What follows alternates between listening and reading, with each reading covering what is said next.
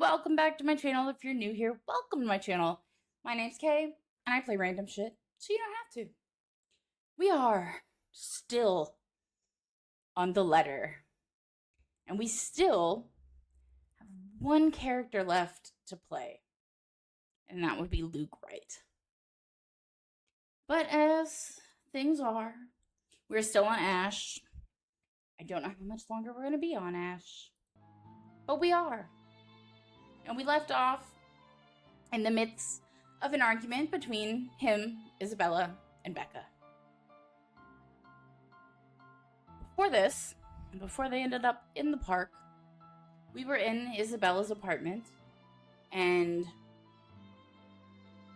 that bitch came out and grabbed Ash by the ankles.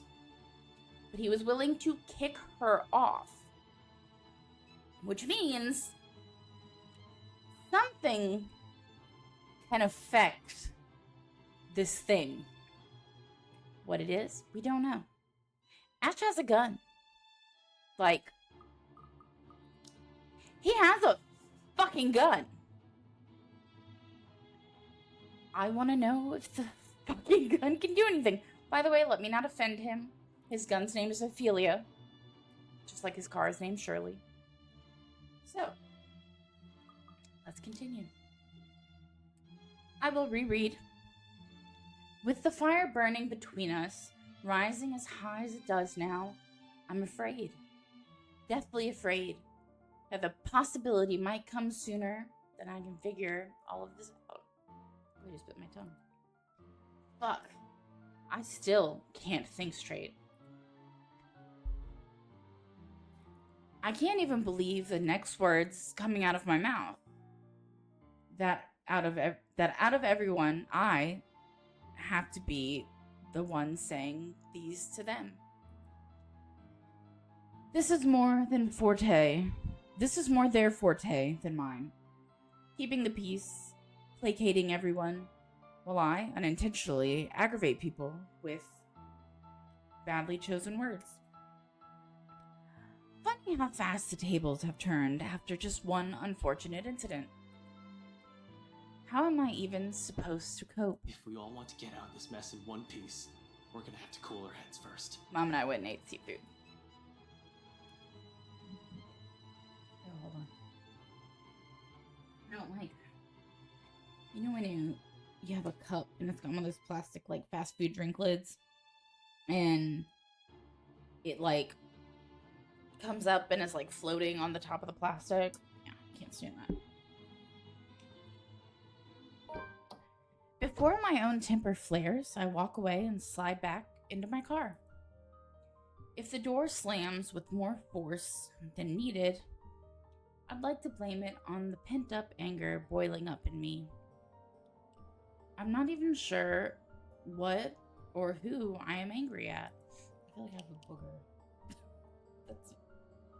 My nose is dripping. Like, sinus and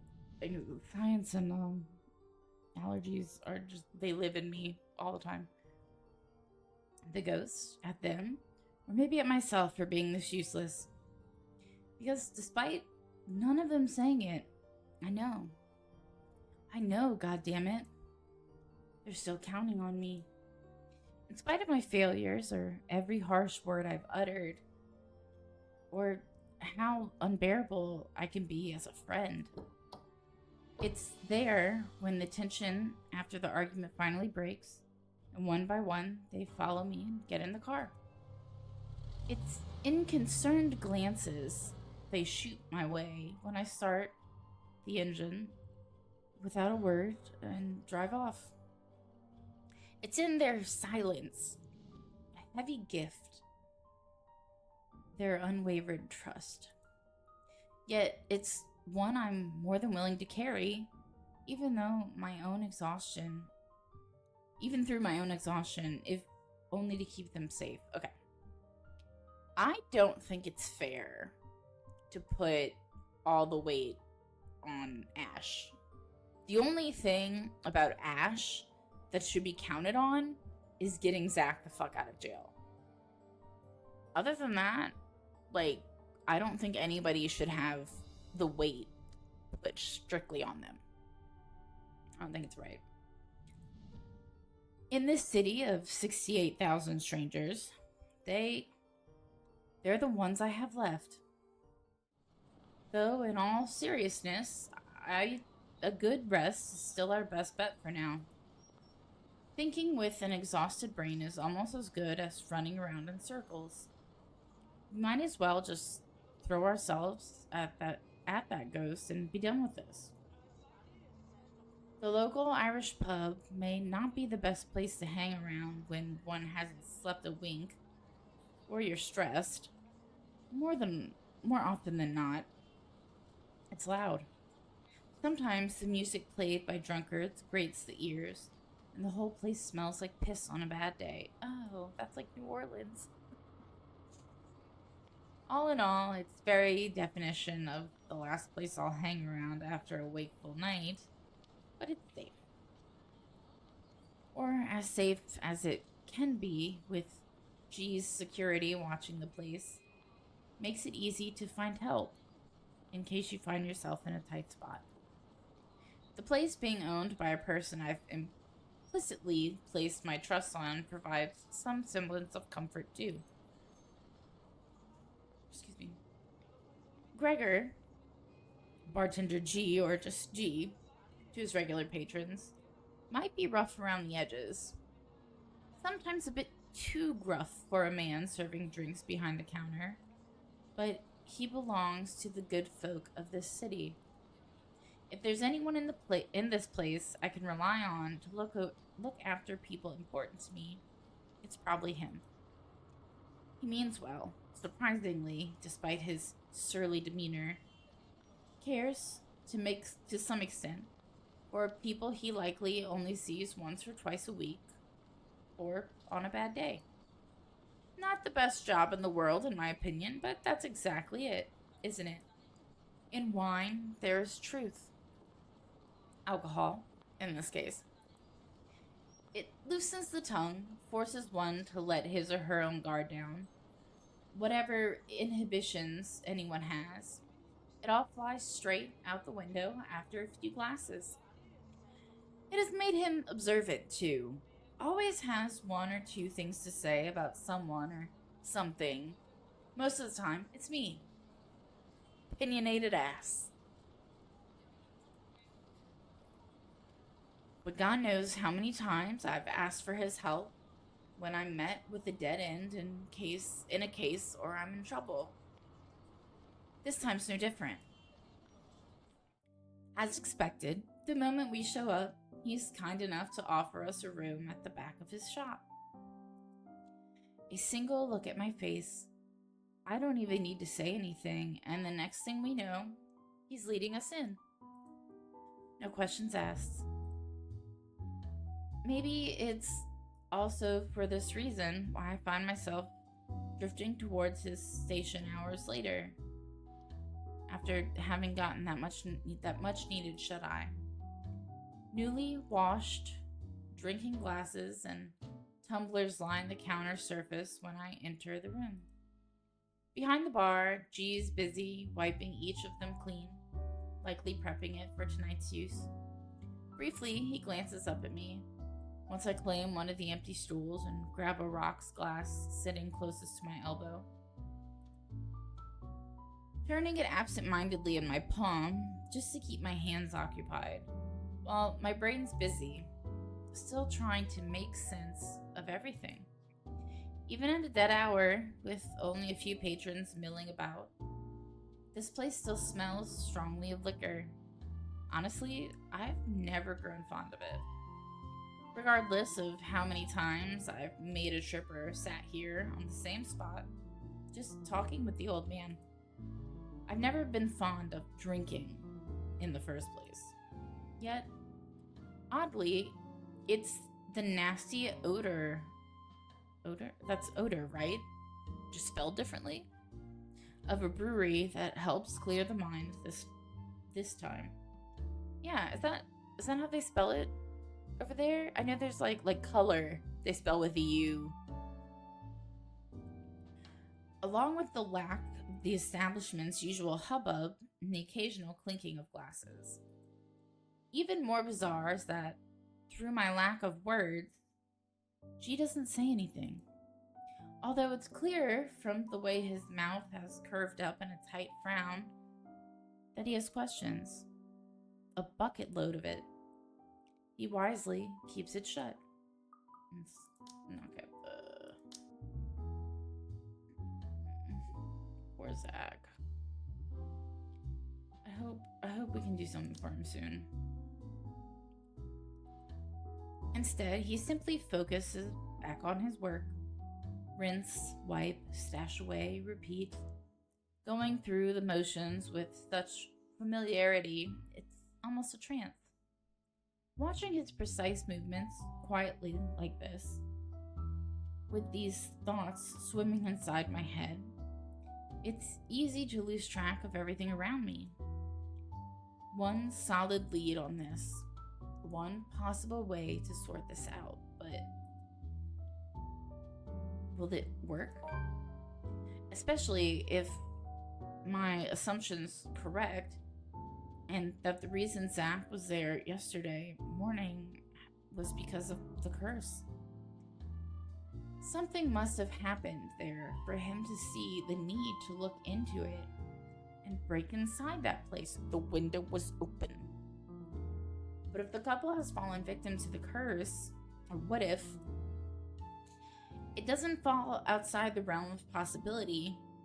I've been so biased, not even thinking that they might be in danger as well. But during the open house with Isabella, they might have seen the letter, and Hannah did. I don't think Luke did. Fuck. Stupid, stupid, stupid. Some fucking detective I am.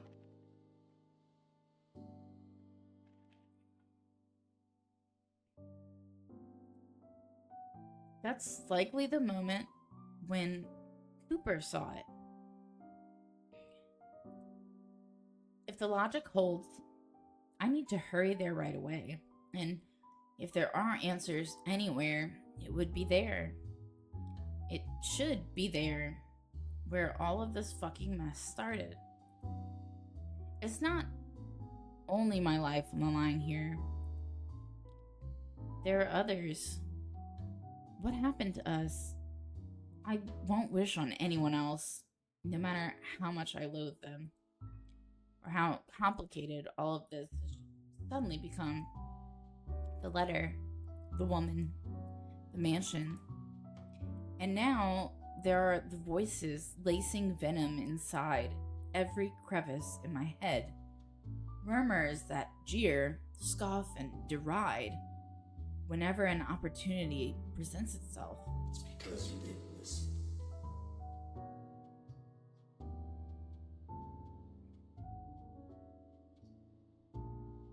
It's all your fault. Okay, well that was Rebecca. The other one was Zach. Why won't you believe me? Isabella. A reminder of what I failed to do and who I failed. At some point, they all begin to blur together. Twining? Yeah, so gotta be twining. And coiling. Every horrid image and memory of her seeking the forefront of my mind. No matter how much I refuse to remember the fear I felt then, to push it as far back as I can, the visions come to me like a deluge. Deluge. And before I know it, before I can drown, another voice pulls me out of it. You doing good there, boy?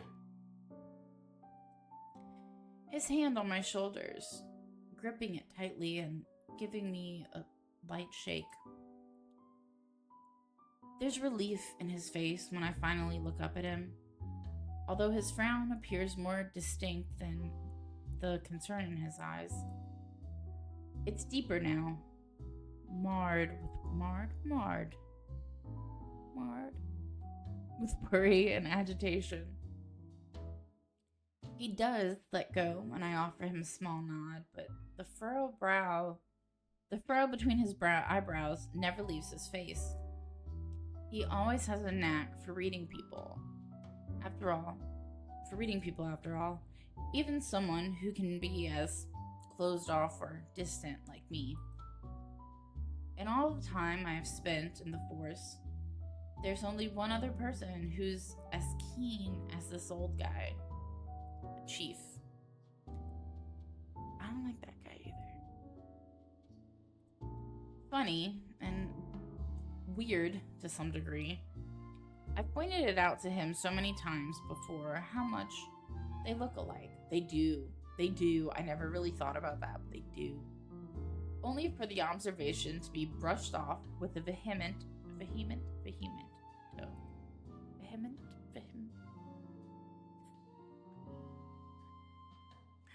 I've never brought it up again after the third time, out of respect for the guy.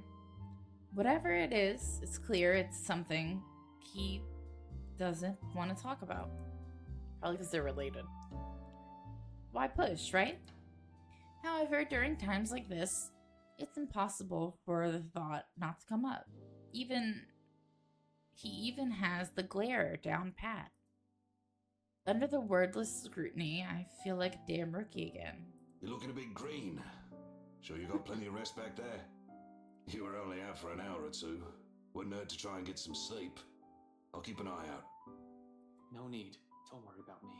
I won't be able to get some sleep anyway. Not with her face still a clear picture in my head. No. Heard that from you before. Not buying it. What's the story this time? This as bad as that case with the guy who ate his own eyeball? You wouldn't believe me if I told you, buddy. I wish it were. Jesus, stop reminding me. I hated that case. If I didn't know any better, I'd say you get a kick out of telling people about it. It's useful, you know, for blokes who don't know their limits. Sends them right out the door after I start with a description. Or was it the part when the poor schmuck gouged his eyes out? Oh my god. But yeah, I remember Ash mentioned that at one point. Nasty, awful, icky stuff, and it gets the job done. Like I said, useful. Don't even need to call security these days if I want to kick someone out. Also, I fed the dogs at 3:10. So that would mean 4:40? Yeah, I think that's what it would be. For any of you who are just joining here, I have a dog that is a fire alarm, and she has like an internal clock as well. So, yeah. Anyway, pretty sure that pales in comparison to whatever this is now. I haven't seen you this stressed out since they closed that case. The one from 10 years ago with your professor friend. Oh, with his wife that died in a fire. Abigail and her team weren't able to solve that one, G. No one has been able to. It just went cold. That hurt my heart. Same difference. But what do I know, eh? I just serve drinks, listen to people's problems and their whining, then make sure they get home safe afterwards. Thing is, I'm also not blind, kiddo. And you can bet your ass I can tell when a person's about to fall apart. What? Is this some form of therapy from you? Are you going to offer me free drinks now? Really, I can use some right now. Something to numb the senses. But when has that helped anyone? In your dreams, kid. Last time someone gave you the hard stuff, your photographer friend had to haul you out of this place almost half naked. Hey, I can handle my liquor when I put my mind to it. Not from what I've seen, nope. Besides, you usually avoid drinking. Either way, it's out of the equation. And when booze no longer counts, we just talk. So, talk. It's not like anyone within earshot will care. That chap over there only wants his cricket matches. I doubt you believe it, G. I've heard worse stuff. Try me. You know that mansion down at Anslum? Anslum. I haven't heard anyone actually say it. Yeah, who doesn't? You live in this town long enough, it's impossible not to hear a thing or two about it. Bloody locals. Well, my friend found a primitive version of a chain letter in there. Now that we've seen it, we're cursed. A beat passes. For a long moment, G stands there, unmoving. His hand stops short of placing the glass he's been wiping prior back to a rack on his left. All while he stares at me with eyes that are nothing short of scrutinizing. He probably assumes I'm joking. Who wouldn't? Not a week ago, I've been put in the same position. See, I don't think it's the letter. I think that it's just people who went in the house. Because the other people that worked at the realty place, they didn't see the letter. They just went in the mansion. Even now, in spite of the things I've seen and heard, it simply won't sink in. Or maybe this is just desperation creeping in. The idea that I may not be able to find a way out of this. I didn't read that with the right inflection. I should just keep reading when I fuck up. I've said this before, but I just can't do it. Whatever the case is, for people who hasn't experienced what I'm going through, this will merely sound like an awful Halloween prank. Oh yeah, we're on Halloween. It's not a prank. It's just a prank, Han. I need to play that game for you guys. Until dawn, if you didn't know. But that's like the go-to response when anyone says it. It's just a prank. This must have been what Isabella felt the whole time we made fun of her that day. This isn't a prank. I saw something. No, it's too late. We're stuck in a never-ending nightmare where the only way out might be death. And like I've expected, G's reaction to it, an amused laughter. It booms throughout the whole pub after a long bout of silence. Like I've just told him a particularly funny joke. Okay. Good one, kid. You don't want to spill. No one's forcing you. Seriously, though. Good one. Although I want to be angry with him, I can't find it in myself. Can't even muster the energy for a scowl or a glare. Nothing but a taste of my own medicine to temper the annoyance bubbling up in me, I suppose. In the end, echoing her words is the best I can do. It's not a joke. Yeah, all right. Good luck with that. You're on your own. Here, I thought you didn't have an ounce of humor in that body. Guess I'm wrong. He shakes his head, lets out another chuckle before returning to his task. By now, almost half of the glasses have been put away. The only ones remaining are the smaller kind used for shots and stemmed ones for cocktails.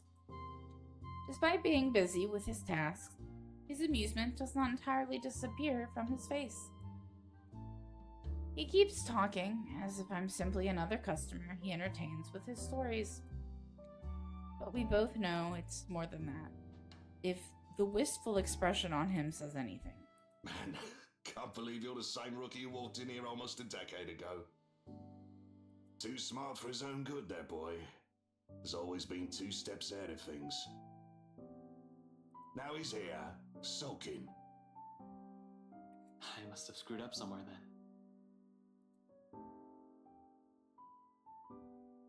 I must have screwed up a lot. For things to suddenly shift like this. For me to become a mere shadow of the person I used to be. No, I don't think so. This one, screwed up, Not by a mile. It's too early to say. You've still got several years ahead of you, Holmes. Take it easy. But some things change, eh? It has been years, and you were a kid back then. You know, the sort that's a bit unsure, making all the horrible decisions in life he'd eventually be embarrassed to talk about. You never stop calling me kid, though. Well, you still are. It's just that this time, you're sure of who that badge and gun is for.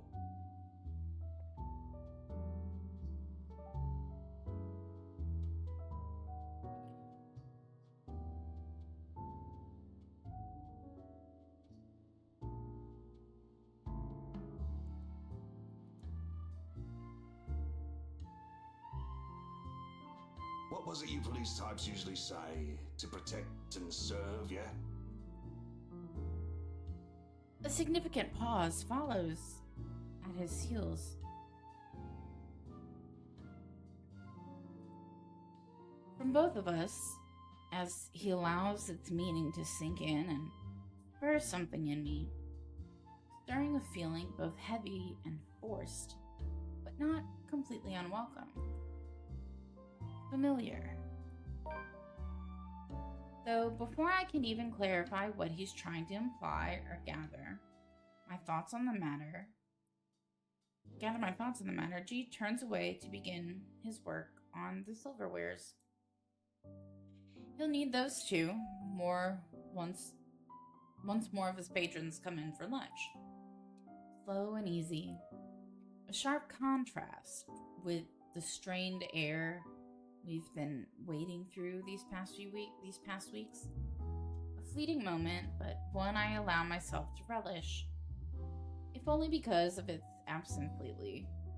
The way things are now, this is almost a gift. So, when it all ends with the sound of my phone ringing, a sigh is all that leaves me. I placed the damn thing on low volume last night, but it does nothing to keep it quiet. I don't even know if I want to answer it right now. Please be Zach and say he got out. It has brought me nothing but one bad news after another. Thinking back about it only makes me want to chuck it into the the closest trash bin I can find. Not that it'll help things, of course. Another exhale slips past my lips before I pull it out, quickly swiping over the screen without checking the caller ID. After all, the one sole worry, fret over how awful I might sound right now are here with me. My parents never call around this hour, so chances are it's probably just the chief or Abigail. There's Zach, but he's in a position where contacting me is impossible. Placed in jail by some scumbag for a crime he likely didn't commit. No use pretending what I'm not. No use pretending what I'm not when it's anything but. Inspector Frey speaking. Good morning, sir. Sorry to bother you this early. What is this about? It's about your friend, you know? The guy I called you about yesterday, the one they got in the night before. Zachary Steele. His hesitant note does nothing to diminish the lump that has suddenly lodged itself at the base of my throat. What are the chances? What are the chances that something went wrong while I'm not looking? While I'm out here brooding, of all things. How is he? Is he doing okay? We actually have a problem, Detective Inspector. It's because the woman. Hasty assumptions aren't a usual fare in my book. That shouldn't change right now. The precinct is secure. It's supposed to be. They have guards manning the station 24/7. If anything happens, all Zach has to do is shout, and someone will be there for him. He did shout, and they didn't even come. Like, they just laughed in the other room. Even if it's a phantom going after him, he should be safe there. He should have been. Yet, None these reassurances will allay my suspicions, and whatever little thread of hope I'm hanging on to frays slowly as each second of silence passes by. And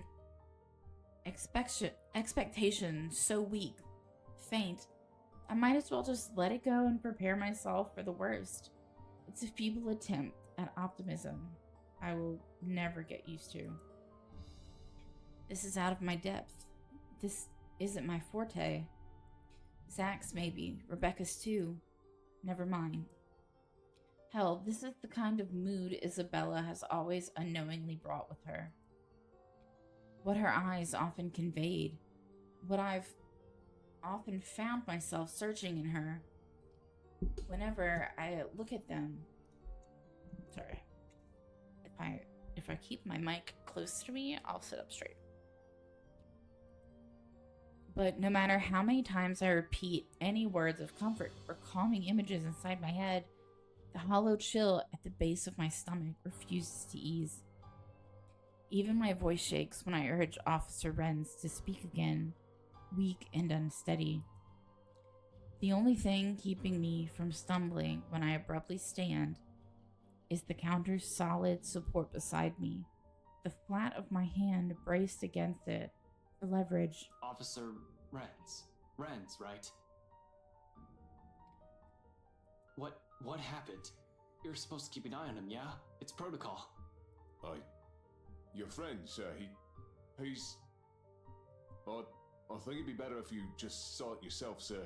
This isn't something you should be hearing over the phone. Chief Inspector Lee wants you to report in as well. It's about the case Luke Wright filed yesterday and... What if he's dead? The rest never registers. Excuse me, I drank root beer. Still drinking root beer. Rather, my brain refuses to acknowledge any of it. Not even the possibility that this might just be a terrible joke. All I can think of is the suffocating dread and the piercing noise, white and deafening, ringing in my ears despite the bar's morning hush. There is only Zach. Only the whole expanse of Luxborn, separating me from the one person I still believe safe in this whole fucked up situation we found ourselves in. Along with the voices, vile ones, whispers that taunt, jeer, and mock. Each vague utterance growing relentless as I make my way out of the bar without another word to G and slide back into my car. The girls, so we don't forget, the girls are at G's in the back room, I guess. Driving off with my body on autopilot, mind in a daze, and afraid, utterly afraid, that this time I have permanently lost someone in my life. The whole precinct is in an uproar. Oh God. Officers move in and out from the main work hall. With rapid steps, phones blare loudly from the comms room, and calls are being made from the dispatch area. The rest, who has been left standing, watch the whole commotion with a nervous energy. From further back, the chief's voice booms about the uproar. I'm not even shocked. He may appear like the bumbling fool on first glance, but he has kept this city safe for years.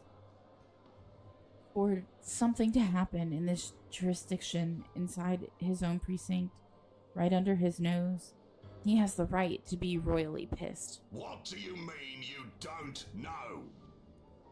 Don't give me that shite, Sergeant! How can one person, slip past you? What? You can't even keep an eye on one man! There's no way he could get out. His statement gives me pause. Am I wrong? Did Zach escape somehow? I'm not condoning it. Neither do I believe Zach's capable of doing, let alone thinking of it. But if it's what happened, I'll be equally as cross as the chief. This won't help his case. This will only complicate things with Wright and put the both of us in a tight spot.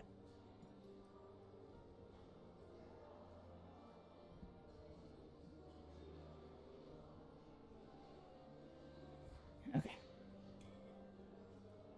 I won't be able to help him once red tape prevents me from doing so. Yet, a hint of relief still washes over me as I walk closer to my boss, mentally preparing myself for whatever reprimand he's about to dish out. What's happening, Chief? Except he merely glances at me with an inscrutable expression. Sorry, I had to look at the word for a minute. Although, if I'm going to read deeper into it, I'll say it's the closest expression he can get to shooting me a pitying look. Oh no. For the first time in my years in the force, I find myself wishing to hear a reprimand from him. Whatever that stare means, it can't be good. Coupled with Officer Renz's tone this morning, it does nothing to calm the uneasy feeling in me. Fuck. Boss even seems relieved to see me. After the last few exchanges we've had these past 2 weeks, you'll think the man doesn't want to see me right now. Well, he was supposed to see you today. That was like the whole deal. About time you got in here. I got caught up in something. Sorry, Chief. What's going on? Is there a problem with Zach? He hesitates for a second before his frown eases with a long, dragged out exhale. And long, come on, creators. Come on, some of these are just so easy to not mess up.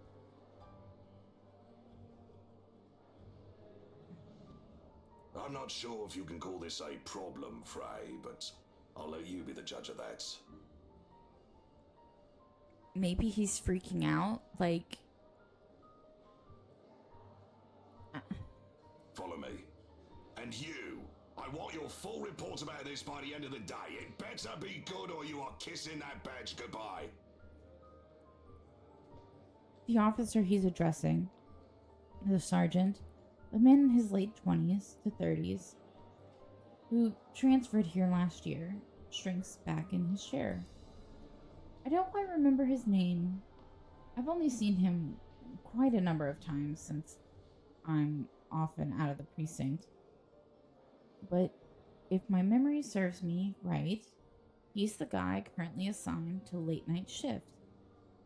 At least until this month ends. Depending on how bad this is, he'll either be given a verbal warning, a suspension, or a dismissal. It's not a position I envy for being in right now. Envy him for being in right now. Although there's really not much time left to feel sorry for him either. As soon as she's done roasting the other officers, being the guy behind the guy, he gestures for me to follow. Straight towards the precincts, holding stealth. I'm not ready. I love Zach. He's like my favorite. I'm not ready. And if it's a switch, if the switch has been turned off, the moment he steps away from the small crowd, the entire main lobby goes silent. For one reason or another, it feels like everyone's simply waiting for the metaphorical hammer to fall. I'm not ready. I'm not ready. Even their stairs before we turn to an adjacent hallway exude the same pitying vibe as the Chiefs. Sorry, my chihuahua's literally like a door away and he's barking at something. I can't help it. All of which I might easily ignore any other day. People here can be a bunch of gossip mongers. It's only the significant glance Chief throws my way before pushing the door open that stops me. Not that there's even a need to mull over it, because the moment he swings it open, it strikes me. A sharp, dry, metallic scent. I've already grown familiar of it over the years. It's another one of those things you'll have to get used to once they start handing you the homicide cases. Now, just a whiff of it tells enough for me to gauge the severity of the situation. This isn't the festering smell you get when someone in the room has a flesh wound. It lingers far too much in the air, hangs far too heavy, even where I stand. No, I don't want to click the button. This is what you get. I'm gonna cry if he's that dude. When someone has spilled blood all over the room, this is what you get when there's a large pool of it. This is what you get when no one bothers with cleanup for a few hours because forensic work isn't done yet. I'm going to cry. This is what you get when there's most certainly a dead body somewhere. I don't want to think of the who yet. There are simply too many possibilities, too many variables unaccounted for here to form a single conclusion. However, when the chief of Luxbourne Police refuses to provide answers, a chill easily fills every nerve in my body. Almost in a trance, I follow after him without asking anything or saying another word. For the first time in years, I feel like a damn rookie again. Didn't you say that, like, earlier at some point? Fresh out of training, newly instated, and still on my first homicide case. Except I didn't balk at the idea of seeing a dead body then. Now, as light flashes fleeting from the far end of the hall, while CSI documents the scene and the forensic team gather evidence, the only thing my instincts tell me is to run. As far from here as possible, as if I don't have 10 years of detective work under my belt. It echoes inside my head like a mantra. It's because you didn't listen. I'm not ready. I'm gonna cry. I'm gonna cry. It's all your fault. I'm gonna take a drink now, because I'm gonna cry after. Ugh, it's compensating on the cup. Why won't you believe me? I'm gonna cry. I'm already ready to, I'm already like preparing my tears. Over and over and over, rising and ebbing. A tidal wave of thoughts and murmurs surging and crashing against my ear. This is my fault. I could have just like not gone inside. I wonder if that would have stopped it. More deafening than the drum of my heartbeat and shallow gasp. Turning and heaving till the cell finally comes into view. And I am afforded a clearer look of what's inside.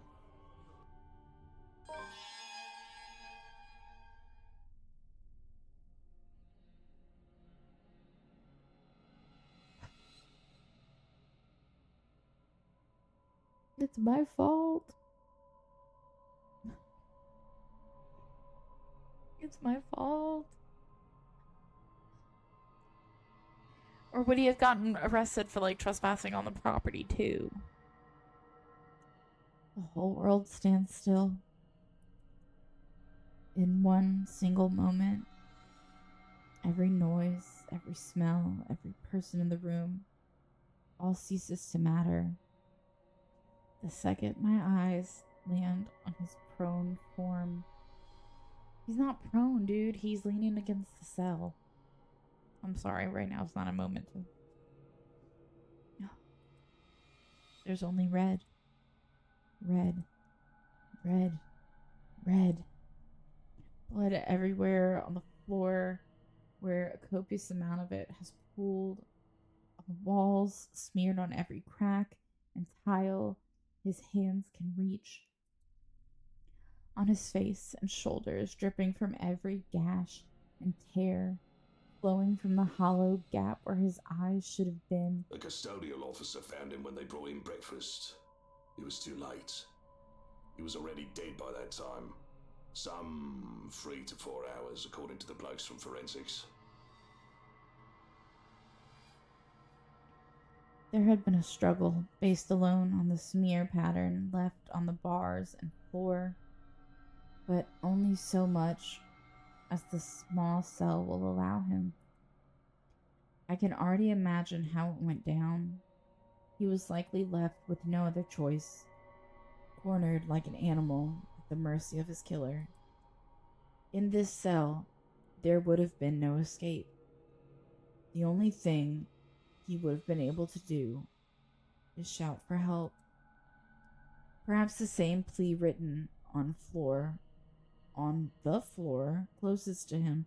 Creators, we are in a serious situation and you can't even grammar check. Help me. Help me. Help me. Help that he didn't even get. And it calls for a whole lot of questions. Not the hows. Logic has already flown out the window from the start. She has the means to get to us. To get to all of us. Bars and walls notwithstanding. The whys, though. No one heard him? Not even one from the guys on duty last night? Because Zach's not an idiot. He would have asked for help. He would have yelled. Oh, one of them did, but thought nothing of it.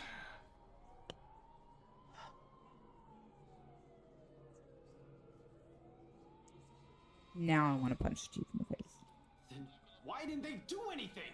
He's just a room away! They must have assumed your friend's just asking for attention. Henry wasn't clear on the details when I questioned him about it.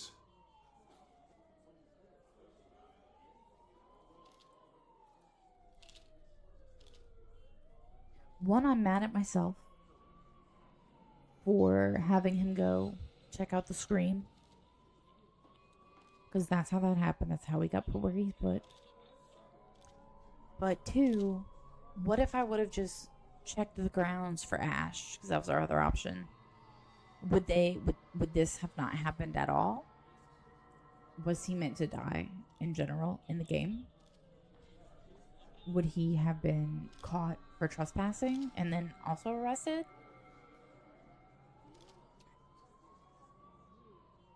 I have too many emotions going through me right now.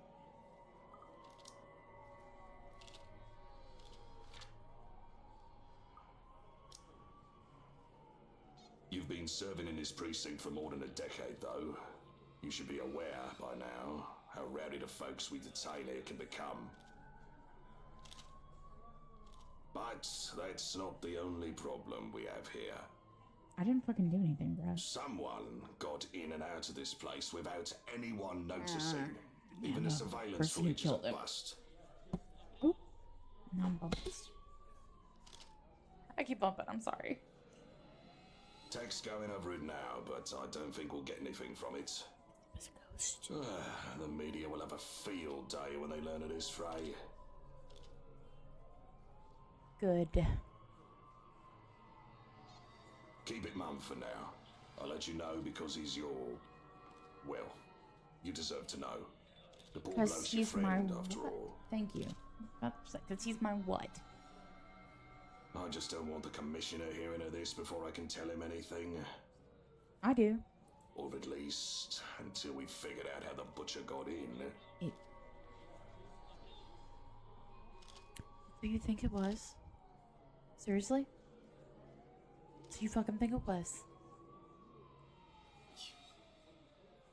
You think this is an inside job? I wouldn't doubt it. What else could it Racist be? motherfuckers. It's either that or we have a damn good criminal mastermind walking this city. Really, I want to say something. I want to tell him that this isn't what he's thinking. That all this time, the Anslum, sorry, they said it, Anslum Butcher never existed. This is a curse the people of this city have been laughing up for centuries. The way things are going, we'll simply find ourselves at a dead end. Chances are, they'll just have to find an innocent chap to blame for everything. Like what Wright did to Zach. A scapegoat for things they can't explain. And now, how am I supposed to tell anyone? Let alone get them to believe my words. I'll sound like an idiot. They'll likely brush me off the same way I've done with Isabella's warnings. In the end, clenching my fists at my side and gritting my teeth is all I am able to do. Zach's lifeless face stares back at me. He had no eyes. I don't know how he could stare. Sorry. The accusations in them, sharp and searing. I don't know how he didn't have any eyeballs. An expression that etches itself deep within my mind once the first officer waves us both out of the room. Another ghastly image I will never be able to forget. Another memory I will probably haunt me until my last dying breath. You guys read that too, right? That doesn't make any sense, right? Another regret. How was he gonna tell the girls? Chief dismisses me barely an hour later, sending me off with nothing but a light pat and another sorry expression. Bro, I don't know how he's handling it. Like, how he's... I want to cry. It's not happening. I feel it, but it's not happening. I'm not entirely sure if that's supposed to be reassuring. There's plenty more to do. A lot of people to call and tell. And all of it falls on me. I just thought of the worst thing ever. Like, this is so terrible. But like, my first idea was, well, at least his parents are already dead. I know that's horrible. I make dad jokes all the time because my dad's dead, and it's funny because he was an asshole. I know his parents weren't, and I know it was like a horrible thing, but if you find it humorous, we need to be friends. Ugh. No matter how awful the news I bring will be, it'll be better if this comes from a person his family and friends know. Still, my body refuses any notion of movement. The thought of telling Rebecca and Isabella about this, it will both upset them. It will break them. Not upset them. It will break them. Even if it wasn't the crazy ghost lady. I don't even want to imagine what his grandparents will say. I thought he lived with his aunt. They're good, kind, warm-hearted people who have given me another family even without me asking for it. They welcomed me, invited me every time, easily reminded me of what having a whole home feels like. I have to burp, I'm sorry. I thought I've already forgotten it. Zach's older sister will definitely show up in my apartment though. You have an apartment? You sleep on everybody's fucking couch. You have an apartment? I figured he's just stashing, like, money away and he's super rich. Ring my doorbell and punch me as soon as I open the door. Just like the last time. She's right. I'm the kind of person who brings nothing but trouble. She's known all along that Zach should have stopped hanging out with me. Warned him several times, but that makes me sad. Zach has often laughed her concerns off. I used to think it's because he enjoys the friendship as much as I do, despite a huge part of it going unspoken between us throughout the years. Now he's dead. I don't like that he's dead. I have a fucking hair in my eye. Legit, it's not a twig or a branch. I thought I had more time. I thought he'd be safe. I acted too late. And in the deafening silence of my car, the only thing I am able to do is close my eyes, rest my forehead against the cold surface of the steering wheel, and scream. Scream until my throat bleeds raw. Scream until my lungs burn. Scream until all that remains are the guilt and the tears. If that bitch is in the car, I swear to God.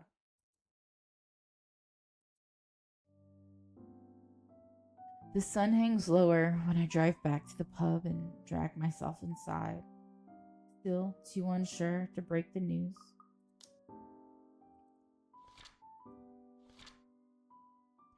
Oh, he's anime crying.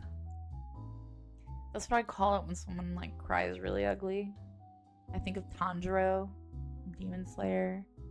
He's like the epitome of ugly crying, like anime crying.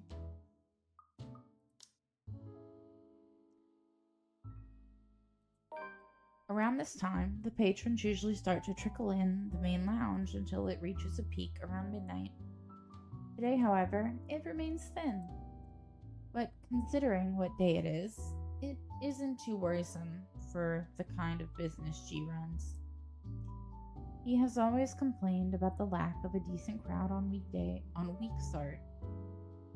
Week start, is that like Monday? Although he doesn't really begrudge his customers for it.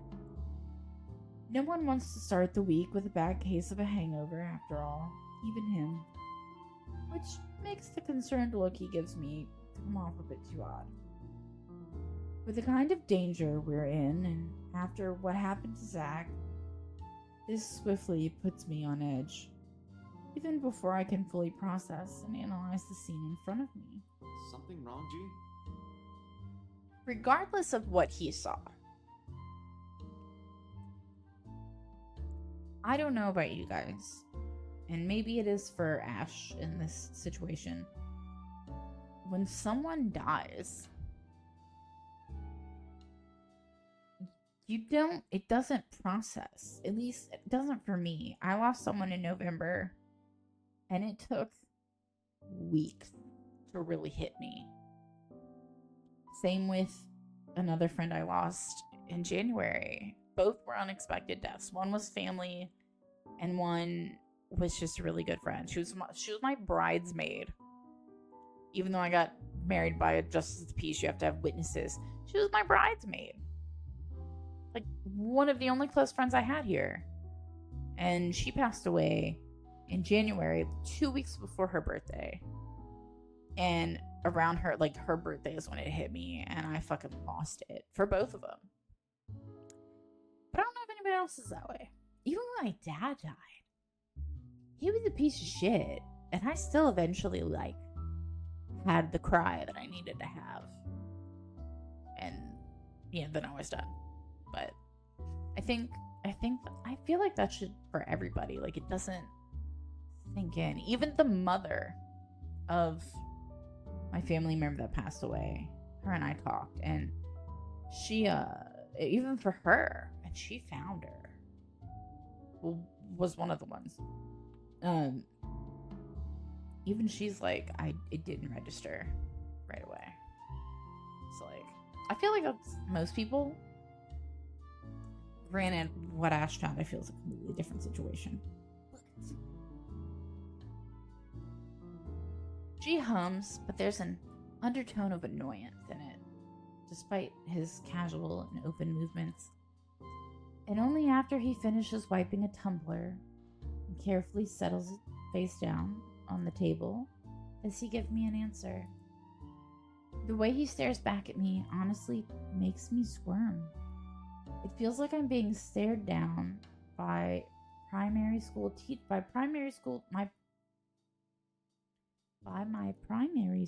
teacher for sleeping in class again. Nothing much. Monday's still a slow day for this place. But you might want to check on your friends, kid. Looks like one of them woke up on the wrong side of the bed while you were out. That would be Rebecca. Another question forms in my head, along with a small, confused frown.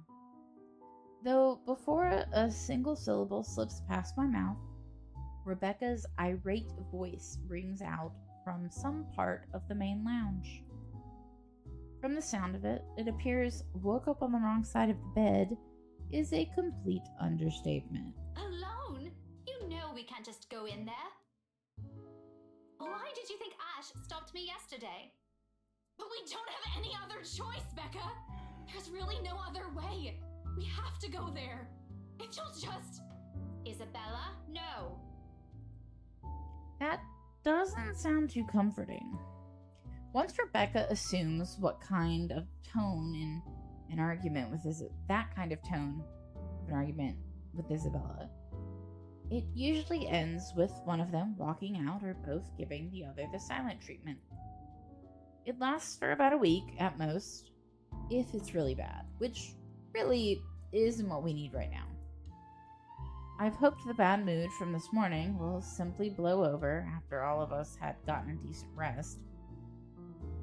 Turns out sleep isn't just what some of us need. Even G appears to understand it. In spite of his efforts to look as unconcerned as possible, there's a tense set on his shoulders.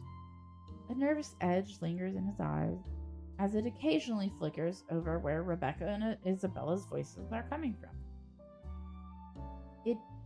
He doesn't want to deal with this, especially at the start of another busy week. Neither do I. Things have worked out well between them from before without Zachary meddling. But the imploring gaze she directs at me leaves me with no other choice. It almost feels like he's guilting me into doing something about it. I hate that it's working.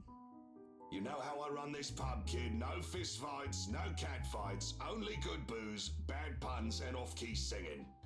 Go fix it before it blows up in your faces. I'd hate to throw two girls out of this place over a petty argument. Yeah.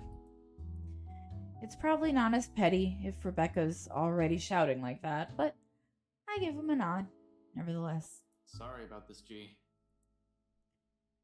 He hums something under his breath for an answer and waves me off, turning away and returning to his work without another word. Even with the lack of a sizable crowd, he likes to keep busy. We're the same in that regard. Can't remain still, always has to stay moving, doing something, thinking, whatever keeps the brain at work. I leave him to it shortly after. Rebecca's voice rings out once again, followed by Isabella's. But part of me wants to thank him for all the trouble he has taken for people he barely even knows. Once this is over, I should probably find some way. In the meantime, I have this immediate problem to fix. Gotta get to this before it turns into a shitstorm both of them will regret. And I know both of them will. For all of Isabella's complaints about Rebecca's bossy attitude, or how annoying Rebecca sometimes finds the other childlike demeanor, it's a friendship they both cherish in their own way.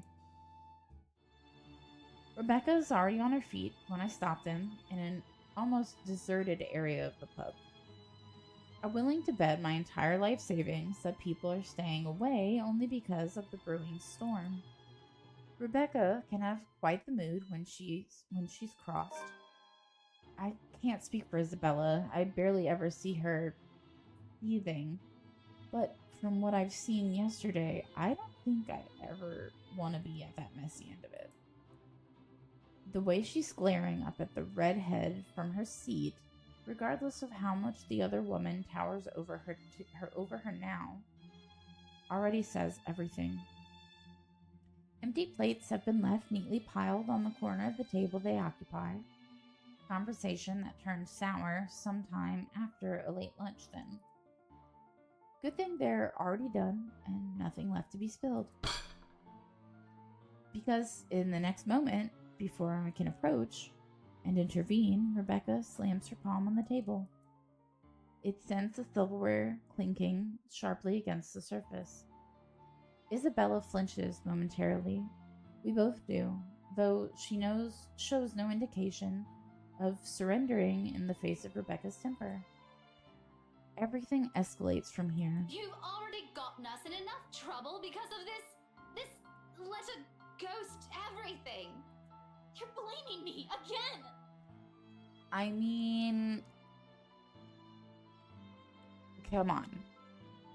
And you can't expect everyone to fix your mess. You keep on putting the blame on me, but you're the one who didn't listen. All of you. Okay, look. You took the letter. You refused to throw away the letter. If the letter is the problem, it is Becca's fault because she took it with her. She brought it with her. Yes, Ash pulled it out of her purse, but she brought it with her from the house. She could have left it there. Whether she saw the bitch or not, she could have left the letter. And this whole game, Isabella has been saying it's her fault. And now all of a sudden, we have a problem with that? If you just listened in the first place, maybe this wouldn't have happened. But you're too busy acting like you know what's best for everyone, when in fact you're the one who's being selfish. I'm the one who's selfish. I'd be like, bitches, sit down, I got news. Yet you're still going to do what you want anyway, even if the people around you are already beside themselves with worry. This is how you've always acted since we met, and I'm tired of it. Oh, God. Sometimes I wish you never even came here, because all you've given us is a headache.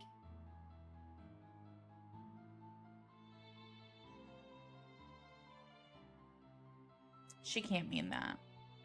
That's fucked. You know why I had to come here.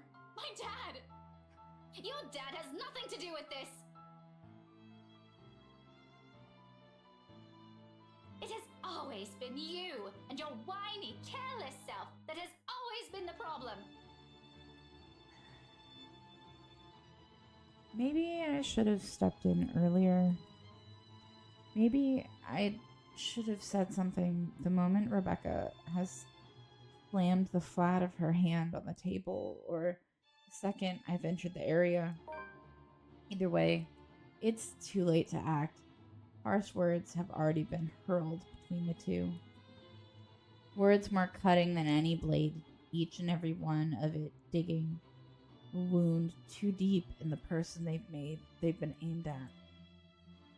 For a long time, Isabella sits there in silence, while Rebecca stands unmoving, arms crossed and breathing heavy. Despite the lack of words beneath them, they're both vibrating with anger, refusing to meet the other's eyes. Ever so slowly, the atmosphere in the room turns thick and smothering. A strained air no one in the immediate vicinity, including me, dares to break until the ones at its center does so. Rebecca definitely won't. At some point in our friendship, she has grown to become a woman firm with her opinions. She's never going to back down from this, not when she knows she has a point. Isabella, on the other hand, there has always been a certain stubbornness in her, As frustrating as it is to see sometimes, it's what has gotten her through life's hardships. Perhaps even the only thing that has. When you have nothing else, people tend to cling onto what they have within themselves instead. But she also knows when to withdraw, when a struggle turns it useless, a kind of awareness, almost second nature to her. When enough is enough, Isabella abruptly stands and marches towards the exit, in fast, rigid steps, away from the hurt and painful words they've let fly earlier. She bumps into me in her haste, the impact nearly knocking her off her feet. Instinct kicks in at the last moment, and I reach out for her, grabbing her arm in a steadying grip. Surprise flits across their face, an expression mirrored by Rebecca behind her. Neither of them have noticed me. However, that doesn't mean I won't have things to say about this. Oh my god. Okay. So,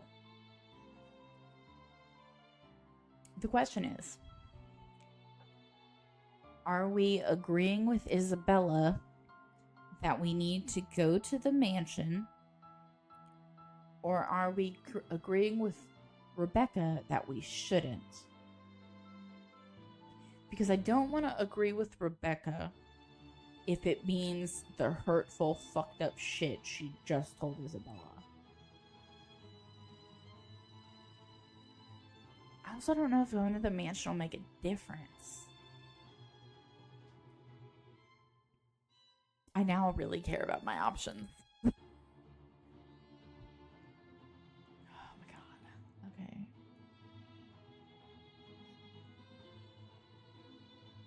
Yes, I think going to the mansion would make a difference. But that's even if they'll let us in. I know Hana has seen the thing. So Hana might believe us. I don't know shit about Luke, because we haven't even played him, and we just know he's a racist piece of shit.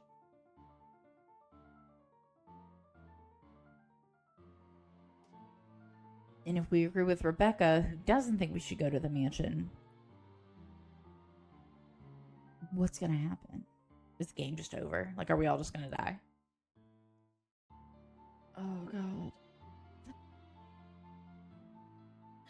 Send help. SOS.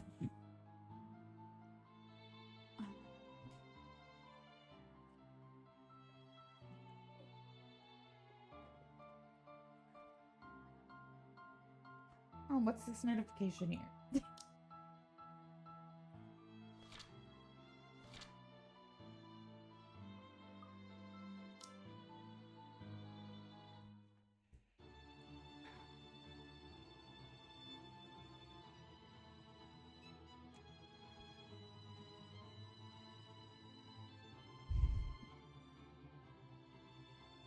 I don't know.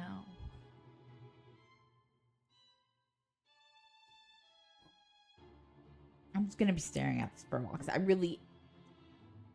I'm trying to play everything out in my head. But I don't.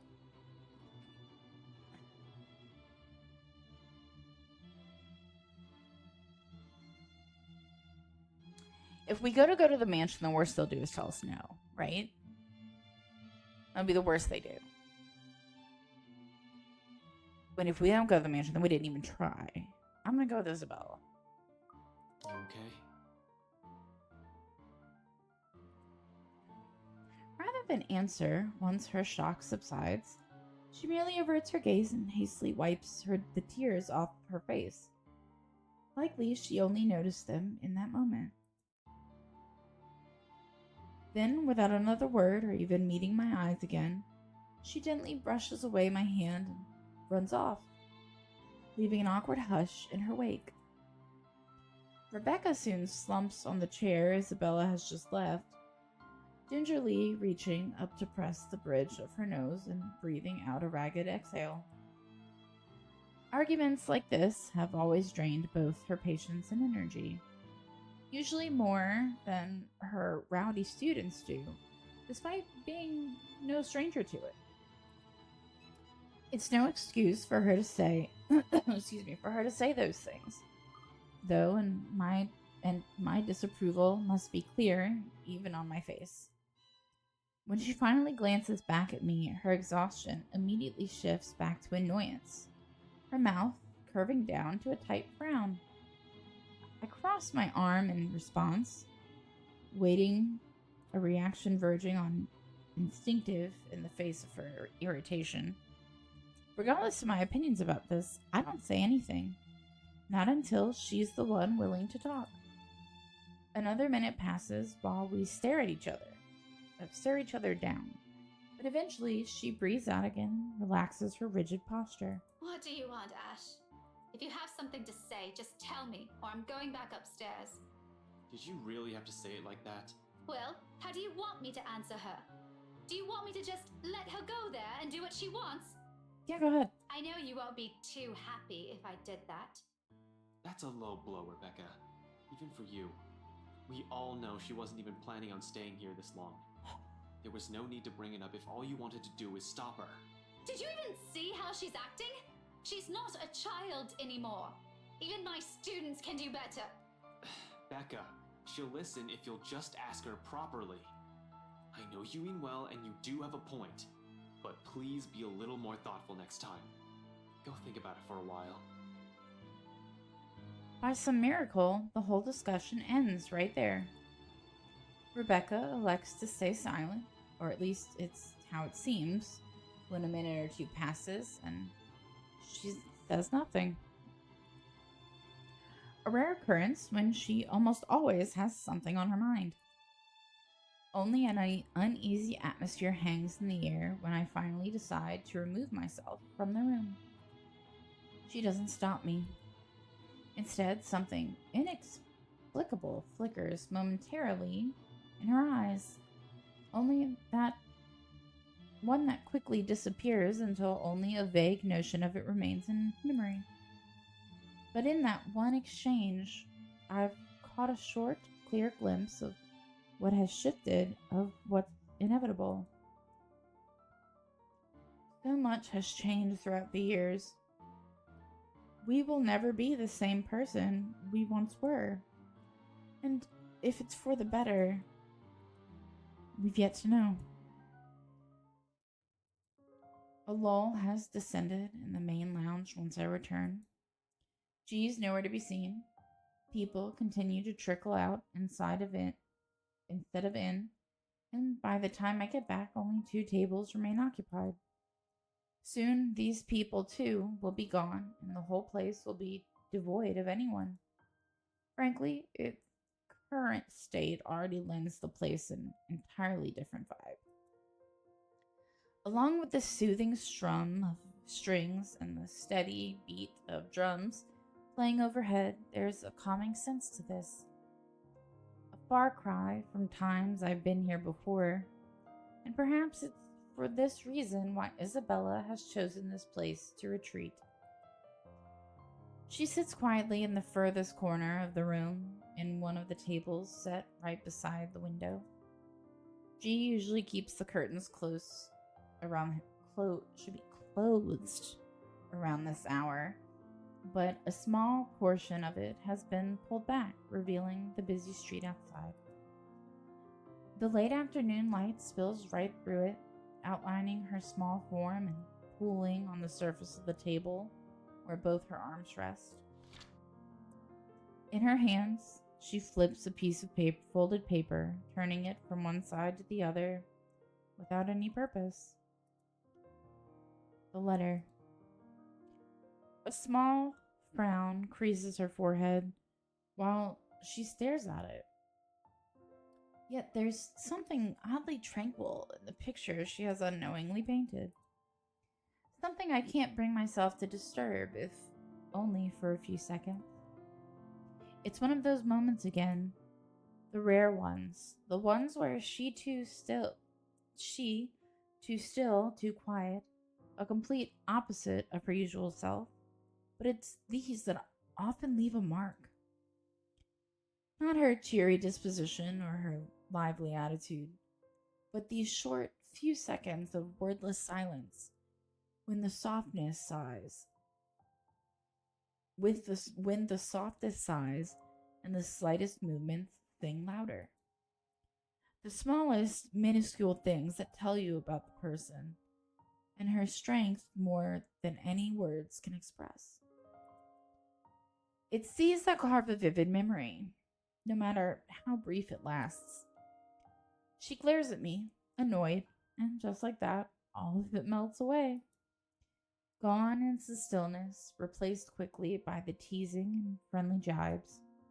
Back again to what we're used to, what's easy, what's familiar, where every truth we hope to convey regrettably goes unsaid. Between us, tiny itches. You're going to destroy an important piece of evidence if you keep doing that, Belle. But she's far from angry. A bit upset, maybe. Who wouldn't be? While I do agree with Rebecca, her words still hit below the belt. You agree with what Rebecca said? That's fucked. If that's what he's talking about. Regardless, Isabella doesn't seem like she'll start shouting at me. At least compared to every other person I've aggravated, intentional or otherwise. Some light talk may just do the trick and coax her out of this mood. Come on.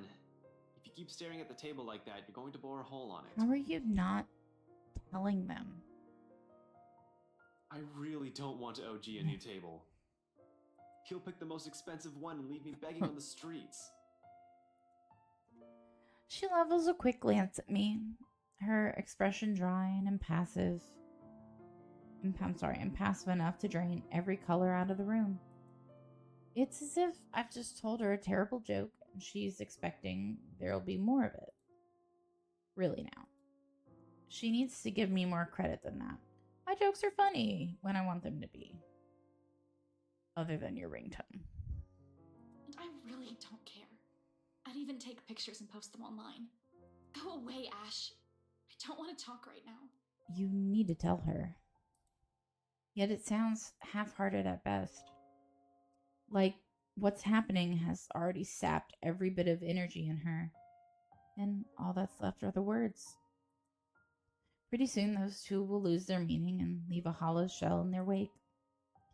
It's already unusual to see her like this. Well, now's the time to tell her. Everything has already gone to shit. I'd like at least this one thing to stay normal. You need to tell her. So somehow we manage. We continue for the better half of the hour, talking, joking, with her short, feeble responses and banter that never goes anywhere. But it's enough.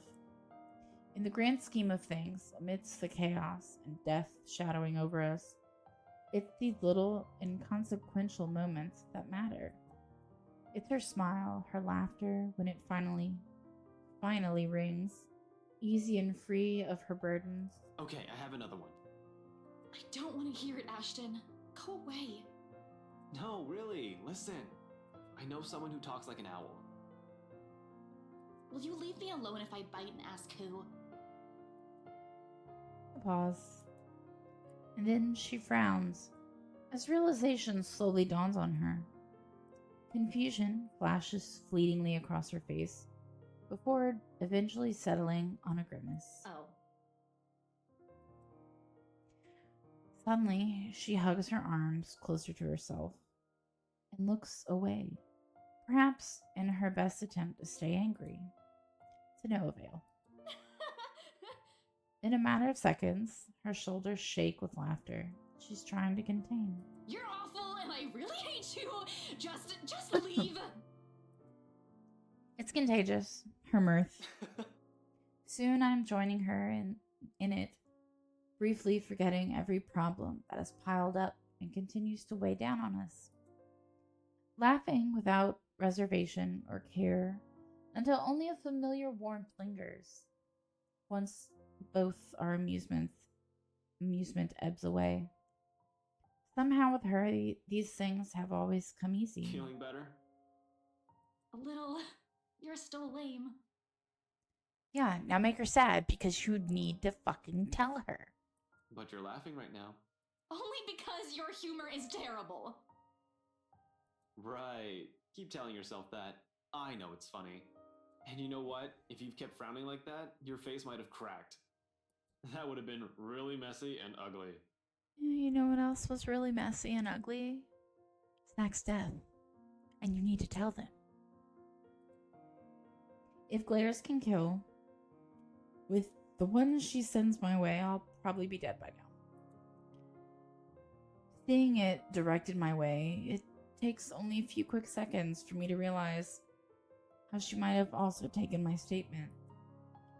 How wrong and rude it might have sounded in her ears, however unintentional it is. I've never been good with words, but that's never an acceptable excuse, is it?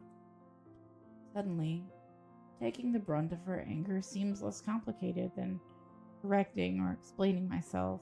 Nevertheless, I try. What? Crap. Damn it, that was so not what I meant. I was just saying you look better when you're smiling. I like how they typed that out. Her glare doesn't even wane. In fact, I think it intensified. Like the brewing storm. In the face of it, under the sharpness of her stare and her annoyance, I do what any person with a good sense of self-preservation does. Keep my mouth shut and shift my attention elsewhere. The crowd outside looks very interesting today. Maybe I should... Thanks, Ash. She utters all of it in a voice too small, too quiet. But when I turn to her, only those words, her gratitude, resonate throughout the whole room. Not the soft clinking of silverware somewhere, nor the last strains of music fading into silence above us. Instead, it's the meaning behind her gaze, and she holds mine. That lingers. Steady, unflinching, and open, in the same way she looked at me all those years ago, bright eyes and an expression softening into a tender smile. I cannot believe that we are still playing, and my fire alarm dog has not gone off. And I know I jinxed it. She's probably going to start in like 5 minutes. But still. I didn't understand it then. How easy it is for her to wear her heart on her sleeve. How she never shies away from expressing herself. Even among people she barely knows. How she can go through everything without losing herself. Now it's among the hundreds, the thousands that hang unspoken between us. Trivial little things with worth still too big to put into words. Either because it's too early or because there's never really a proper time. For now, though, this'll do. Until the moment itself dwindles. Until reality pulls us back in, reminding us of the things we've set aside in its favor. Isabella, about what happened with Rebecca earlier. She didn't have to say that. A small frown returns to her face, although it lacks the same anger from before. The bitterness stays. And you don't have to apologize for her. If she wants to say sorry, she has to do it herself. She has a point, though. Isabella freezes. In an instant, the pleasant air around us dissipates. She shifts her attention back to her hands again, both clenched so tightly that her knuckles visibly pale. I know, Ash. I just thought we'd find something in there. That if I go back, we'll get the answers we need. I found the letter there, So maybe, right? It's not that I don't agree with her. Hell, I've been considering the same thing. It's the only lead we have, after all. But Rebecca also has a point. I will always agree with a point I will always agree with, no matter how desperate I am. It's not going to be a simple walk in the park. Who knows what we might find in there? If she comes with me, I won't be able to guarantee her safety. She'll be in even greater danger. Hence, alone. If there's a need to go back to that accursed place, I'm doing it on my own. Whether or not the rest of them agrees with this plan, it's inconsequential. Their well-being is my top priority, and I'm not just about to drag them in there with me. So I will tell her as much, despite the determination and desperation in her eyes. Anything to keep her safe. No, Forget it. I think everybody You're should not go. going back to that mansion. But Ash, what about... Did I not just pick the right choice? I thought that was the right choice. It's dangerous, other than I can't let you do this.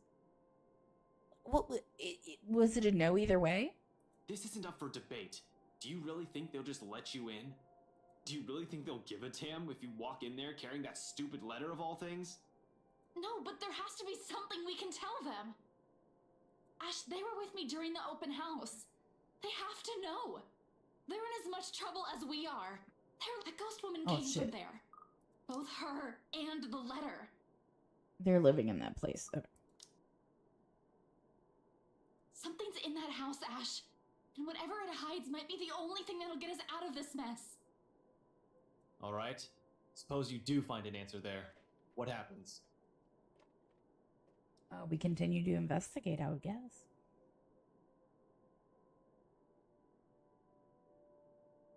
What did I say? 5 minutes?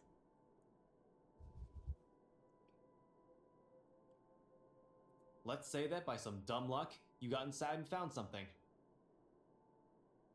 I don't even have to bring up what they did to Zach. In fact, what they'll do to you is the least of our problems. You need to tell her what happened to Zach.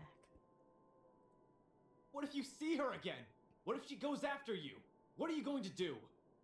It's not like we have any other choice. Besides, I'm pretty sure you've already thought of the same thing. Admit it. Why is she not going, what happened to Zach? That doesn't mean I'm going to let you run straight No into one trouble. knows what the fuck happened to Zach. Why is this not a thing? What you're planning to do is risky. For you. Give it up, Isabella. Zach's already gone! And if you... Realization comes way too late, and my throat closes up as soon as I realize what has just slipped out of my mouth. There was supposed to be a speech, damn it. Words carefully picked to ease people into the idea, especially her, who has always seen Zach as that decent older brother she never had as a family. The way her expression shifts from terror to disbelief, then to anguish, makes the horrible lump in my throat feel more unpleasant. There's a sorrow in it, palpable enough as the meaning of what I've said sinks in. A pain I can't even hope to understand. One that we'll all deal with in our own ways. I can't even bring myself to look her straight in the eye. Unexpectedly, Isabella merely clams up. No resistance, no further argument. Yep, I said 5 minutes. There she goes. I've come to expect from her. She doesn't even shed a single tear because it takes time. Uncharacteristic. Just a silence that stretches far too thin till the air in the whole room grows awkward and suffocating. And a standstill that'll get us nowhere. Although if there's one thing our talk has wonderfully succeeded at, it's making me feel like a total asshole and a hypocrite. And I am considering my plan tonight. My plans tonight, sorry. Sure, I can tell her, but what good would it do? I do intend to tell G before leaving tonight. He has to know. If he's going to be keeping an eye on them for me. One person is already enough, though. Or already enough, however. Hell, simply letting someone in on the plan makes me iffy. Broadening that circle and revealing too much would just cause another pointless concern. But someone has to be aware, at least of where I'm heading off to, in case things don't pan out. Expect the worst, even if I've only intended to do a quick survey of the place. In my own words, risky. Isabella doesn't need to be burdened with the worry my entire scheme entails. I like to think that, yes, to some extent, she understands. Even if she does not entirely agree with me, the dilemma's clear in her. I thought I picked the right option. I feel like both of them would have been no. Otherwise, her scowl wouldn't have a deeper set to it. Her lips wouldn't be pressed in a thin line, or her hands would no longer be balled into fists. She would have pushed that argument. If she doesn't, and I know she has no lack of things to say, maybe it's because she has already heard the same thing from Rebecca. Maybe my words have made her come to her senses.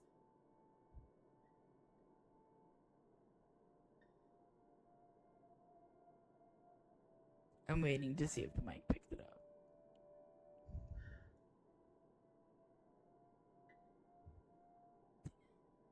Yeah, it is. All right, this is where we're gonna stop. If not, Nova's just gonna like lose her fucking mind. Holy shit, look how far down we went with Rebecca. Shit.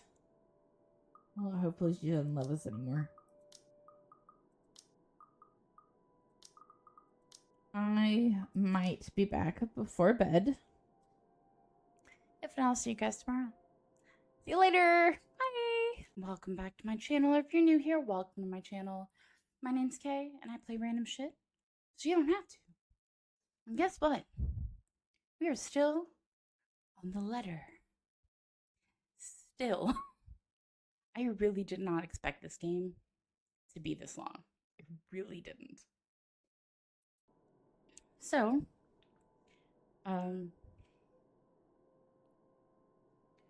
we slipped up and told Isabella that Zach is gone. If you guys don't know, Zach is dead. He brutally died in his cell. And I feel like it's all my fault. Because maybe if I picked the other option, he wouldn't have been arrested. But I'm convinced that he still would have been arrested and, like, was meant to die. That's what I think anyway. I could be very wrong. But we'll never know, because this game is way too fucking long to replay as much as I've enjoyed it.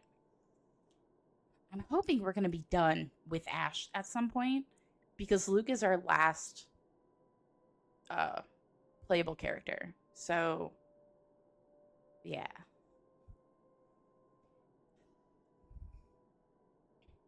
I'm still really fucked up about Zach. I just want you to know. Either way, it's best that we simply leave it here for now. I've already said enough. I stand up as soon as footsteps shuffle from the next room, its cadence slow and hesitant. Shortly, Rebecca comes into view, clutching her hands firmly in front of her and sporting the same uncertainty in her face. Okay, you gonna fucking tell her? Because you need to. She casts me a cursory look, then shifts a nervous one to Isabella, who studies her with an almost hopeful gleam in her eye, probably hoping for a fucking apology. Their fights never did last long. Belle, can we talk? alone? Her interruption could not have come sooner, and I'm all the more glad for it. Whatever kind of friendship I share with the two, this remains something for only the two of them, much like my own with Zach. I'm the outsider. They don't need me here. Fuck, I forgot to take my medicine.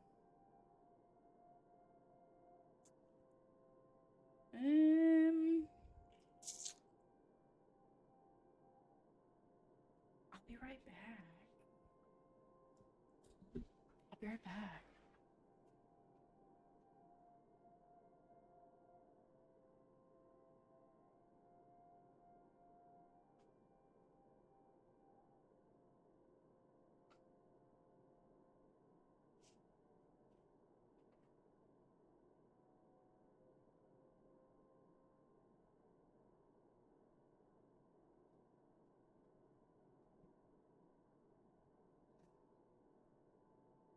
I've returned. I'm so sorry. I try to take my medication around like 7:30. So I apologize. I forgot. I was so ready.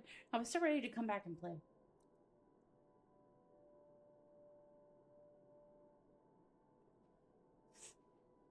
Okay. I feel like I look like a glue stick.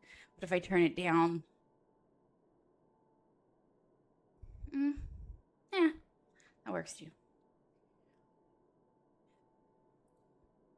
It's all the reason I need.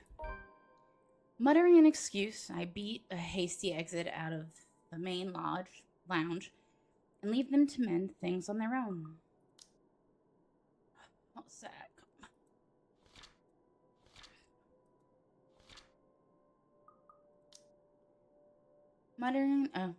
Muttering an excuse. I said that already. I'm so sorry. Before Isabella can say what she's been mulling over, before the last imploring glance she directs my way forces me to change my mind. It's another lasting image that firmly etches itself in my memory. One that spurs the conscience, among other things. I just hope I won't regret what I've chosen for myself tonight. Man, I wanted Isabella with me. Sorry, my nose is dripping. My mom was over here earlier to help me with something. And remember earlier, my last stream, I was like, I think I have a booger.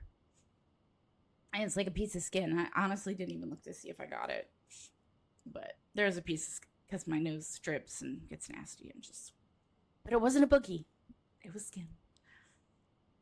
Galloway Shaw's Monday night crowd, although small and barely occupies a quarter of the whole pub, provides ample enough cover for anyone who wishes to leave the place unnoticed. Just exactly what I need tonight. With the lively music and chatter slipping out, mostly unseen, becomes a piece of cake.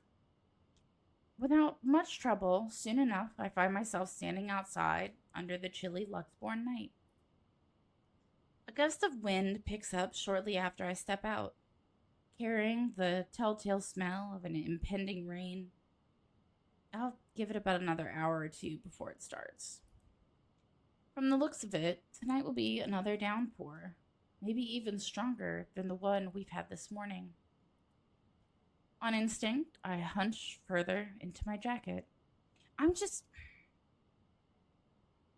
When we were given the option about Isabella coming with us tonight,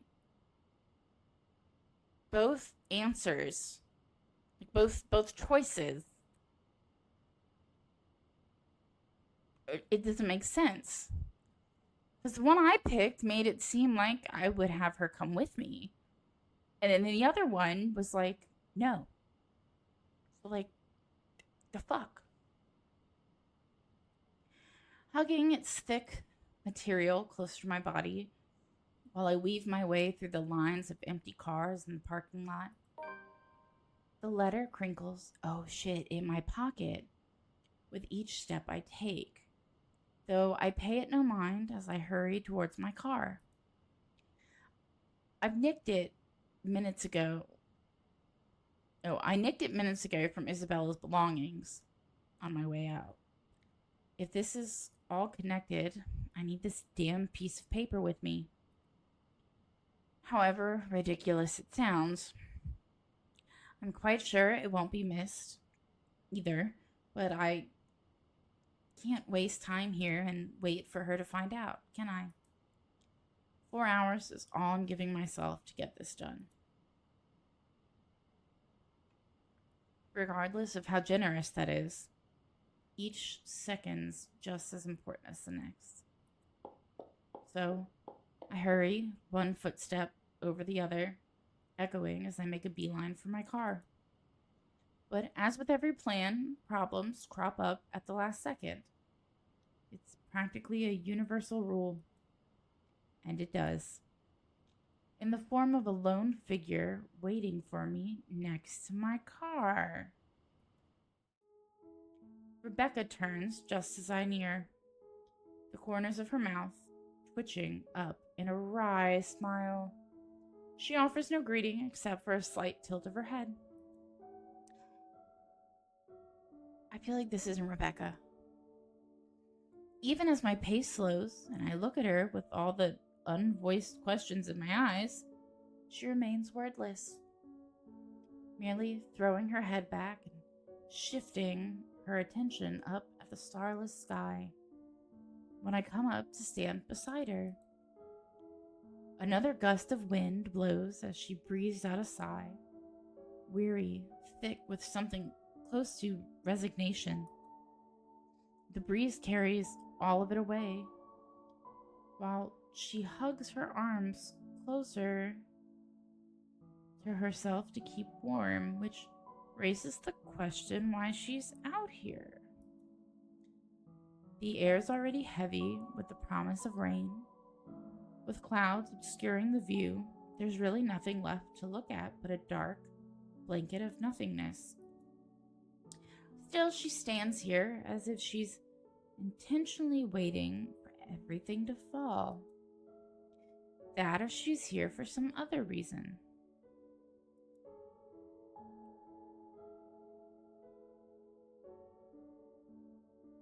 I don't think it's her.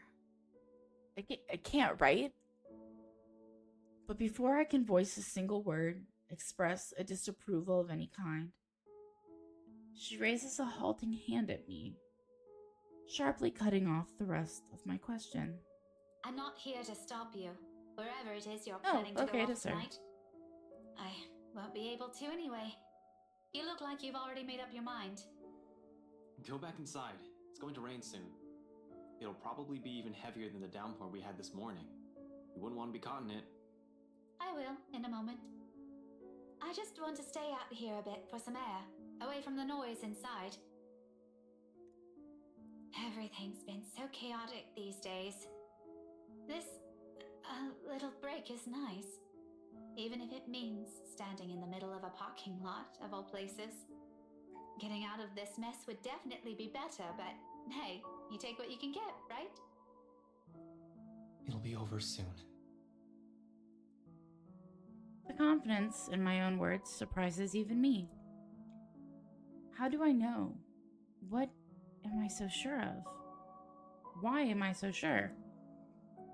When, in truth, what I'm about to do is a last-ditch effort. If this fails, if I don't find anything, we're back to square one. It's the last lead I have. After this, we have nothing else to go off from.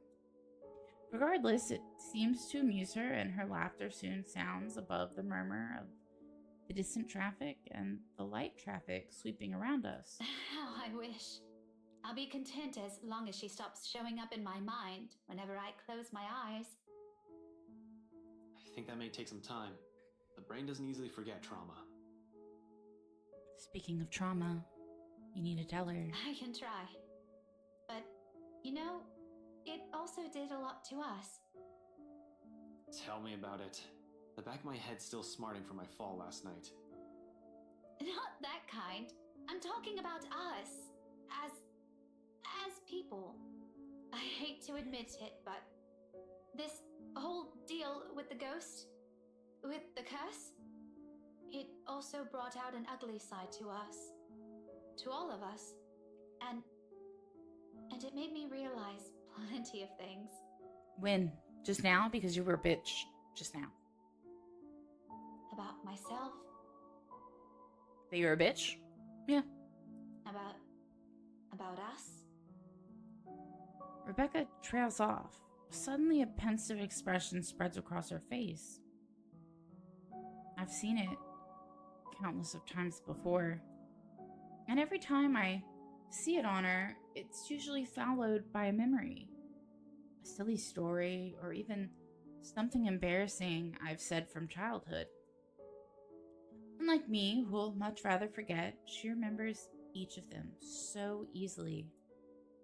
And after a short bout of silence, when she smiles, I know this is one of those times again. Do you remember that one time back in secondary? Which one? We did a lot of dumb things back then. Well, I did, but you get the point. Mandy. I thought you still don't like her. Don't tell me you've kept in contact with her. Are you guys friends now or something? Oh no. We do see each other sometimes. On the way to work or when I go out for lunch, but it's nothing like that. We're not friends. Not in this lifetime. I don't think so. I don't think we'll ever get along, but if it wasn't for her, we wouldn't even be friends, yeah? You stood up for me that day.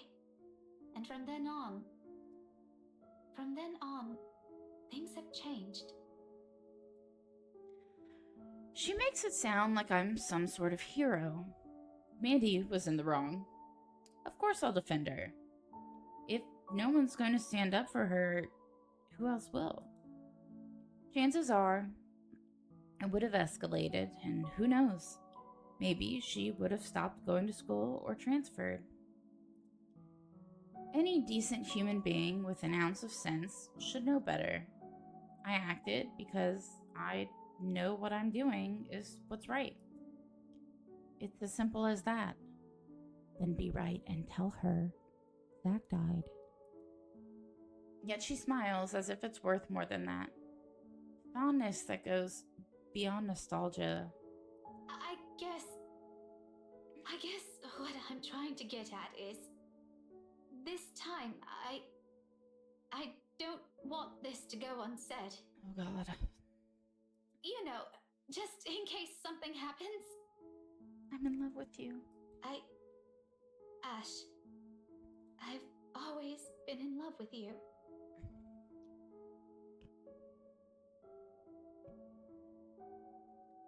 But he loves Isabella. She says it so plainly, holding my gaze and in a voice too frank, that her admission stuns me into silence. That's because you're dense as fuck. Like the wind has suddenly been knocked out of me in one fell swoop. No words will form, not even a single coherent thought, as the meaning of her words bear down on me. Nevertheless, she continues, desperate to express everything she has kept to herself all these years. This is what the fondness is. Why, for her, it weighs heavier than any feeling of nostalgia can carry. Since that time in secondary? Oh my God, since you were in second grade? I mean, my first couple crushes were pretty rough. Mainly because I liked them and they didn't like me, and it really sucked. Yeah, Zachary Swicky was my first preschool crush. Since I made that promise to never leave, I've always truly loved you.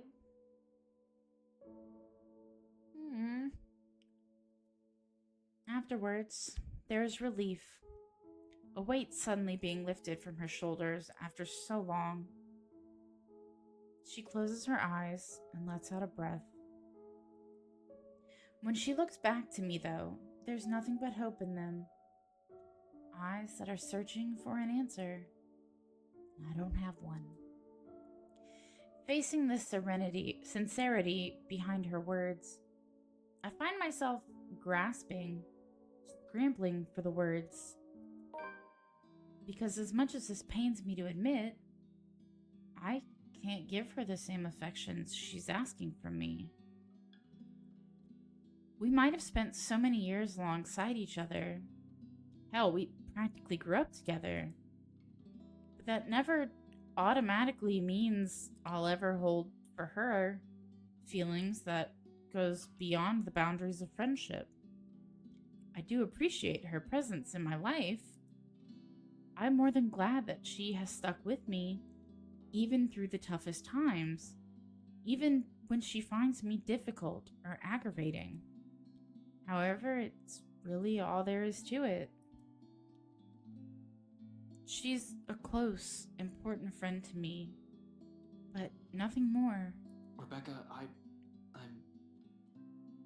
I draw in a breath, ragged, unsure, uncertain how and which words to put together so it will hurt her less, so the wounds they might leave won't be as deep or scar. In the end, I can only utter an apology. I'm really sorry, Becca. I don't know why I got an achievement. It's not like I picked anything. I'm glad, I'm happy you feel that way, but I can't. I can't. There's already someone that I'm in love with. If you say who it is, right now, I swear to fucking God. Someone else. That made it worse. You should have just said, I'm sorry, I can't return your feelings. It takes all of my willpower to force myself to even look at her. For sure, there will be hurt. Maybe she'll even be angry. And I don't hold it against her. And sure enough, when our eyes meet again, her mouth has already settled in a tight line, and she assumes a rigid pose. There's a sharpness to her gaze, but behind it is pain, undeniable, searing, something that she tries to hide by hastily looking away and stepping back. Becca, I know this. It's all right, Ashton. You don't have to explain anything. Yeah, but you should. I should. I told you, no need. It's not like I didn't have an idea or anything.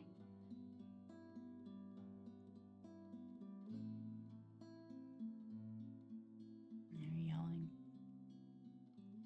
Sounds like someone's telling their kid to come home. When you think about it, it's really quite obvious. The way you've always looked at her said everything. God damn, I figured she already knew, but like... Anyway, let's just end this conversation here, all right? I don't think it would do us both any good. You need to tell her about Zachary. This is going to get really awkward if we keep at it. When all has been said and done, at least I told you, right? Maybe I can finally let this whole thing go. Who knows? Thanks for hearing me out, though. I won't keep you long. I know you have things to do. Just promise me you won't do anything dumb, all right? What I'm doing is dumb. Like, that's it. What I'm doing is dumb. She doesn't wait for an answer. Instead, she flashes me one last strained smile before walking away. Well, the only thing I can do is watch her retreating back. In that one moment, one conversation, something also breaks between us. Something irreparable. A different kind of regret, haunting me amidst the silence of my car as I drive off and leave it all behind. You should... Why is he not... Within 10 minutes, I'm driving out of Luxbourne and heading straight for Anselm Village. Anselm, I gotta keep remembering. In the distance, flashes of lightning light up the horizon, white and sharp against the black curtain of the night. Dude, neighbor, shut the fuck up. Thunder threatens with a rumble, seconds later echoing long across the sky. And with one last roar, the skies open in earnest. November 1st. So we must have got here, I guess, after midnight. The place looks scary as fuck at night. Okay.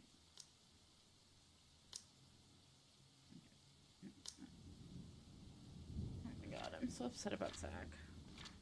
Why he's not fucking telling them? I drive me nuts. Excuse me. The rainfall is the rainfall in fast. People. Come on. The rain falls in fast. Steady sheets, creating shallow puddles on the dirt path, drenching everything the eyes can reach. Despite having grown up in the city, I still despise the rain. Living here doesn't mean I have to like it.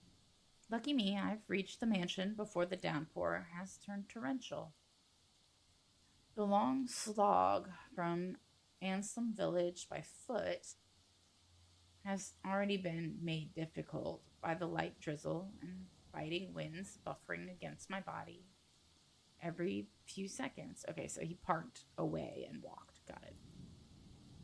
By the time I've found cover under the trees lining the vicinity of the mansion, my shoulders are already drenched. My hair's also sticking against my skin and out in every possible direction. Thankfully, the letter, taser, and gun I've brought with me has remained relatively dry. That's the most important thing. However, those are the least of my problems at the moment. Sometime after the housewarming party, scumbag Wright has suddenly grown a brain and tightened the security around the mansion. Likely because of what Zach said, or what Zach did, I'm sorry. A guard is now stationed in every possible point of entry. The main entryway, the back door leading to the kitchens. Hell, it's almost a miracle no one has spotted me once I entered the property. Although that's probably because I've kept close to the forest. While I can always create a clever way in for myself under this deluge, it'll be difficult to do so without making much noise or leaving tracks. I don't really have the luxury either, do I?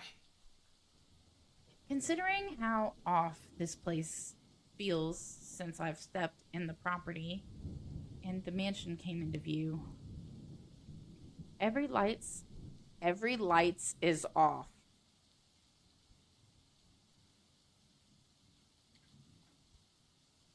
I really want to write the people who made this game and be like, dude, your game is badass. Like, fucking bitchin'. I loved it. The character design was amazing.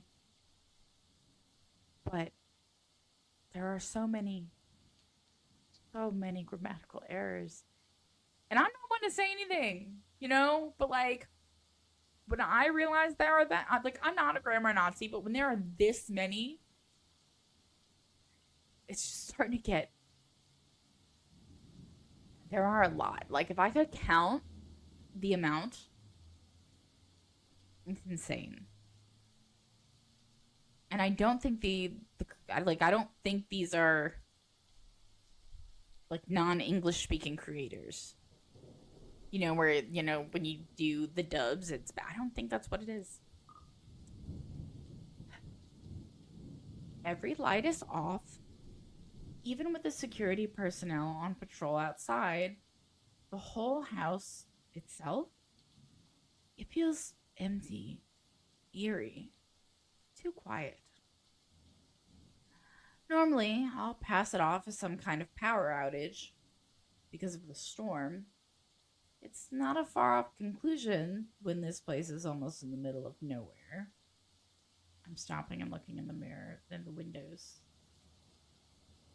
I don't know. I feel like they missed some opportunities for that. Or they didn't because we all expected it. I don't know. However, something just feels wrong. Something happened here. Or about to. It's the sole reason why I haven't done anything yet. Simply observing, watching, listening for anything. I might be pressed for time, but I'm not a careless idiot. I mean, I kind of think you might be a little bit. Especially when you didn't tell your fucking friends that Zach died. I'm still gonna sit on that, by the way. Although, I need a way in. Desperately so. Moving without thinking will not only endanger me, with so many unknown variables and what we're dealing with, I also have to act on the assumption that someone is always in danger, especially in this place. I can't act impetuously. Oh, such a dollar word. As much as I hate Wright, I'm not about to cause his death because of one thoughtless action. If there's a place he deserves to be at, it's in a prison, not a morgue.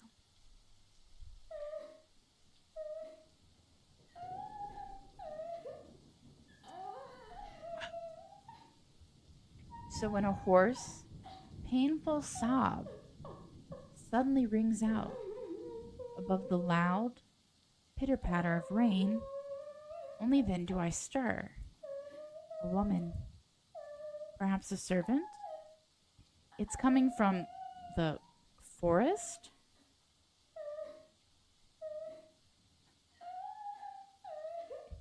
Please don't be that stupid. Just right up ahead, in fact. Not too far from the house.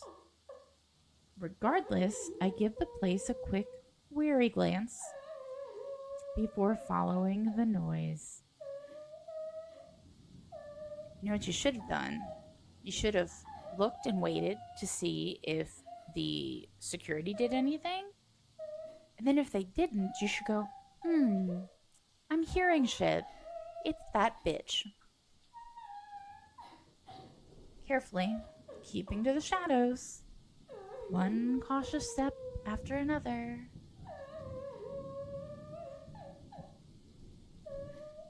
Louder and louder it goes as I near. I told you. Until it abruptly turns into a loud, desperate, anguished cry. I break into a run. One nervous hand ready on the gun holster at my hip, and the other raised for balance as I scurry across the dense understory. Dead leaves crunch under my shoes, but I pay it no mind. There's only the voice, the woman, and nothing. Abruptly it all stops, and I am met with a sudden hush. Blank. Empty. Almost deafening in its stillness, even with my labored breathing and pounding heartbeats against my ears. Behind me, another branch breaks, and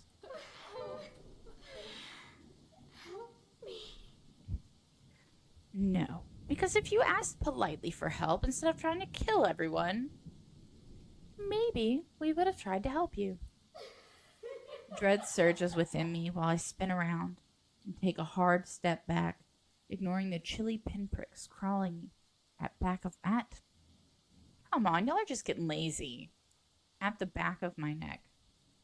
But before I can even meet her eyes, the world unexpectedly pitches sideways, tilting and tilting till the ground beneath me finally crumbles.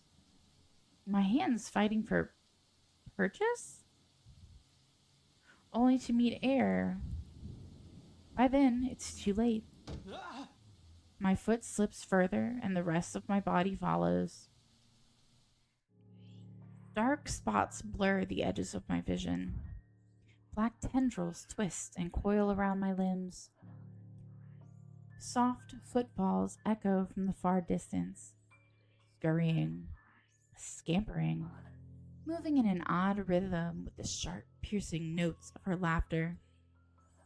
But more than that are the voices, lacing venom inside every crevice in my head, murmurs that jeer, scoff, and deride. Over, it's because you didn't listen. And over, it's all your fault. And over again, why won't you believe me? A reminder of what I've failed to do and who I've failed. What I'm trying to desperately fix. A scream threatens to burst, but my throat closes off, ever so slowly. A chill seeps into every nerve in my body, washing away every sensation in me, apart from one. There is only fear. Once again, her laughter echoes, a sound both bitter and unforgiving. It is the last thing I hear before she reaches for me. The ground trembles. The world slows to a stop.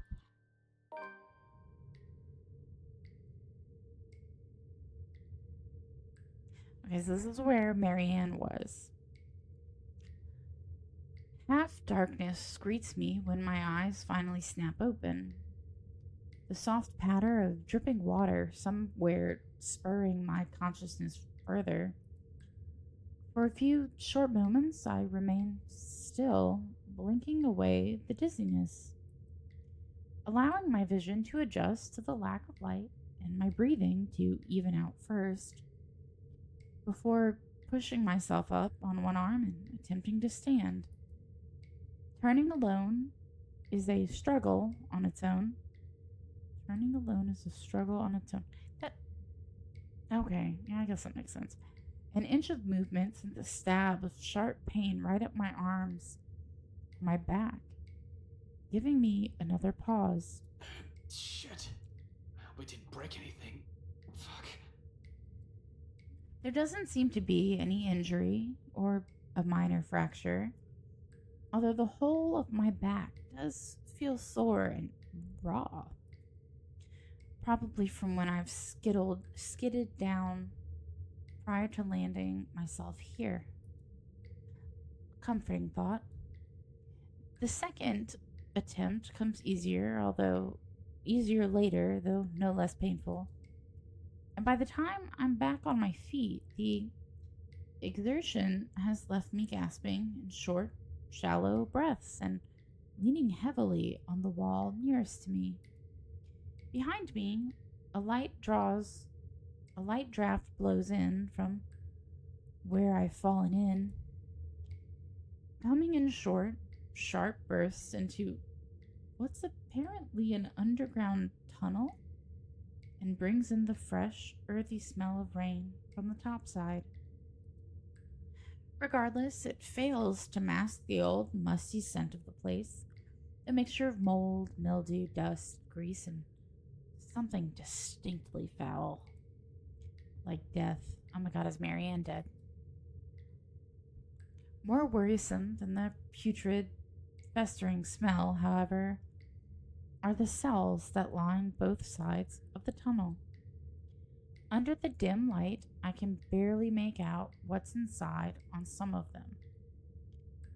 But I already have a few ideas, all of which I refuse to delve into at the moment. Knowing how long this mansion has stood, somehow, no matter how unexpected finding the existence of this place is, it isn't too surprising. I wonder if Scumbag knows about this. Probably not, unless he's also the kind of person who takes joy in inflicting this kind of suffering on others. I don't really think so. He's rotten to the core, but not that rotten. He'll probably balk at this, move out at the first opportunity, and have it demolished. Let's knock this out of the way.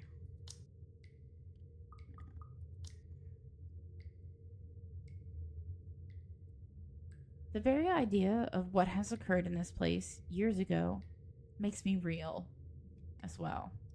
I've known long ago places like this tend to hold secrets.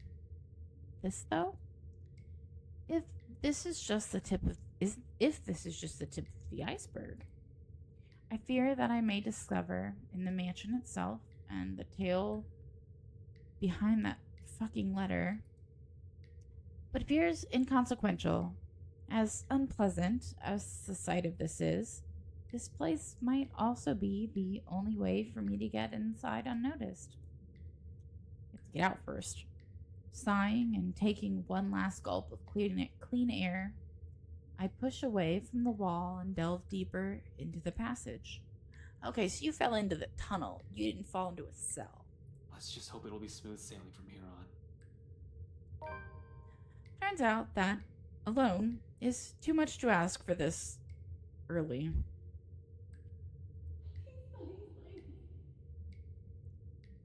No 20 paces into it, another sound abruptly rises from above my footfalls, rebounding off the hollow walls and echoing inaudibly across the whole span of the tunnel, before fading away just as swiftly as it rang. I pause, nevertheless, straining my ears for more of it, while I gradually move my hand to my side, slow and steady until the tip of my fingers brush off the gun's handle. Although cold against my skin, it's the closest thing I have to comfort at the moment. For a long minute, I wait, holding my breath, watching every form, edge, and shadow at the corners of my vision for any movement. After a heartbeat and nothing, I allow the tension to ease out of me in the form of a long, slow exhale that reverberates around the whole passage. Who's there? Perhaps it's because of what has happened earlier and how I've ended up here, or maybe it's because of my training. But in spite of the panic and fear in that voice, I don't immediately answer. Instead, I pull my gun free from its holster and wordlessly draw close to where the voice rings out once again. Afraid, frantic, weak? I'm asking you a question. Who's there? It's only after I've realized the safety do I answer while continuing my approach in a careful, steady pace. I think I should be the one asking you that. Who are you? Show yourself. I can't. I'm stuck in here. Well, a ghost will definitely not be saying that, or have a conversation like this, or be stuck anywhere. And as if to prove her point, she extends a hand from one of the cells ahead and waves. Then she pulls back, grips the iron bars, and rattles it lightly. I can't get out. Can you help? In 5 quick steps, I'm standing in front of the cell, and sure enough, a woman's inside. Slumped on the floor, holding the bars with shaky hands, clinging to it as if it's the only thing keeping her upright. And not just any woman. You? McLaughlin?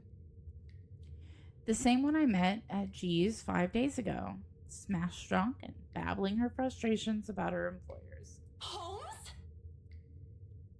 No, not McLaughlin. McCullough.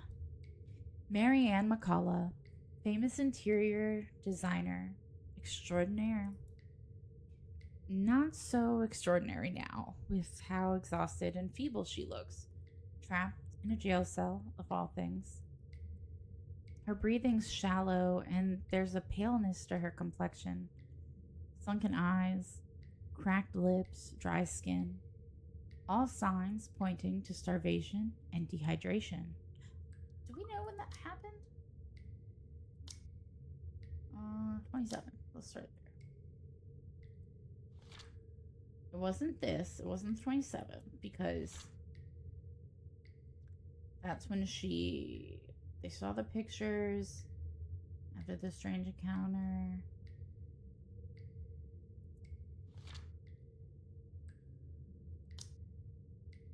Here we're seen discussing the mansion's finishing touches before the housewarming party. Okay, so when they're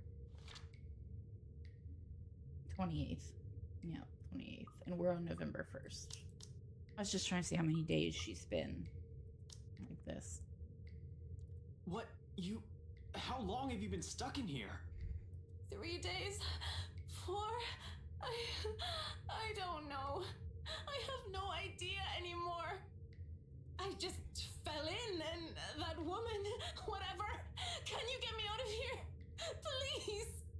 In a moment. But here, go feed yourself first before you fall over. I fish out an energy bar from my pocket and hand it to her. She's lucky I always have one on my person. For sudden emergencies or extended stakeouts, a little sugar to keep me going. Like any starving person, she wastes no time making a grab for it. Unwrapping it straight away and taking in whole mouthfuls of it. Relief washes over her face on the first bite alone, although she's going to need more than that if what she has said is true. But for the moment, it's enough to keep her alive. Good thing she seems to have the sense to prioritize survival over comfort, if the puddle on the corner of the cell indicates anything. Without water, the human body can only survive 3 days. No food, and I'll give it an average of 3 weeks enough, though. Even then, it won't be a pretty experience. Granted, some have survived longer than that. She's still fortunate I found her when I did. Now to get her out. My bobby pins won't be of any use here, not like I need it. Unlike the ones we have at the precinct, a simple barrel hinge holds the gates to this cell together. Even without any special tools, I'll be able to lift the door and free her. However, with how heavy it seems, I'll need a lever of some sort to help. What are you looking for? Some wood, a 2x4, I guess, a plank or a pipe. Anything I can use as a lever. Well, technically there's a pipe right over there. Right there. Wait here. The hallway yields nothing but dust, dirt, and a few rusted chains scattered about. There's a pipe right there. I'm looking right at it. Look at it. While I may find something in one of the open cells, I'm reluctant to check or even step in. We can't have another person trapped in here. However, McCullough ended up inside. Well, there's no... My head snaps back to her. McCullough extricates a wooden board from under the mess of hay and twine near her. Without prompting, she slips it through what little space there is between the bars. It's short, but appears thick and sturdy enough for my intended purpose upon closer inspection. Good enough. I hope. I get to work at once, anchoring the other side of the plank on the base of the door and applying ample force on the other side. It takes a bit of effort, no kidding about the heavy part. Still, a grunt, a gasp, a creak. In a matter of minutes, with a little help from her on the other side, the door eventually lifts off its hinges. It falls onto the ground with a loud, ugly metallic thud.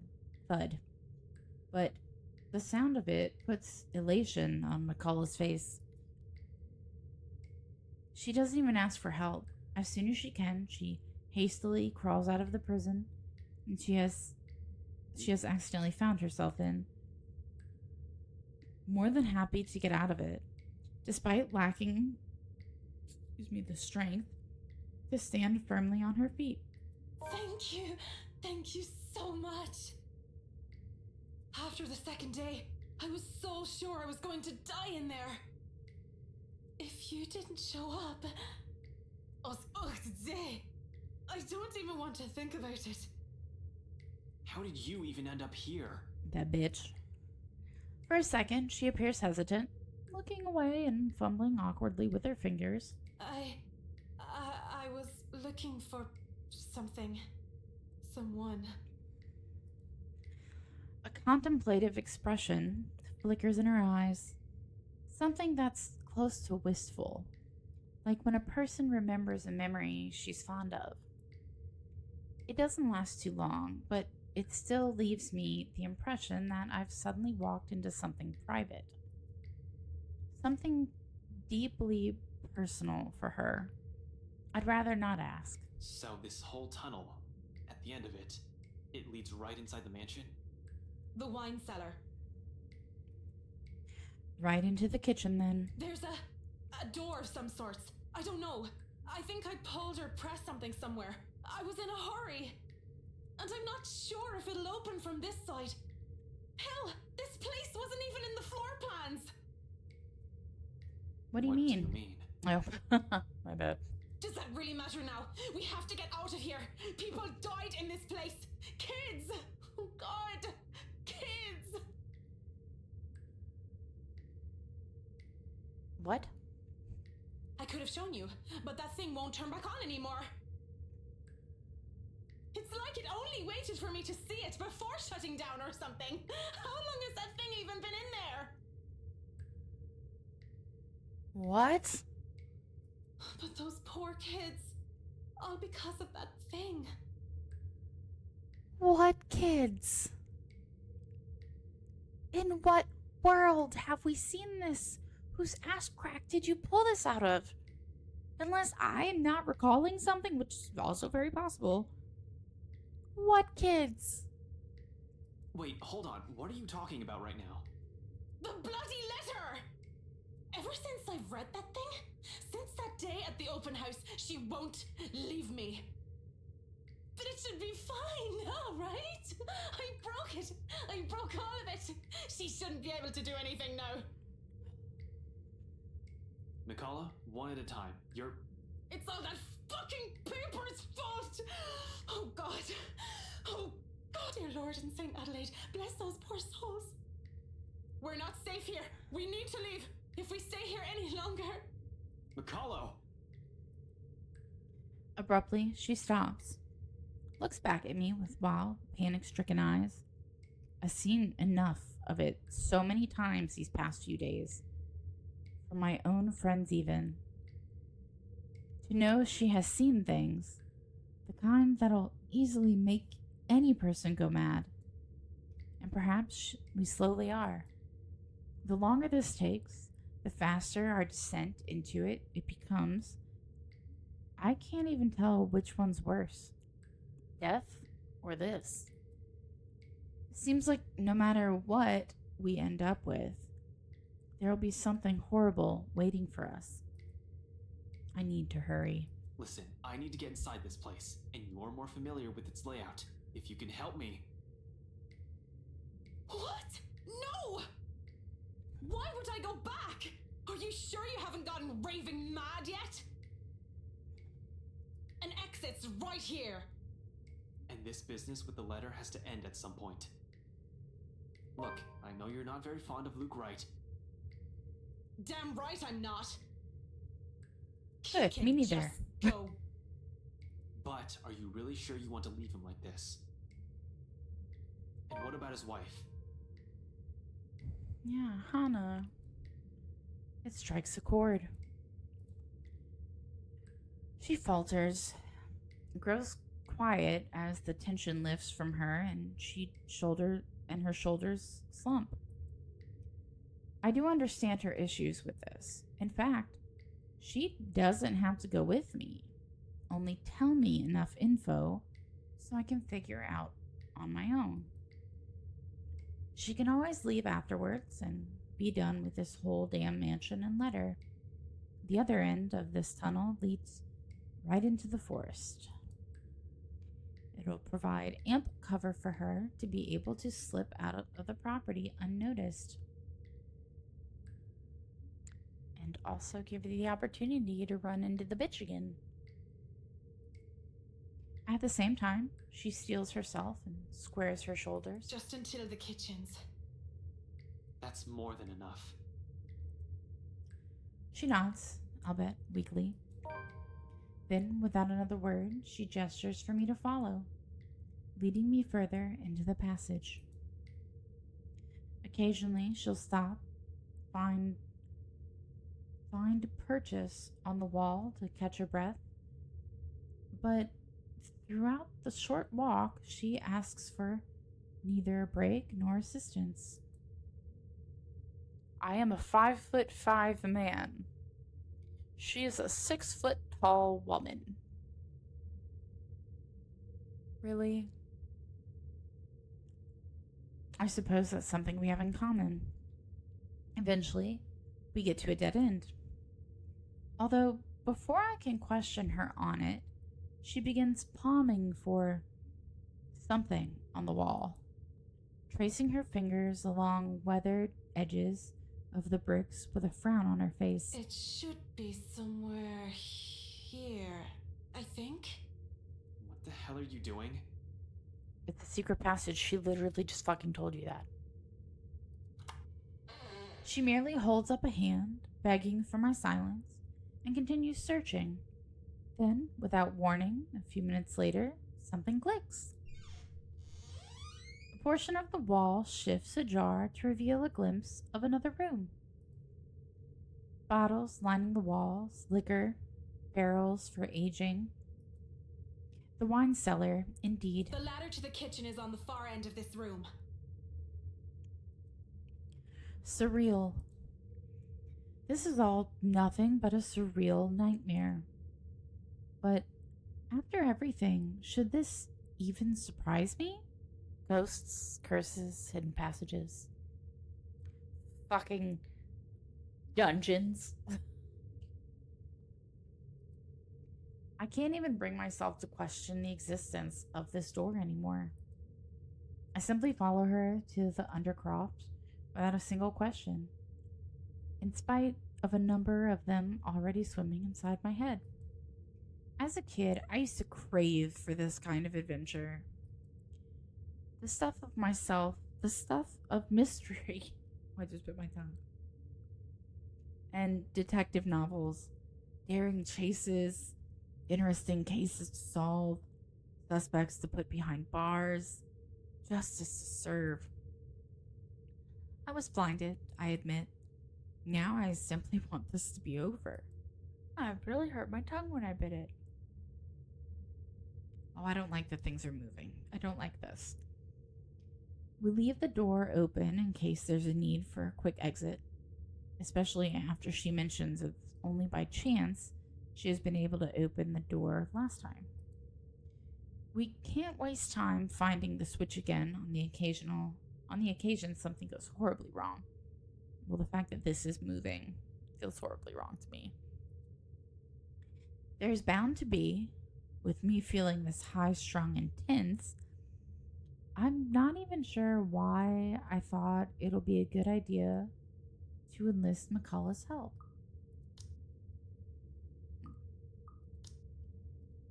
Although she has been quite helpful so far, I can't shake off the horrible feeling something's going to happen to her if she stays with me. Even if I'm her safe bet, if she wants to get out of this place alive. You really believe that, don't you?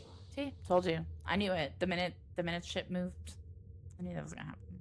Did you say something? McCullough pauses mid-step, turning to me, confused. I didn't. You sure? I just heard. Don't you think I'll be the first person who'll know? I mean, yeah. Look, the ladder leading to the kitchen's up ahead. You might want to hurry. I just want to be done with this place. See? You dragged another one. That sounds like Rebecca. This time, I'm sure, there's really a voice. Well, voices. Despite the look of protest McCullough shoots me, I find myself stopping and looking for it, searching the immediate surroundings for the familiar form of the woman. I don't even have to venture too far. There should be two O's. From where I'm standing. Just an arm's length away from me, mirror shards litter the floor. And right on the biggest fragments,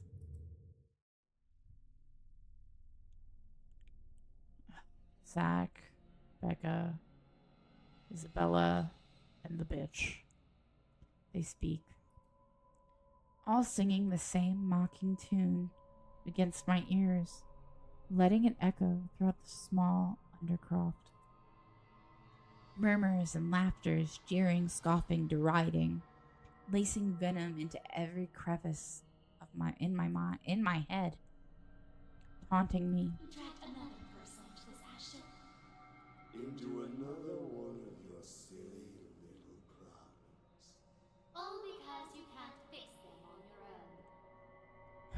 You really haven't changed, have you? Some hero you are.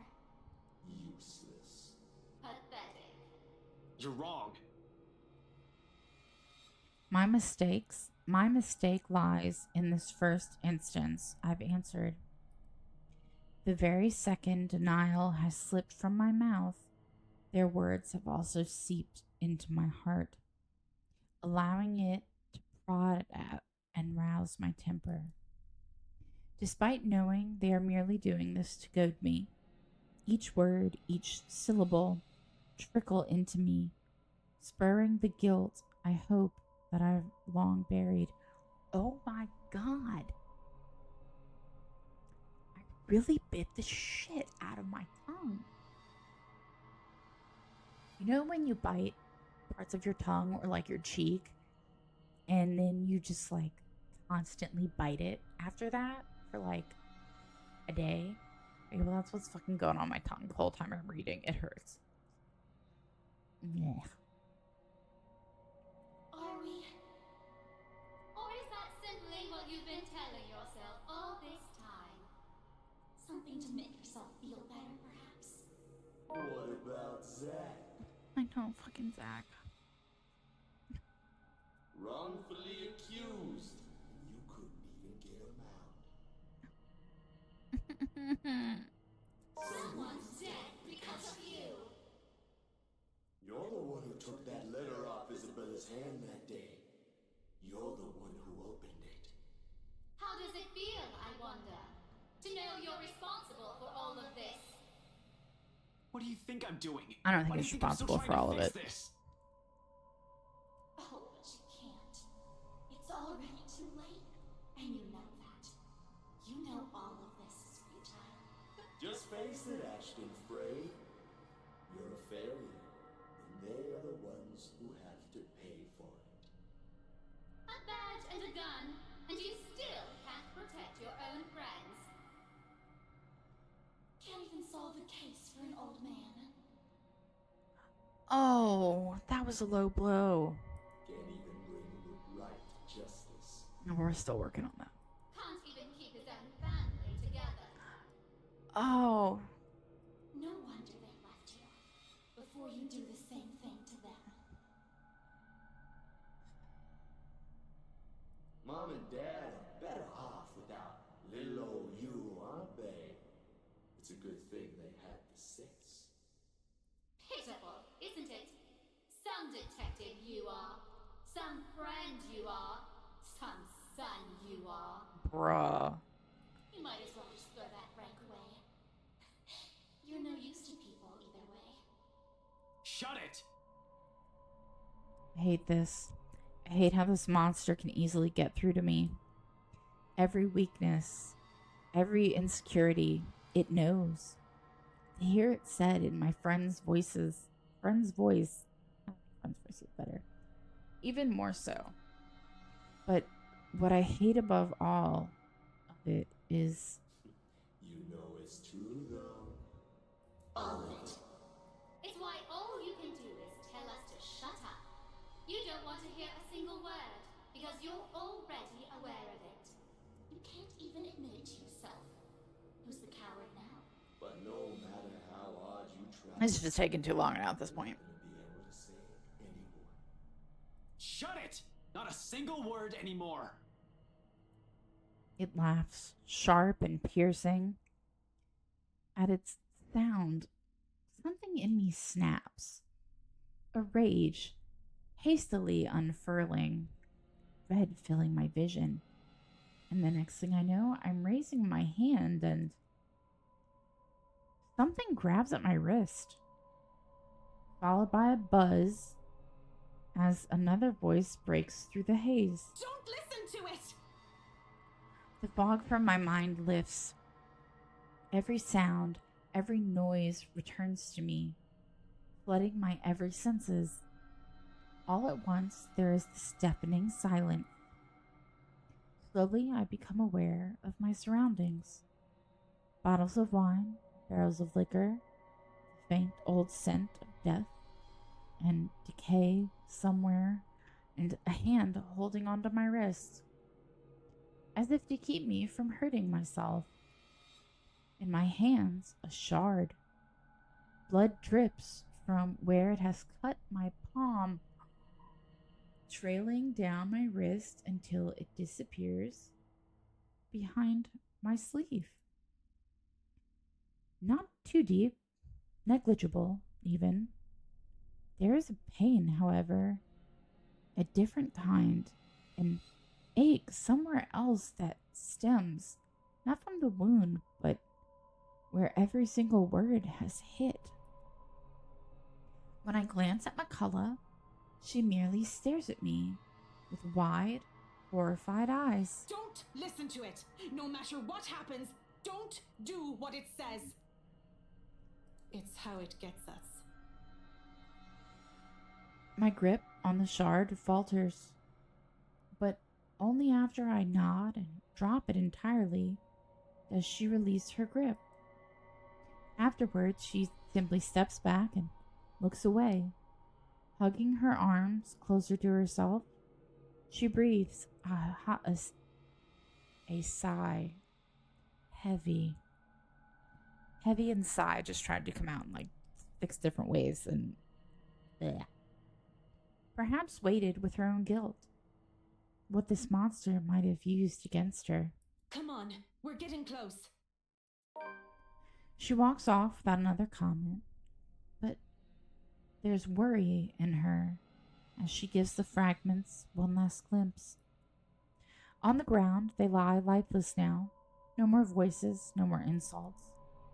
But even as I walk away, one whispered taunt continues to ring in my ears.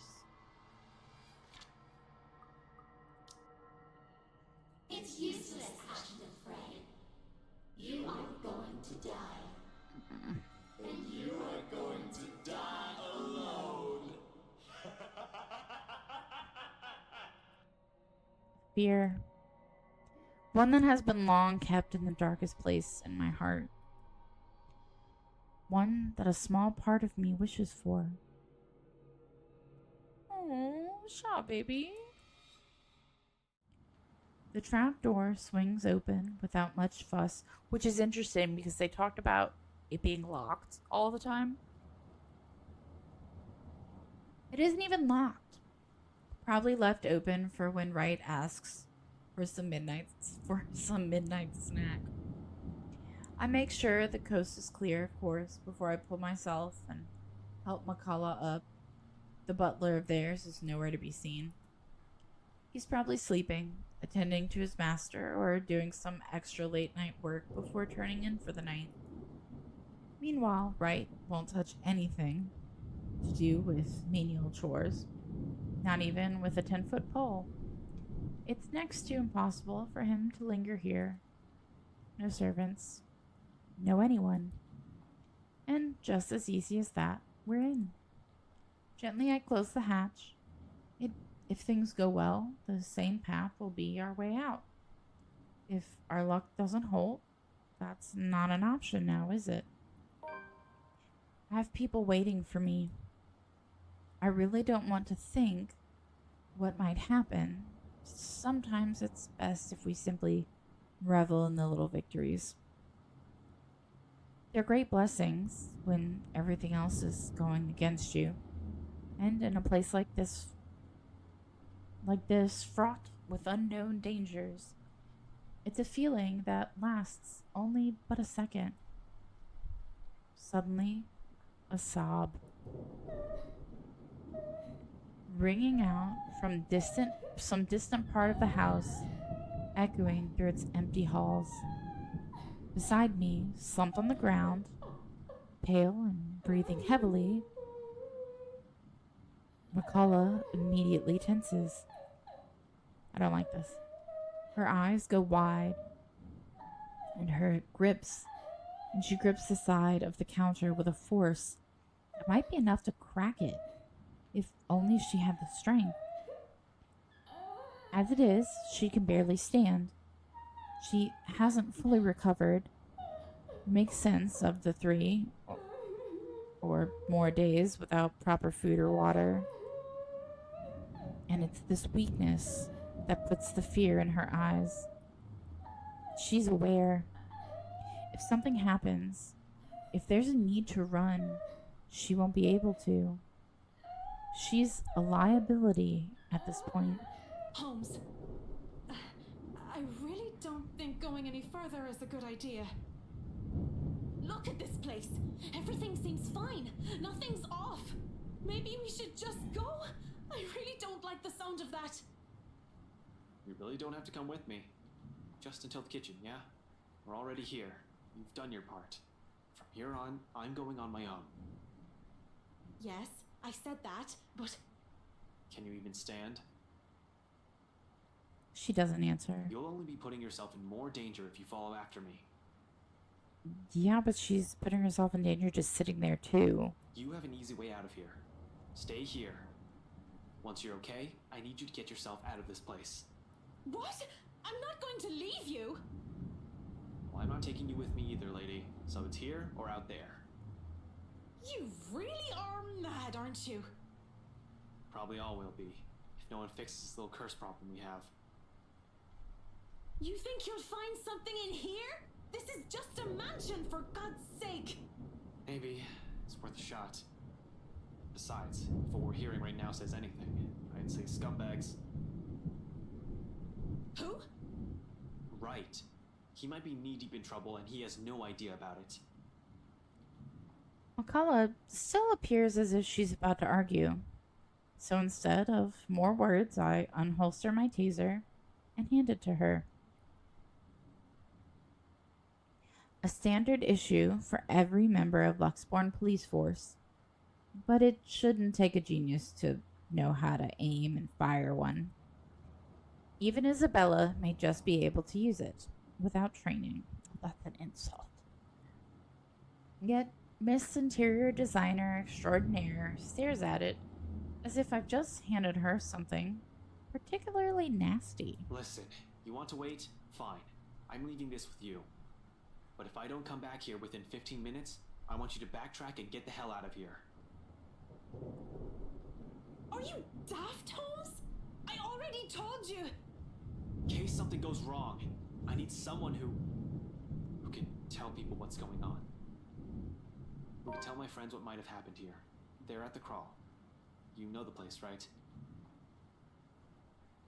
I trail off, letting the meaning of my words hang in the air. I want to be optimistic about this, really. However, I'm going against something almost everyone can't quite understand.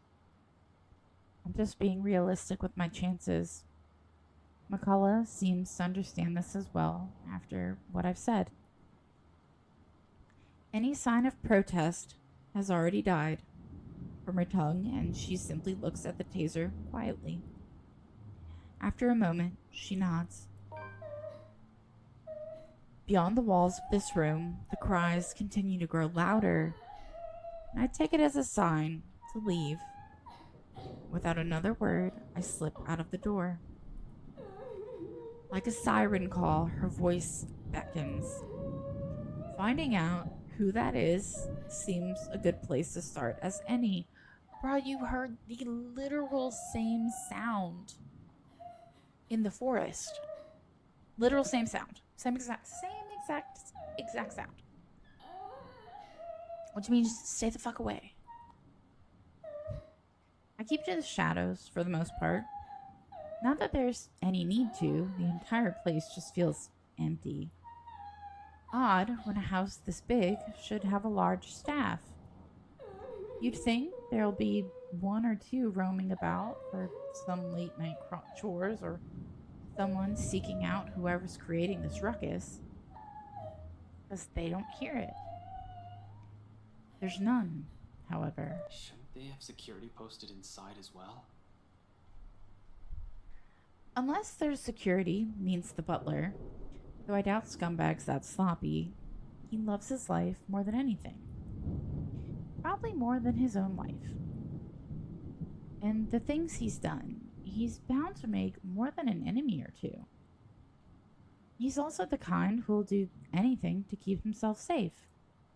Alive. I wonder what he'll say when he finds out that there's something not human living with him in his own house. Potential dangers aside, being on my own grants me a greater degree of mobility, which I'm more comfortable with.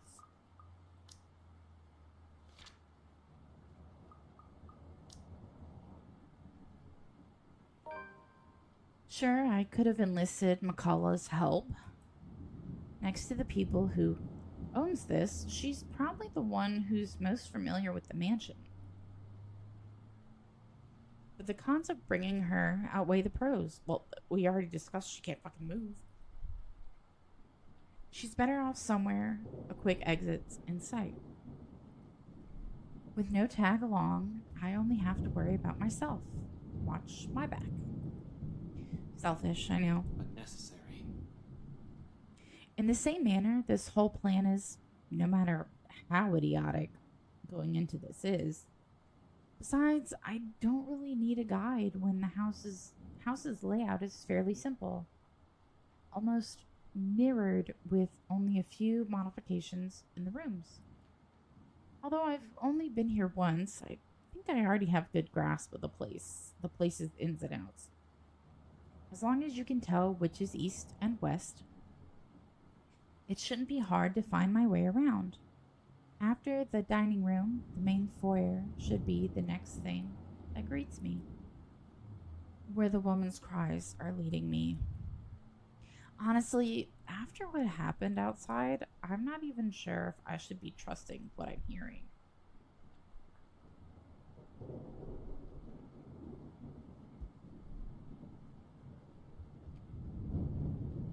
Fucking duh. But with the whole house somehow seemingly devoid of any of its inhabitants, I'm inclined to look into this. No, sir. No, sir, you're not. You are not inclined. No, sir. More than surviving this curse, a huge part of this is my training speaking. I just hope this isn't a crime scene I'm walking into. No, it's a fucking dead bitch. But nothing's ever that simple, is it? Not when you're dealing with the supernatural. Nope. Because as soon as my feet crosses to the next room, something shifts. Oh. They did some interior decorating. In a flash, nearly without fanfare. It happens in the blink of an eye. I almost miss it. One moment, there's red. In the next, I'm standing alone in the foyer.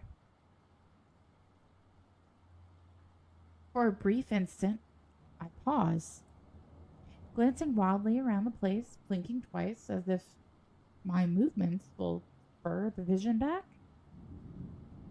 Yet, nothing.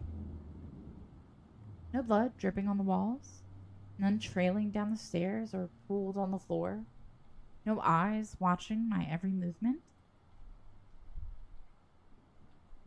This is moving. This is moving. The chandelier's moving and the thunder on the window. If something's moving, that bitch is there. Something that happened. Only the same cries gradually growing in intensity the longer I dally, along with a voice.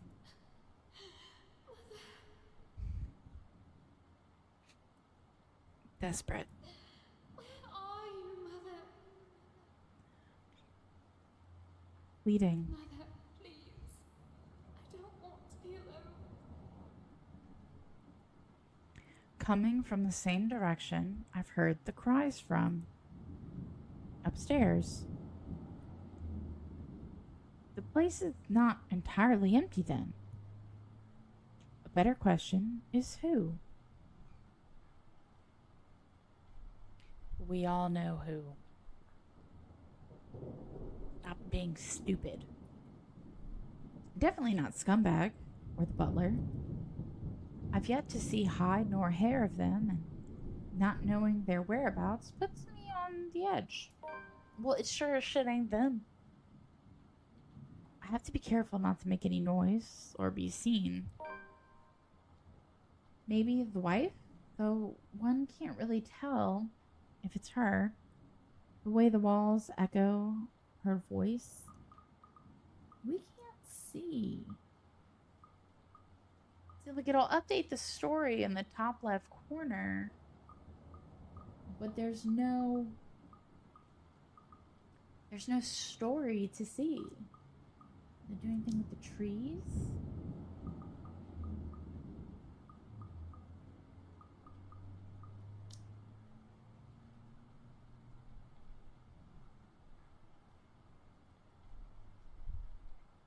Oh, poor Zach.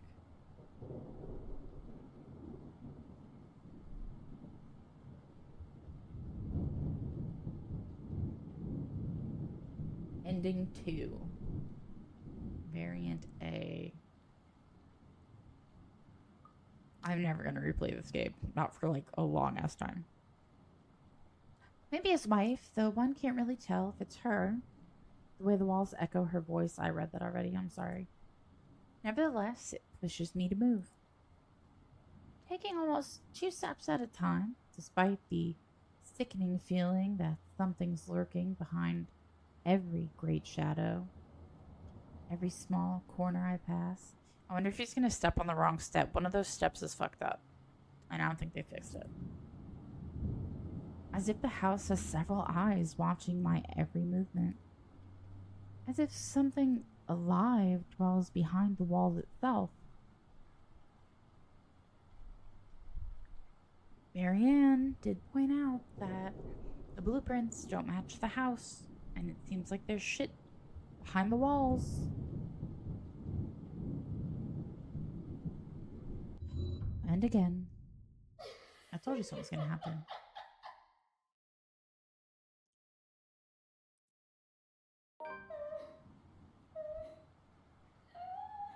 I try to shake it off.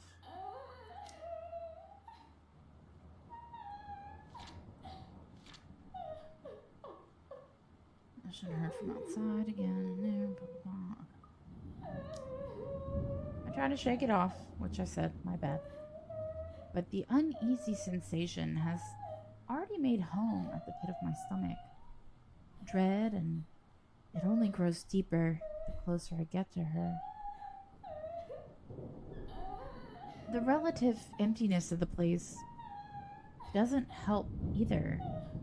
Neither does the harsh wind battering the windows, nor the sheets of rain pelting down the roof. Why are we talking about the windows being closed? For a fleeting second, I find myself wishing for Scumbag to simply show up. I don't get too far down into that train of thought. Abruptly, the cries stop, replacing it with, Please. She's here. She's here, Mother. She's going to take me. Okay.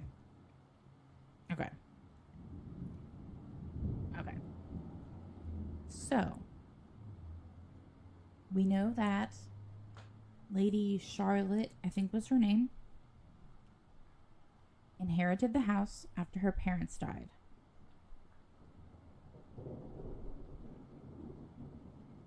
Then, she saved some slave, which is who I think this is. She saves some slave, and then abruptly turns and burns her as a witch. Also, she was engaged to her first cousin, and supposedly, according to what Rebecca found, he looks like Luke Wright. Luke Wright may be related to them.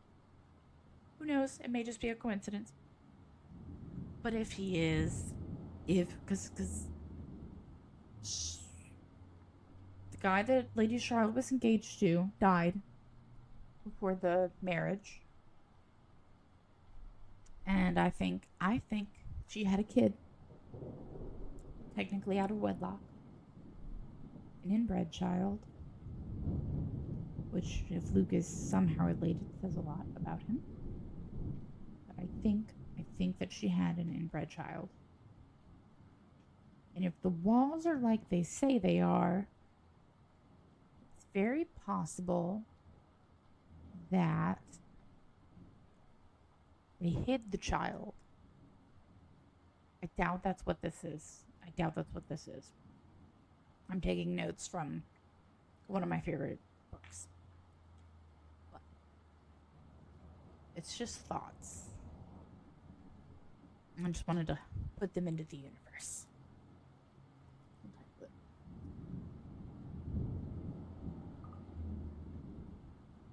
She won't leave, Mother. I don't want to go with her. Tell her to go away. Mother, she's here. Help! Is it a whole maybe it's a whole nother ghost into the in the mansion. That can't be good. Adrenaline overcomes me in a rush. In no 2 heartbeats, my feet's already moving. Before any sense can catch up or doubt creeps up to me. My hands ready at the holster as I hastily set off to the far side of the hall.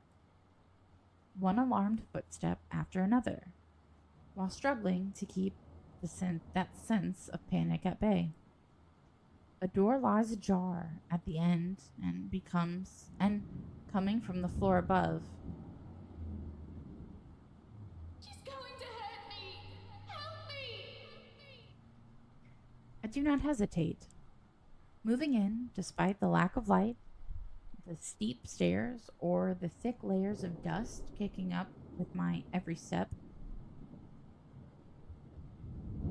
You mean to tell me that as a police officer, you either 1, don't have a flashlight, or 2, don't have a flashlight on your gun? I understand that as being part of law enforcement, you really can't do anything to your issued firearm. Well, you're in the UK, I don't fucking know. But regardless, you should always have that little bitty flashlight that you hold above your gun as you point at places. Stupid. Moving in, despite the lack of light, I already read that, sorry. The steep stairs or the thick layer of dust kicking up with my every step. I pause only a moment before reaching the top. Then, without wasting a second, I push the door open. Is it a disappointments room? If you don't know what that is, Google it. It's really cool. If you like weird shit. Lady Charlotte. She sits in the middle of the room, shoulders hunched, shaking. Okay, so this is either truly the ghost of Lady Charlotte, or it's a farce. But there was a time, I think it's when she put Mary Ann in the cellar in the dungeon, she like flashed from being the creepy bitch that she was to Lady Charlotte. Like it was like a quick thing. She sits in the middle of the room, shoulders hunched, shaking. I'm sorry, I already read that. Her hands cover her face as she weeps. oblivious to my presence. There is blood everywhere. It's as if she has heard neither my footsteps nor the soft creaking of the door, continuing undisturbed, like I'm standing in a time far removed from her. She doesn't even flinch when I call out to her. Hey, are you alright? Or do you not see the blood everywhere? Mother, I've done it, Mother. Take me with you, please. I can still hear her. She's here. Help me! Help me, please! Belated, I notice the blood on her hands. If it's the same one drenching the whole attic, I'd rather not know. How the whole room has ended up like this is the least of my problems at the moment. Even the single human body doesn't have this much blood. So, bodies? The thought sends an unpleasant twinge in my stomach. Does Wright even know about this? He's bad news, right? Alright, but this is beneath him because this is a ghost. He'll definitely balk at first sight of this. Anyone will. Yet the woman lingers here, unmoved by the sight, letting her sobs fill the room, repeating the words over and over again like a prayer of salvation. To whom? The mess of parchment she has left on the floor? Just what the hell is happening? Hey, lady, are you? She's gonna turn around and be really creepy. The rest of that question never makes it out. I don't even see it coming. Why? I do. Should have been more aware and on guard, really. But there's little I can do when a well-placed blow to the back of my knees makes me stumble.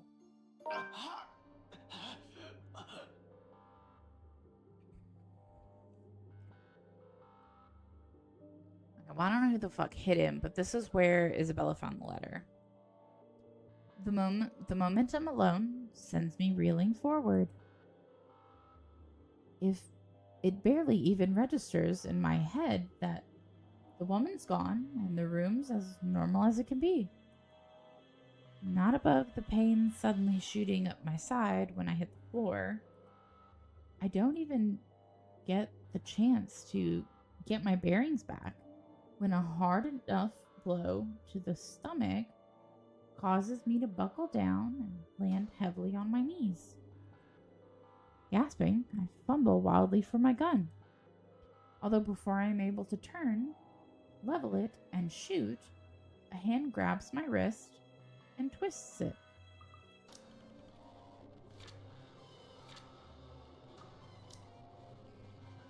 Hard. A gasp, a grunt, a cry of pain slips past my mouth.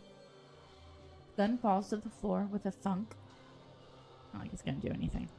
As soon as it lands, a foot kicks it out of my reach and it slides uselessly under the bed. Agony suddenly explodes in my chin, jerking loose a sharp cry of pain, and stars fill the edges of my vision.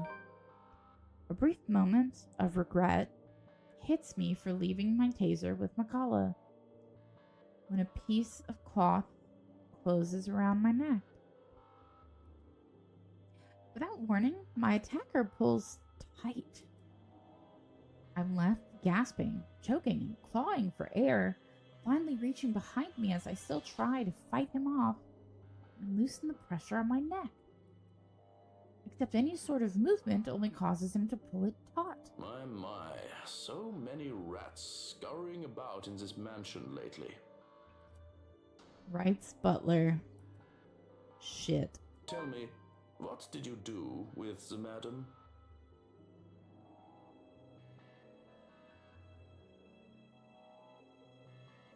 Say what? I have no idea what he's talking about. Did something happen to Hana Wright? Let go, you asshole.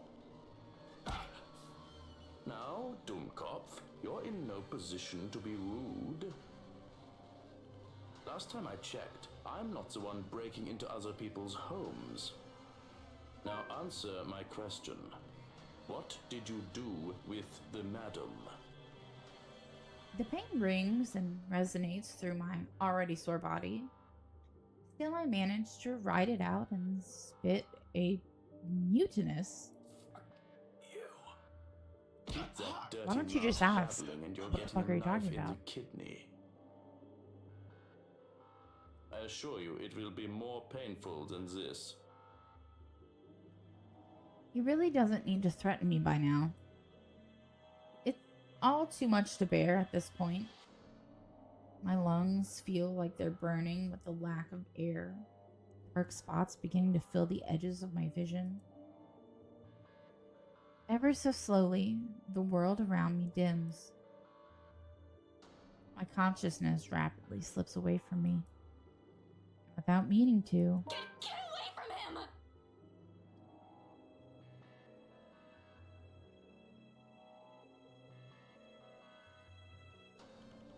Final girl territory. I swear to God.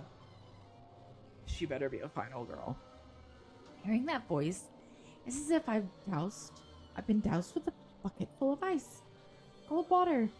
Familiar. Too familiar. And more importantly, it shouldn't be here. I shouldn't be hearing it here. She shouldn't be here.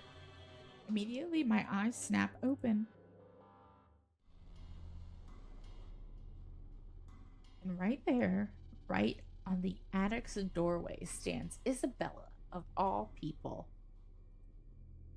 A rolling pin on one hand, and a standard issue police taser on the other. My taser. She must have borrowed it from McCullough.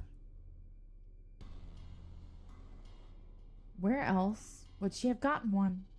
I doubt she has ever used one, even. Hell, the way she's holding it, she holds it right now. This guy can easily disarm her in one hit. But there's something in her eyes.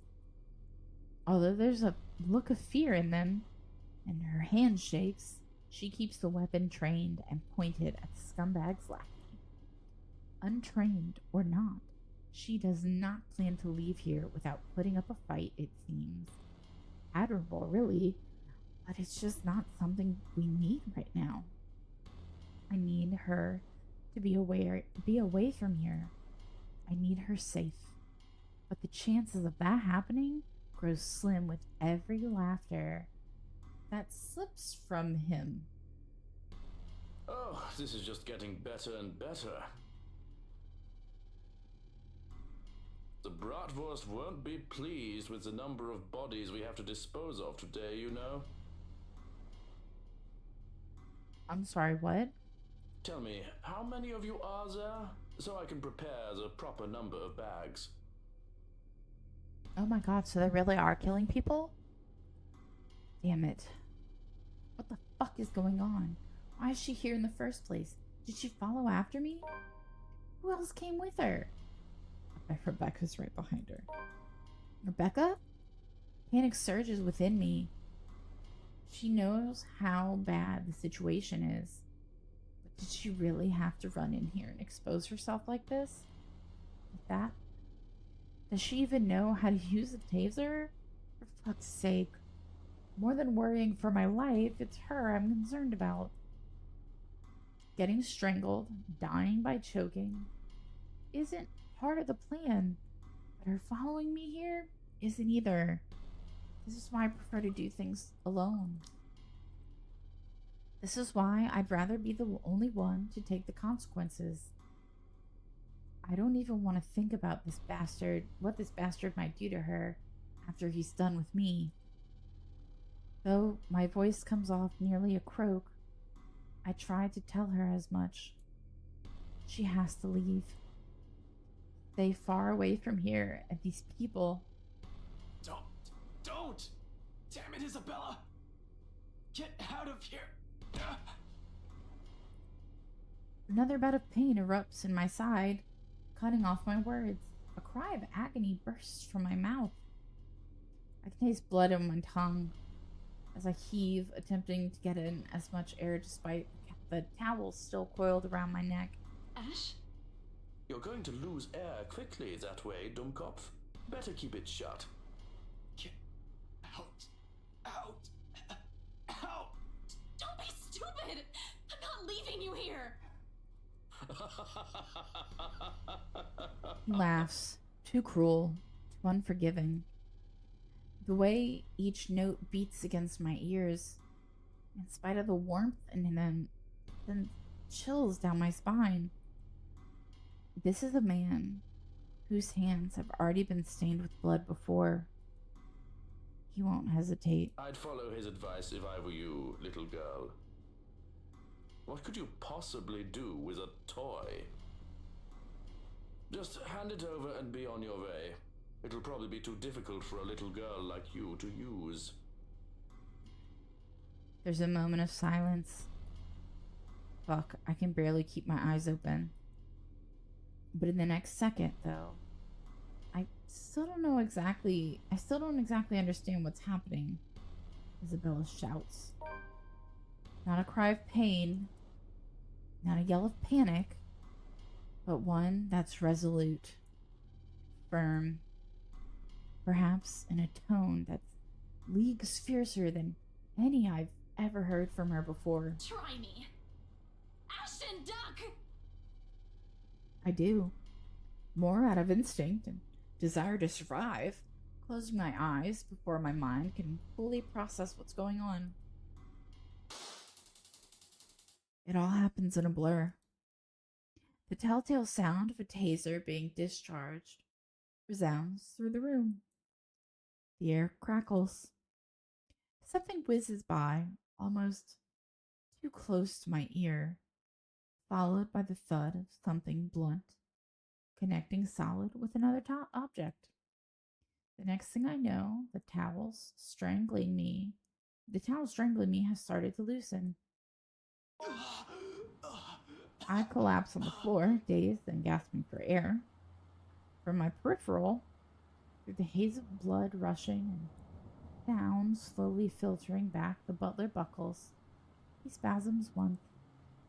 Then, without much fuss, falls face first beside me, knocked unconscious by 50,000 volts of electricity and a fucking rolling pin. He'll be out for a while. I have no idea whether I should laugh or cry at that. Somewhere in front of me, my oxygen-deprived brain vaguely registers Isabella's form. She slumps on the floor, also breathing heavily. Right next to her, trembling hands, both the taser and the rolling pin lie useless and forgotten, while the mood in the room eases. A long, gradual process of the tension lifting. For countless seconds, we remain quiet, with only our short gasps and sighs to fill the silence, allowing the adrenaline ebb away and both our breathing to slow. Not a true repose by any means, but simply a brief respite. There's still the curse. We're still inside the mansion, in imminent danger. We still have no idea how to fix this. Outside, the rain seems to only intensify. Lightning flashes fleetingly somewhere, while white and piercing, and the sky rumbles.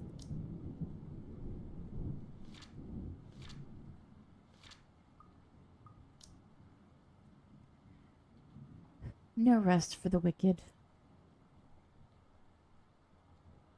I stir first, once recovered, having regained some semblance of sense and strength.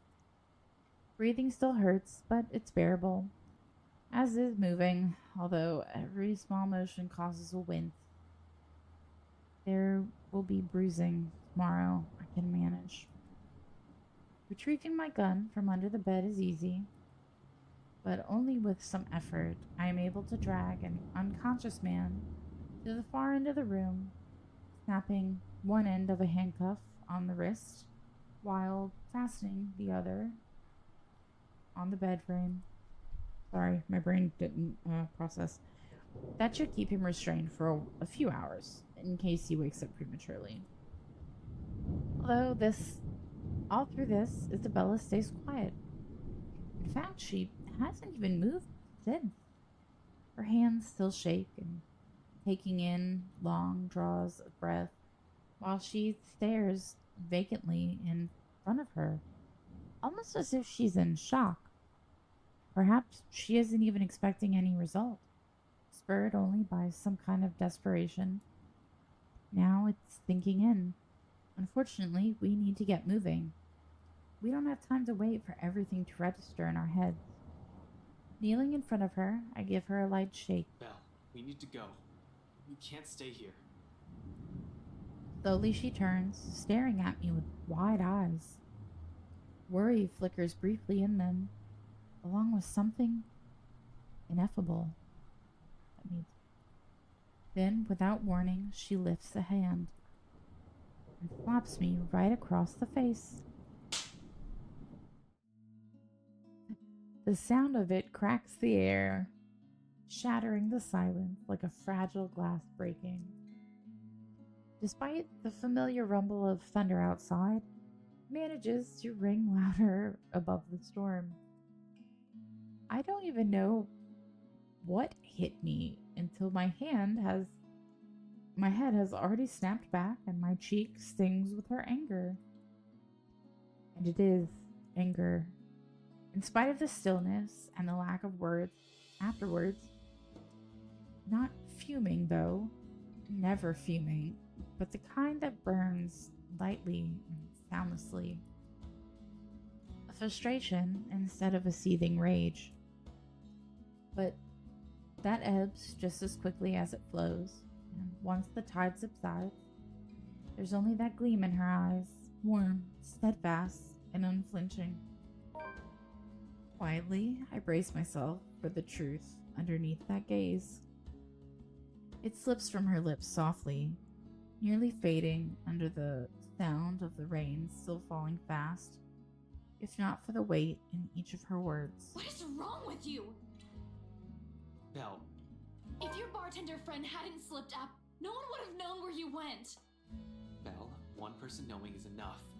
Any more than that, and Rebecca knew. You almost died! He could have suffocated you right then and there, and you could have died. And by the time anyone ever finds out, you're already fertilizer! She trails off, drags one in drawn breath after another. A brief lull as her frustration finally gives, dissolves into something more pensive and somber. Her shoulders droop, and though her voice rises hoarse and weary in her next words, there's only certainty. You count too, you know?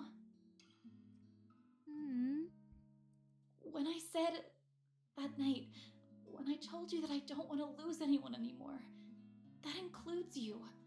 Alive. We're still here, Ash. You have us. And once their meaning fall,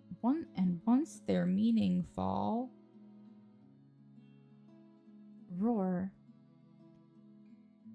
it does so not with force of a dam breaking or a raging storm, but with the gentle, steady warmth of a hearth burning, an ember easing slowly, lightly rising and giving until all that's left is a truth, an understanding. Not alone. Never alone. It lingers even as we both drift back into silence and her words take root, because in the gratitude that swells after is another warmth blooming. Pleasant, welcoming, like finding home, like finding ourselves in the haze the squall has left, creating something fragile yet immutable in both of us. It's in her eyes, in the way she holds my gaze, unwavering, in the way she carries herself despite sitting amidst a place she fears, in the way she keeps herself from trembling and falling apart, because fear is inconsequential when people she cares about are at risk. A change. She realizes that now, holds on to it.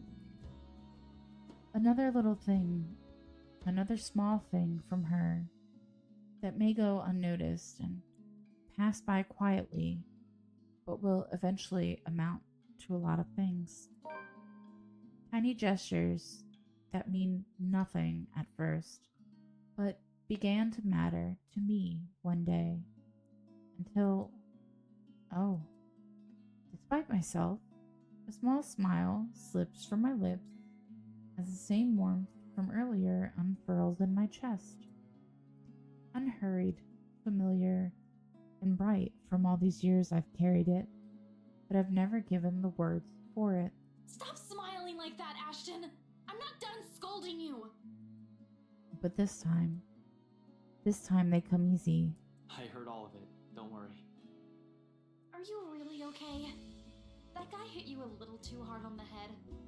Here, let me... I reach up just as she extends a hand towards my face, catching her wrist in a light grip, drawing it closer, and folding her hand in between mine.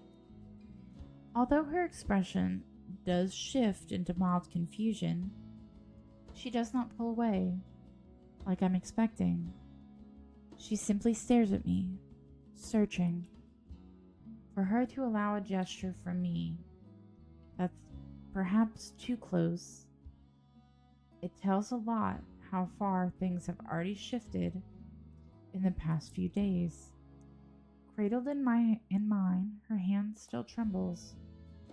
Most of the tremors has already subsided by now, though I doubt it'll fade away this soon. Even as I trace the lines of her palm in what I hope is a comforting gesture. I'm sorry. No. For what? For what you literally just scolded him for. Is this about what happened tonight? You can apologize later when... No, well, this too, but it's not just about this. It's for a lot of things. For calling you clumsy, and careless, and a scatterbrain. Are you sure this isn't a concussion? You would think that, wouldn't you? Well, you don't usually apologize. Yeah, I know. I'm sorry about that too. For all the times I've teased you and made you cry. Unexpectedly, her fingers tighten around mine. Our hands falling between us as something tender shifts in the air. Another exhale, another drawn breath eases out of me, filled with every hesitation and uncertainties. But when I finally choose to break the silence, it's only when I know what will slip past my mouth is that one truth I will hold against the world. But for all those callous words, despite all those, there's nothing that I don't love about you.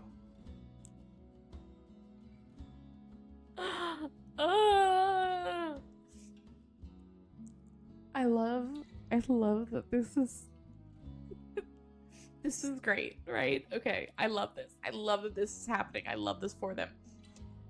But what I love more than anything is there's an unconscious man like 5 feet behind them.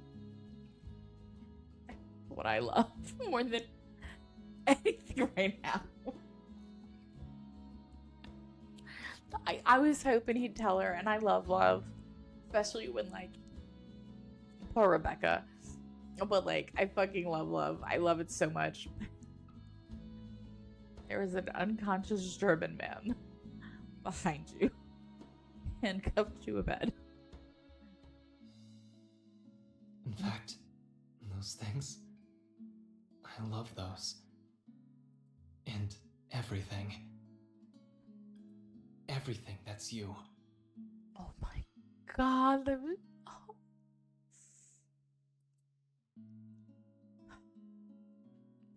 I'm tearing up. Like, I fucking love love, dude. For a long moment, she offers no response.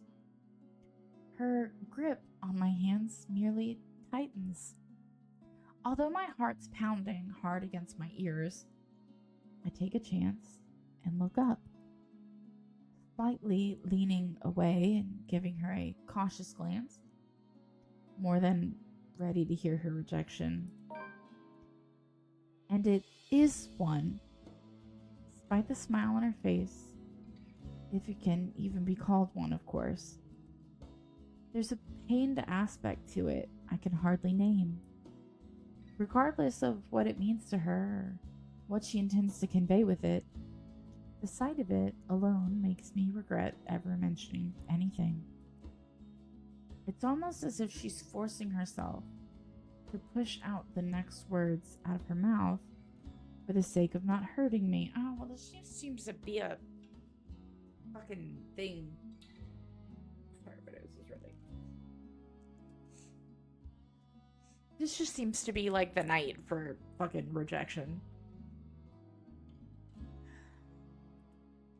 Not that I won't be able to take it, but if these feelings will only put a heavier burden on her, I'd rather not have said anything at all. As expected, with one last squeeze at the hand cradling hers, she pulls her hand away from mine. When she speaks, though, there's a stark refusal to meet my eyes. Not that I hold it against her. Situation's already awkward as it is. Yeah, dude. Fucking knocked out German guy 5 feet behind you. Ash. She pauses, biting her lower lip. A small frown forms between her eyebrows while she struggles to find the right phrases to string together. Ashton, I'm really sorry. I was in love with Zach and now he's dead. Oh, no, it's cool. I was already expecting that, kind of. But you don't have to... No, I mean, I can't. I'm a lesbian. I can't afford to think of anything other than helping my family. Especially now that Papa's gone. Ugh.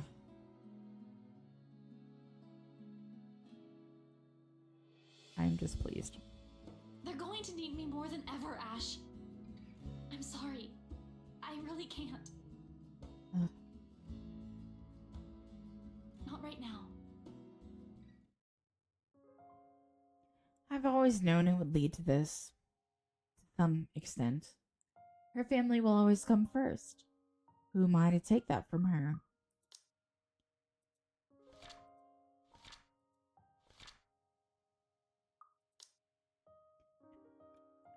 Yeah, but like,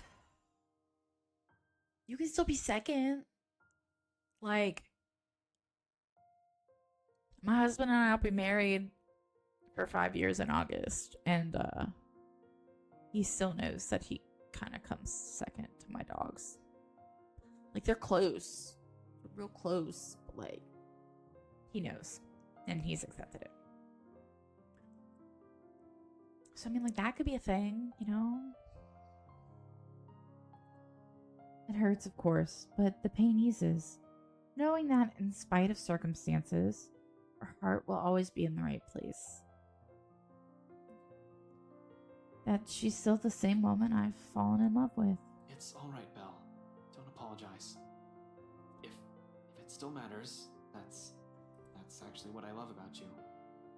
Of course, not that I'm expecting anything by telling you that, but You get the point. Yeah. Once you say it, though, it falls out a lot. Thanks, Ash. I mean, thank you for loving me. Even after everything.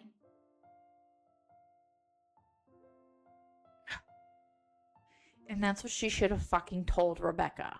God damn it.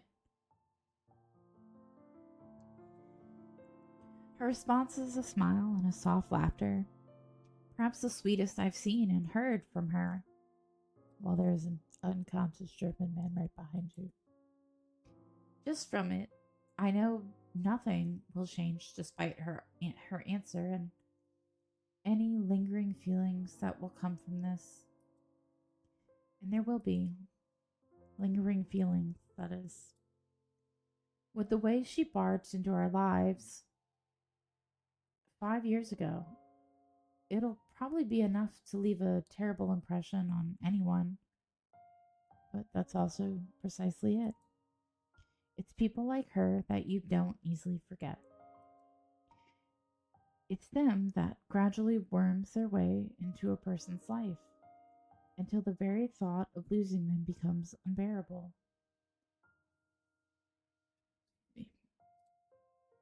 As it is, I'm already content simply staying by her. No grand expectations or hopes attached. Just the banter, the small smiles, and the quiet little moments that roar. I love her, but that also isn't all there is to us. I know I caused you all kinds of trouble these past few years. Hey, whoever told you I'm doing this for free? After we're done with this curse thing, you're gonna owe me a year's supply of ice cream. Yeah, we'll see. Another laughter, this time from both of us. Then she hits my arm with a light punch. You know what would make this so much better? I know that he's like, oh yeah, the butler's gonna be knocked out for a couple hours. It would be so great to me for him to just start like fake, like mock chuckling or something like right behind him. That would just make it so great for me. Familiar, warm, bright and hopeful, much like everything about her. And it is strength enough to keep me going as I lead us both out. Wait, so now you're leaving? Now you're going out? We're gonna save. It's gonna be the perfect time to do so. Double tap, because you never know. And yeah, that's where we're gonna stop tonight. Anxiously, because I need more. I'm ready to play Luke. Like, I'm so ready to play Luke. So, I'll see you guys tomorrow morning. Bye! And welcome back to my channel. If you're new here, welcome to my channel. My name's Kay, and I play random shit, so you don't have to. Today, we are still going back to the letter. We've been playing it for quite some time. Oh, apparently, it is my affiliate anniversary. Cool, cool.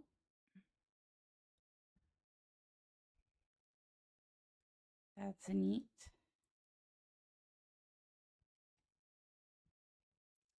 And we're going back to the letter. Now, I fed the dogs. We're doing an experiment here. If any of you know, Nova, my fire alarm dog, is almost on time exactly after an hour and a half. So, yeah. Currently, she's in the room with me. She has the little Nylabone to chew on. So we're gonna see if she shuts the fuck up the whole time until I'm done streaming. It's a test. Right, Nova? She doesn't care. She has an Nylabone. Alright, so we are hopping right in. Bit the shit out of my tongue last night. And I think to compensate, I bit the shit out of the other side last night while I was sleeping. So, let's enjoy that. I'm gonna enjoy my Gatorade that's been sitting here since... I'm sorry, it's my friend. I'm gonna enjoy this Gatorade that's been sitting here since last night.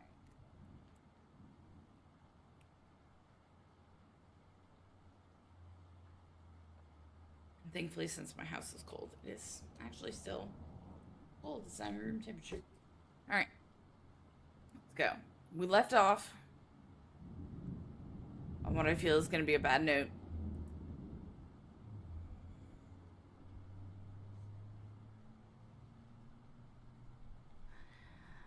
Power still hasn't come back when we make our way downstairs.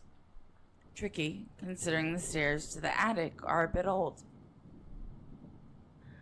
One misstep and anyone might end up slipping and falling. You're lucky if that's all that'll happen to you. With the stairs this steep, a broken neck is a likely outcome. Oh, to catch up, I'm so sorry. To catch up,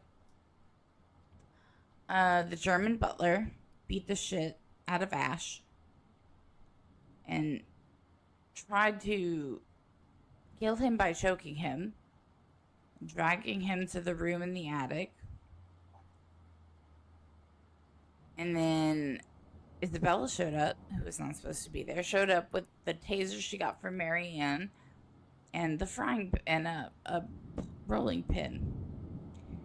And then she tased the butler, then hit him over the head, left him unconscious.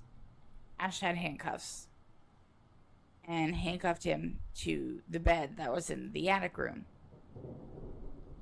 And while he was handcuffed to the bed frame, unconscious, Ash confessed his love to Isabella while there was a unconscious German man like 5 feet behind him, which I think makes it so great. I love love. I do. I love love. I even started tearing up. That just was so funny to me when he confessed his love to her with an unconscious man 5 feet away from him. She, of course, turned him down, mainly because she said her family comes first, and she's there for her. She's in the UK to get money for her family. But that just made it so great. And now they're leaving the attic, and I don't know what the fuck they're doing. With the stairs this steep, a broken neck is a likely outcome. Thankfully, Isabella's here to guide me through the darkness. She knows this place better than anyone, after all, in spite of all the misfortunes it has brought us. Careful, the floorboards over there aren't very sturdy. Right on cue. Same board I'm stepping on creaks and suddenly breaks. The pieces falling somewhere with a dull thunk. Oh shit. Scumbag wouldn't be too happy about that. He probably doesn't go that way anyway. Ow. Foot. Are you not wearing shoes? See? I told you so. You never listen to me. They renovated the whole mansion and they can't even replace one tiny part of the house. Why don't you file a complaint to BRC then? I'm sure they'd be thrilled to hear it. You know, it was such a rushed job. Outside, the winds have intensified. Even from here, I can hear the gusts battering the window in the attic. It makes you wonder why up until now, the only person we've encountered from this house is the butler. Although, to some degree, that makes sense. He is in charge of running the place. Where are the other servants, though? In this storm? Wouldn't anyone want to stay inside? A likely assumption if they're all asleep. The route I've taken doesn't really pass by the rooms they've likely assigned as servants' quarters. However, they have also heightened security. I brushed it off earlier, thinking they'll be posted a lot closer to where the master's rooms are. But the second floor is devoid of anyone as well. As if every inhabitant of this place has suddenly disappeared overnight. More importantly, where's that scumbag?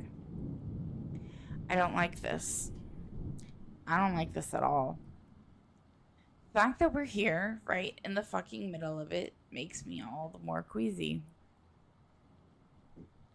And that feeling only escalates once we reach the landing and Isabella swings the door open.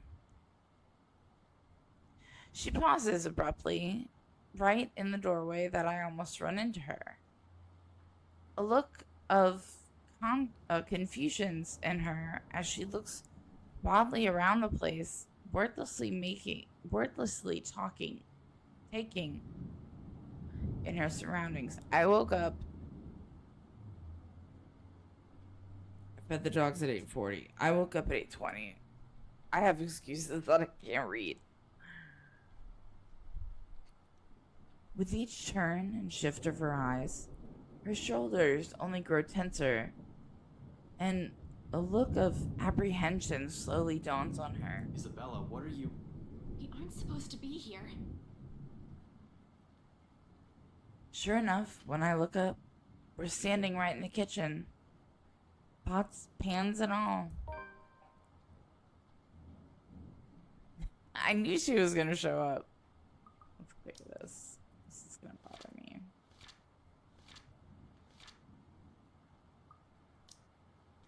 In one corner, Rebecca watches, almost as surprised to see us.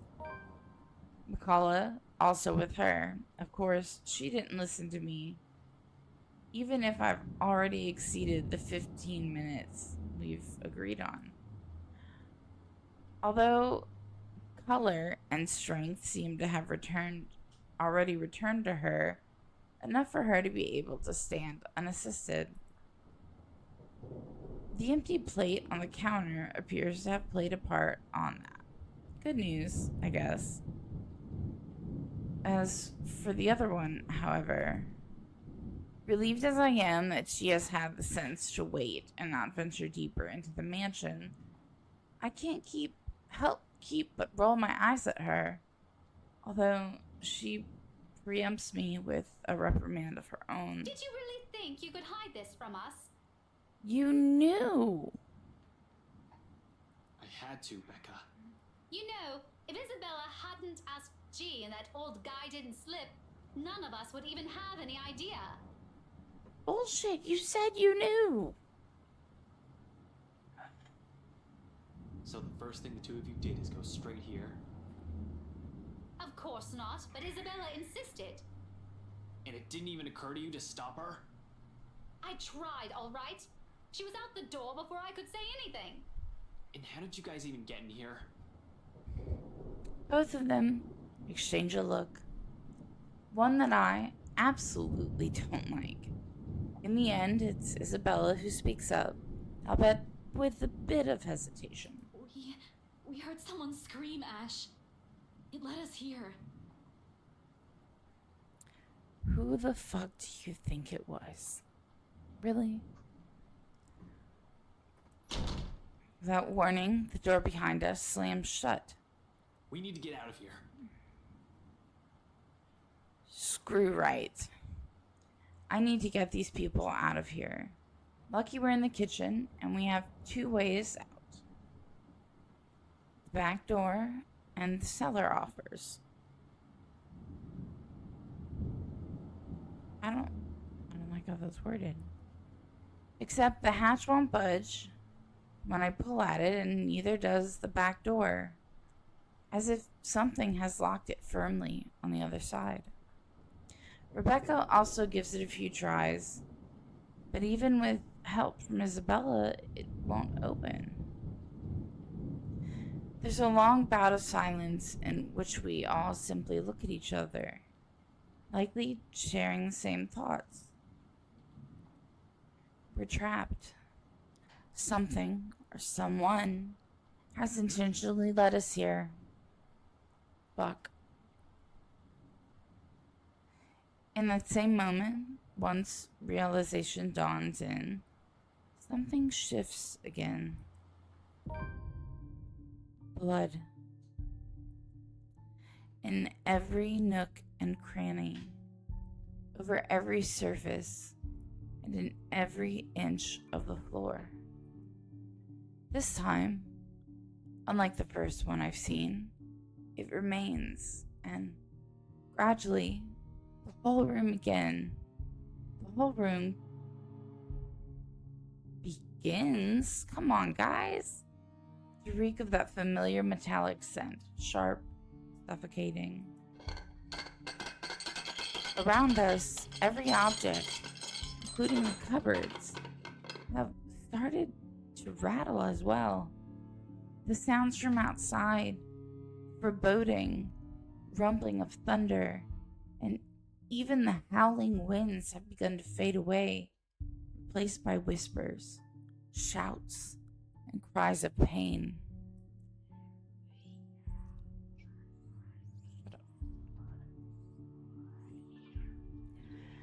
Though inaudible, each beat and note bombards every crevice, my head with vague images and sounds. There's no time to make sense of everything, however. I'm already shouting, fueled purely by adrenaline, barking orders, making a break for the door that leads to the next room, the dining. It should take us straight to the foyer, where the main door is. Move! Run! Right in front of us, the mansion has started to change, and we're in the thick of it. However, instead of the dining room like it's supposed to open to, the bedroom welcomes us instead. An image that lasts only but a second before blood begins to seep into the room.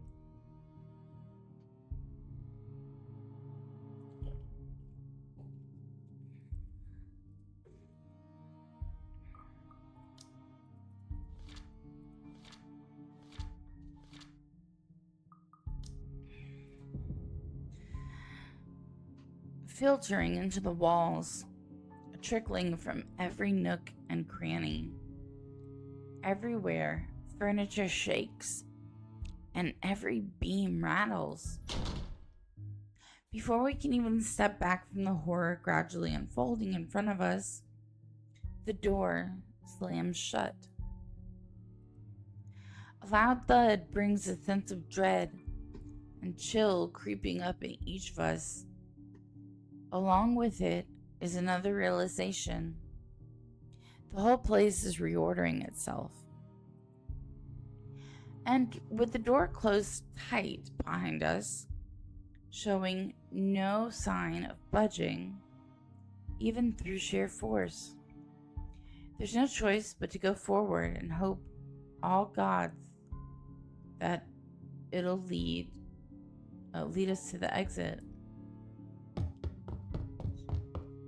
Until then, running's the only thing we can do. Spurred by nothing but fear and a sense of desperation to live. It's useless, Ashton Frey. But with each room we pass, it only becomes apparent that the house has no intention of letting us leave.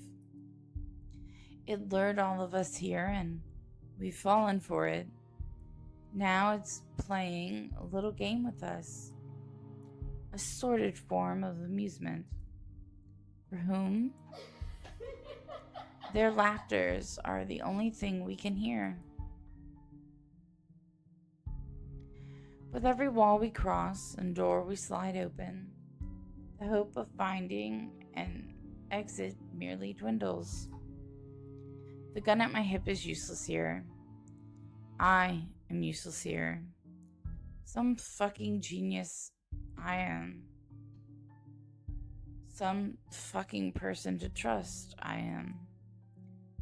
All of those They mean nothing in the face of the unknown. You finally figured it out, huh, Ashton Frey?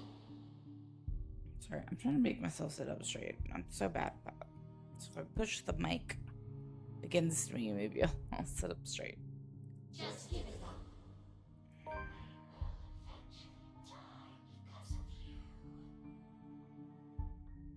And you are going to die alone. Shut your fucking mouth. You know it's true, though. All of it. It's why all you can do is tell us to shut up. You don't want to hear a single word, because you're already aware of it. You can't even admit it to yourself. Who's the coward now? But no matter how hard you try, you're not going to be able to save anyone.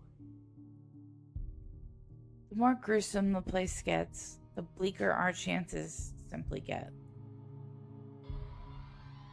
Wails and screams fill our ears as we pass by. Words from a time and people long ago, laced with nothing but pure agony, calling out, reaching out to us. Their voices almost too real, as if we're not the only ones trapped here. That there are others begging for release from this wretched place. Or maybe it's all just a show, a taste of what we will eventually be, souls forever held captive in a never-ending nightmare. Also, before I forget, when we found Lady Charlotte, the blonde girl, I don't believe she was the same bitch that's been haunting us. I think she was someone else. And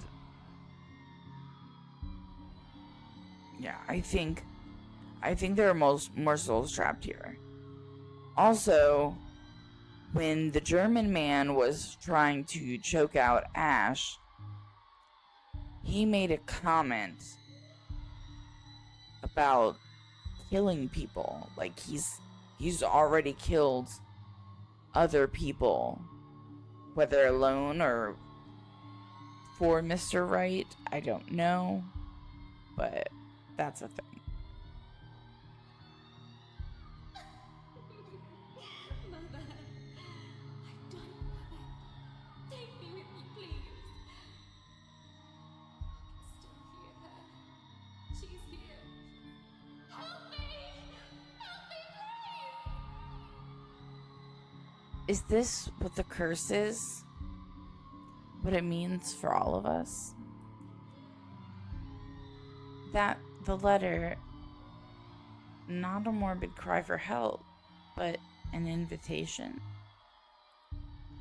A beckoning for unsuspecting souls to be dragged into this place's horrors?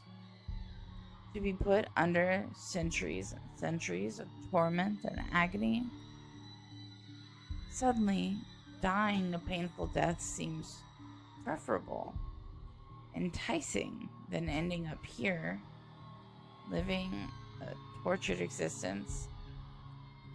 Or perhaps it's all the same. Still, hope worms its way into me. Not a usual thing for someone like me. But after going through countless doors and corridors, every little sign of hope I'm willing to cling to, as long as it'll get us out of here. We're back into the dining room. Hope, how long have we been running? How long since we've left the kitchen? At some point, I've lost track of time.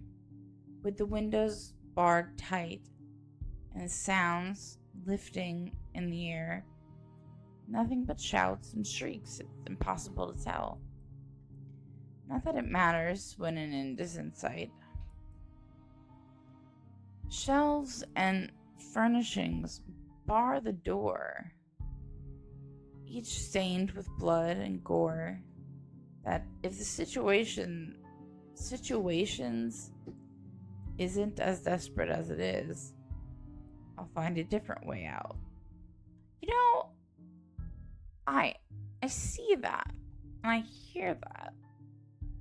But you could just move the furniture. That's all you need to do. But there's still a gap left at the topmost part for a person to go through. As long as you see you use the shelves to climb. Or move the furniture. It's an exit, all right.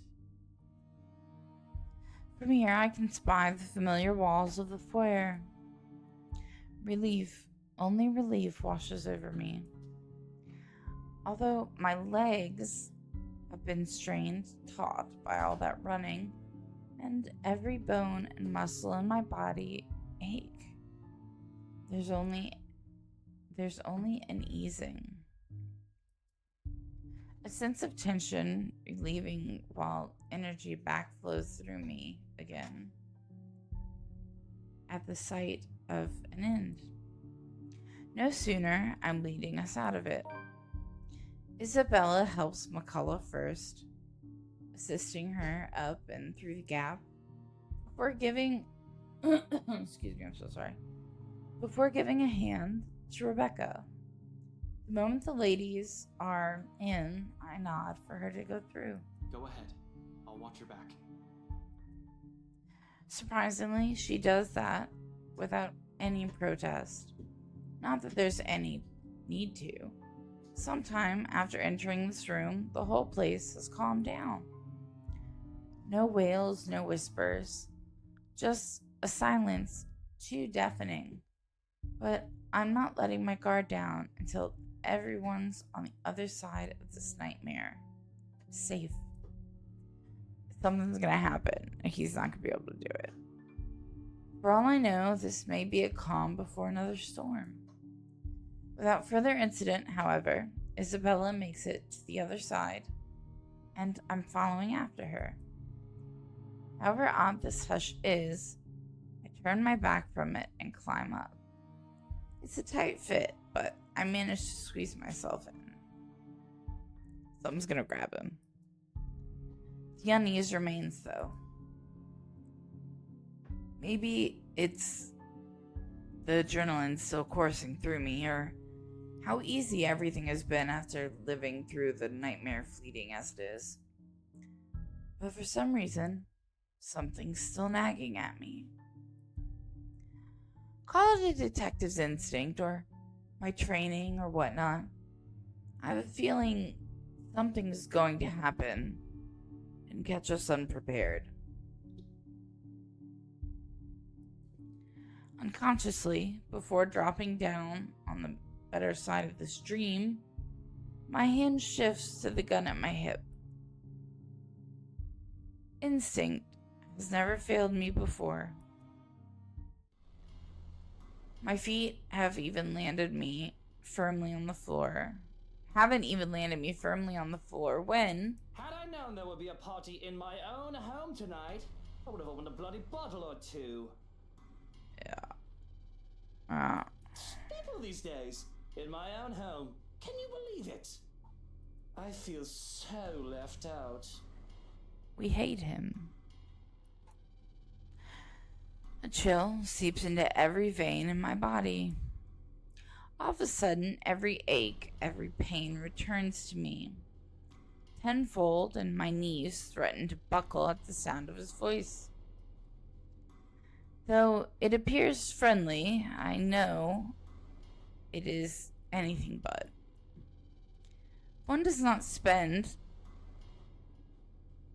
investigating a man like him for over a year and holding a grudge against him for more without knowing everything about him. His quirks, his habits. I'm familiar with all of them. Right now, Luke fucking Wright is beyond pissed. Shifting my gaze upwards is nearly too painful, knowing the danger. Not to me, but to those who have been lured in here by the curse.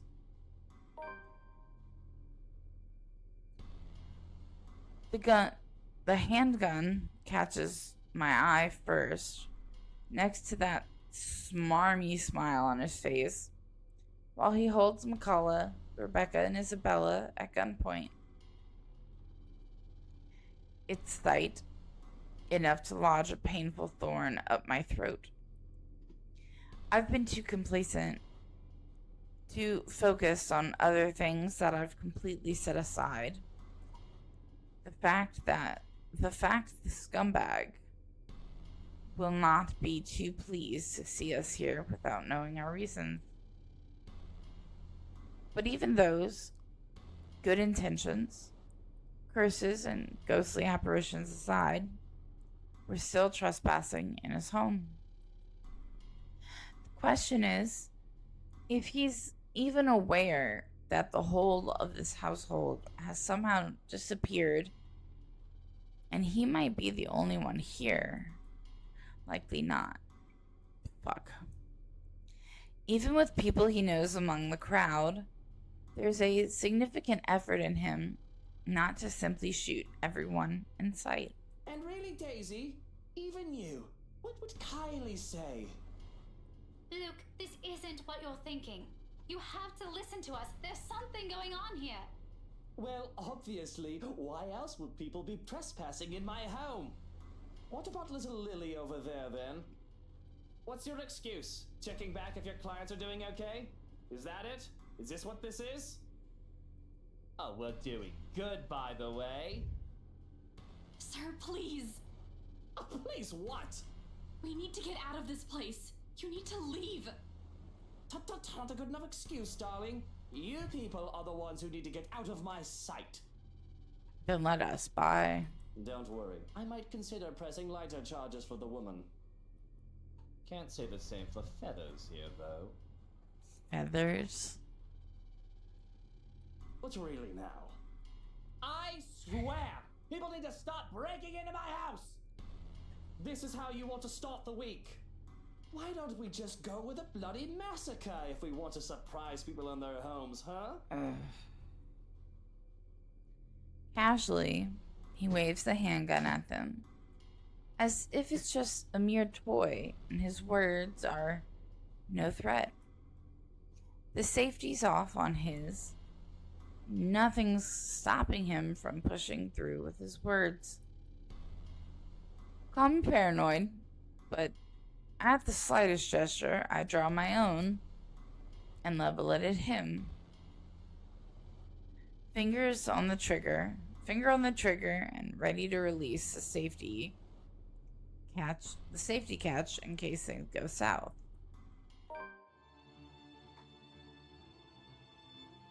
He is quick to train his own on me. Though, and just like that, we're at a standstill. Now, Feathers. Manners. You're in no position to be pointing that gun at people. And neither are you. Why don't you put yours down first, and then we'll talk about manners. Oh, he talks back. The gall. You know, your kind pisses me off so much. Police? Yeah, that sounds about right. Shooting him right now will be so worth it, with the way he stares at me like I'm a damn pest. But this isn't what I've come here for. I'm not a murderer. As much as I loathe him, I'm not the kind who will kill people in cold blood for my own gain or amusement.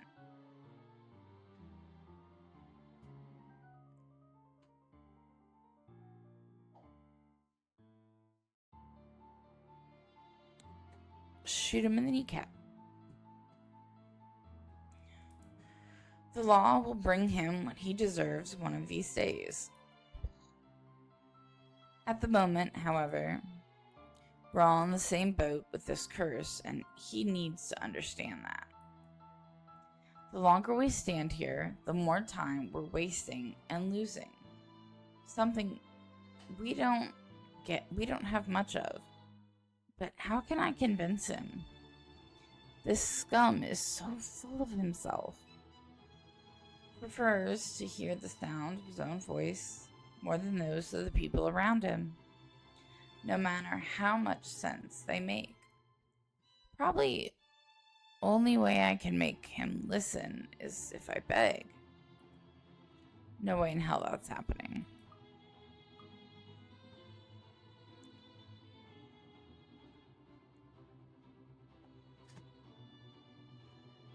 I've had a lot more decisions with Ash. Like all the other ones, if I had a decision, it was like one thing. With Ash, we have multiple.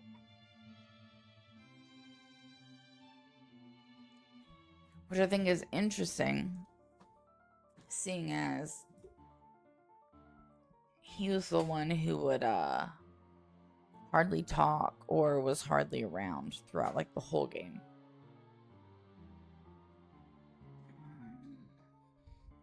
I'm gonna disarm him. Sorry about this. I really don't have time for you. I also really hope I don't get shot in the process. I don't think twice. Within the span of a heartbeat, I'm moving and pulling on the trigger. That's not disarming him.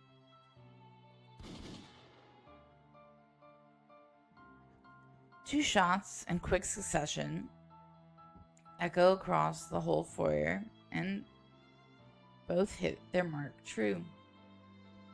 Bright recoils with a sharp cry of pain. His pistol falls useless to the floor with a loud clank, followed by drops of blood from his bleeding wrist. Why, you insolent! He's down in 2 successive steps when I tackle him on the floor, pinning him hard with my arm. There it goes. Although before I can knock him out with a recoil right hook, before I can knock him out with a solid right hook, where the fuck did I get recoil? An agonized wail bursts through the tense air, loud enough to echo along the dark, empty halls of the mansion, piercing enough for every occupant in the foyer to cover their ears and close their eyes. Then, all at once, there are images.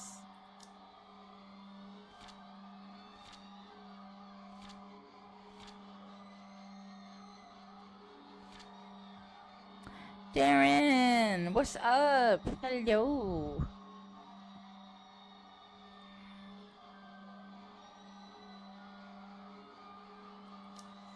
How are you? Then all at once, there are images. I read that already.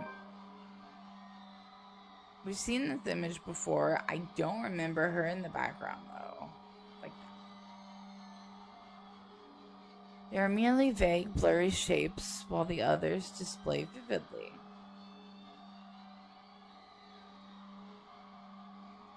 That's the same image we saw before, though. We get anything new? But yeah, I saw Lady Charlotte. I'm doing pretty good.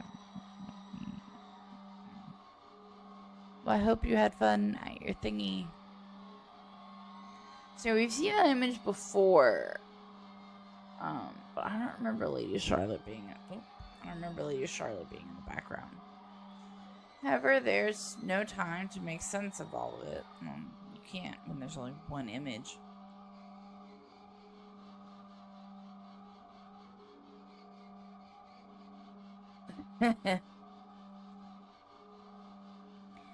Amidst the discord and the noise, something whizzes past by. Too close, too swift. A brief, keen blur that barely registers in my eyes. Like an arrow quickly finding its mark and heading straight for... Isabella! Time slows to a stop. In one moment of clarity, my body moves on its own, heart pounding hard against my ears, blood rushing through every vein. Spurred only by adrenaline in a desperate bid to reach her crouched, unsuspecting form and I don't even get to yell for her a second time. I don't even get to call her name. You did call her name. We heard it.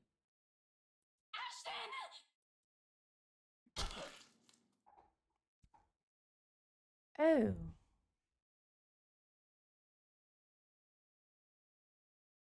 Oh.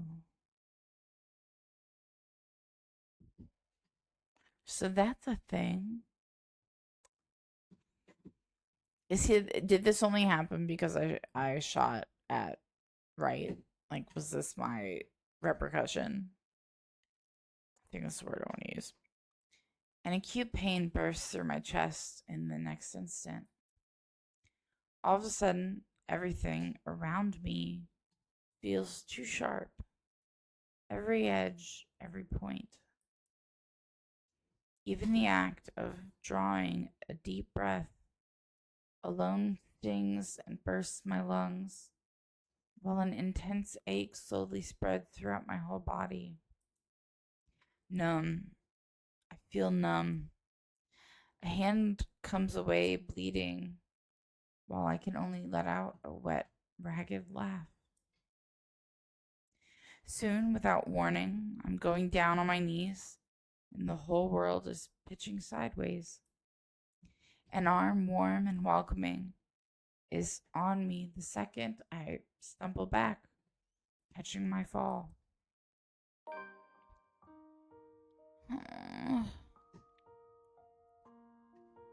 Isabella has always been warm after all. Ash? Her hands are shaking, her lips are quivering, while she looks at me with wide, fearful eyes. Tears have started to form at their corners, threatening to spill at any moment, and a pang of regrets hits me at the sight of it. Ashton? Even for the last time, I can't even give her a reason to smile.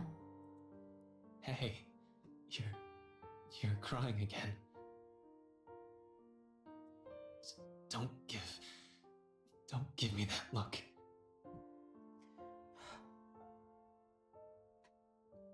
I told you, it doesn't suit you. Who threw it? Was it the crazy bitch? Was it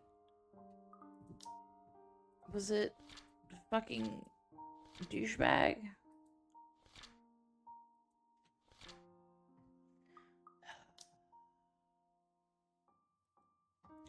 Cautiously, despite the stabbing aches shooting up every moment, I reach a trembling hand up to wipe them away. Crying has never looked good on her, after all. My arms never makes it far. However, midway she meets my hand, catching it in a light grip, as if she's all too afraid I might break. Though I already am. Just slowly. The pain is easing. Everything is going cold. Shut up, Ash! Don't move, alright? Stop talking! We'll get you a doctor! Someone! Just stay put! Just stay put, okay? You'll be fine. You'll be fine. Honey, I don't think you understand what happened. I'd like to agree with that on her. Reassure her. But I've gone through a lot. Survived a lot of shit. It doesn't take a genius to figure out that I'm done for. Whatever hit me, a hole to the chest is fatal enough. I don't think I'm going to bounce back from this. I'm dying. I'm sorry.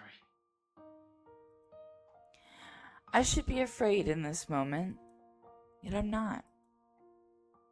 No fear, no dread, just an acceptance.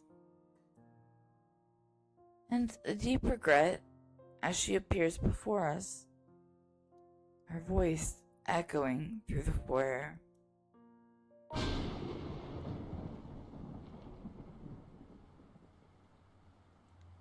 At the top of the staircase, Hannah Wright stands. To make matters worse, that thing's behind her, menacing, a rotting hand wrapped firmly around her neck. She looks like death, pale and shaky, eyes red with tears. We nearly don't hear her as she pleads. Help me. Please. I told you it in time. Everything you're doing is useless, Ashton Frey. And now, you're dying. Meddlesome fool. Outside, another streak of lightning flashes, and a clap of thunder ripples across the sky. Here, there's only a whispered sigh, a fading breath. Also, oh my goodness. Oh, I don't know, I read that already, but for some reason my brain did, I don't know. And a lone heart that beats hard one last time. But you said he was gonna die alone. That's not alone. So you lied. You were wrong. She got one thing wrong, though. Oh. I just said that. I did not die alone. It's because I shot right. It has to be.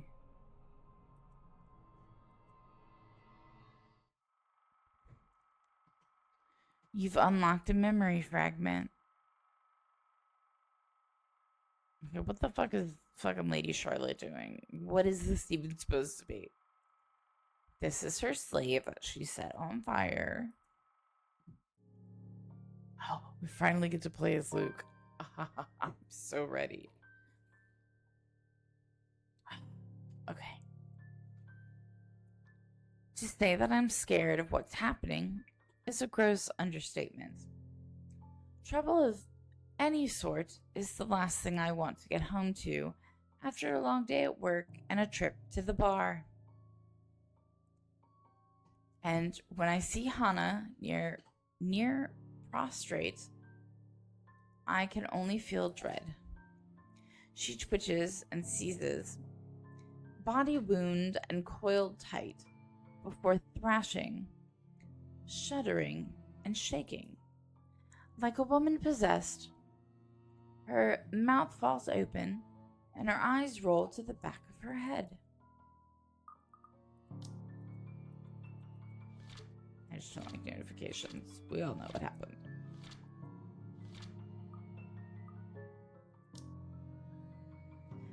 It has the hallmark signs of a seizure. The symptoms are similar enough.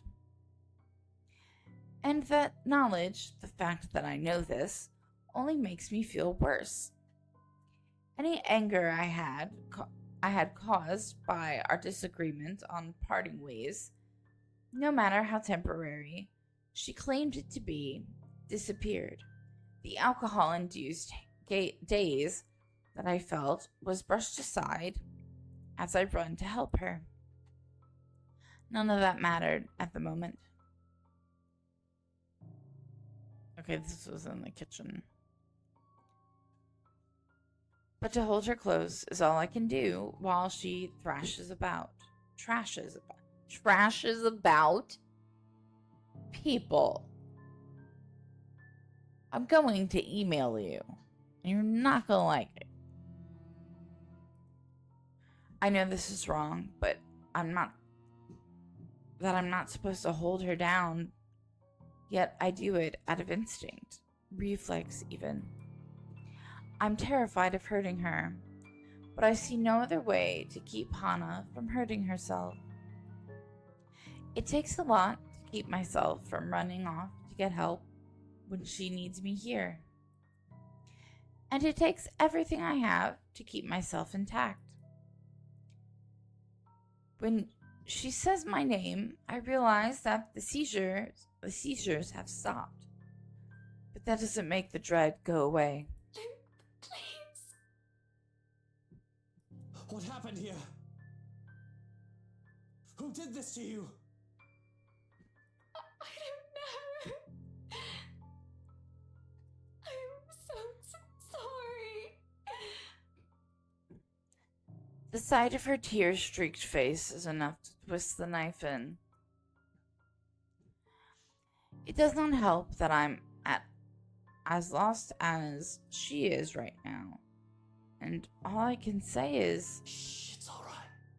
You're safe now, Hana. You're safe now. She takes a bit to go through the house with my inebriated self. That's even made worse by the fact that I had to carry a nearly unconscious person as well. I was also, oh my god, I can't read. I told you guys, I woke up a little while ago. I was about to give up too, up until Shraken shows up to lighten the load. He quietly takes her from me without question and brings her up to the bedroom. And me? Well, I couldn't bring myself to follow. Not right now. Not while I'm drunk and rattled by what had transpired. It's a miracle I was able to help at all. So here I am, sulking in a parlor chair, with a glass of wine in hand. You should probably put the glass down. I can't even remember what particular vintage it is, and I practically did not care right now. Because when you're already drunk and still have problems, even more alcohol should help.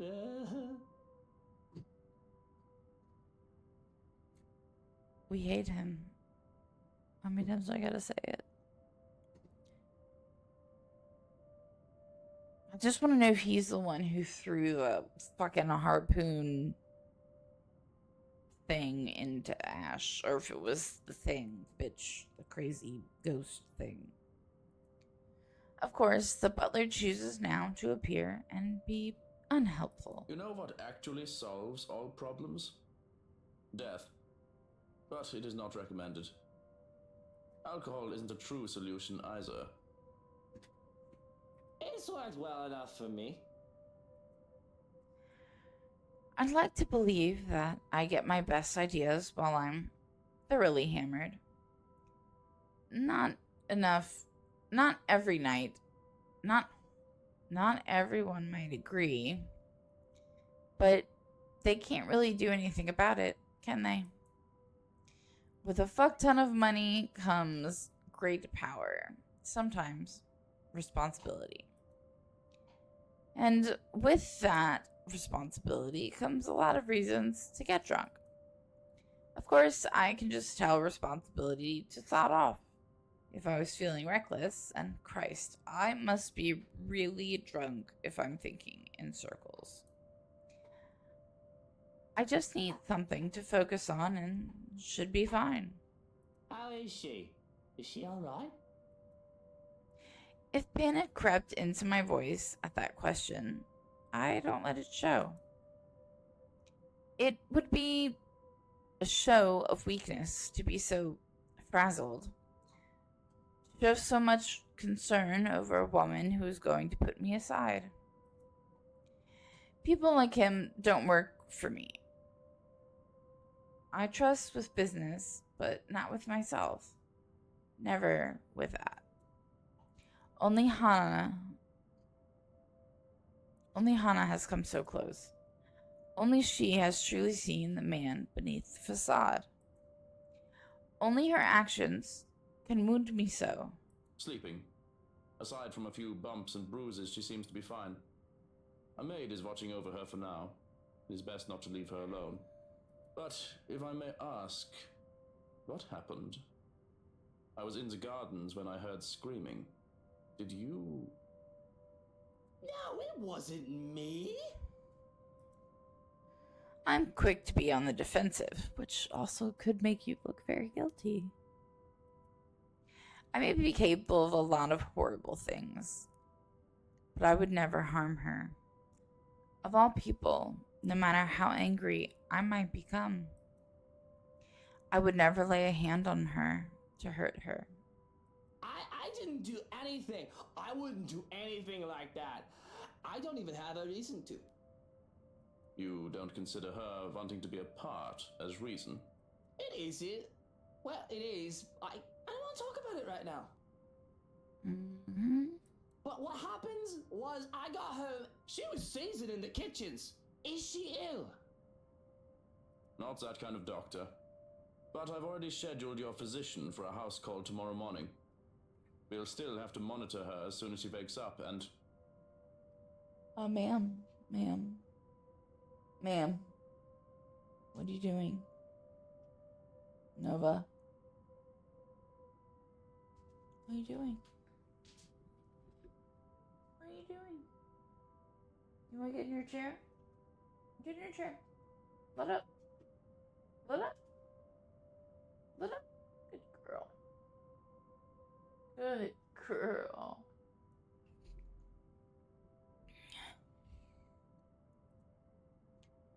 Oh God, things are coming back to me. I need a drink.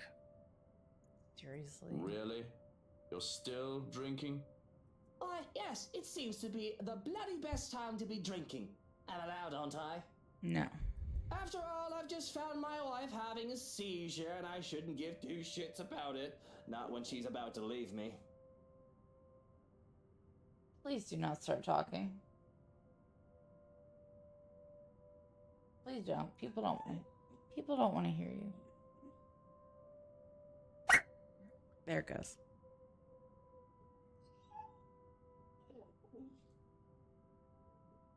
No. No. I said no. No. And people see you. No way. That. Shh. Please. No. No. What time is it? It's been an hour. You still got 30 minutes before you can start talking.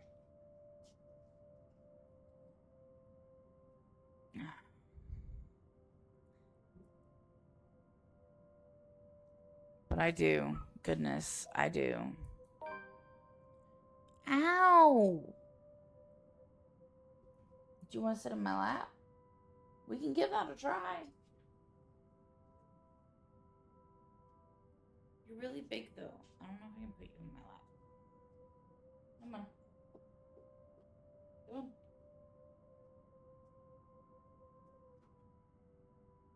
Come here.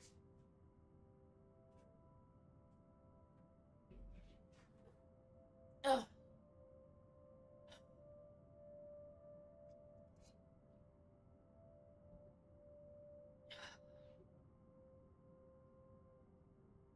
Big, generous gulp just makes it so that the taste of cherries, raspberries, and strawberries wash over my tongue.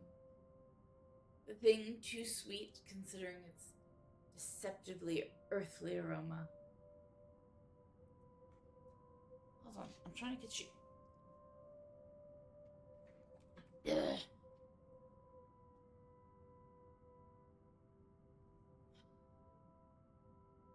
This is the fire alarm, guys. Meet Nova. Adelne's vineyard, seasoned red, isn't really something to scoff at. I've had many good memories with this particular drink. This particular bottle, in fact, was a gift. It serves the purpose Lady Blernaw had given it to me for to forget. All the same, whether I took this bottle or a Pinot Noir, it is just a means to an end. I will probably have to finish the bottle to get drunker than I already am. But no, she doesn't need to be taken care of. If she wants her time apart, she'll have it. Are you happy? I am so uncomfortable. But you seem so proud of, like, everything. Is that it? Is that what it is? Yeah. You're just content being way too heavy on my lap. You look so proud of yourself. If I do this for a little while and I put you down, will you, like, just chill out?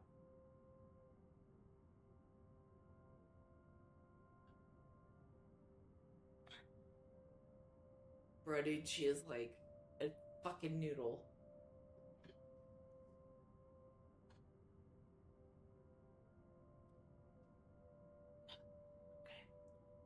I think I got you right here. Mostly good. It'll break my heart to just let her go, but she deserves this much, doesn't she? We both deserve this much. She's had her uses.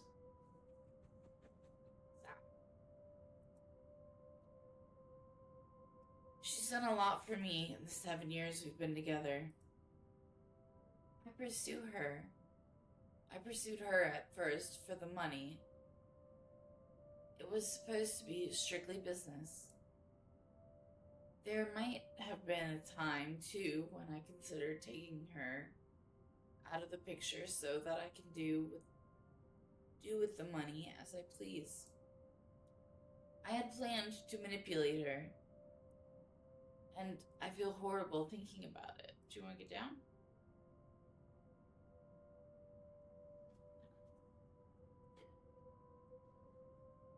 That also works.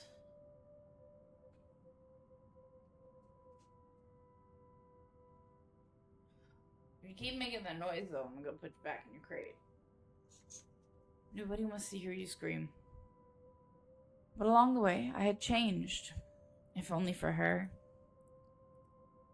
Perhaps my father would scoff, tell me I've gone soft. Maybe I have. Does it matter? 7 long years. It had its ups and downs, and it certainly hasn't been a perfect marriage. We had our fights. Who hasn't? But those small moments where we could just laugh and be our happy selves were always magical. They made all these years worth it. And I had seen many more years to come. So where did I go wrong?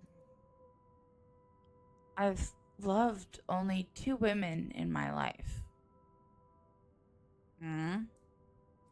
Okay. Mother dear, bless her soul, and Hannah, who has been my sunshine for so long. I had a feeling he was going to say his mother, but you never know. Losing her, I fear that I might become more like my father. Had Damien Wright stayed with Mother, or any of the other numerous women he's had a child with, oh gross, would he have been less of an embittered shell of a man? Would having a darling love in his life made him a better person?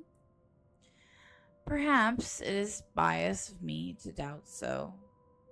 I don't think I can ever see the old man in a favorable light. Load up. Load up. Get up.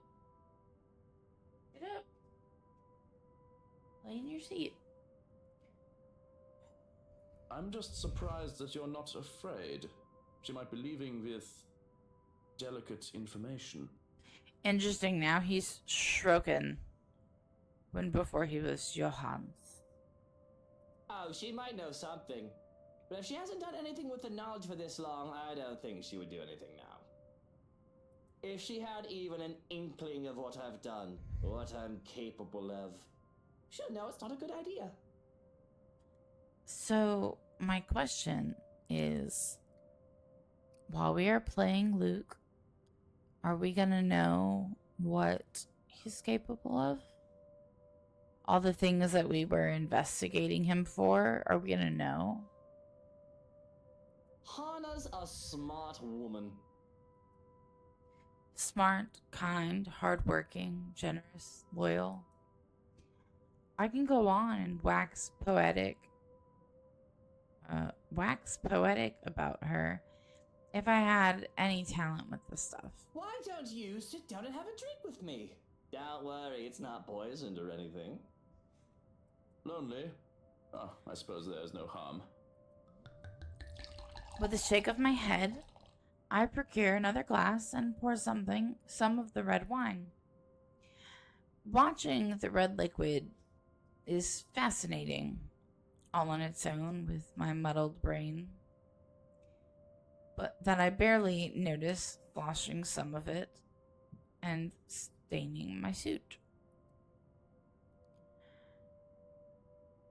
It'll be an utter bugger to clean, so I'm glad that it isn't my problem. Handing it over, I can't help but look up at the ceiling and let out a sigh. My eyes damp, glazed over,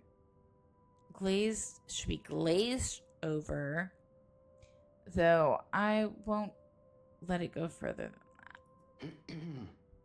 Raising my own glass for a toast, I clear my throat. We drink to... Do we really need a reason to? The world is messed up. War, terrorism, famine, poverty, loved ones and love lost. The world is a cesspool. Might as well be drunk if we're going to drown in it. A bit less eloquent than your usual speeches, but zum Wohl. A sip. A gulp. Refill. Rinse and repeat until the bottle of Velnay has barely a fifth left. I must have drunk most of it because I barely see Stroken take a sip after his first glass. It certainly feels that way. I don't even think I can stand up, let alone walk. I'm all legless. Girl. Nobody wants to hear you. Ow! Stop. She's gonna bark in a minute. Get ready. Yep, there it is. I'm gonna go, pick her up. So...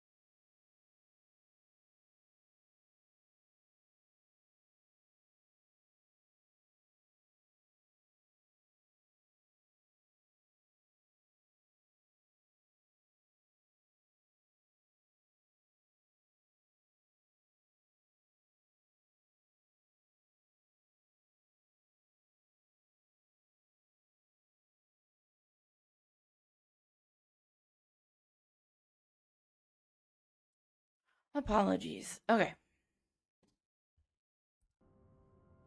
Try to give her the benefit of the doubt, but... My mind just feels so funny, and everything else is equally hilarious. Bloody hell. I think I can make out faces of a bald man on the wallpapers, with the butler also standing up. He looks like a skyscraper from where I'm seated. Jesus Christ, I have Sasquatch as a butler.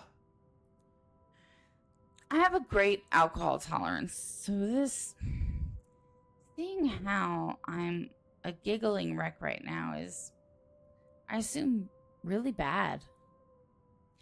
If there's any sober part of me, it'd probably shrivel up and die, just thinking of the hangover that'll come in the morning. But I can't help but get distracted by the sight of moonlight peeking through the curtains. Shiny and shimmery and absolutely splendid. Even if the night brought calm, it is the moon that always enamors me so. It is a second sun, just as beautiful as my sunshine. I want to go out and look at the moon. Mummy, I can't feel my legs. Mutter, I am not. Don't tell me I have to carry you upstairs to bed. You know, Hana, she told that photo man that I was a trying husband. I can't even. But you are. The nerve of them, right? He goes and takes her out shopping, and they give me lip service in return. I bet they were talking shite while they were in the store spending my money. Her money. She's the heiress. Am I a trying husband, Joe? I wouldn't know. You're not my husband, are you?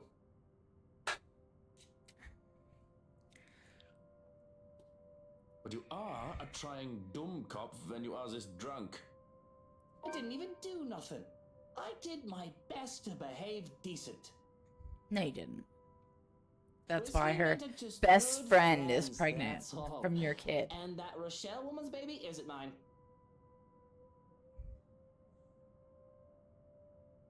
I swear I wouldn't. I couldn't love any other woman than Hana. Hana must be so tired. I'm a brat, aren't I? She said as such. I don't want Hana to leave me, Joe. Oh God, she's the love of my life, you know? I'm a shiny human being without her. I should... You're a shit human being with her. Flowers. Lots and lots of flowers. All of the flowers. Enough to make the Queen's Gardens look like a fucking dumpster fire in comparison. All well and good, but you are not achieving any of that while you are lying on the carpet. Now, if you can lift your skinny ass and work with me. 1, 2, 3. 1, 2, 3. But I don't want to go to bed. The moon is so pretty tonight. I should just let you sleep on the ground, Bratwurst. Tomorrow and tomorrow and tomorrow creeps in this petty face from day to day. Come on, Mummy, wake up. I want to be in that play. Mummy, wake up. You promised that you'd help me practice my lines today. The auditions are tomorrow, so I have to practice. The last syllables of recorded time, and all our yesterdays have lighted fools. The way to Dusty. Mummy, are you...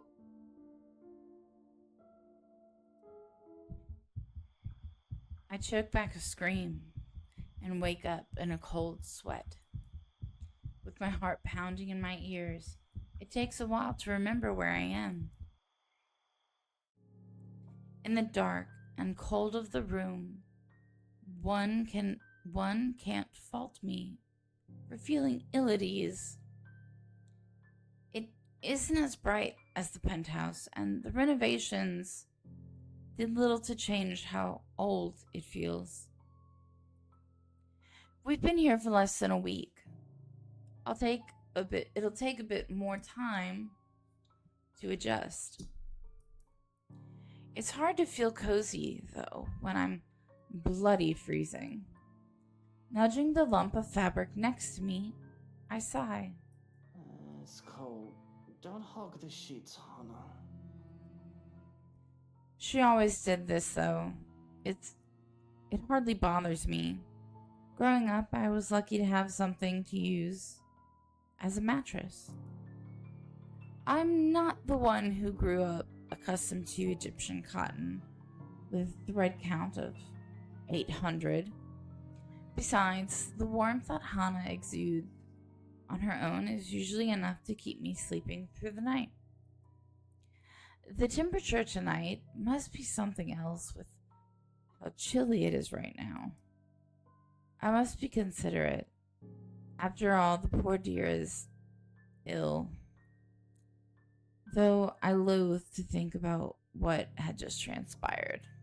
Don't make me pull those sheets off you. That blanket is large enough to cover an elephant. You'll need to share. It takes a while. What was that, honey? Apologies. I'm just in the loo, so if you can give me a moment. So what's next to him? There's no sign that they'll be moving where they lie. With care, I go for a knife hidden under the side of my bed. It would be foolish of me to instigate anything while I'm unarmed, after all.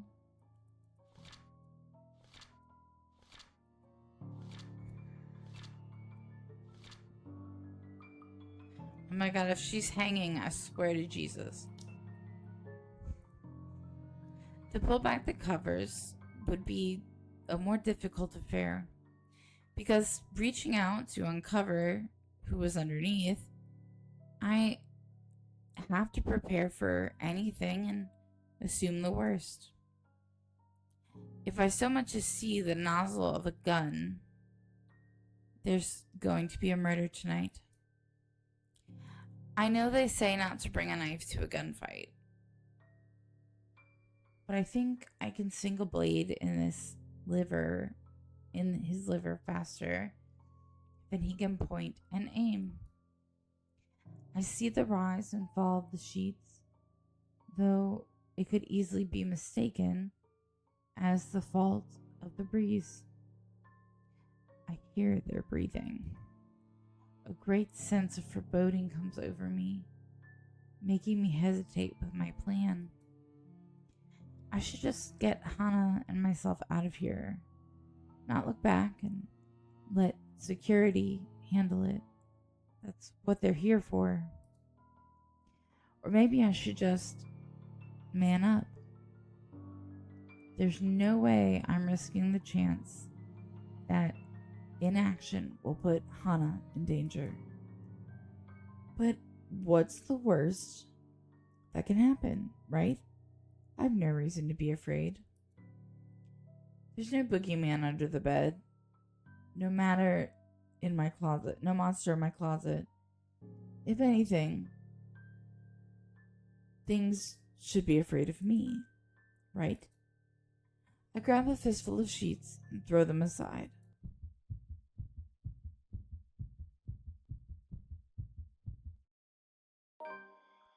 Nothing.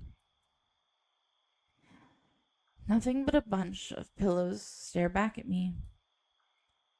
Must be my imagination. I'd rather not think I'm going mad. It could very well be the stress getting to me. All this drama with Hana. That's fun to say. I've been doing well these years, all things considered. I guess I do have a breaking point. But still, the world goes on even if one cannot, and I must go along with it. I suppose a day off or two tomorrow wouldn't hurt. Rest, aside from a few hours of sleep, will be welcome. More than. But I can't shake off the unease. I dare say that I feel afraid, irrationally so, that something will come creeping and crawling from under the bed even as I lay back down and close my eyes.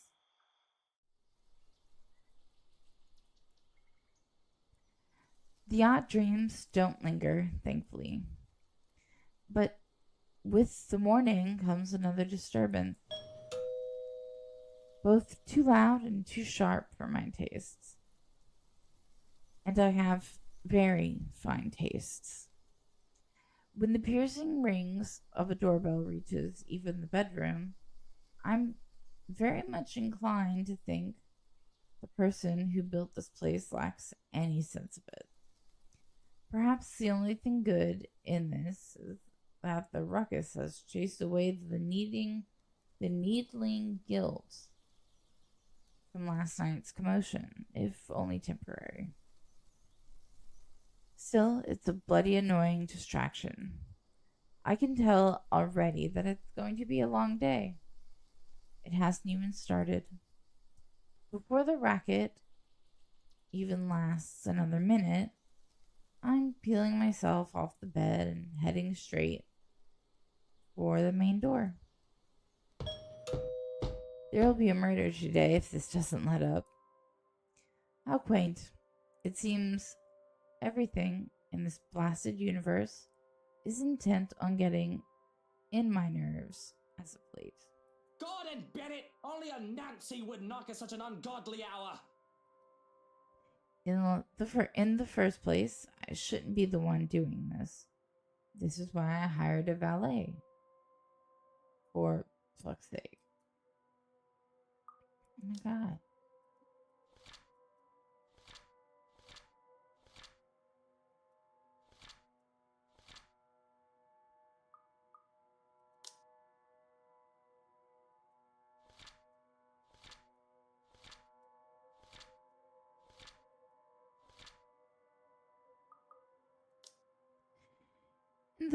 I read that already. Where's that damn butler when I need him? I'll be honest, if only for today. With the mansion this quiet at this hour of the morning, it's easy to believe those little ghost stories might be real. But the only horror here is how long Hana's patience with me will last after the incident at the party. Neither the deafening silence nor the biting chill spreading across every room in the place. There's no place for fear when another set of problems already burns that fuel.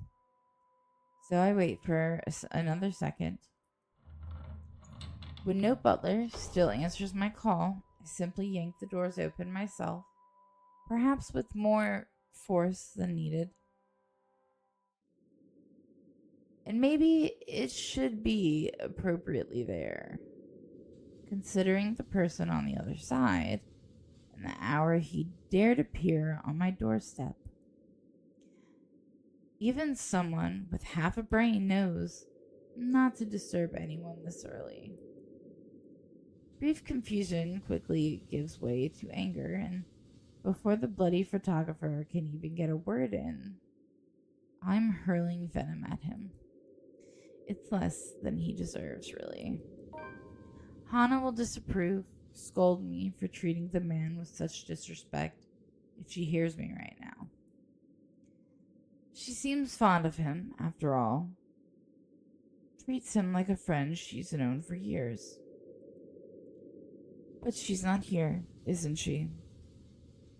What she doesn't know... You! Again! It's bloody 6 in the morning! What the hell is it now? Listen, sir, I know this is not a good time. Oh, it's not a good time! Did you even check the clock before coming here? I bet you didn't!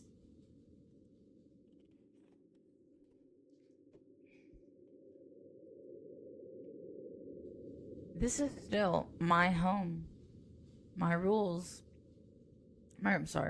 also apply to this place as much as Hana's do. As simple as that. Unlike you, the ones living in this house need to sleep. It just so happens it's also a person I will never take a liking to. No need for remorse. Come back when people are actually awake. or I'll call security on you. Bro, your security ain't fucking doing shit right now. He continues shouting, even as I slam the door in his face. Some nonsense about the news lately, though I don't understand most of it. However, with the closed doors muffling the better part of it, and with no ears to listen, his tirade doesn't last too long. Eventually, he leaves, and silence once again fills the room as it should. In hindsight, maybe I should also call for psychiatric services. He certainly sounds mental, just screaming like that. A suspicious man like him, left roaming the immediate grounds, nothing good can come of it. But if his presence will indeed bring a problem, a sign of bad things to come, I'll probably know soon enough. Worst comes to worst, Schrocken will take care of it if need be. It's what I'm paying him for. In the meantime, the bigger problem at hand, a hangover. Maybe I'll have some absinthe to temper it, dog hairs, or some wine to help me back to sleep. It's still early. One glass won't hurt.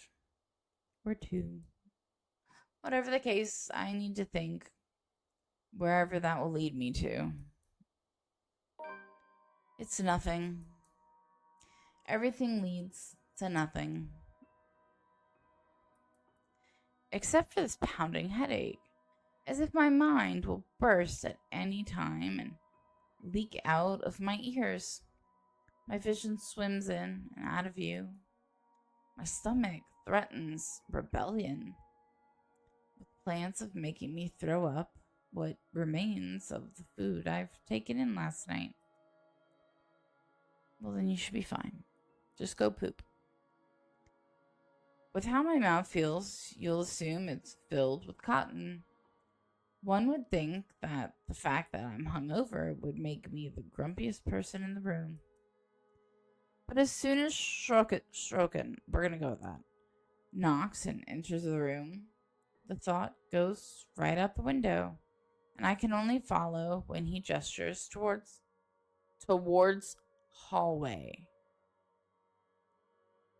I'm gonna email these people. Towards the hallway. I have questions as to why he would bother me at this hour in the morning. But going by the grim, or rather, grimmer than usual air about him, it must be something serious. The man stands there as relaxed and cool as can be, but his eyes hold an intensity that promises nothing but trouble. I do hope I wasn't interrupting anything. Well, I have plans. Sleeping in is one of them, too, but apparently the world conspires against me. What do you want? If you wish to sleep so badly, feel free to tuck yourself back in bed. I thought you ought to know that we've had an intruder. And sue me if that doesn't pique my curiosity. Intruders, thieves, who would dare set foot in my house to try and rob me were rare. If they had any form of experience, they'd have an idea not to mess with the rights, no matter how tempting our riches may be. But that did not mean attempted robberies did not happen. What was strange about this one, is the fact that Shroken thought it was important to bring it to my attention. Oftentimes they deal with pests because I wouldn't really care how they take care of it, so... This needs my attention, why? Are they any danger? Actually, I think I'll let you be the judge of that. He's down in the parlor. Come on. I glance at the bedroom door, hoping to goodness that Hana will remain fast asleep before following him downstairs. Through the foyer, and into the parlor where a familiar man sits unconscious, tied up to one of the chairs. I thought I heard something scurrying around. As it turns out, it's a giant rat, and one that had pretended to be a harmless mouse, too.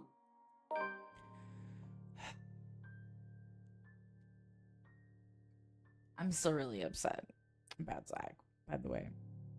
It's that photographer from Luxury Living. What was his name? Steele? Did they not pay the man enough with his photos that he'd have to resort to stealing? Of course, what other reasons are there to explain his presence? No doubt he had seen such finery during his little photo shoot and thought he could make off with a good amount. I wouldn't blame him, really. But it is a disappointment that he would fall so low and prove stereotypes true.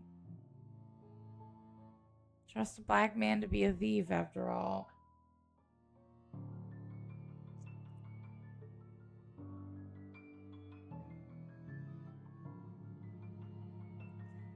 We hate him. We hate him so much. He's so fucking racist, dude. I get angry just reading what he said. And he's still alive, isn't he? For now. Thanks to my choices. It's hard to tell with the way his body is too still. Breathes, breaths too light. But it is there, the subtle rise and fall of his chest. Its presence lets me breathe a sigh of relief. Why, you were ready to shoot like fucking everybody. And I'm pretty sure you threw a harpoon through your boy's chest. A death caused by one of my men is normal. To be expected, really. Seriously? How many have been killed? Tell me, I want to know. A dead body I can deal with. It'll just be the one of many I've seen. But if one turns up while the missus is at home, I'm not too thrilled with the idea. I saw no reason to do more than incapacitate him. So yes, the man is still alive. Of course, that can be remedied if you wish.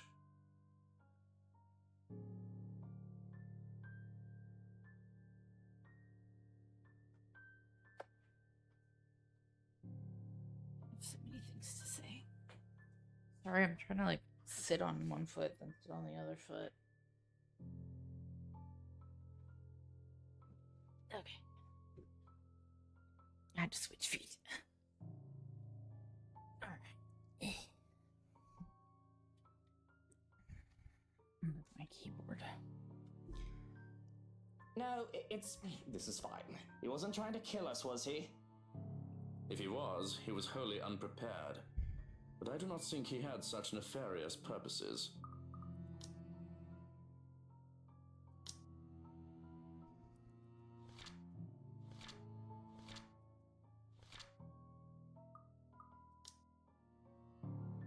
He is a big man, but he seems too soft to be a hired killer.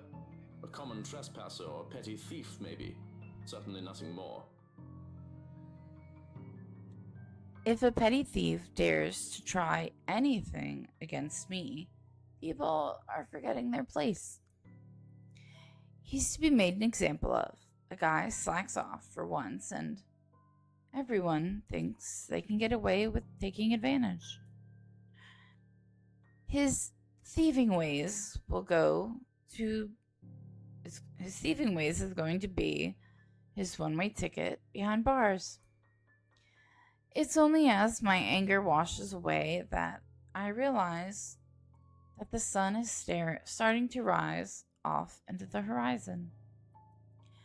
And I can only feel annoyance at myself for missing another night of sleep. Call the police then. Let them round him up and bring me some bloody coffee while you're at it. Thankfully, he leaves me to my own simmering as I take one of the free seats. And while waiting for my drink, I find myself staring at this man. I can see why Hana took an interest in him. Really, that's interesting. I was talking with Zachary, the photographer for Luxury Living. Hana is nice, but that doesn't mean she's befriended every John and Jane from the street.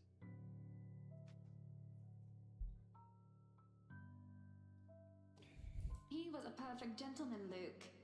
I can't say the same for you as of recent. That's just that he's gonna seethe on that for a while. Look at the man you called a perfect gentleman now, dearest. Look, Luke, nothing will happen. You have to relax. It was just a friendly chat. A friend who takes advantage of someone who has shown them kindness. Truly, such soft hearts could not survive in this world for long. Hana is only so lucky that I am here for her. You know, I was really looking forward to playing Luke because, one, he's our last character. So that we'll be done with the game and then we can start another one. But my issue here is I really need Luke to die. Like, I really need Luke to die. Like, that will be the icing on the cake with this game. Because I very much have been enjoying this game. It's really long, and I haven't played a really long game in a long time. So that kind of bothers me because I'm not used to it anymore. But I really love the character design of the ghost bitch. Like, fucking love her character design. And they did well with other characters. They did. But I only have one complaint with this game. Just one. And it's they didn't check their grammar. That's a problem for me. That's my only complaint. Only complaint.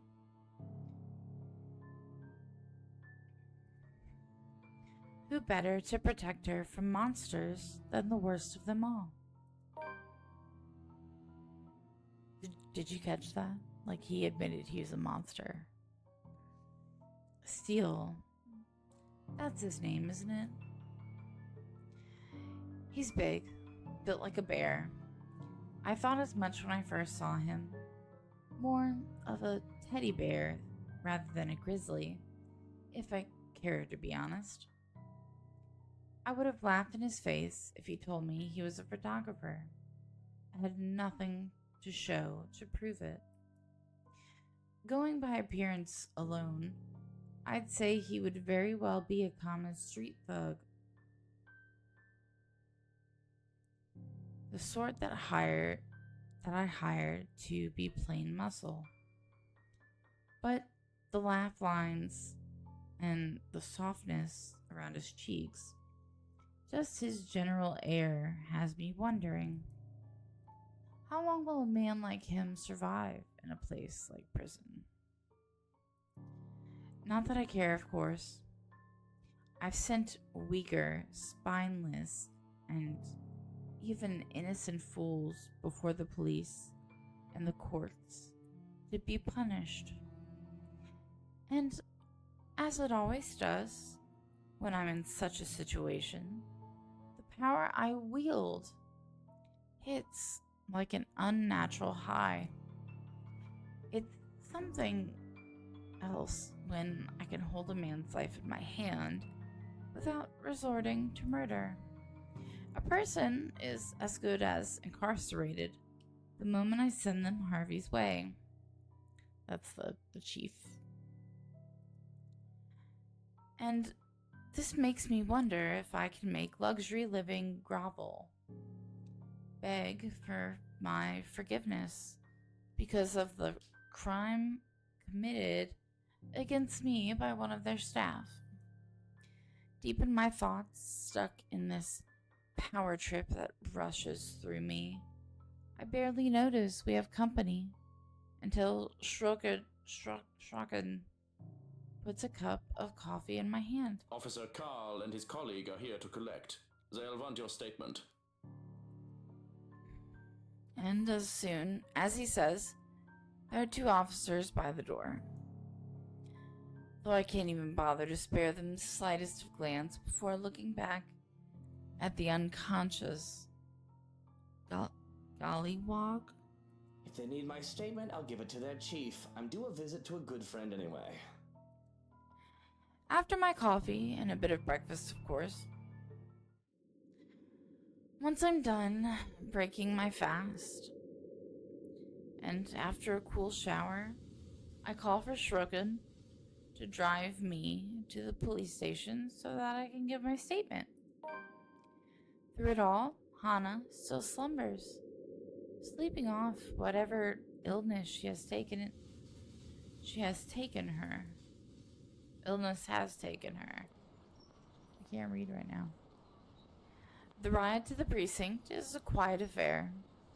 I'm in no mood for idle chatter with what little sleep I've had. Not everything is smooth sailing, however, as soon as I arrive at the precinct either. As they say, a smooth sea never made a skilled sailor. It would be more suspicious if everything had gone without ruckus. And it would be more boring, too. Because who doesn't love a good fight and a bit of drama? There's nothing quite like beating your opponent down and making them learn who's the boss. If life just slumped over, there would be no point in even trying, but I would be much happier if the troubles life threw at me didn't include ruining my suit. Life, in this case, is the estate agent, Lily, who had the audacity to throw water at me. You bloody... It's been a pleasure doing business with you, sir. Who even does that? That third world country woman who's gotten too big for her britches. That's who. I really am so tired of how racist this man is. Like, it is... I'm mildly fuming about it. This is a Zeton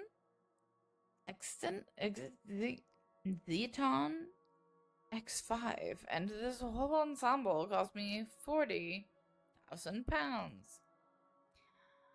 I could charge her for water damages to the tie alone and have her begging down on her knees for my forgiveness. That Lily girl, really now. If I hadn't heard that the company she works for is closing, I'd talk to her manager and have her fired. A graceful exit into the police chief's room was all I could muster in the face of such insult. My mood is further soured by the fact that I can still see the rest of the precinct from here. At the very least, Johannes is making himself useful and standing outside the door to make sure no one enters unannounced. And now, here I am, dabbing a handkerchief at my wetsuit to no avail. It'd have to be given to one of the maids to clean as soon as I get home. This is just horrible. The interlining is going to pucker and pull out and pull. Ugh. But at least it's not wine, I suppose. I'm so sorry about what happened out there, mates. But you know how it is with these officers. All testosterone and ranking. Well, you need to learn how to keep your men in line better, mate. But I didn't come here to talk about these hot-headed daft villains. They could be dead from the neck up for all I care. So he likes to decapitate people? He has a propensity to forget one tiny detail. I owe him. I want to seethe and rage, remind him who exactly the boss is. The boss here is. I very well can, thanks to the wonders of soundproofing. But the stressed and nervous expression on his face stops me from giving him a tongue lashing. It would really do me no good to be at odds with him when he does prove to be a useful ally from time to time. So I listen when he speaks, focusing on the smell of coffee and cigarettes that filled the room in order to curb my tongue. For now, boy, when you let a man like Harvey Lee speak, he speaks a lot. Look, all I'm asking is that you be a bit patient with them. You do realize a good chunk of them don't work. They aren't with you, so to speak. He was gonna say work for him. Bunch of kids who think the police are superheroes or some cock and bull. They don't know how things work around here. Especially that Frey boy. The lot of them are just tired. And why are you telling me this? I was going to ask you if you knew anything about it. Perhaps one of yours know. Anything about what? There's been a string of unfortunate incidents as of late. There's been a string of unfortunate incidents as of late. Just recently, some bloke named Christian C was acting all nuts. Off his rocker, that man. And we had to hold him, thought he was drunk. Up until he started bashing his brains in. Now he's a vegetable in a hospital bed. Another time, some Mark Julius was reported missing. Some are thinking we've got a serial killer on our hands as of late. That Cooper lady from BRC got done in, and a Father Norman, too. Oh, he died. You have to understand, mates. In a place as peaceful as Luxburn, this makes people wary. Reported crime rates go a bit higher than usual, and it makes them antsy and temperamental. That's stuff we didn't know. Are you implying that I have anything to do with them? Because as much as I hate to say it and admit, I am out of the loop. This is the first I've heard of these incidents.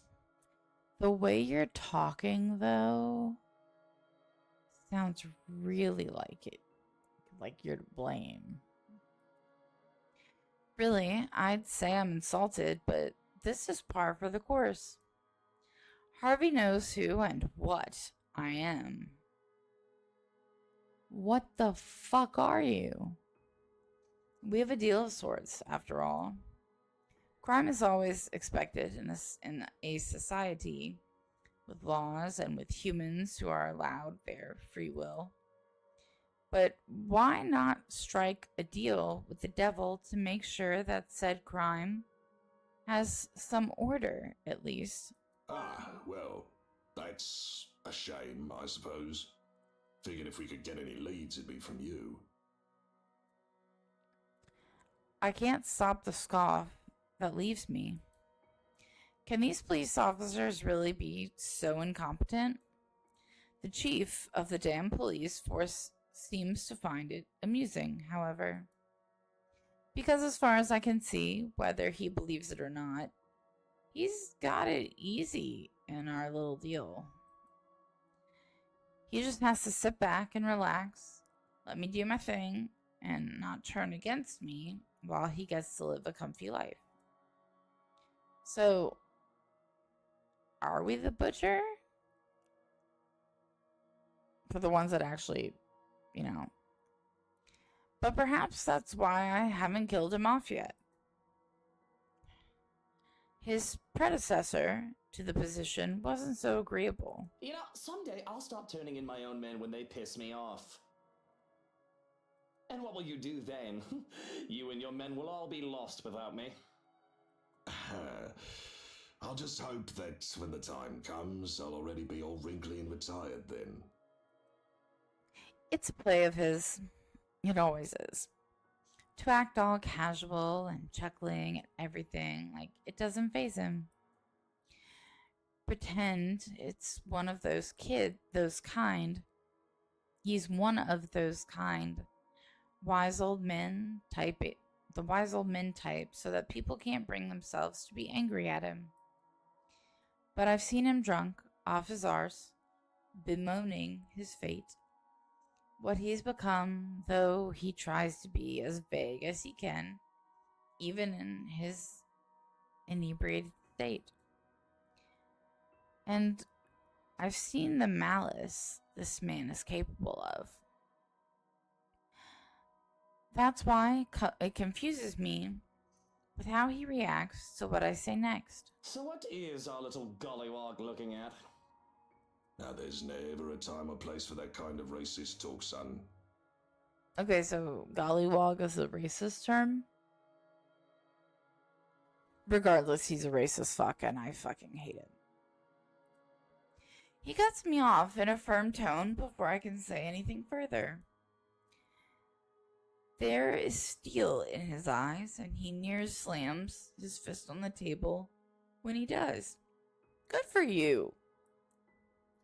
And I can't help but sigh, realizing that he's going through one of his self-righteous streaks, rare as they may be. You know our little deal ties up my hands when it comes to a lot of things with you.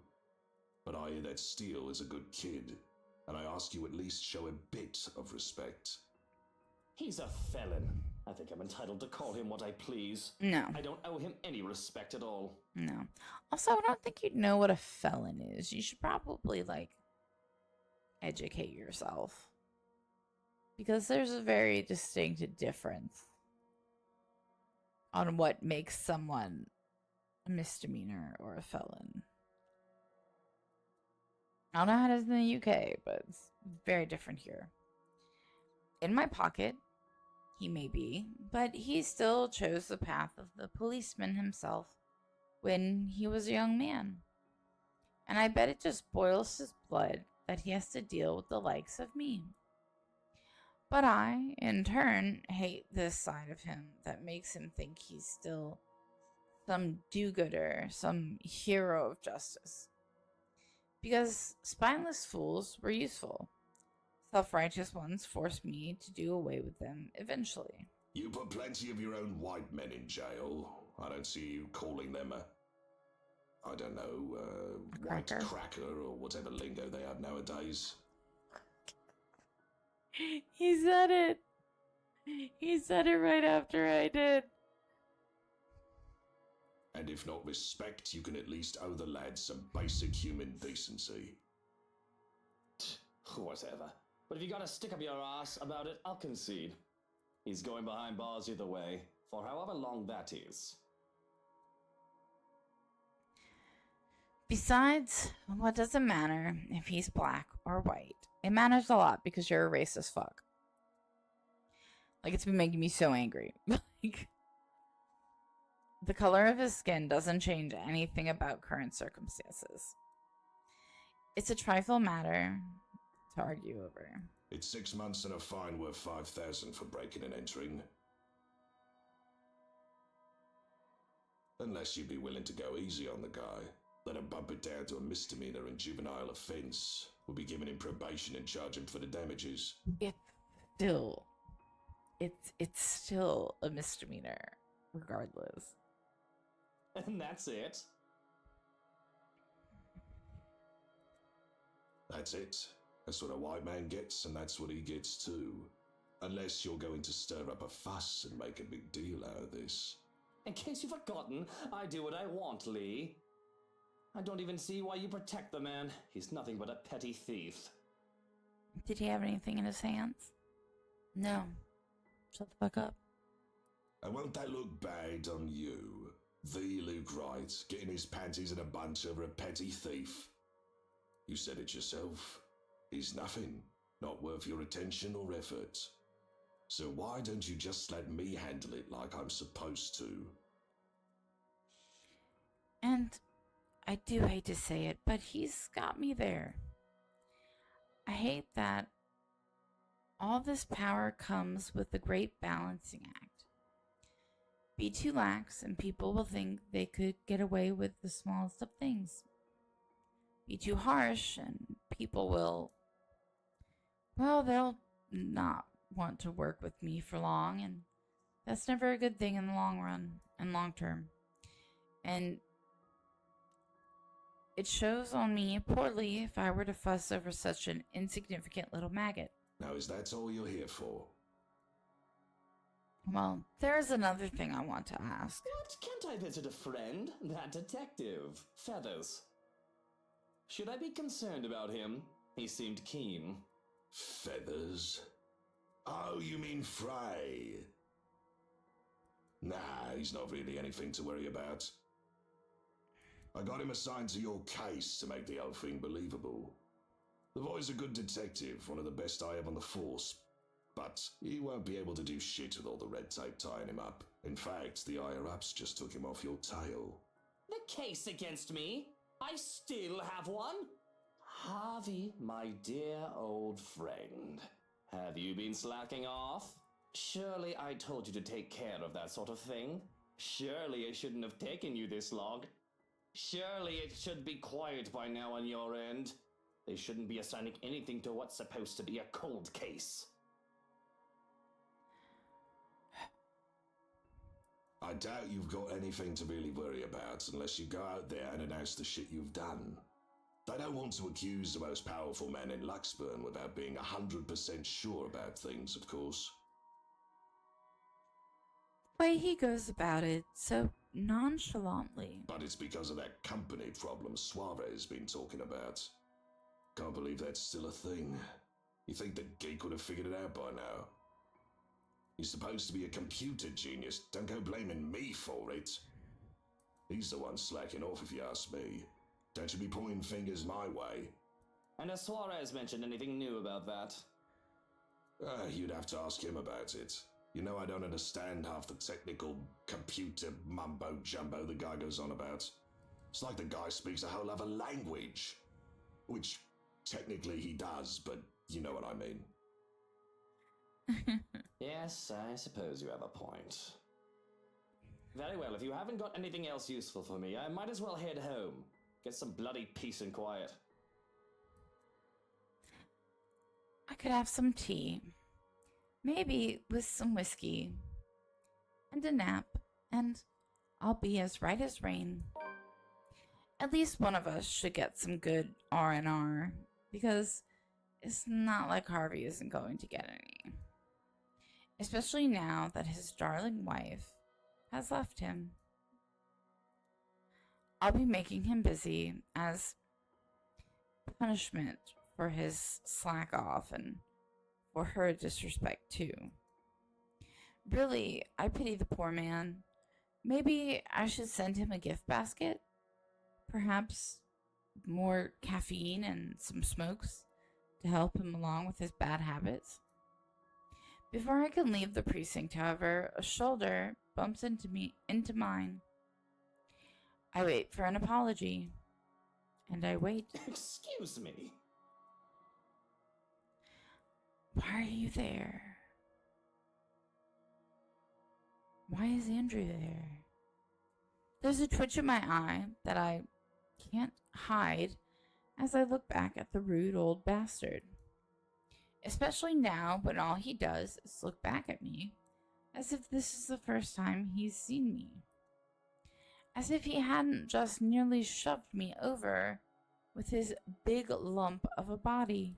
You're excused. The way he says it, the way he looks at me,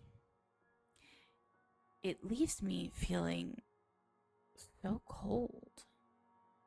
And I have this gut feeling telling me I should know him. But he doesn't even let me get a word in when he disappears through the door. A bloody wanker.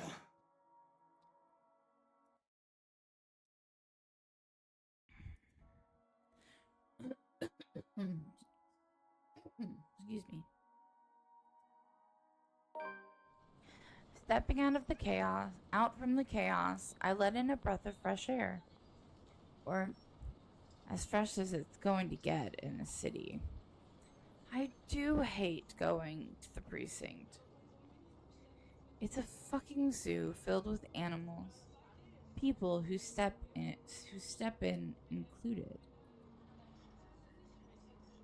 But it's not like the city is any better. Humans are just a higher form of animals, after all. You are too, then, you little shit. We all delude ourselves into thinking otherwise. And I call upon the car to take me away from it all. Though I can't bring myself to step inside the house when I do get home. Hana still rests, I assume. I hear nothing to say otherwise. Not her voice or her laughter, which will easily fill any space with cheer. Everything is quiet, other than the hum of engines from the car being brought away. A bird's cry sounds off from the gardens, snapping me out of my reverie, and makes me look in that direction. It's an easy decision to go there.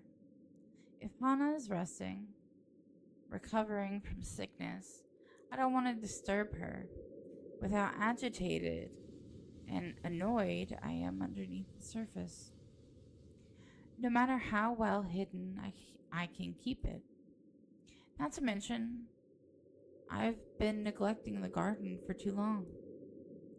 Might as well stay put out here for the time being. Gray skies loom over in the horizon, though the sun fights for every precious minute it gets to stay.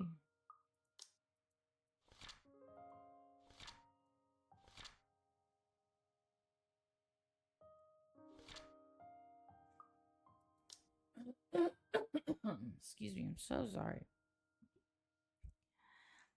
It'll rain again soon with the wind. So I'm so sorry.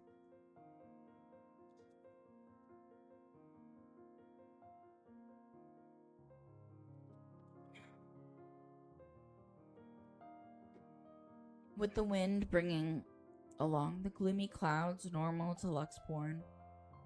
Until then, it doesn't hurt to be out here for fresh air and sunshine.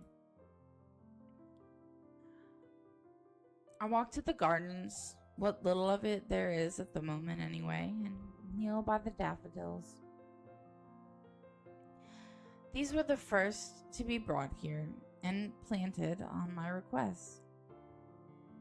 Or do you mean in the ground? Because that's not the ground. And if nothing else, they brought in a sense of peace. They were Mother's favorites. Closing my eyes, I lift my chin up to welcome the light that shines upon me. And for a minute, I can imagine myself as one of the flowers.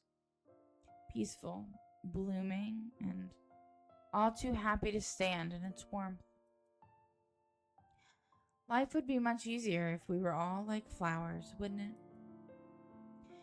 But I didn't step out here to get all philosophical. I have problems, much more practical than figuring out the meaning of life, after all. Too many things I have gone on these past few days. And I want to forget about them, even for just a moment. It's almost All Saints, isn't it? To think I've almost forgotten. I speak the words absent-mindedly. The date means nothing to me, as I neither worship the religion nor have any graves to visit. After all, Mother was never given a proper burial. But it's a date, as good as any for me to grieve. Otherwise, I would have done so every single day, crippling myself and shutting everyone else out. I can remember how the flames licked at her flesh and how it consumed her body until there was nothing left but ash.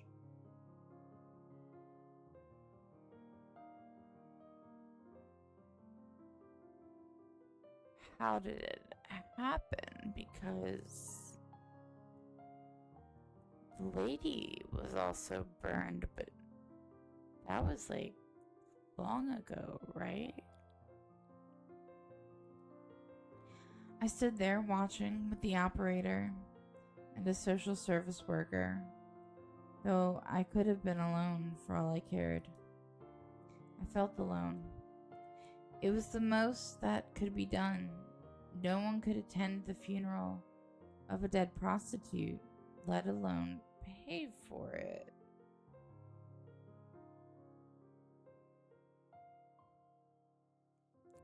I need more context.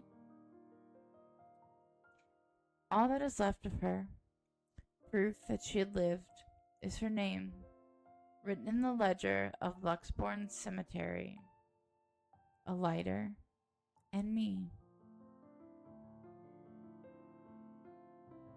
I need more context and have more questions. Pulling out the lighter from my jacket, I can't stop myself from flicking it open to stare at the flame and to run my thumb over her name. All in all, it isn't much, but it's something. And it'll be wrong of me not to make something of myself when she would have given everything to make sure I can become anything I want to be. Feels like I'm stuck in a nightmare right now. But you are the nightmare. What I would give to have you here by my side, Mother dear. To see you smiling at me, alive and as beautiful as ever.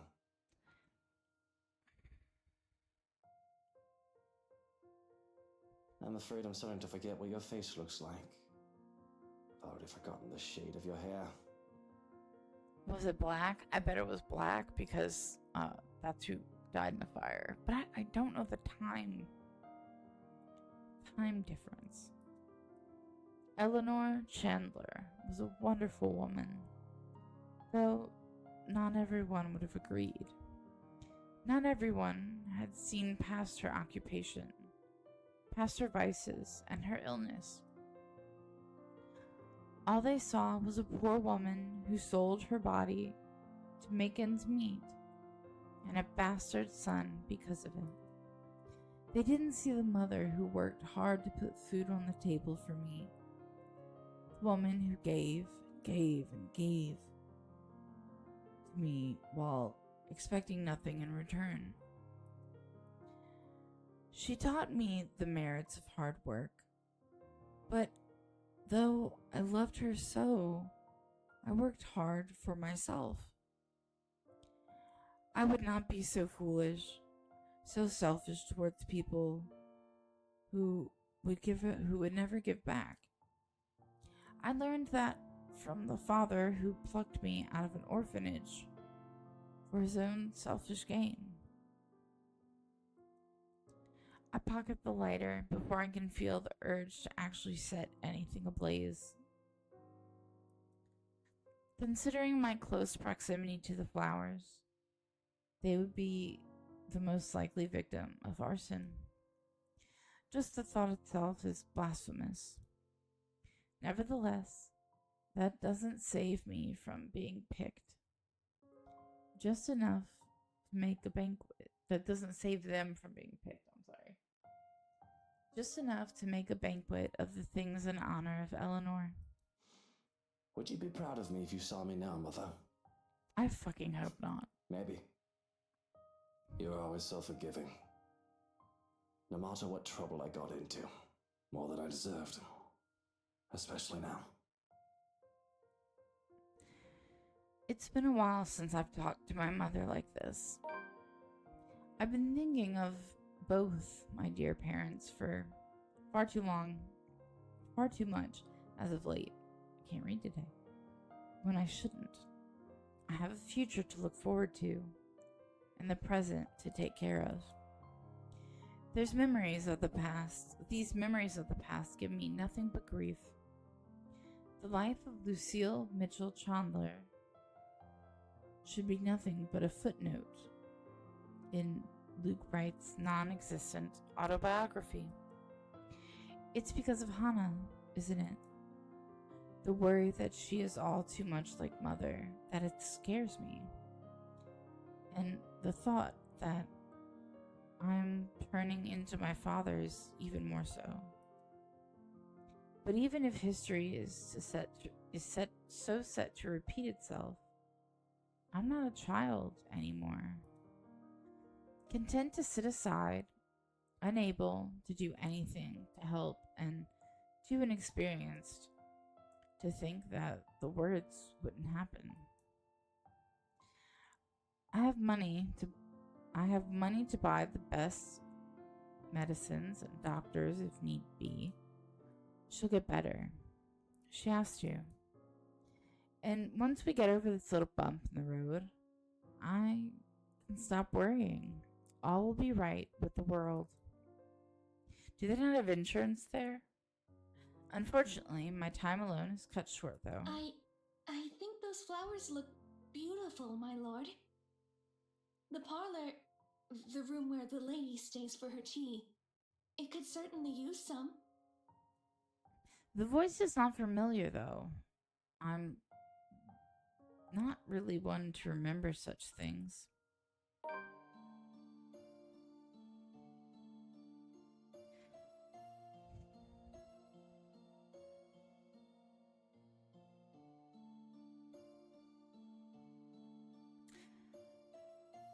Going with her attire, I would say that she's one of the housekeepers. No. I don't think that's who that is. Based off of her clothes, that looks like that one distinct vision we've seen twice. Strange, considering I've sent all of the staff but Johann's away. And her face, as pretty as it is, unfamiliar to me. It would be a lie if I said that it didn't set me on edge. Most would say that I cared little for my employees. That isn't entirely true. However, I'd like to think that I know the people who work for me, especially those who would roam my home, even if it's just a face and a name. Besides, I would remember a beauty such as her. So who is this? If she is someone impersonating a household staff to get in, she's doing a bad job of it. Didn't you get the memo? Are you new? Also, the fact that she said my lord makes it sound like she's from long ago. Today is a day off. You aren't supposed to be here. I expect poor excuses and apologies. The likes of her often give, but she merely smiles. Oh, no. I've been a servant here since you first came. And I see no signs of lying, nor hear it in her words. Yet they can't be true.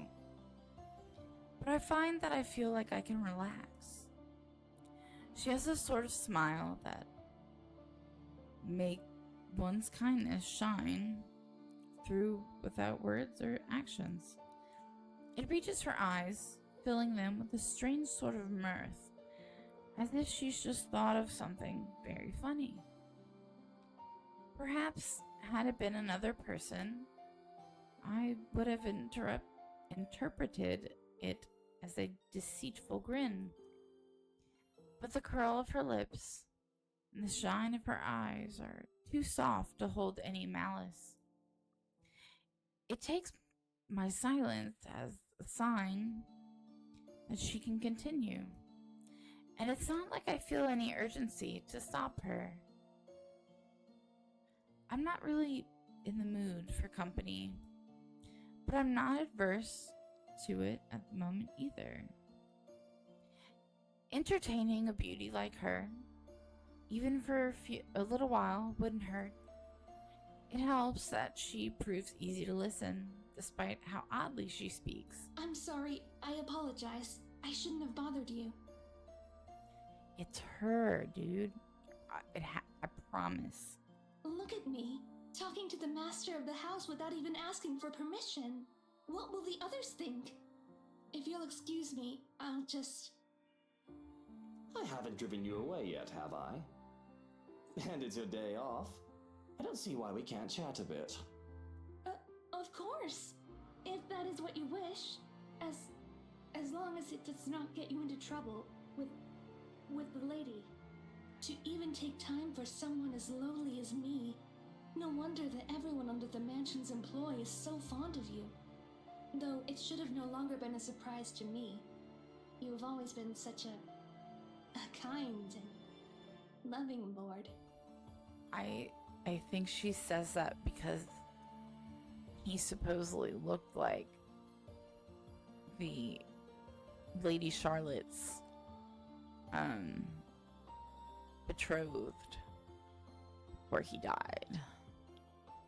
The first cousin. I have to stop myself from calling her out on her stripes.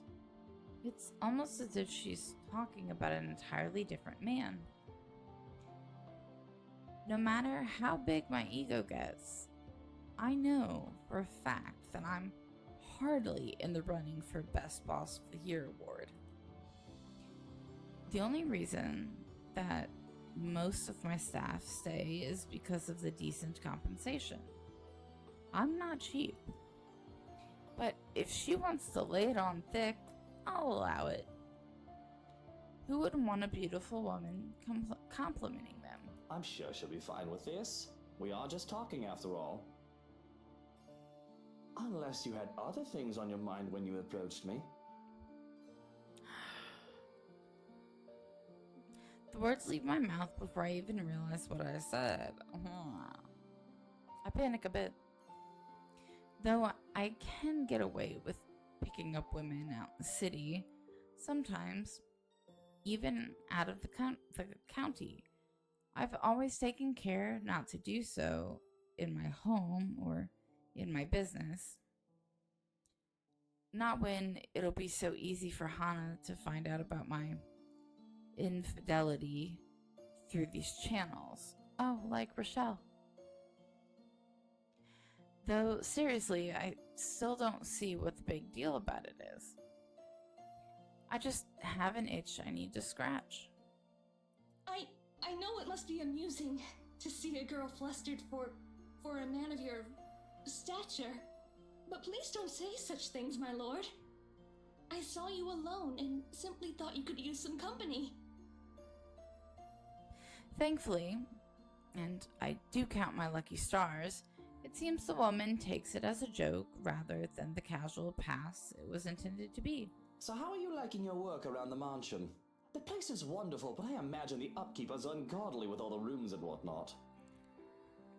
I don't even want to think about how many people are on the staff roster. Work is work, my lord. It is a way of living. A purpose from day to day.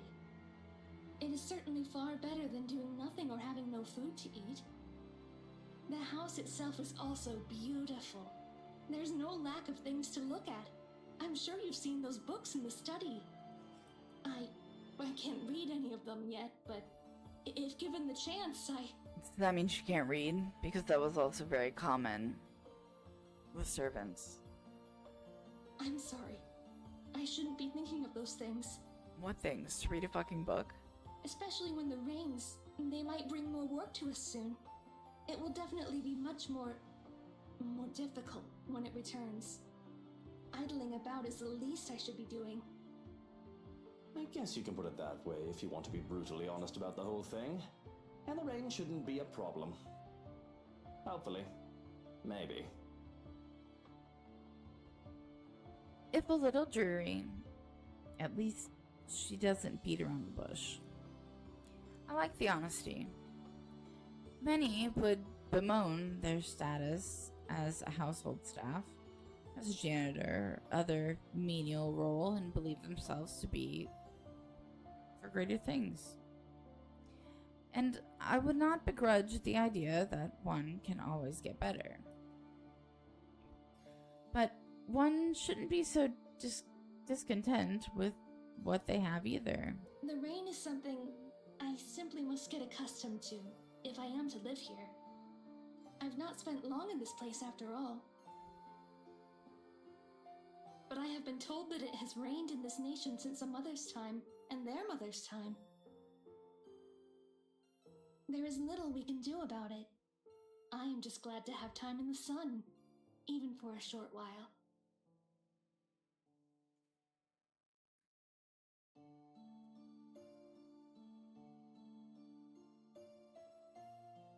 Isn't that the truth? Really, these sunny days have been welcome, though I can't imagine they'll last for long. Sometimes I just want to pack my things and leave for somewhere like, say, the Bahamas or whatnot. Get some sun and surf. I'm curious. I really think she's being like this because of who he looks like. Because it's her. It is her. There's no doubt. But certainly, you will return for us, won't you? This is your home, after all. Your people, they won't be pleased if the master of the house leaves. Oh, it's cold in here. Of course, I can't very well leave my businesses hanging here, can I? I just wish I could actually trust people enough to go on vacation without taking work with me. I've also got to get back here if I ever want proper meals. A proper pudding is something you'll never find out there. The woman nods in understanding, and I must say that she makes for a fine listening ear. Though, what she says next gives me pause. Whether she meant for me to hear it or not. And good tea. From what the cook has been telling me, I've yet learned how to prepare one.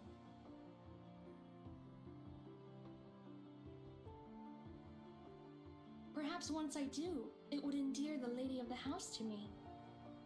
I never expected her to be so unkind after what she did for me. Set you on fire? Though it's only if one catches her in a foul mood. I wish I knew how to avoid her anger. I highly doubt she means Hana. That woman rarely has a mean bone in her body. And when she actually is nasty towards someone else, it's usually deserving enough. I'm so sorry. Much like with that Rochelle woman.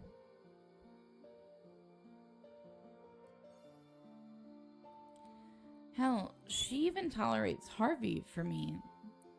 Even if she did admit that she doesn't quite like the man. She must mean the head housemaid, right? I have to laugh at that. Not that I have room to speak. I don't deal with her myself anymore, though. Even Johans has a few choice words about the head hag. She's just been under the right employ when she was also head housemaid for my father. And if anyone's not going to get along with someone, it'd be that crotchety old woman.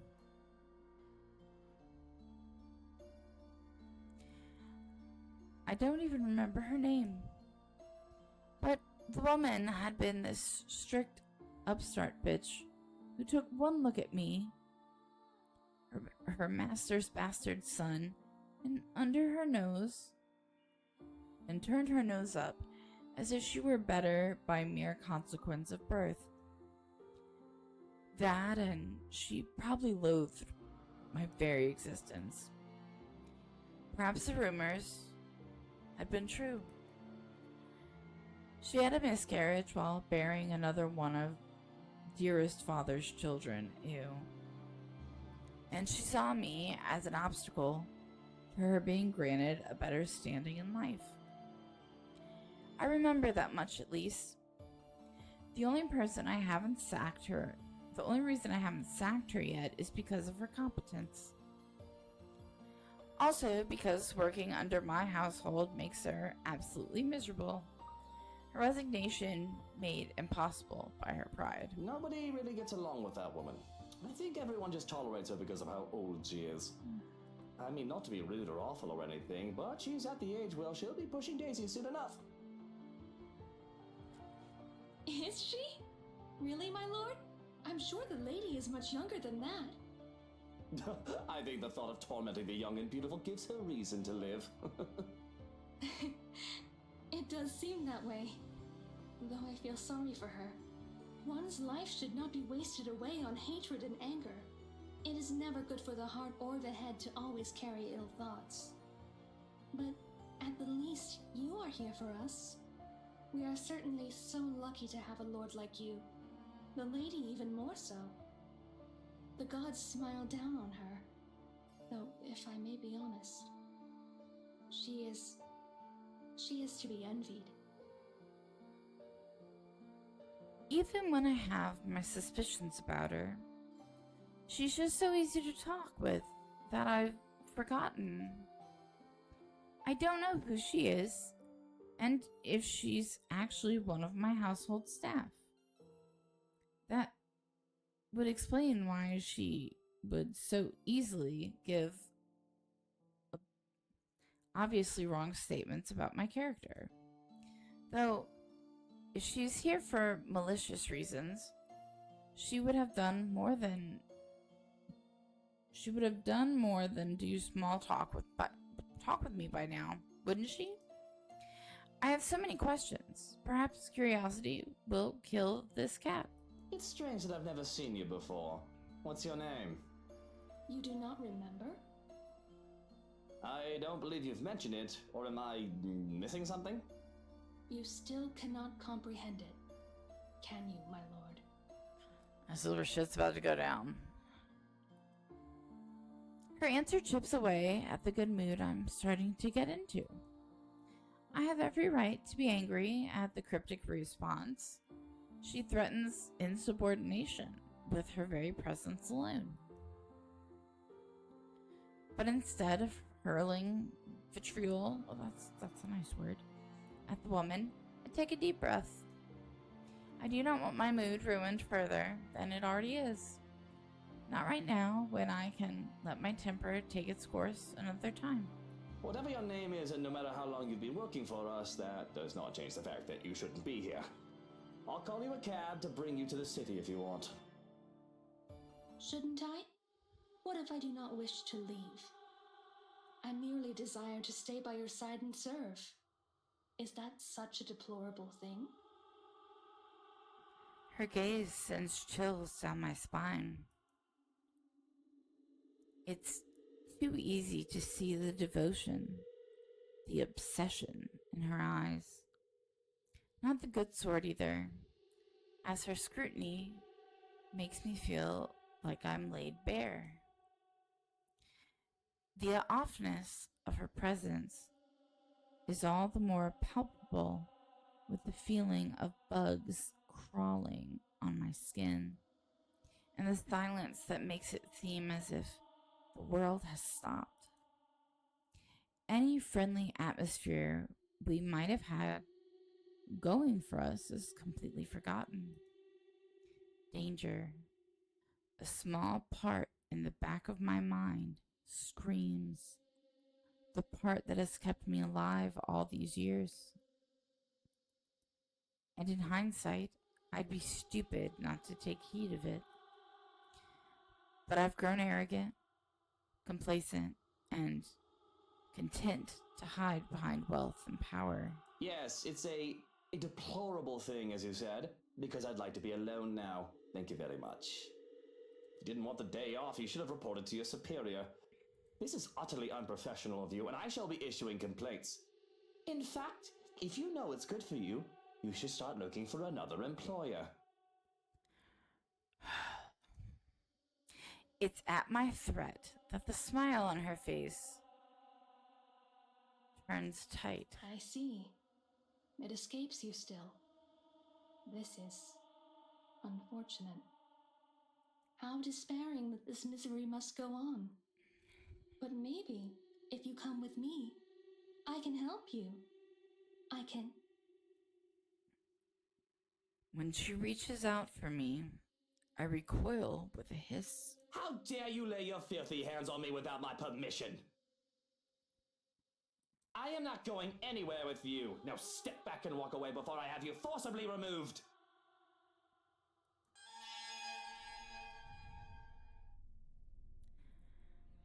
As if a switch had been flipped, the woman's expression turns horrific. Although that may very well be the understatement of the century. She herself turns horrific. Her presence is suffocating, bearing down on me. I'm rooted on the spot through no fault of my own as my fear paralysis. You are too much like that vile woman, poisoned by her rotten influence and her filthy words. But that can be remedied now that you're here. Oh, how we have waited to welcome you home. Come, my lord. The house beckons. When her fingers grasp the back of my coat, I finally find it in me to break off into a run. I can still feel her eyes on me as I turn back to the house, but I refuse to acknowledge it, let alone look back. All I need is to get away from her and to make sure she stays away. If that means acting like a coward and seeking out company to keep me safe, nobody can tell me to do otherwise. Bravery isn't something to be lauded if it comes along with stupidity. It must be a sight.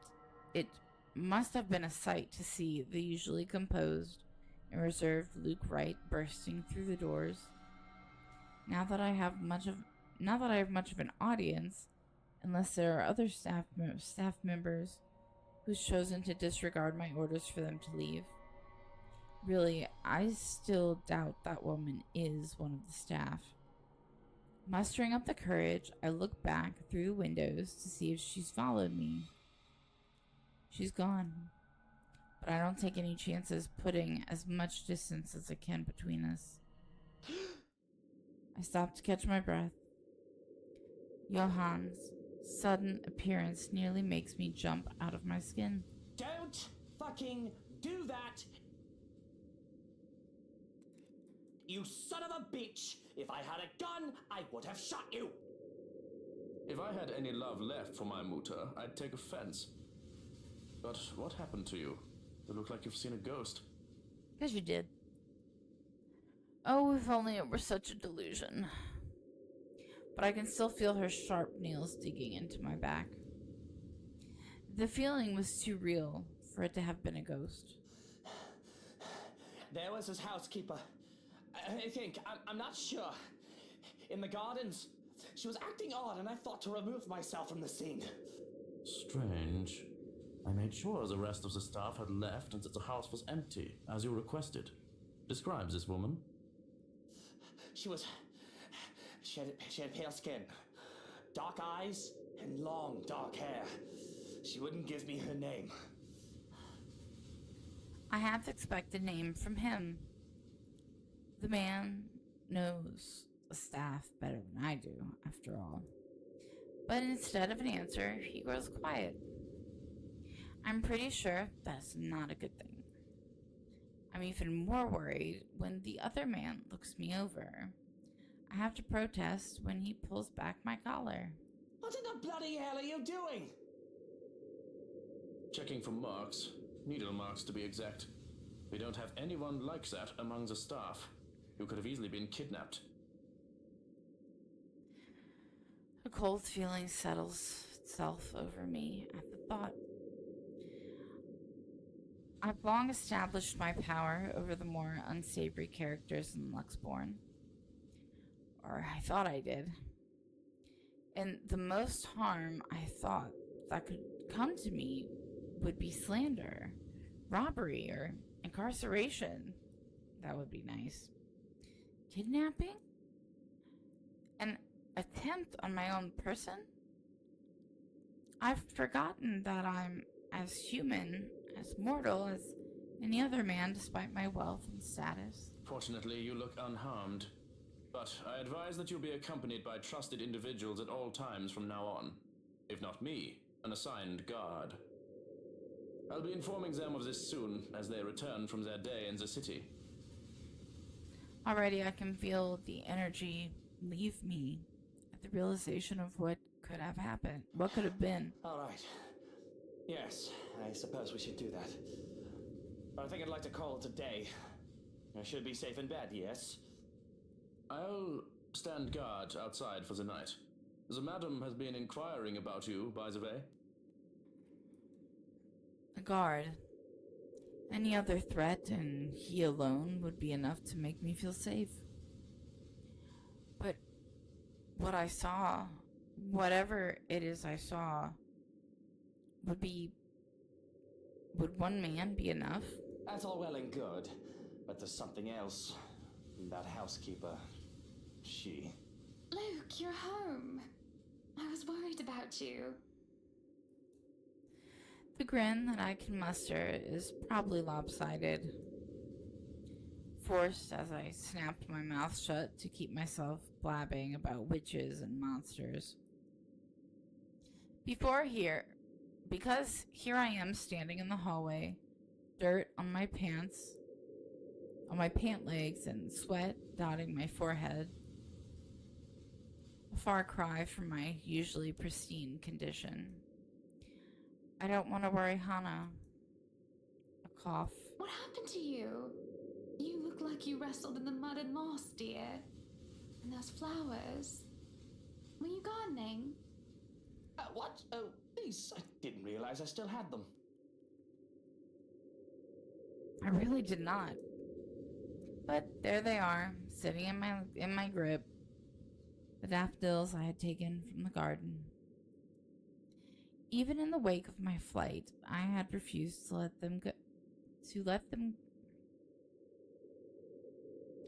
let go of them, whether I was conscious of it or not. Shall I put them in a vase?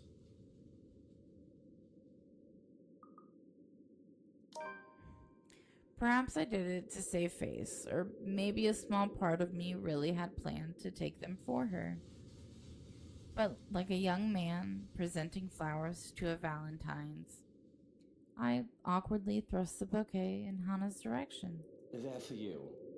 These are lovely, thank you. But aren't these...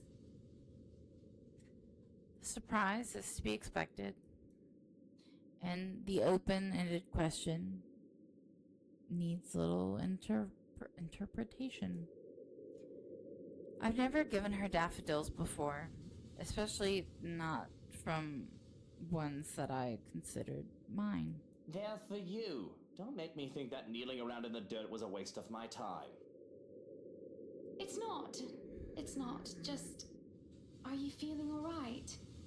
I hope whatever I have isn't contagious. I'm not sick, Hana. I just got them for you. I thought they'd make you feel better, brighten up the room. I don't need my intentions questioned. The thank you was enough. And I didn't mean to insinuate anything. But you're right. Thank you, truly, for these. She takes them from me, then, carefully not to crush the stems. There is still uncertainty on her face, which endears and annoys me in equal parts. But she does look lovely with them. The very picture of her, I'm so sorry. The very picture of her something that should be immortalized in paint. They should be for Mother. But it doesn't matter now. Why don't we turn in for the night? You must be exhausted with all that gardening. What does a dead woman care for flowers?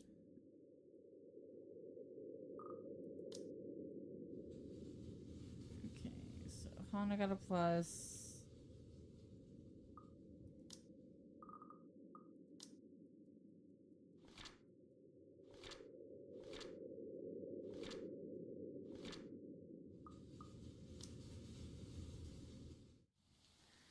Halloween. I didn't get any sleep. Not a single wink. I was so busy jumping at every shadow and worrying about waking with a knife in my chest. Or not waking at all, even when Hana wakes. In spite of a mild fever and goes downstairs for breakfast, I stay in bed, thoughts of poisoned food running in my head. The rain that has started sometime during the night doesn't help the mood. Okay, maybe it helps just a little. The strange sunny weather has been nice and all, but for it to rain, as it should be, feels like a good sign of things to come. Perhaps things will settle back to normal, and the crazy drama that has gone on lately will die down. Excuse me, I'm so sorry. I would hate to be caught unaware in this rain. But with how it looks outside, it seems that the weather is making up for all the sunny days it's given us with a good old-fashioned downpour.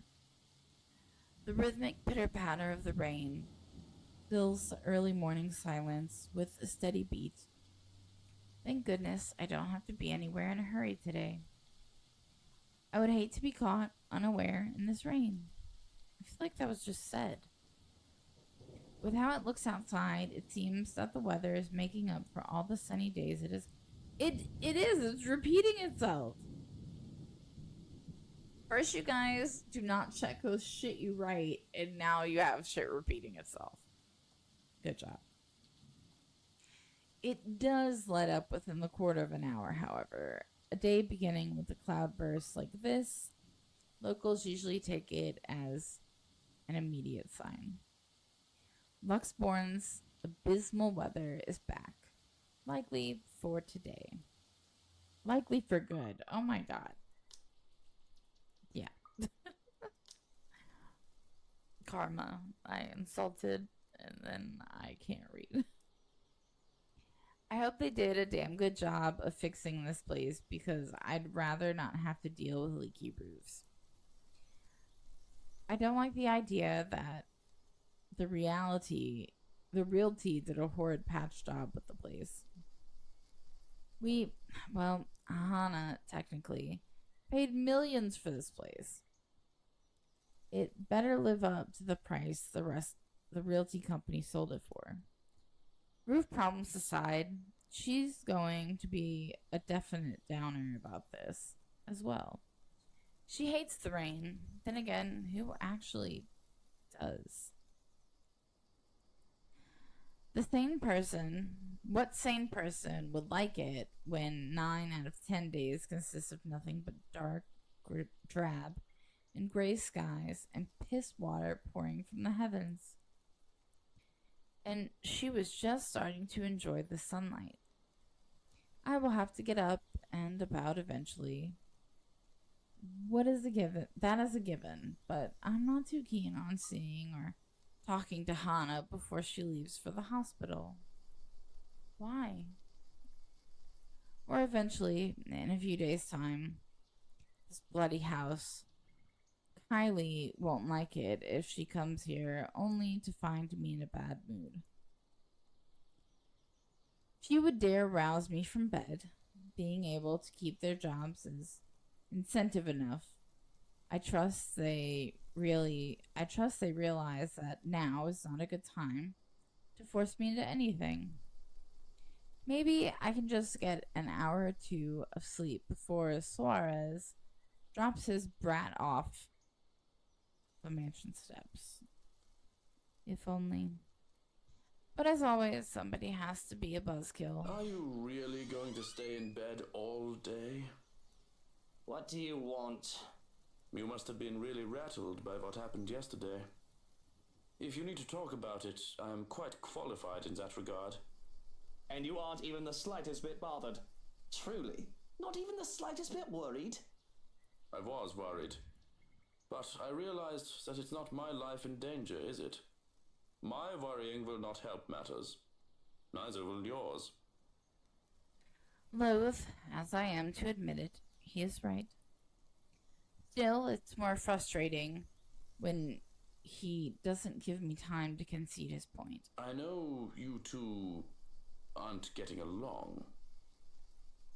Nosy bugger. But you should at least see the madam off before we leave. Think of her as a business associate if you must. It would not do to part on bad terms. It's far too early to deal with your nosiness. That's none of his business. None of it. If he remembers his place, he'll drop it. I don't want to talk to Hana. Not now, when I'm so high-strung and paranoid. This whole thing is a bloody mess, with everything going off at once. Today's Monday, right?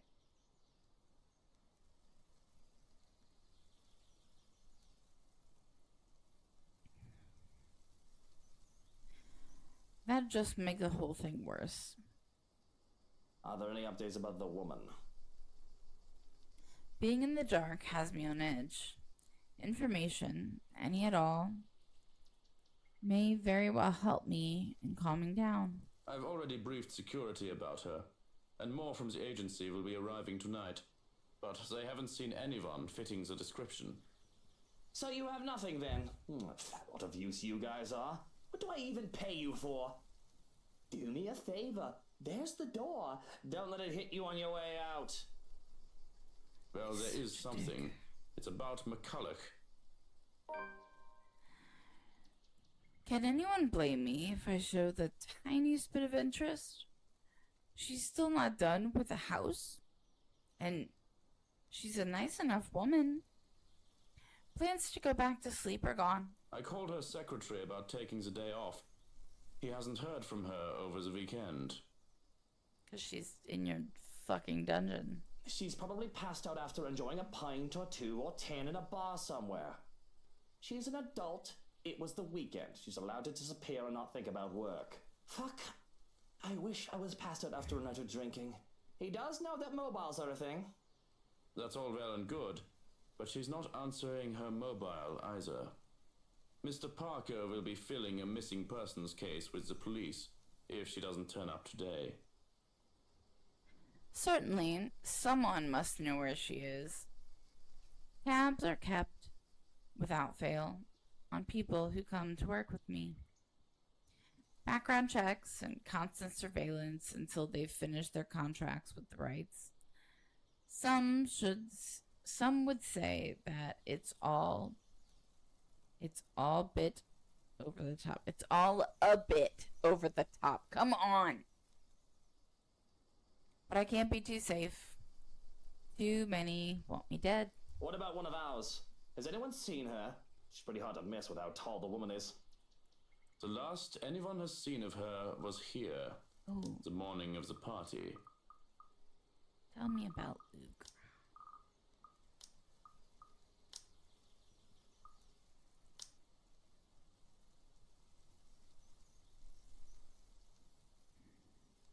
He's a high school dropout. That's funny. Okay. Your housewarming party. That isn't good news.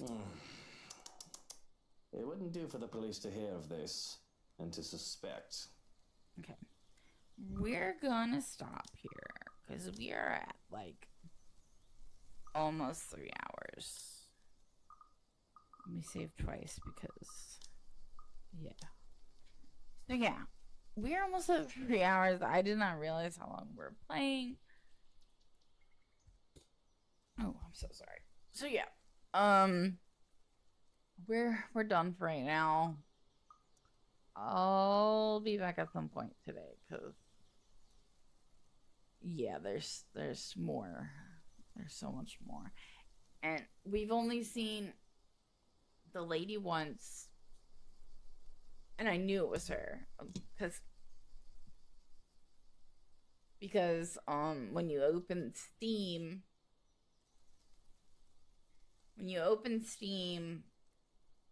you see her like as a normal person. So that's kind of how I knew.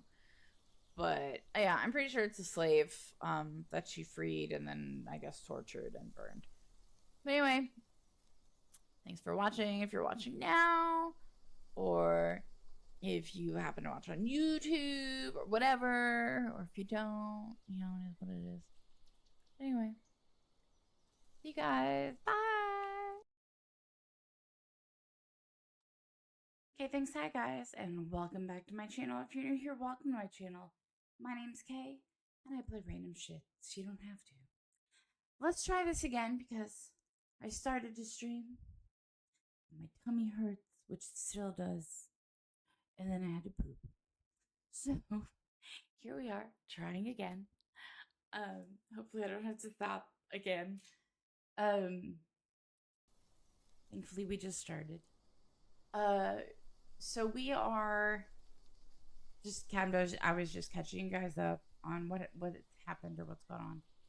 So right before we started playing Loop, which is not that long ago, we played Ash.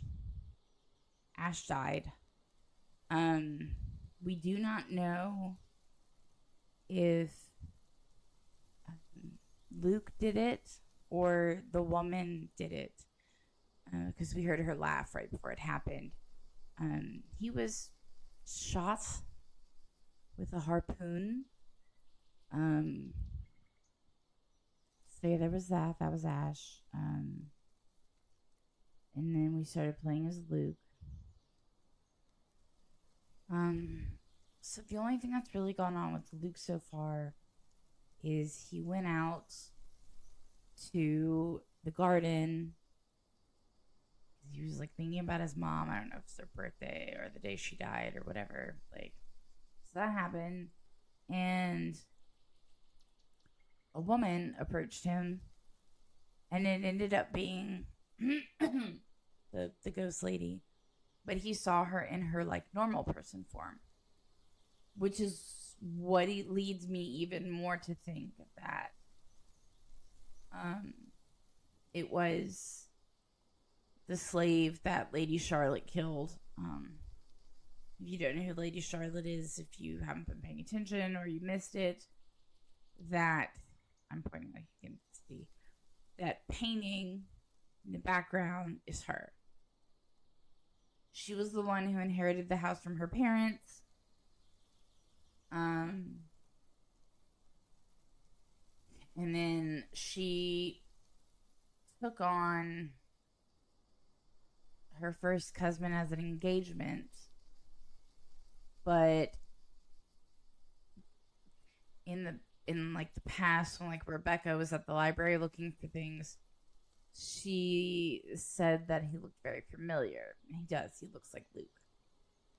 So when Luke was speaking to the woman, she said that they've been waiting for him and that he finally came. So he, I think, has something deeper to do with the house. But Luke was speaking to the woman. He said something about asking her name. She wouldn't give it. And then she started speaking poorly about the woman of the house. And he's like, well, it can't be Hannah, because Hannah, you know, is super kind and whatnot. But the way she was speaking was very, like, olden-timey. So yeah, there was that weird exchange, and then the conversation went dark. And then she, like, transformed, I guess, into the thing we've been seeing. Last but not least, right before Johann showed up, we were laying in bed, and there was a lump next to us that looked like a person. And he was talking, like, to Hannah, and she's like, oh, I'm in, like, the washroom or the whatever. So he's like, what the fuck is this thing next to me? So he grabs a knife that he keeps on the side of the bed, and he turns, like, touch it or whatever, and we get a shot of the other side, and you can, like, just barely see the woman as her horrid putrid form under the blankets. And then when he went to, like, pull them off, it was a bunch of pillows. And that's roughly where we left off. And then Johann showed up, and he's like, oh, so I guess you're just gonna be like a lazy fuck today. And so that's what that turned into. Now, hopefully my tummy lets me play for at least an hour. I fed the dogs at 9:20. And if you're new here, that's important because, let's see, 9:20, 10:20 is an hour. So almost 11 o'clock is when we will probably hear from our fire alarm. All right. So as Luke said, it won't do for the police to hear of this and to suspect. It's of little import that I can easily prove my innocence. It is all a matter of principle. I'm gonna be real, I don't know what the fuck she's talking about. Because even an accusation of misdemeanor should not stain my reputation. Although, maybe it is a little too late to hope for a squeaky clean one. Again, I have no idea. I'd have to go watch the video. Besides, it'll be such a hassle to have police poking about a house looking for a body that doesn't exist. Oh, they're talking about the woman. Because they can't find her. Because she supposedly was acting like she worked for the house. Now, if we're done here, I'd like to go back to sleep and...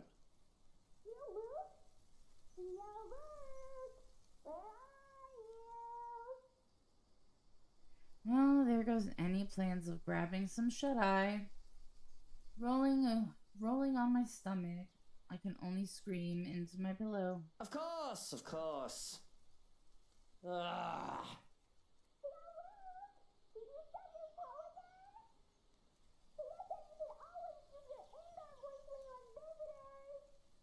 Then use your indoor voice. Johans, distract her. Oh, look, it's time for me to go. Have fun with your little play date. So long, farewell, and auf Wiedersehen. Goodbye. No, Johans, don't you turn away from me. Keep her busy for an hour. Come on! I have to press my face against the pillow once more to suppress a groan. You just can't get loyal help anymore. Hello there, little Fraulein. Your uncle is just upstairs and will be down in a moment. He is super excited to have you today. I hope you're well rested and ready to play a lot. That bastard. I'll be down in a sec, Munchkin. Let me just... Change into a fresh shirt, brush my teeth, fix my hair, bemoan my very existence. Wish I was anywhere else in the world right now. Don't get me wrong, Kylie is a great kid. Wonderful. Better than most brats her age. But handling a tyke is the last thing I want on my agenda right now. This whole Ahana business. Fortunately, I am well versed in how the world works. I've long learned that the show must go on no matter what hurdles come in my way. So I set to preparing for the day. Running a comb through my hair is just divine. Simply makes me feel more human. Bed hair is disgusting, though it isn't as bad as it was when I was a child. With how expensive a trip to the barber's was, I often had to grow it out until Mother had the time to cut it for me. The curls and tangles were simply horrid. Why I was even mistaken as a little girl because of that. It certainly doesn't help that I was named Lucille.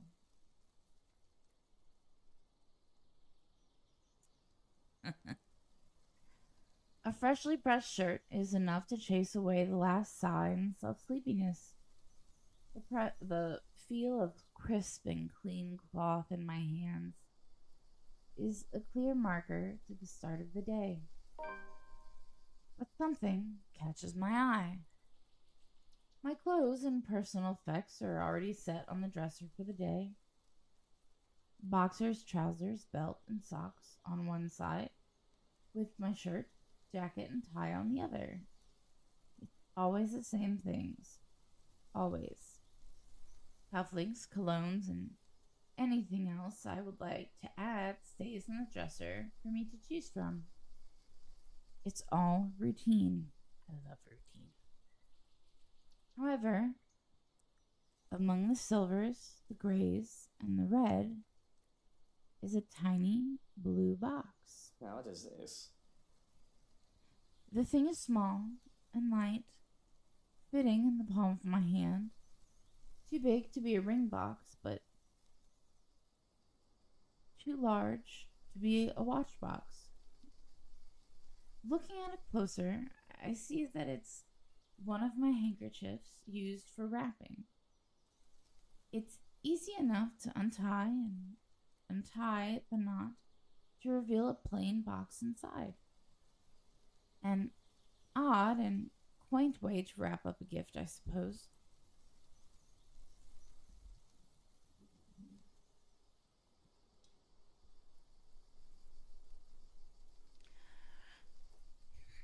Though presentation should be the last thing I need to be worried about. Mail packages, gifts, and the likes are supposed to be vetted before they get to me. In the morning, Johannes would hand me a list of things I need to look over and go through, yet there was no forewarning of this. Immediately, I dropped the thing as if it burned me. I shouldn't have touched that. I shouldn't have touched that.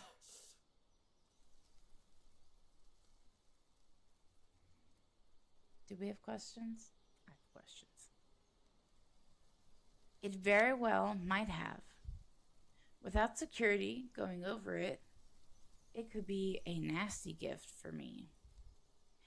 I can still remember when a security guard died to contact poison that covered an innocent enough birthday card, for fuck's sake.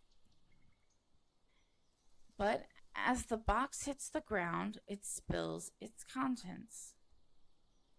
What I see makes my stomach turn.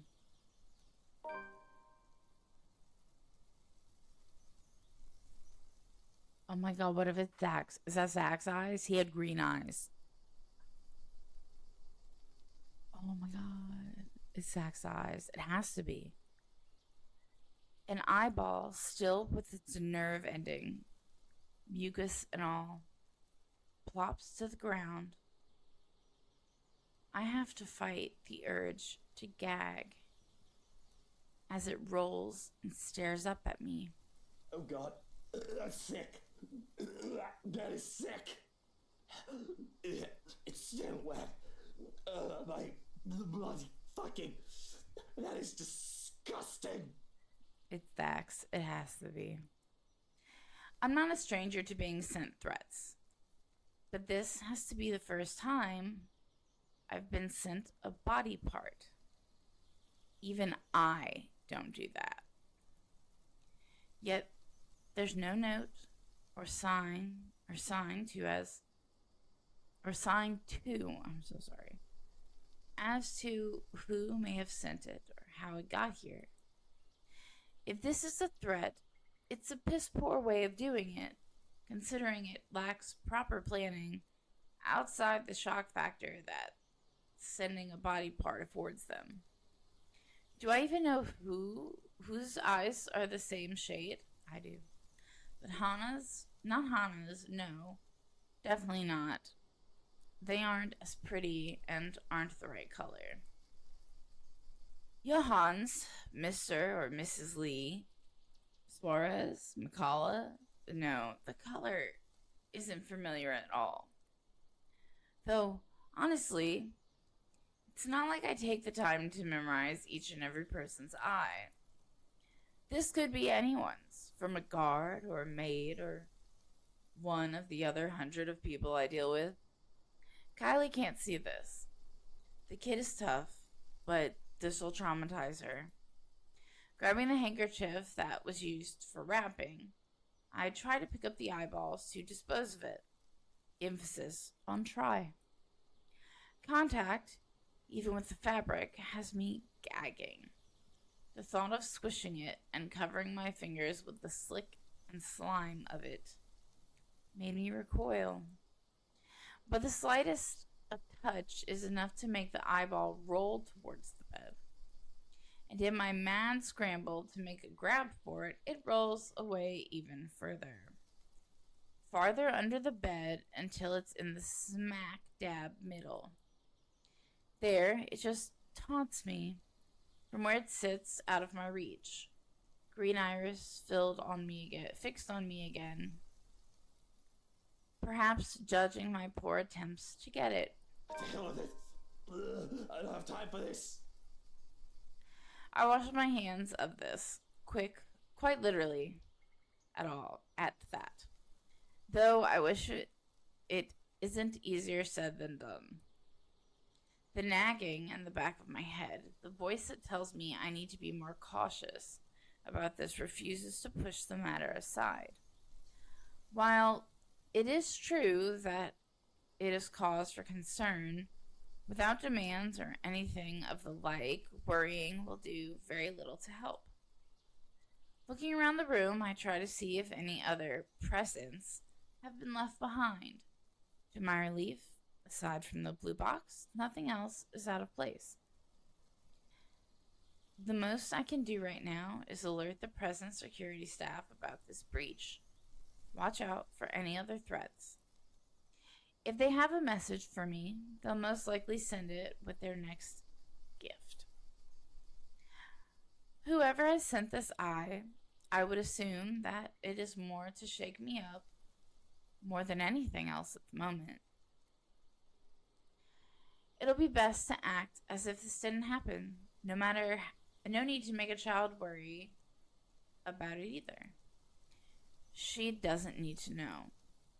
Smoothing down my suit and my hair with a sigh, I steel myself for the horrors. The horrors that come with taking care of a child. While I try to forget the horrors that come in a box. Good morning to you, Luke. Speak of the devil, and she shall appear. Bright-eyed and bushy-tailed, Kylie grins up at me as soon as I open the bedroom door. She swings the backpack she's clutching, hitting my leg in a show of impatience, and looking entirely unapologetic for it. Did you just wake up? Oh, tell me you forgot. It's our playdate today. I doubt I'd forget. Kylie's visits are a frequent enough thing that they found a way into my schedule.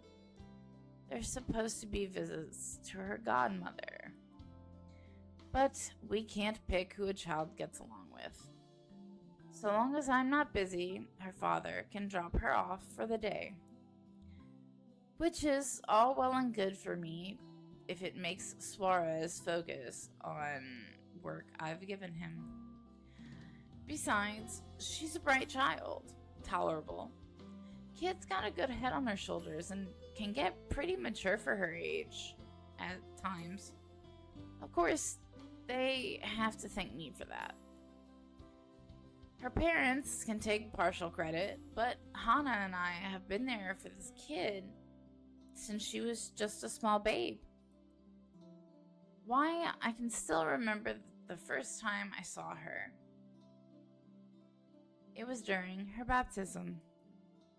The only reason I was there was to accompany Hana, who was to be named godmother. She was such a tiny thing, not even a year old, and swaddled in her mother's arms and white cloth. It was the first time I really saw an infant up close. Close enough to hold one, at least. It had been terrifying to be given a little child to carry after the whole water ceremony. I've never done so before that. To hold a tiny life in my arms. See, one of my dogs is barking right now. I think it's Bugs. And I can barely hear him. Barely hear him. But the fire alarm. The fire alarm is so loud. It had been terrifying to be given a child to carry after the whole water ceremony. Oh, I read this already, I'm sorry. But I'm gonna read it again. I've never done so before that, to hold a tiny life in my arms. I could have just dropped her on her head and this little tyke before me would have stopped existing then and there. But the child has smiled at me, babbling nonsensical words as children do, and clinging to me even as I try to hand her off to Hana.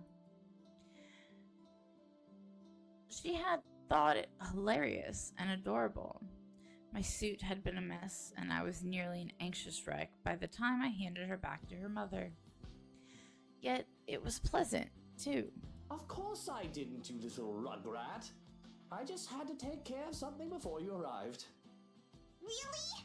Well, I guess that's fine. As long as he's only for work like last time.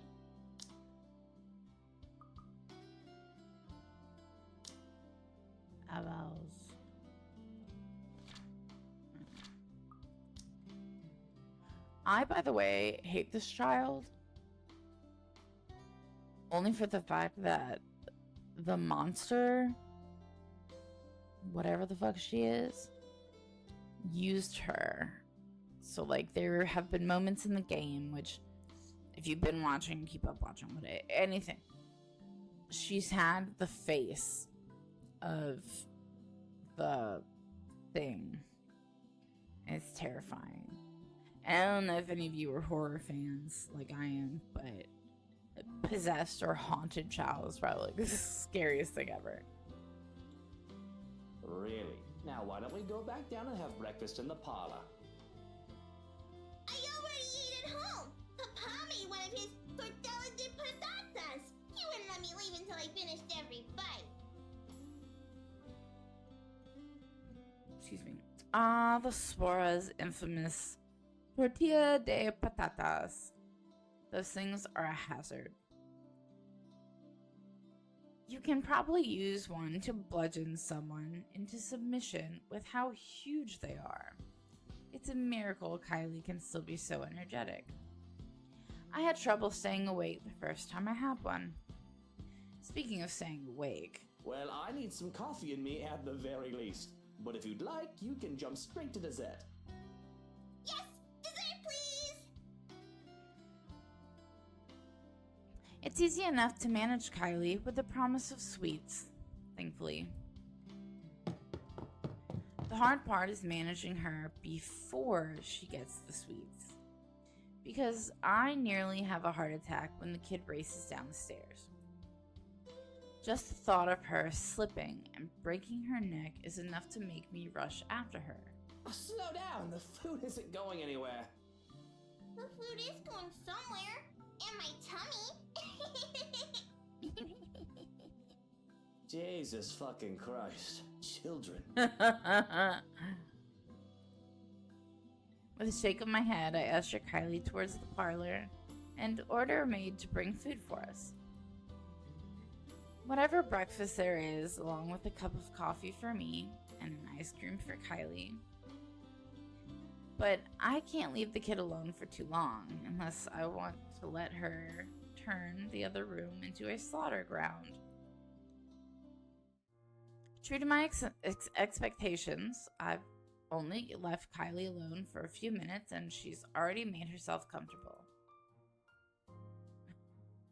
The stuff from her backpack has been left scattered across the room, from coloring books and crayons to toys. She's well equipped to amuse herself with no trouble, though I can certainly breathe a little easier if she won't bring her doll along every time she visits.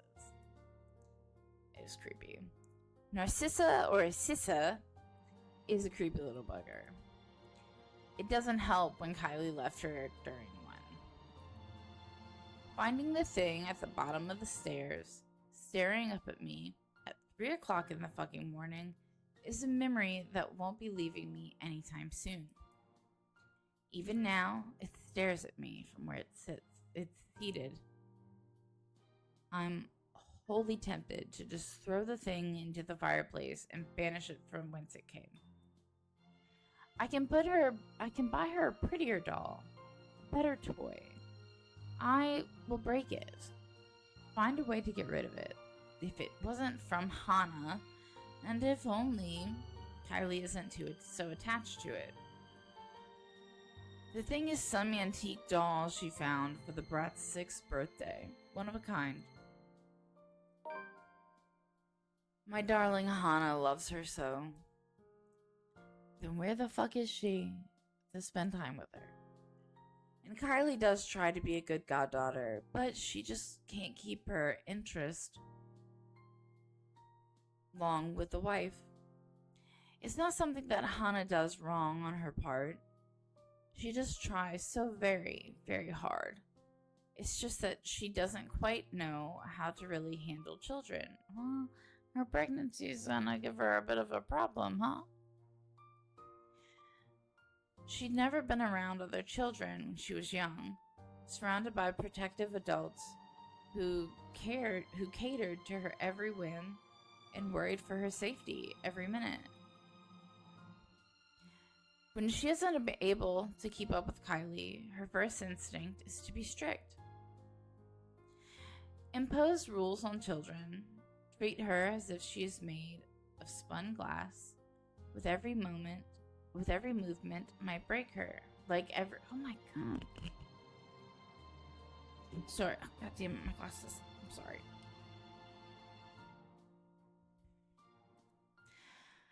I, at least, have some idea from being around street kids.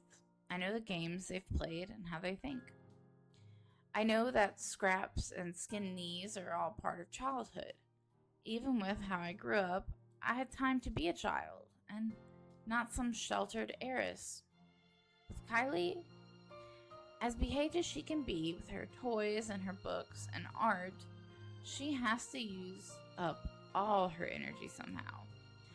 To run around the playground and make a mess in the mud, or to even just fake wrestle for a short while. Let her be a child when she wants, I'll say. If it becomes too much, just bribe her with sweets or ship her back to her papa. Problem solved. Unfortunately, Hana isn't quite up for these sorts of things most of the time. Thinking it'll spoil the child. It turns a whole playdate awkward every time. Taking the last seat left, I pluck one of her coloring books from the table and to see it filled with dinosaurs. Not exactly what I expect to see for a little girl, but it doesn't hurt anyone. If she wants to play with dolls and cars, or dolls with their cars, what do I care? She once put dolls' tutus on model cars even. Oh, this is a new one. The last one you had was filled with horses, wasn't it? Those were ponies, Tio. They're much cuter than horses. Really? We went to a dinosaur zoo, and it was awesome! Oh, that does sound pretty cool. Siri,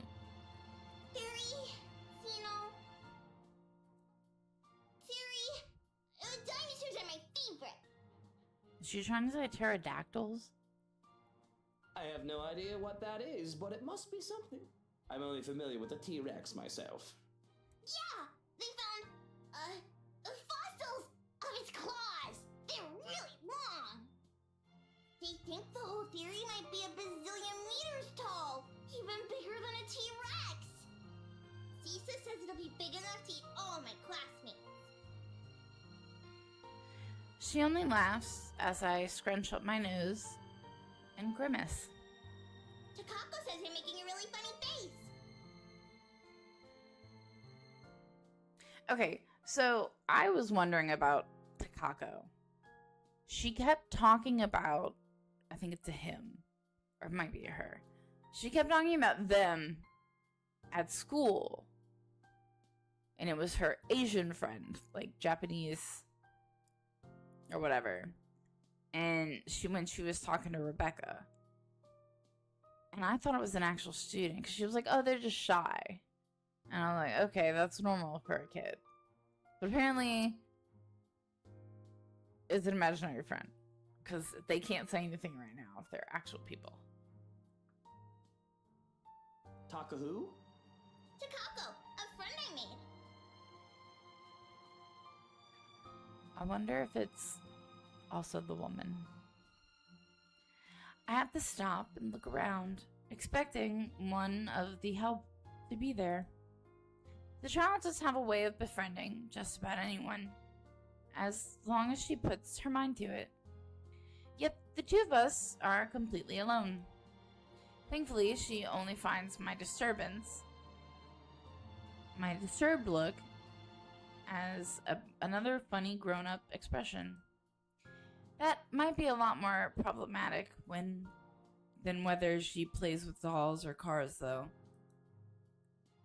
Both the thoughts of Sisa giving Kylie ideas, and one of us said ideas, meaning massacre by dinosaur, something I probably need to bring up with her father, aside from work.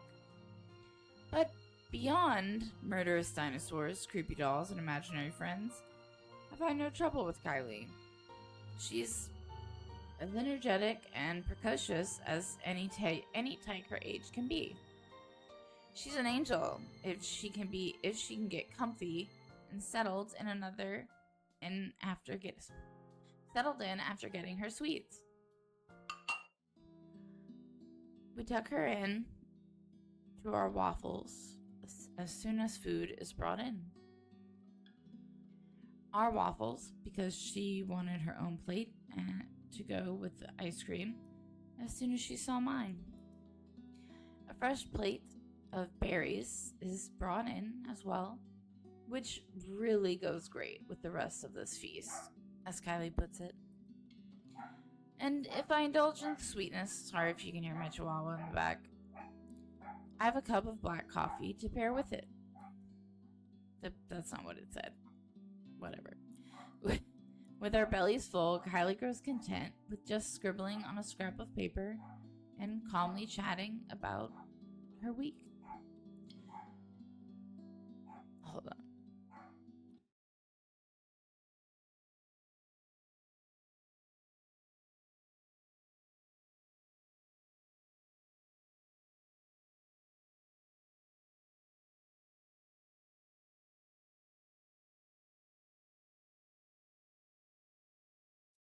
Okay, I think he stopped.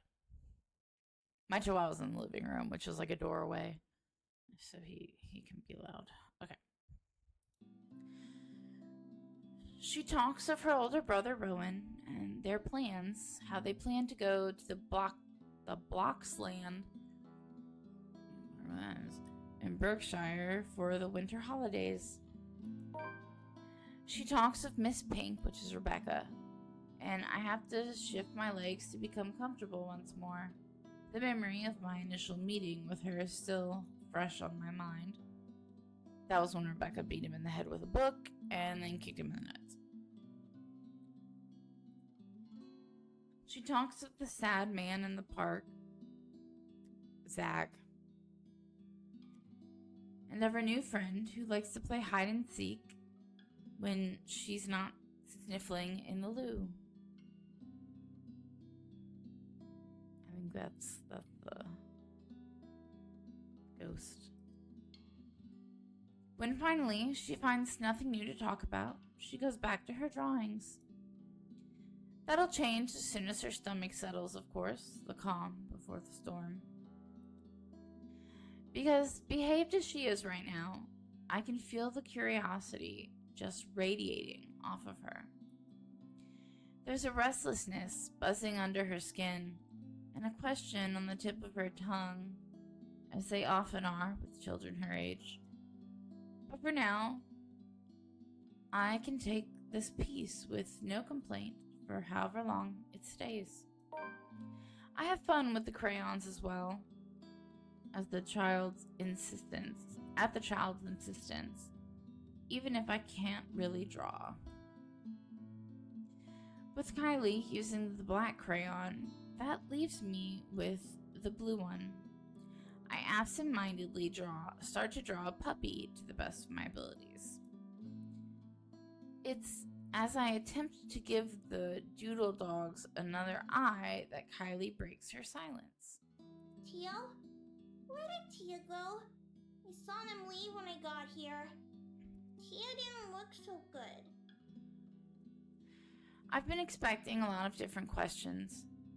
The kid always has a whole bunch of them ready for me, but I can only sigh when she posed this particular one. She's just going to the doctor's for a checkup. And as kids go, there are follow-up questions. And you didn't go with her? Well, you were going to be here, sweetie, so I had to stay behind. So she's all alone? At the hospital? Oh, no, of course not. Tia has Johannes and her maid and a guard. She's got plenty of company. Yeah, but you're not with her. Well then, bitch, go home and I'll go catch up. If I didn't know better, I'd say the kid is trying to make me feel guilty. Though, I don't know if the bitter taste in my mouth is that or something else entirely. I really don't have time to process what the emotion is as the brat opens her mouth again. You should have gone with her to the hospital. Hospitals are scary, you know. I don't like kids. This annoys me. Exactly why I didn't go. I don't like hospitals, Kylie. That's all there is to it. So you're not angry at Tia? Where the fuck did that come from? Why would I be angry at her? It isn't her fault she got sick. I heard you and Tia are fighting. I heard that you might not be together anymore. Oh. Kids hear a lot of shit, dude. Like, a lot of shit. My neighbor's kid tries to tell me a bunch of stuff, and I'm like, I don't want to know. I don't want to know. Because she's told me very personal things, and I'm like, nope. I have to stop her there. Sure, it's easy for people to jump to conclusions and presume that we might be fighting. No thanks to Rochelle.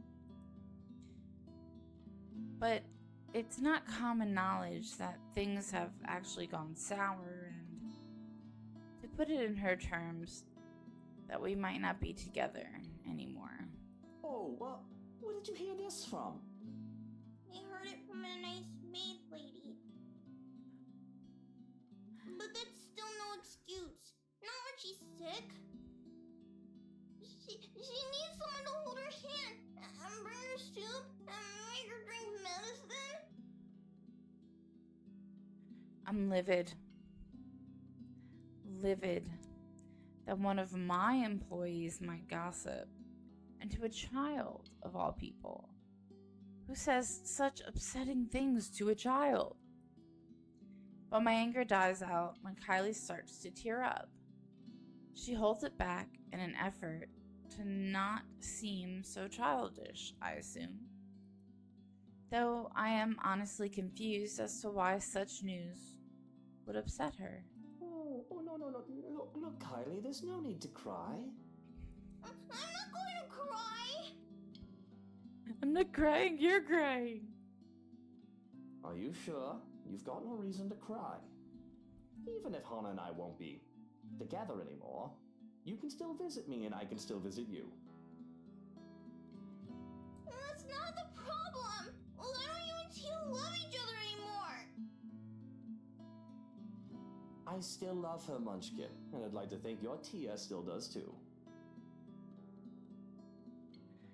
Isn't that the truth? I love her. I'm just total shite at showing it. And a small part of me screams that I was not worthy to be her husband in the first place, no matter how hard I deny it. Perhaps in another time, another place, another me, I would have confessed that the whole world is nothing compared to her. But you still can. Well, why are you two fighting? You grown-ups are so stupid sometimes. That's not a lie.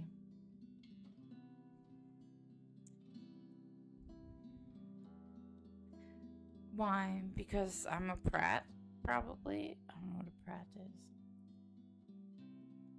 Motioning for her to come closer, I wrap my arms around her and rub her back in an attempt to comfort the child.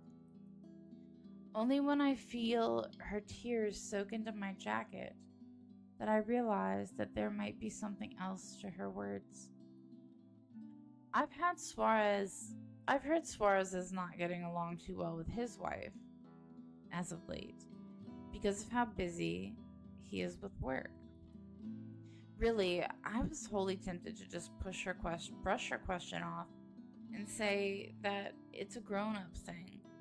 I could content myself in pretending that this isn't happening.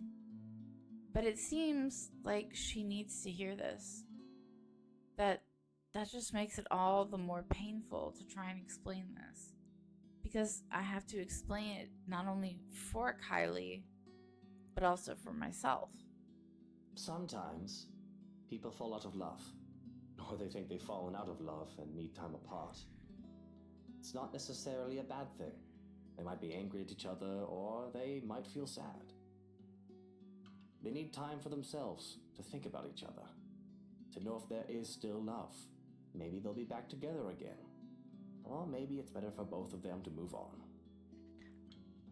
Thank you, Darren. Hello. I'm excited. I can't believe it's already been a year, especially because I spent quite some time not streaming for a while. How are you doing? Instead of staying together and hurting each other, pretending they still love each other.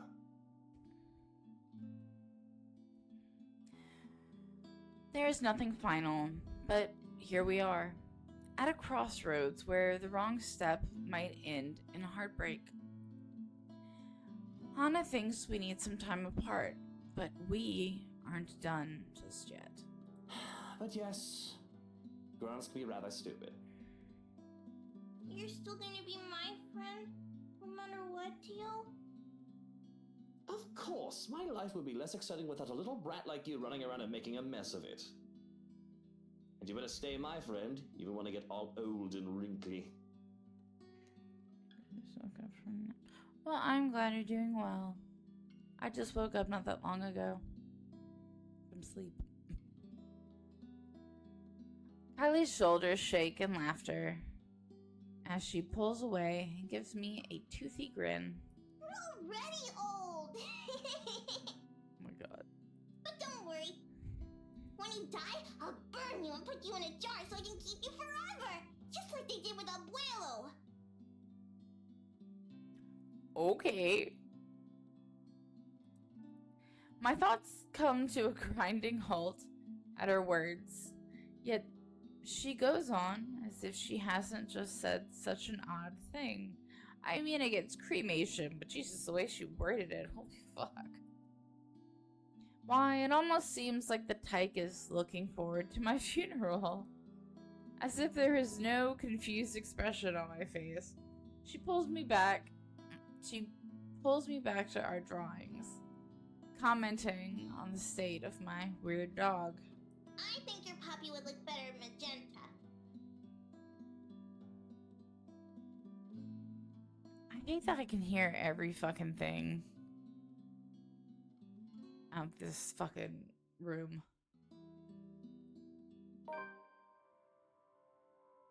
Oh god, the dogs are about to sing. I can hear my pug. I think it's just my pug. I don't think I can spend any more time with Kylie, considering how high-strung I feel. So it is good that a good thing that Suarez came for her as soon as I've called. Though it is earlier than the agreed upon time, he voices no complaint. The bastard even has a look of relief as soon as they left. Let's just knock this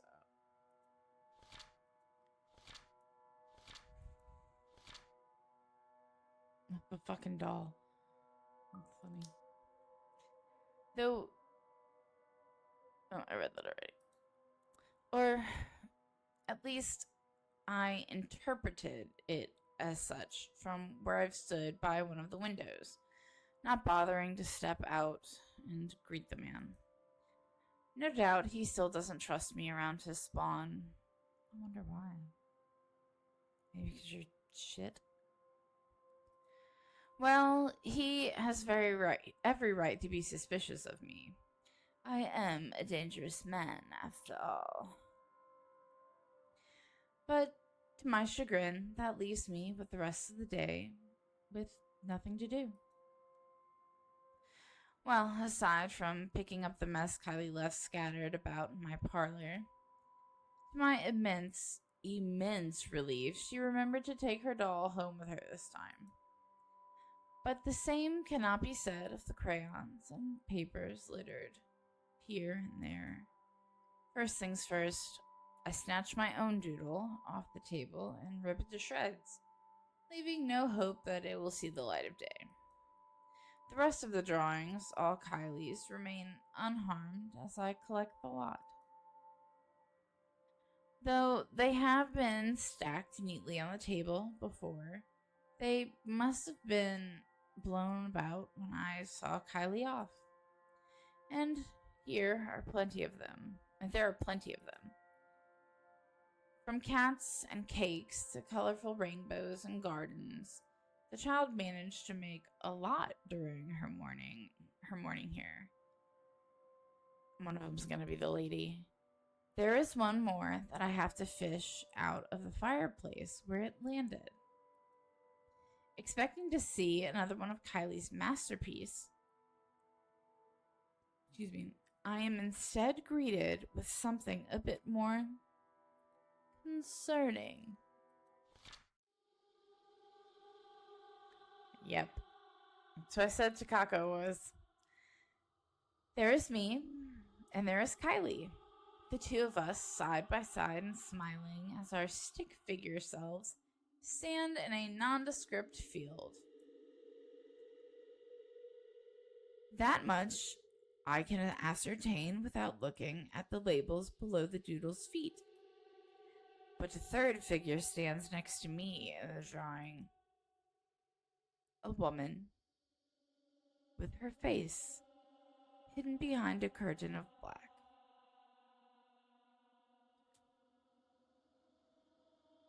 I have no texts from my mother, so that has to be someone else with their trash can. We have trash day tomorrow where they pick up the trash. And it just sounded like it was like right there.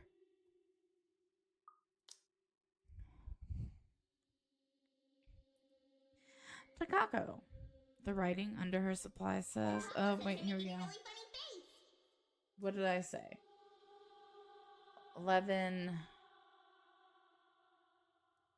almost 11 o'clock is what I said, because I don't math. 11:06, and she is slowly starting. Taco who? Takako, a friend I made. The hairs on the back of my neck stand on end, and I feel a chill go down my spine. A breath that isn't mine. Yeah, there she goes. She's starting. So if you hear a fire alarm in the background, that would be Nova.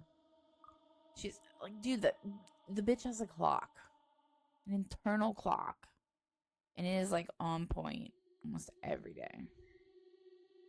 It's crazy. That has me turning around, expecting, hoping to see someone, anyone, but nothing.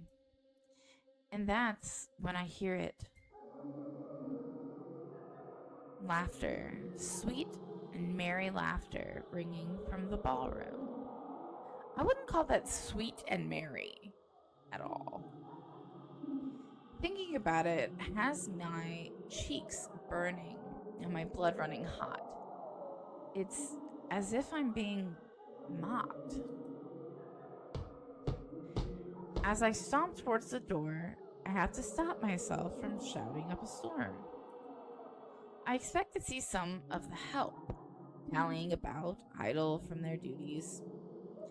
Perhaps they thought they can slack off in their duties without the head butler around, and with my preoccupation with Kylie, well, they had another thing coming.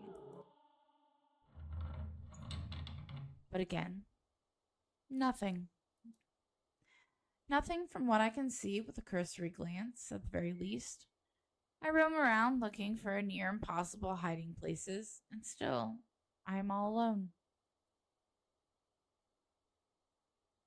Yet, I can still hear the laughter, that accursed laughter, echoing about in the room, in my head.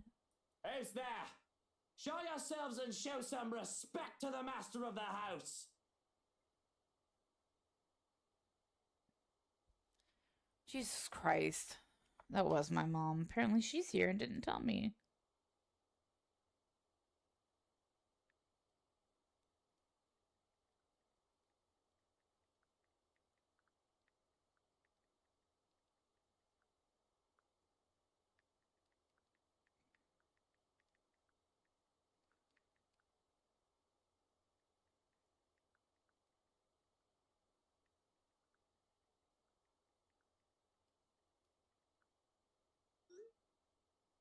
Jesus Christ. Cold uneasiness settles in my stomach.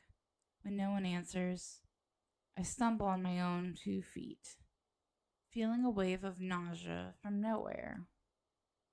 I haven't even streamed in an hour. Alright, I'm gonna go ahead and save because apparently my mother is here without letting me know. I'm sorry we are stopping early, but now I gotta deal with this bullshit. So, I'll see you guys later today. Bye. Guys, and welcome back to my channel. If you're new here, welcome to my channel. My name's Kay, and I play random shit, so you don't have to. I noticed in my last video, I don't know if I'm making myself too loud, but I sounded very low. Also, I want to sincerely apologize how the last video ended. When I mush all these videos together, I don't know how to edit, so they're just gonna be mushed together. And yeah, so I apologize for how the last video ended, and how unenthusiastic I was towards the end.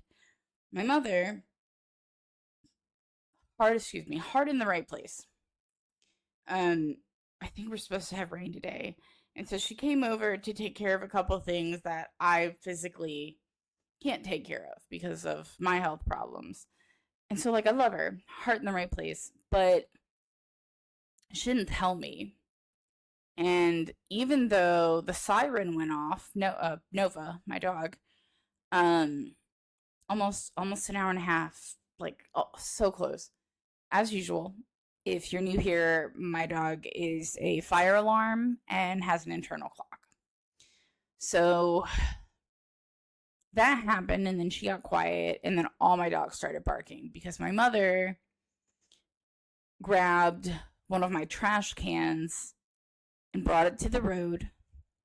So I heard that, and the dogs barked a little bit, and then they were quiet. Then she started doing a bunch of shit around my house, garden-wise. Like I said, not garden-wise, but like raking and stuff like that.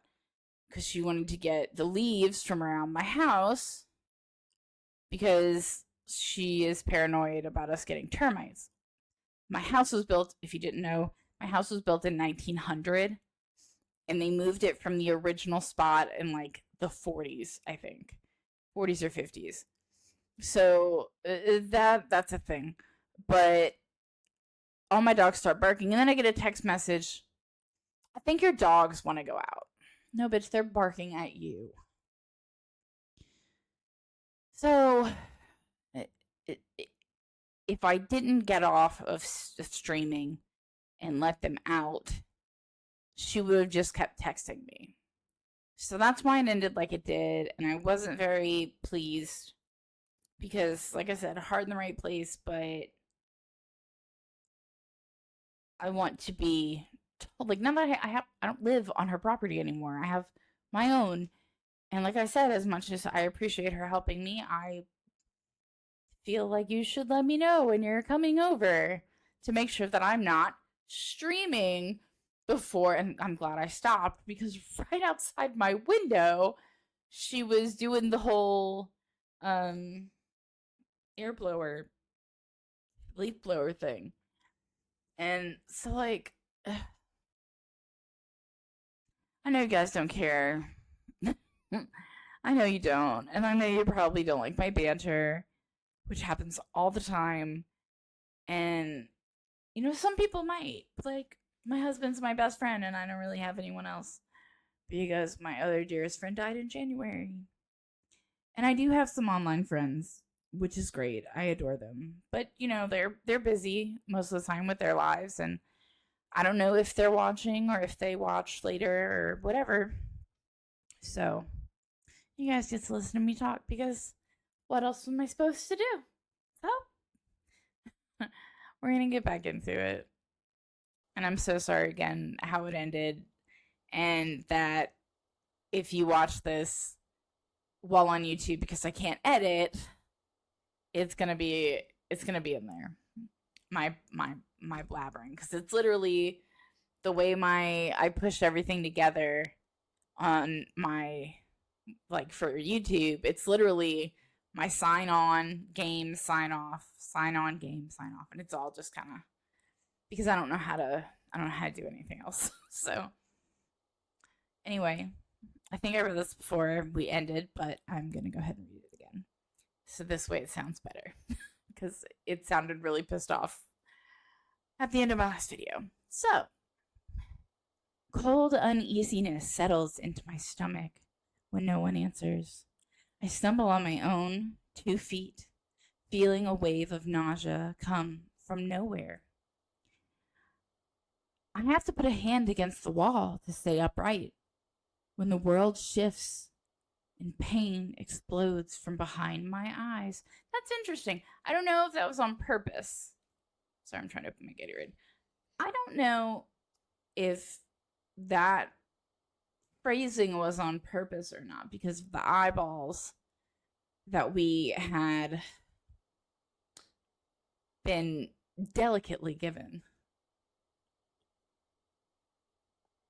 And I'm almost positive they were Zach's eyes. Apparently there's still more Gatorade in my other bottle. Let's see.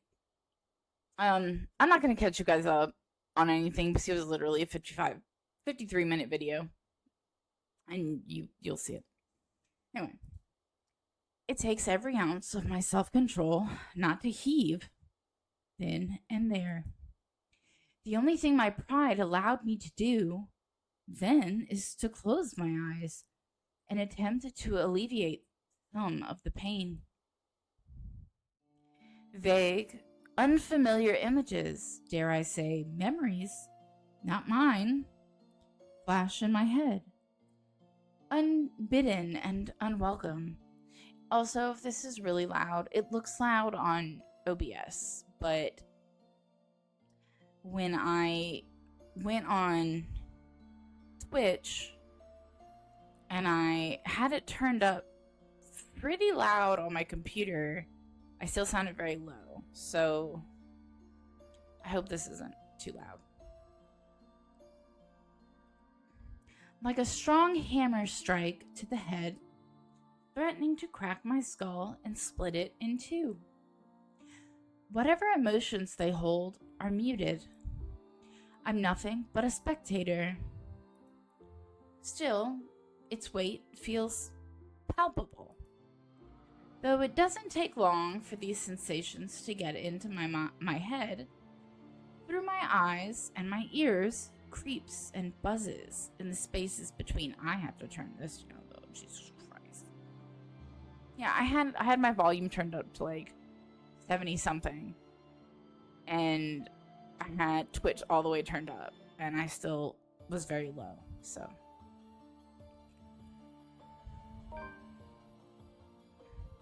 See, this is the image we keep seeing. It hurts. This is the image we keep seeing. We've seen it. This is time number 3, I believe. Lady Charlotte is in the background with her evil fucking whatever the fuck's going on. And I really strongly believe, now with another look at it, I feel like someone is raping her. So then my question is that, was that her betrothed before he died? And now I'm curious. But regardless, I'm pretty sure that's what's happening.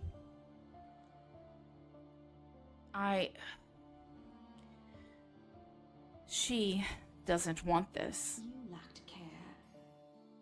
You forget your place, and you've indulged yourself far too much in this fantasy of yours.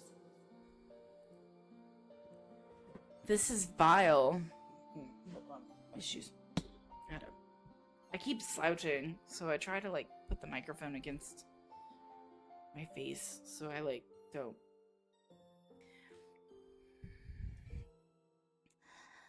This is vile, like vomit and sludge brushing against my skin before it covers me until I'm weighed down. Disgusting. Wrong.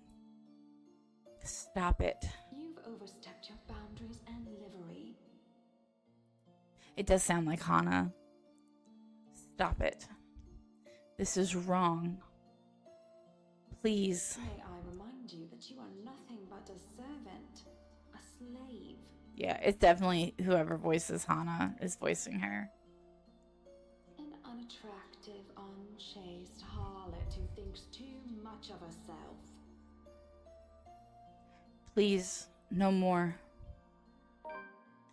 Whispers and accusations fill every crevice of my head, ringing and echoing around like a terrible case of tinnitus.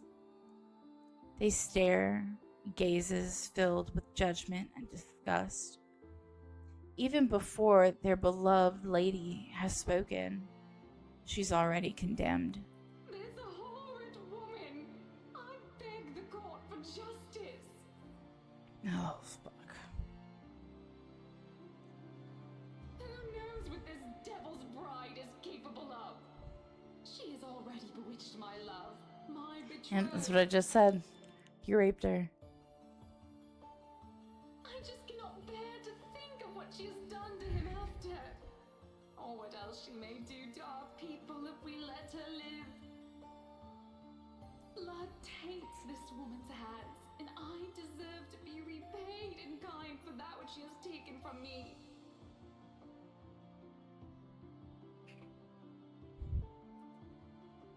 There's nothing for her but death, and she knows this. Her silence says as much. One after the other, they come at me, an unending flood that threatens to sweep me away for what feels like an eternity. each one a show of both joy and suffering for those who have called this mansion their home. Each new scene is like a hammer to the head, threatening to crack my skull and split it in two. I can feel every little emotion in the blurry images that present itself in my head. I feel a part of these, like I've lived through them, though I know this is not possible. All their anger burns through me. That much is evident, but the pain more so. And above all of it are the whispers. The voices calling, luring, until one image emerges in vivid contrast with the others. When there's a shout of joy, my eyes snap open, looking for the culprit. That's when the whole room just changes. Everything is the same, yet everything isn't.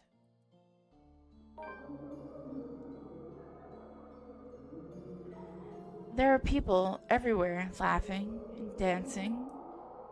I should be concerned about them, but my mind finds it easy to dismiss them as they fade in and out from nothingness.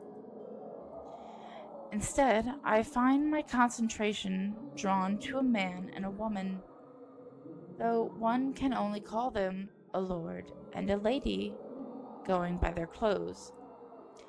And oh, just see how happy the couple looks. Though the man's eyes are eerily blank, like he's not all there. His face is familiar, though. In fact, they both are. But I can't quite place why. The two make a pretty picture as they dance in the center of the ballroom. Even the phantom crowd's attention stays on them. It reminds me so much of Hannah and I during the early days of our marriage. The honeymoon years, they call it. We were happy then, too. All smiles and her sunshine. Even with the normal dreary weather.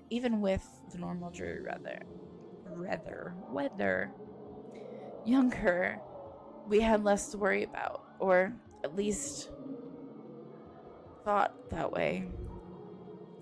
I wished, we could go on that way, even with all that I did and had to do. But life has a way of catching up. There was work to be done.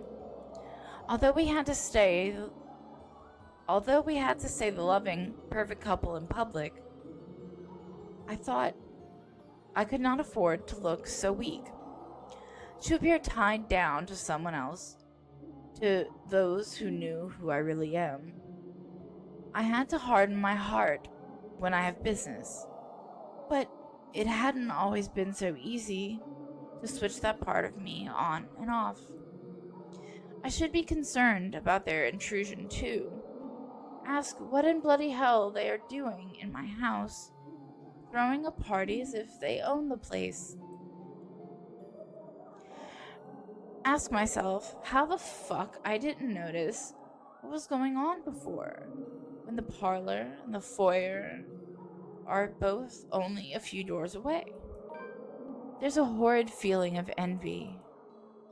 And though I have long accepted that I am a jealous person by nature, I have never felt such a strong feeling of envy as I have now.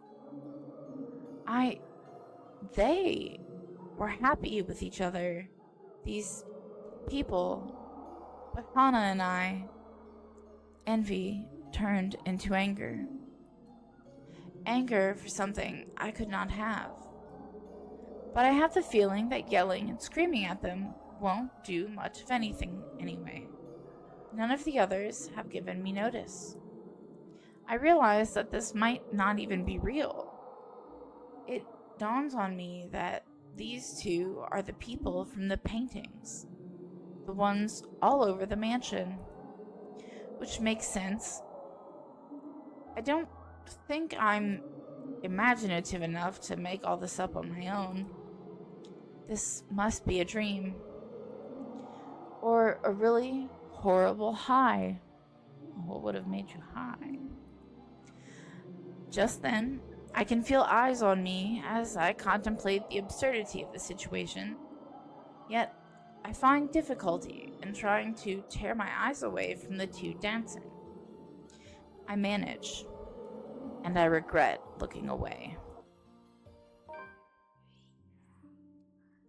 The woman from the gardens stands beside me. I can hear her rattling breath, menacing and chilling. Everything in me screams to run. But something pins me to the spot as she just looks at me, watching and waiting. The clamor of their voices fill the ballroom. Although they say such welcoming words, I do not feel comforted by the madness I'm experiencing. Their joyous voices turn sinister and foreboding to my ears. The chorus of people that shouldn't exist, threaten to overwhelm me, drown me, even as I stand on dry land. The music still plays as the Phantom Quartet continues while I stand here, vulnerable and afraid.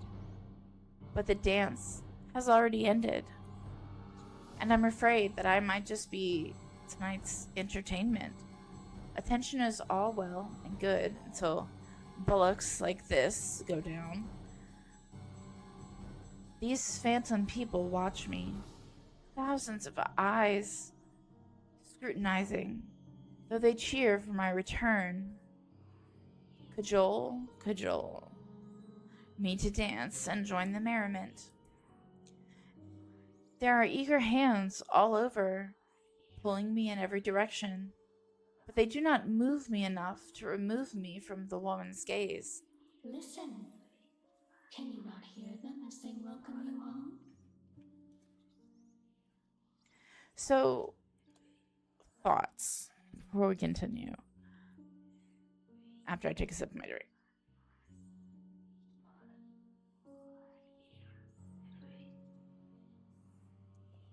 Okay, so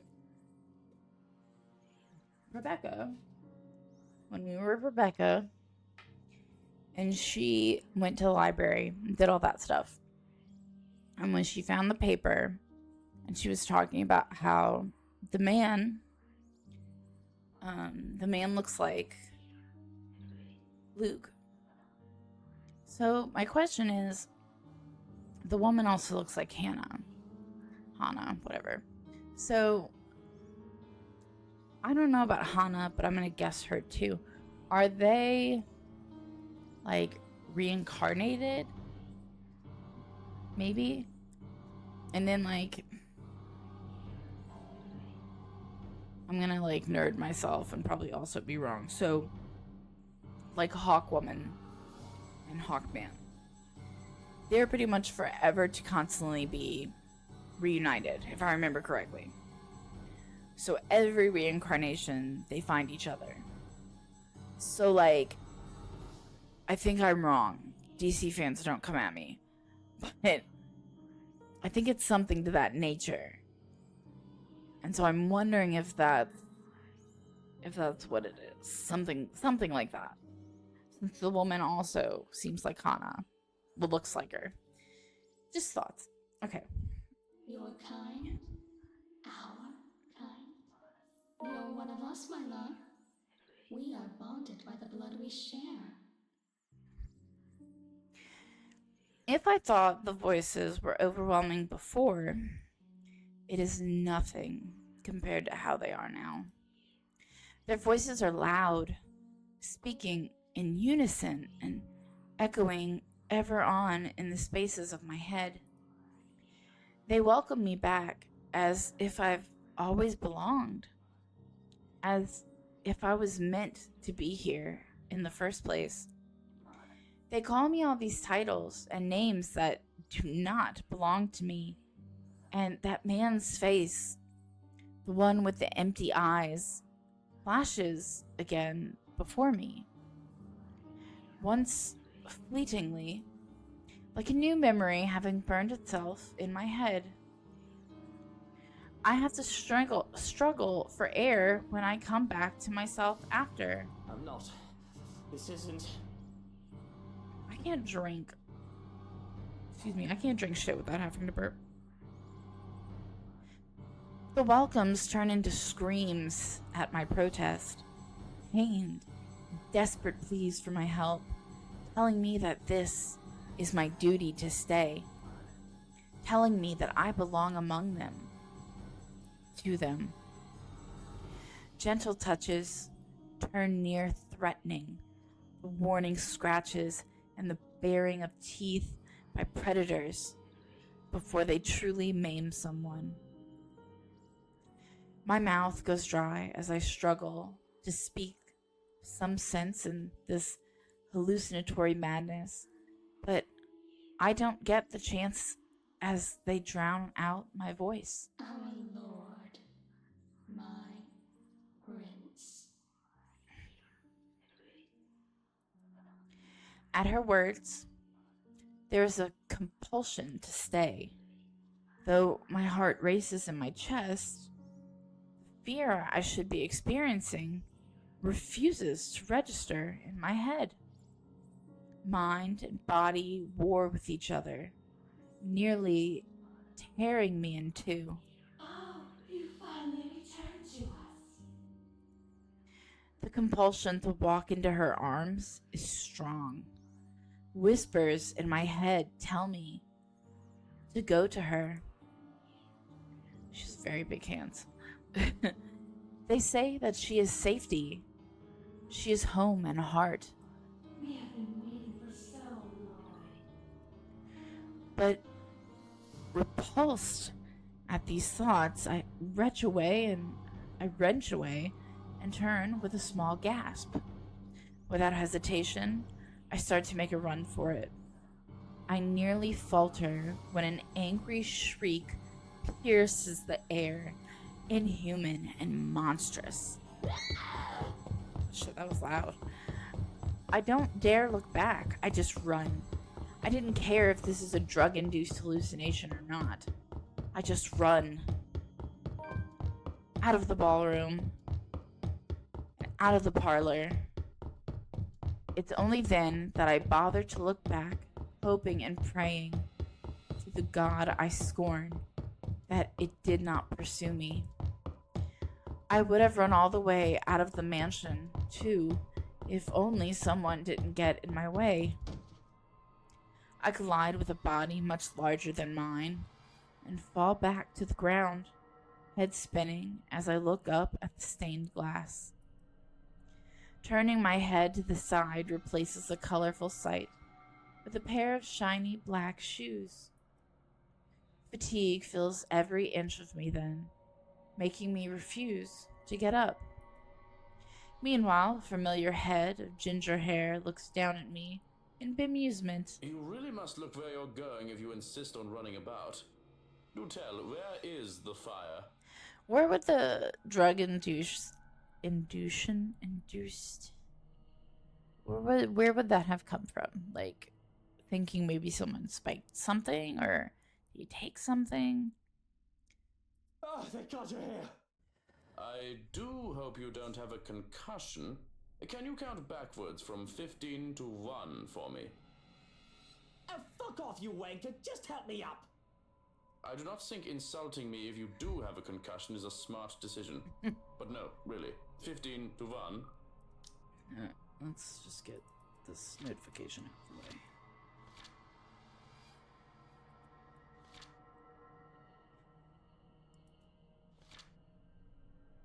Okay, so... Alright. Just trying to think of where we were in the story. That woman, she was here. I told you to keep an eye out for her. The other man offers an arm and pulls me up to my feet then. But before I can storm and pull him to the ballroom, he anchors me down with one hand on my shoulder and the other touching the back of my head. No bruising or bump. that still does not mean that you don't have a concussion. If you are too lazy to count backwards, can you tell me your full name? Where are you currently? We don't have Lucille Mitchell Wright, and this is the Ermengarde bloody fucking foyer. But we don't have time for this. You must make and have the time to make sure you are not broken in the head. I have already sent security to scour the whole house when I saw you running out of the parlor, Dummkopf. If the woman is here, they will have her. You will only be slowing them down if you plan to interfere. When he points that out, I realize that there are guards starting to filter into the house as we speak, with some already searching the nearby rooms. Armed and uniformed. I don't know why I stopped. Armed and uniformed men go about in pairs, making it so that the house is in a flurry of activity. So if he was gone, did he take Hana to the doctor? Is that like why he was gone? So if that's the case, like Hana should be right behind him, right? He lets go of me then, with the knowledge that I'm not going to keel over anytime soon. I was hoping that you would be tired from dealing with the young miss on my return. Instead, you come running and hit your head. Such a troublesome boy. Shall I be carrying you to bed, too? I can manage just fine on my own. Though I don't see how I can sleep until that woman is caught. It'll be easier to keep you safe in your quarters. This is twice we've known the woman to break in. I think we can safely presume that you hold her interest. He says it, as a matter of fact, in a tone that brook no argument. Not like I'll argue if it means I'm kept safe. The two of us hurry upstairs, though we remain watchful and wary of any potential threats to my person. We make it to the master bedroom without any trouble, though, and two of the security guards are left outside the door. No problems at all. Not until we get inside. Johan's eyes can scan the room wildly, a look of dread on his usually stoic face. And I didn't understand for a moment. Looking around the bedroom, it's empty. But then I realized... Where's Hana? She came home with you from the hospital, didn't she? She's supposed to be here. I sent one of the maids to accompany her here, to let her rest. Oh. I feel the color drain from my face when he raises a hand to stop me from charging out there. Stay. I'm not staying in here while Hana stays out there. One of the guards will find her and bring her here. And what if they don't? What if that woman gets to her first? What if she already has her? Tell him about the eyeballs, bro. That's not possible. You can't promise that. There's no second thought as I reach under my side of the bed and pull out one of my knives.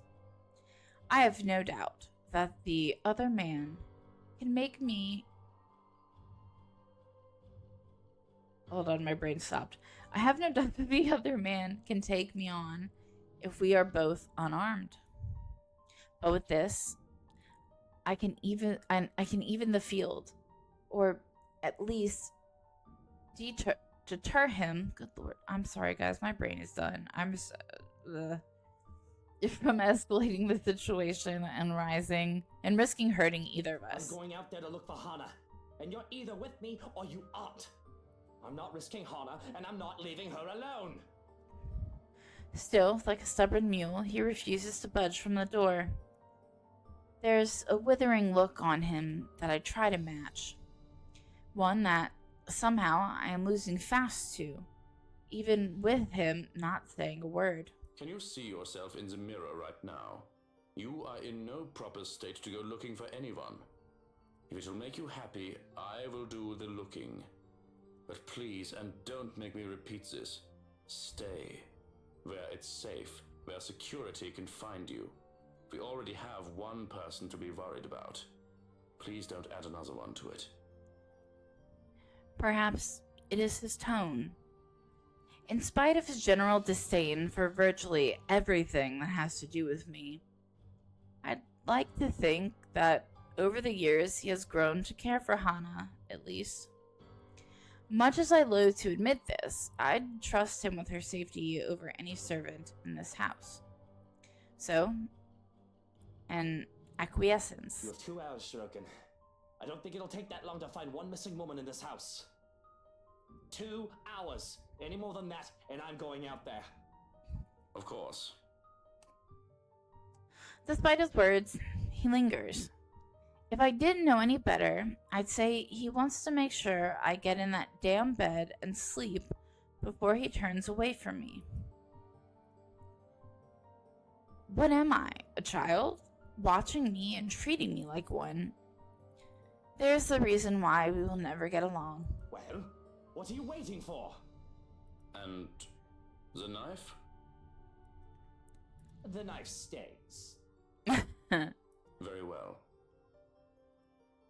Only then does he seem to get the hint.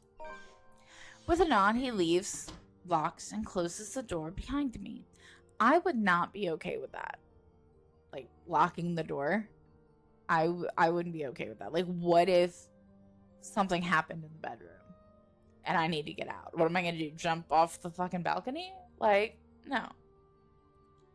For a moment, I still hear his voice while he gives the guards outside firm instructions. Then a hush as soon as he has departed and his footsteps fade away. One that doesn't quite last. As quickly as the silence settles, lightning flashes across the sky, followed immediately by the loud boom of thunder. Oh my god, I'm so sorry if you heard that. Excuse me, I'm so sorry. And that wanker strikes so dangerously close that I can feel the electricity in the air. The power goes out not a second later, and I feel as if I'm being mocked by whatever greater power there is. All is deathly still for a moment, but soon the rain starts once again. Far heavier than the light drizzle from this morning is pitter-patter hitting hard against this place's roof. I'm sorry, my brain is slow today, so forgive me. I have seizure problems and neurological issues, so forgive me if I kind of just zone out for a minute. Despite the noise, I find myself drawn to my bed, exhausted, hoping for a little nap. I'm not sure if I read that already. Okay, so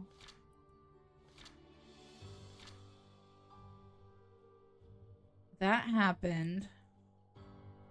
So we're still got shit happening before Rebecca tells Ash that she loved them.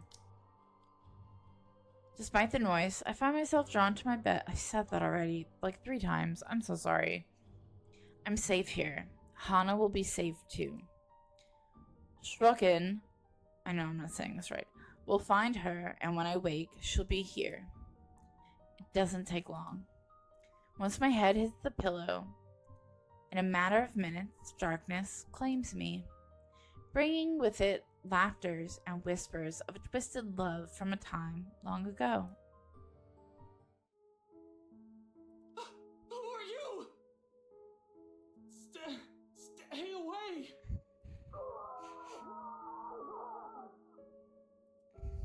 Sweet dreams, my love. It'll be over soon.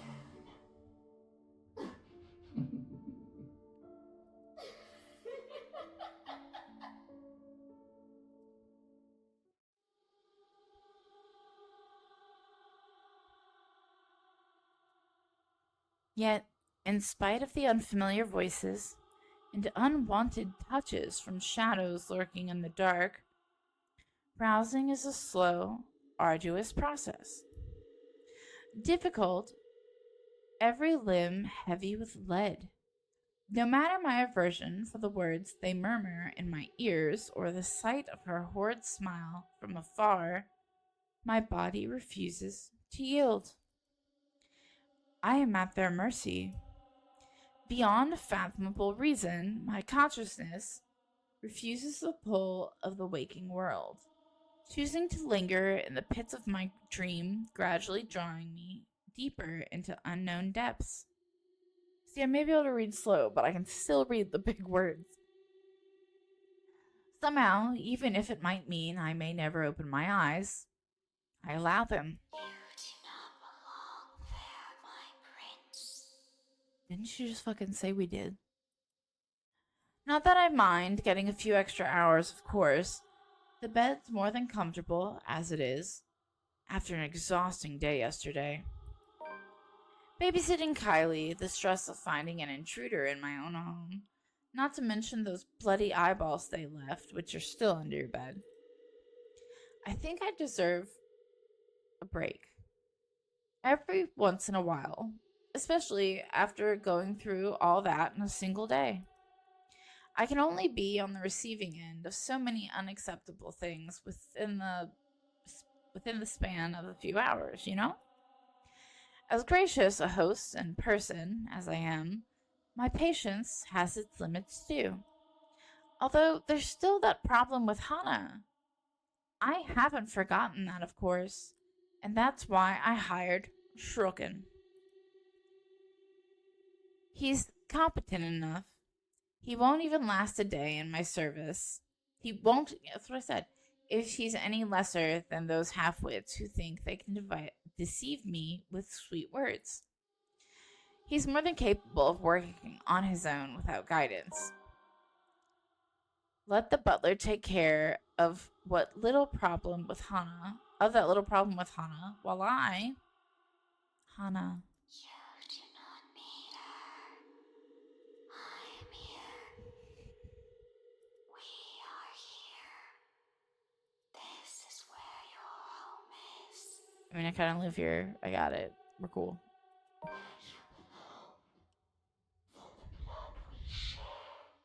That confuses me. Oh, because they're first cousins. That's probably it. Come back to us. How long has it been since... Johan's has never taken this long before. Surely there should have been an update by now, right? So why isn't there?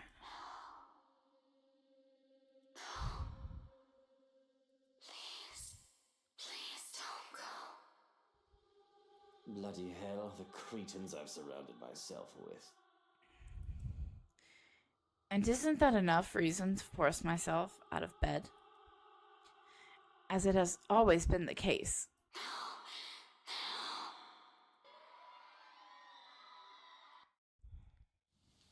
My eyes fly open, expecting the warm rays of sunshine filtering through the curtains, only to be greeted by a blinding flash of light and a loud boom of thunder that sounded nearly too close to my ears.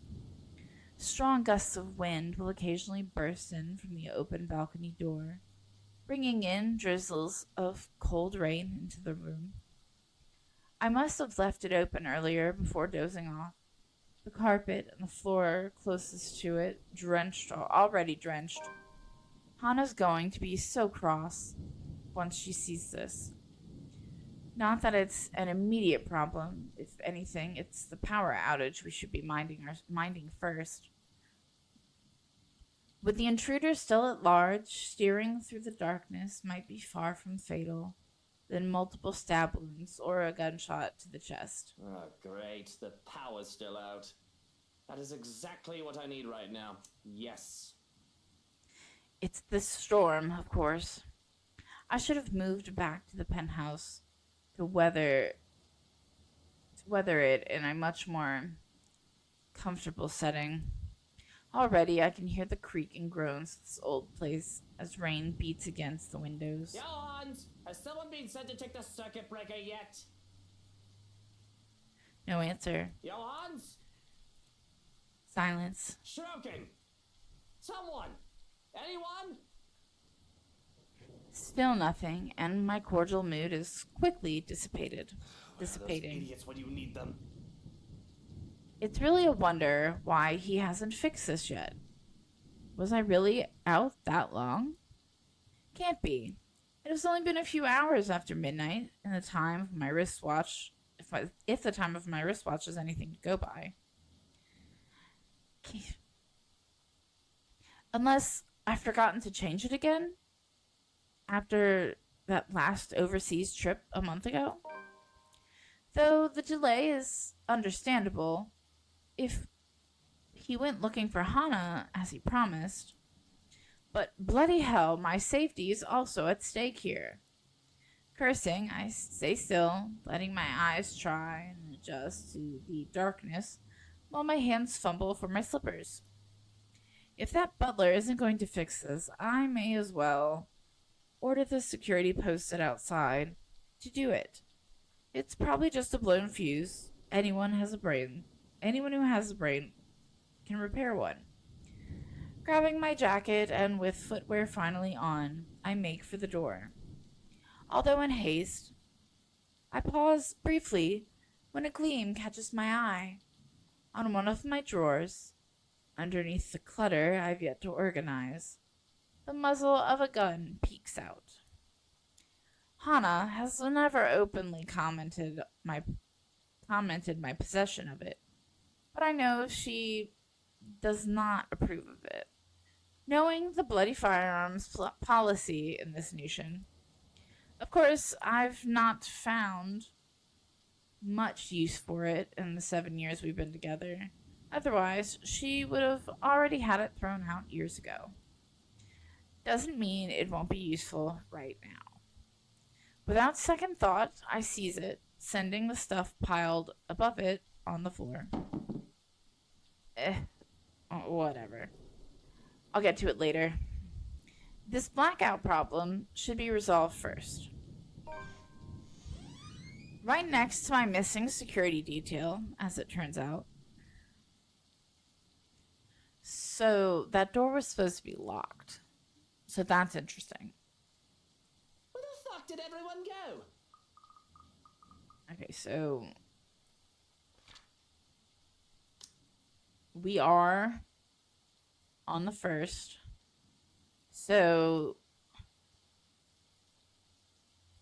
Ashton is trying to get into the house at this point. Marianne,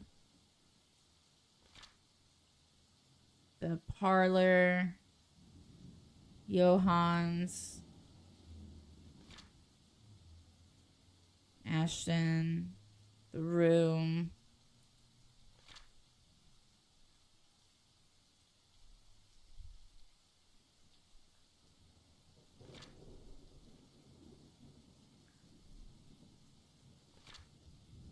Okay. I kind of have an idea where we are. There were two, weren't there? Shrukin had two blokes posted to stand guard for the night. I might be panicking for a bit earlier, but I'm quite sure I haven't gotten delusional yet. What, did both of them decide to take a break? Because they think the master's already sound asleep and won't be looking for them? The door was locked. We focused on that? Like, how do I just open the door? Damn nitwits. I know assassinations happen very early these days, and even less in a peaceful city like Luxborn, but bollocks. There's been a woman going in and out of this place uninvited, who may or may not want to put a knife in my back. And another peasant managed to break into this house just the other day. Isn't that enough reason to stay on alert? I'm fairly certain Shrokin won't just enlist their help just for this power outage, only to leave me unprotected. We have a difficult friendship, so to speak, but I doubt that man is an opportunist. I'm holding the lives of his family in my hands, after all. He knows what I am capable of doing. He's not stupid enough to do anything that'll endanger them and save only myself. Okay, questions. need context. You're holding the lives of his family. So, like,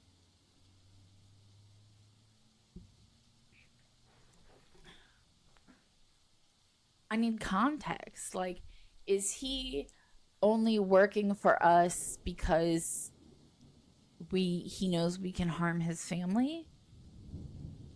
Is that why he's such a devout worker? And it's because he's worried about his family? I need context. So where then? Only my footsteps echo along dark passage, and I am left gripping the handle of my pistol for some sort of comfort. Oh my god. I cannot live without burping. My mom's the same way. I am my mother's child, dude. As much as she annoys the shit out of me, I am my mother's child.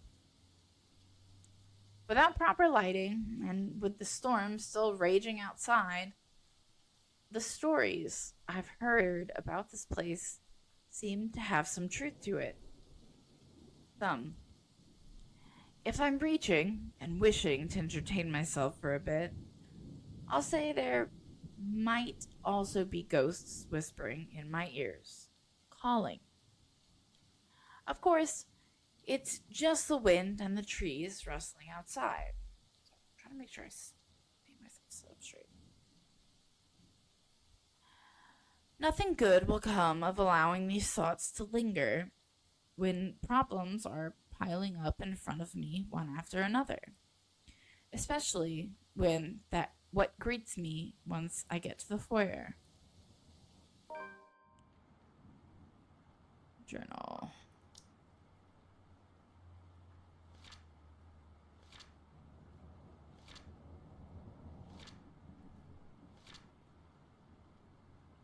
Okay. I'm desperate running way out the house. Calm down for some reason. Exit was finally in sight. Waiting on the other side. I don't quite get this and then this, like. But anyway, this is where we are, which means Johannes has already been knocked out. Ashton and Isabella are currently downstairs. I don't get what this is, but he's walking around the house now. So we're getting to, unless she gets added, we're getting to where we left off. Though it's dark, the large windows illuminate the area much more easily than any of the other rooms. And when I stand at the top of the stairs, I have a blanket sitting on my chair, and the blanket is under the wheel of the chair. Okay. And from where I stand at the top of the stairs, I can easily make out their forms. Recognize them, even. It's all gone crazy when these intruders come into my house. I'm no stranger to a cop playing dirty. The smart ones know that neither life nor criminals are going to play fair. But Lily the estate agent, she doesn't seem the sort. Daisy too.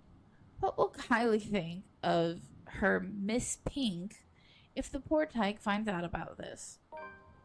Not to mention Mint. Hannah trusted her. I trusted her to be a professional. At the very least, for fuck's sake. Well, well, what have we here? If I were any less sober, I'd say this is the beginning of a joke. Bloody trespassers, what is wrong with these people? Did they really think I'll be fine with them walking into my home like this? What are they even doing in here? If I didn't know any better, they might also be behind Hannah's disappearance. That's right, my love. They must have a motive. Make them pay. Jesus Christ. And it better be a good one. Oh my god. Or a bullet to the head is the least all of them will deserve. I don't make a habit of harming women, of course, but this is just crossing the line. Let's see. A high school teacher, a real estate agent, and an interior designer walk into a mansion. Thunder crackles once again, cutting me off. This time its sound hits close enough that it nearly feels as if the window and the ground itself are rumbling. All is deathly still for a moment. I don't let it stop me, however, as I slowly make my way towards them, taking one careful step at a time, relishing the expression of fear in their eyes. I suppose there's something ominous in this setting, with the heavy rain outside and the lack of light here. I kind of like it, to be honest. Add something to the atmosphere. I suppose I must look like the villain now. But short of me getting close to them, a noise to my left distracts me, briefly halting my movements, while curiosity takes over every murmurs in my head. And it's a good thing, perhaps, that I did, because as soon as I look up, I see him. The detective from a few days ago, the one Lee mentioned. Just as he's about to jump down from furniture that had somehow ended up piled and blocking the door to the parlor. What happened there? And did he really think it's all right to do that in other people's house? Does he think it's all right to do that in other people's house? Is that right? That doesn't sound right to me. Lout. Teach him, my lord. Put him in his place. My hands already moving before any rationale can stop me. Fingers firm at my gun when I finally release the safety from it. Take aim. Not at him, but at his friends. They are his, aren't they? Why else would they be here together? Doesn't matter. I know his kind follows some form of moral standard. He won't let an innocent be harmed, especially people he cares about. My finger on the trigger is more than itching to shoot, but I hold back. Sure, I could have simply taken aim at him. He's gonna get aim at him, alright. But more than seeing him bleed, I want to see the expression on his face once he realizes everything he's doing is futile. He's trapped. Lives are in my hand. His life in my hand. Had I known there would be a party in my own home tonight, I would have opened a bloody bottle or two. People these days, in my own home. Can you believe it? I feel so left out. I can tell the exact moment the realization dawns on him. A short second of his body freezing and blood draining from his face as soon as his feet hits the floor and he looks up. He's already a prey trapped by his own recklessness. And really, Daisy, even you, what would Kylie say? Luke, this isn't what you're thinking. You have to listen to us. There's something going on here.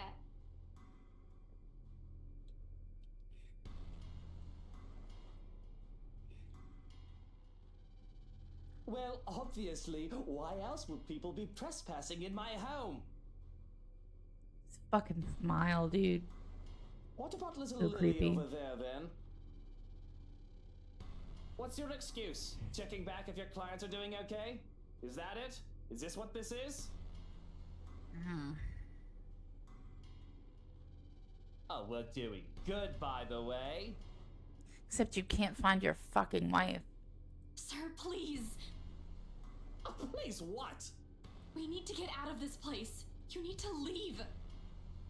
Not a good enough excuse, darling. You people are the ones who need to get out of my sight. Don't worry, I might consider pressing lighter charges for the woman. Can't say the same for Feathers here, though. But really now, I swear, people need to stop breaking into my house! This is how you want to start the week. Why don't we just go with a bloody massacre if we want to surprise people in their homes, huh? It's just a passing remark, of course. I'm not stupid enough to do something that'll bring negative attention to myself. Reputation and all that, I can't just risk it. The thought of having dead bodies here, I assure you, sir, there are probably dead bodies somewhere in your house. Ones that I'm not even responsible for, they're the ones who trespassed. It's already quite too much. It'll literally be overkill, especially for someone like me. Excuse me. Nevertheless, joke or not, Feathers wastes no time drawing his own gun at the slight wave of my own, even if he knows it's already too late. Still, he glares at me. Still, he fights back. Now, Feathers. Manners. You're in no position to be pointing that gun at people. There's no desperation in him, like I'm hoping. Just an annoyance flickering shortly before being hidden underneath a challenge. The likes of him are the kind of people I hate the most. Even with their failures already glaring down at them, mocking every worthless move they make, they have the impudence to stare people in the eye. See, I can read big words. I'm just slow. Why don't you put yours down first, and then we'll talk about manners. Oh, he talks back. The gall! You know, your kind pisses me off so much. Annoying most of the time. Like a damn pest you can't be rid of. But to some degree, it is commendable. I'll give him that. After all, we're almost the same in that regard. Almost. I'm still the better person, of course. He tells me to put the gun down, but I see no reason why I should. I'm a homeowner in defense of my own home. I have the right to, I'd like to think. Questionable permit of firearms aside. It's not like I wanted this, but I'm already high-strung, and their presence does not help. Bloody peasants. I can't even seem to figure out how their minds fully work. Dude, you were the son of a prostitute, and you have the nerve to call other people peasants? Really? And I should have also expected he won't let this end in this kind of standstill. Sorry about this. I really don't have time for you. A short lapse, it's all it is. One moment of letting my guard down. Before I can react, he fires 2 shots in quick succession. That literally just sounded like one shot, but okay. A sound crackling through the empty foyer, almost as loud as the storm raging outside, breaking the tense air in the room. Pain explodes in my wrist. No 2 seconds later. Just the graze, however, it is enough to cause my fingers to tense and the pistol slides to the floor with a dull thud. Why, you insolent! The next moments happen in a blur. In the following second, I am being tackled bodily to the ground, back hitting the cold floor hard and an arm pinning me down by the neck. There's a fleeting minute of panic and struggle while I try to untangle myself from him before he manages to knock me out. And then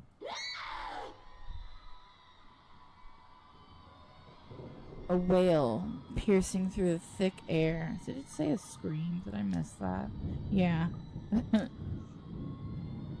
Shrill and sharp enough for the both of us to cover our ears and hunker down on our knees. And with each sharp note beating harshly against my head are the images again. Faces and voices so utterly unfamiliar, seeping into every crevice, turning sinister with each shift. They are not mine, but they might as well be, with how vivid and crisp they appear. Over and over they all flash behind my eyes until it becomes unbearable, pounding, throbbing, thudding against my skull, worse than any headache a hangover can give. Bloody. I'll take a hangover. Oh, bloody. I'll take a hangover over this any day.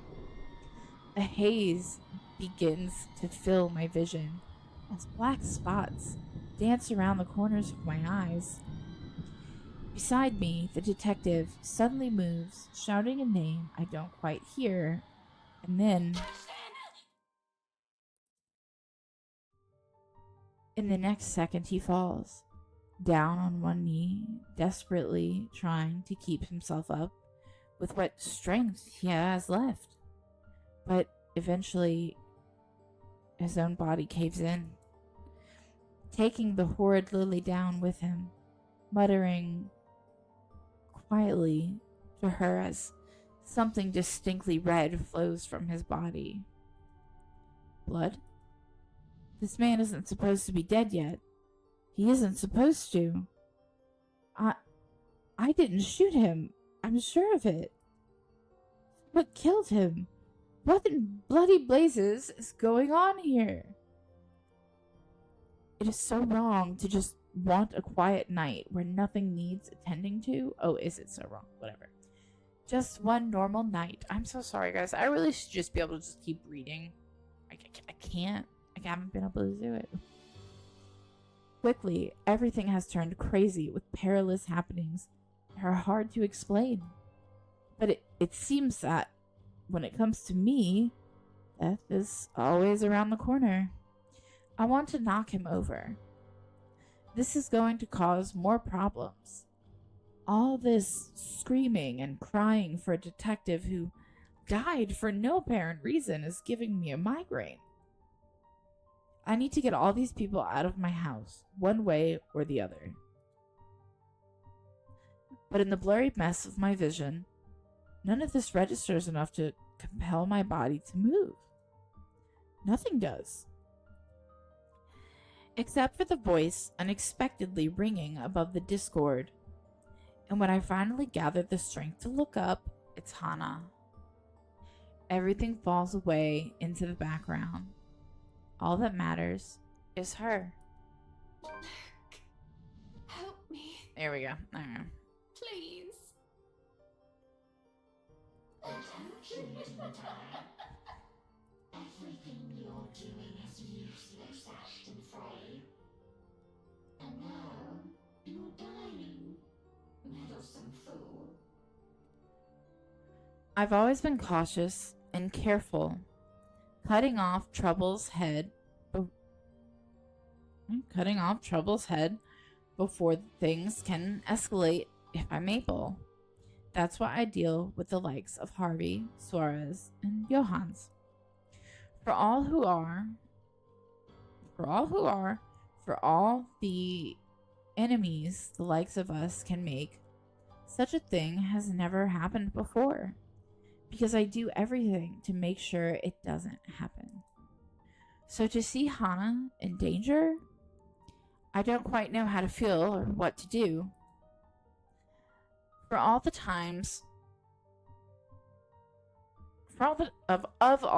so sorry, guys. I think my fucking brain is just done. My seizures are focal, extremely focal, and absence. And sometimes I am cautious. I'm sorry. I am not cautious. Conscious. And sometimes I'll have, like, my brain will just work very slow. And I think that's what's happening. I probably should be streaming if that's the case, but I want to finish this game. Of all the times for there to be a hostage situation, if this is even one, why now? Good fucking God, what is going on here? Help me. Please. Please make it stop. I think death would be preferable if my sense of self-preservation was shot to high hell. It would deprive me of choice and of responsibility in the matter. And I don't want to think about how fast my heart beats, so that I hardly hear anything other than my own heartbeat and her pleading. Please. They're in my head. Screaming. It hurts so much. What do I do? What can I do against someone holding your life in their hands, with a woman that looks more monstrous than man? When her expression turns into one of amusement and her horrific laughter fills the air, I'm torn apart. This is my fault, isn't it? Hana is in danger because of me. Everybody I love always ends up hurt or worse, and even when I chose to let her go, she is no exception. Hana's unbroken begging makes it all the much more painful, because I still love Hana. I really do. But will I really endanger myself for a woman who might not love me back anymore? Oh, you bastard.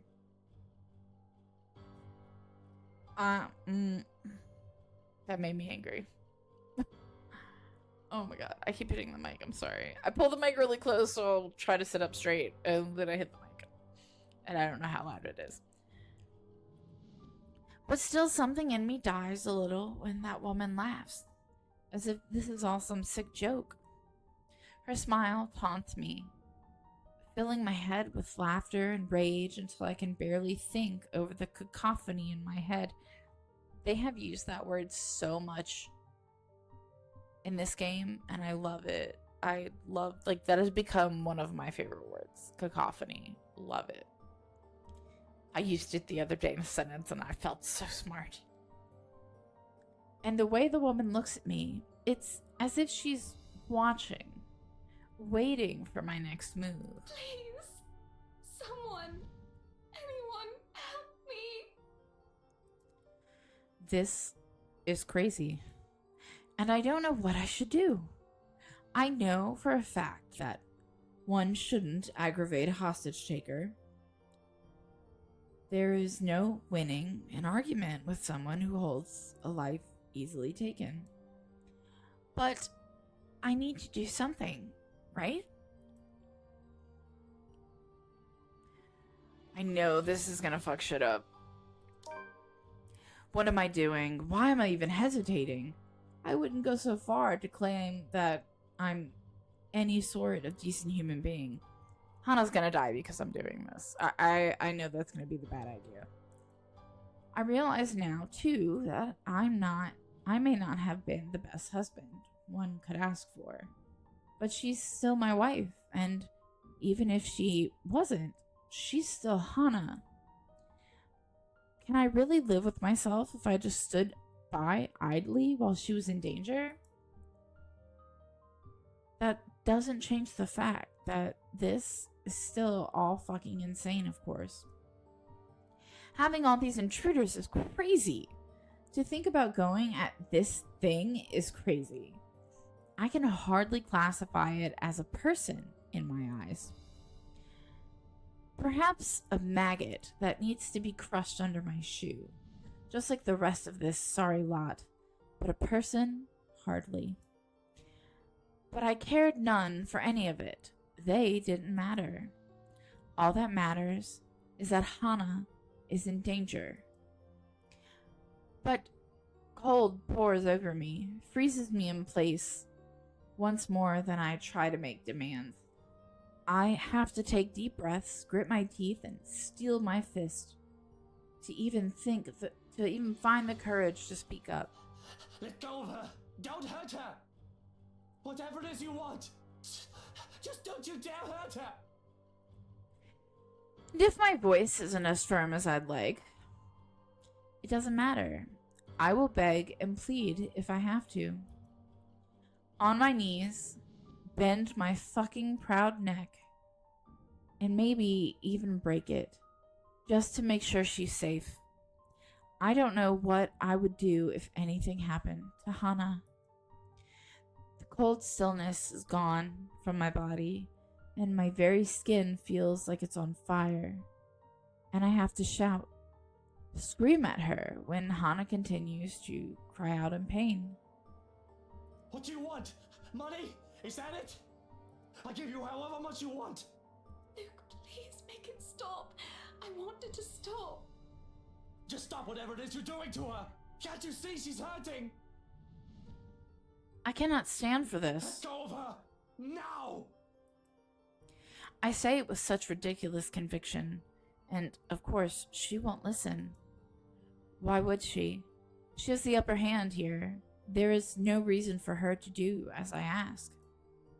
But her voice is a whisper and deathly slow, and I'm hard-pressed to hear it over the pounding of my heart in my ears. She speaks, the woman from the gardens and the servant girl from the ballroom, from the hallucination, vision, memories, whatever they were. A hush settles over the room as we listen.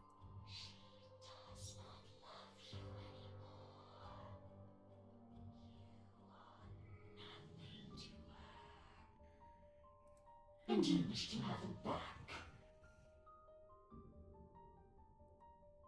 There are no second thoughts. Be that as it may, I still love her. And I will make you rue the day you were born if you don't let her go. She's gonna throw her down the stairs. Like, I feel like that was what was gonna happen with my choice anyway. Hope not, but...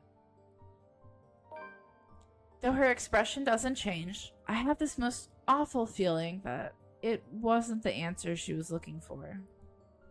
I can see how the woman's fingers tighten around Hana's neck. Hana's throat. Neck, same thing. Hear the hitch in her breath, and I feel that I've made the worst decision in speaking out. I didn't think she would listen, yet she does. A hand on Hana's back sends her falling down the stairs. What did I say?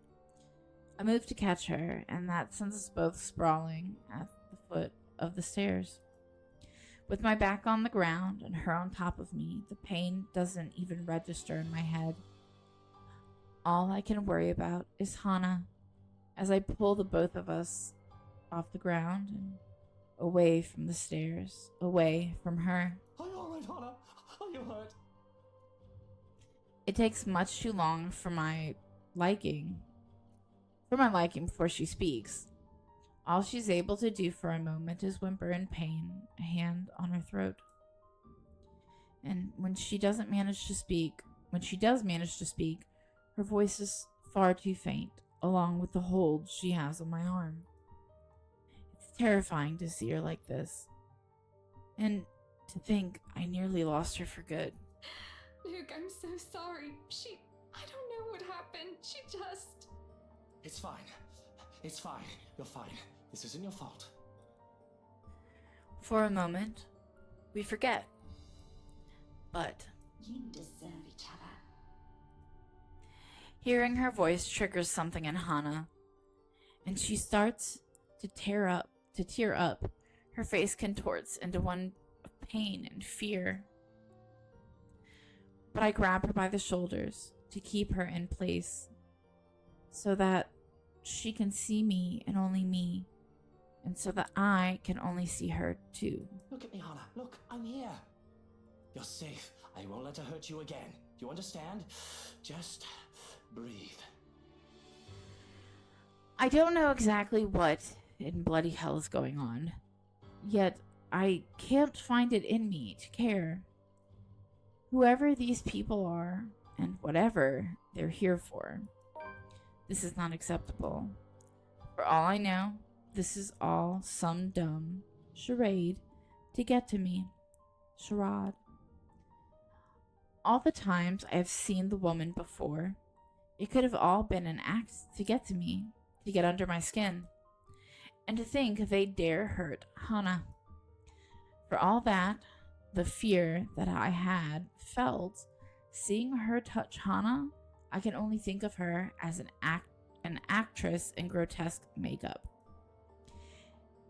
My hand still shakes, the fear not having quite gone, but anger fills me as I look at the woman, a sneer on my face. How dare you! I don't care who you are, but how dare you touch Hannah! Let's look these out.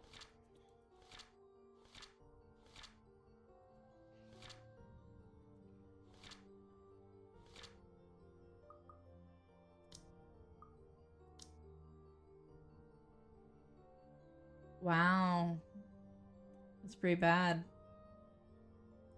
Pretty sure Zachary should just be like non-existent. I know, fuck that, but I want you out of my house! Out before I call the police and have you put away for the rest of your miserable life! I mean... And that goes for all of you! I hold my ground, firm and strong with my declaration. But the nerve of her, she just laughs in my face. A terrible, dreadful laugh that makes me feel as if there are ants crawling on my skin, maggots squirming in my ears. Oh, that's horrible. You are telling me to get out of your house. You threatened to lock me up. She laughs, and she laughs. What's so funny? What are you laughing at? None of this is funny! But she persists, and it almost feels like her voice is in my head. Oh, no different. No different. You're all the same. We didn't set you on fire. You can all suffer together. And that is when everything turns to complete and utter shite. It's a slow thing, a whisper more than a bang, as the darkness creeps into every corner of the room.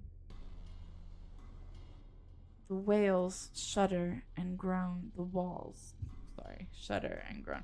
Where is Ash? We gonna talk about his body just being gone? Blood runs from the ceiling, crawls down the walls, and stains the floor. It feels as if life itself is being sucked from the house, slowly but surely. The beauty of the place is gone, with only the dead, decaying remains of a mansion left in its wake. I don't have to wonder if it is just the foyer that's become this nightmarish place. I can already hear it. Gone are the growling of thunder and the lashings of rain and wind against the foyer's high windows. All of it has been replaced by a more grating sound. A cacophony of voices from nowhere and everywhere, echoing throughout the now horrid walls. Voice that neither belongs to us nor the people who live here. What's going on?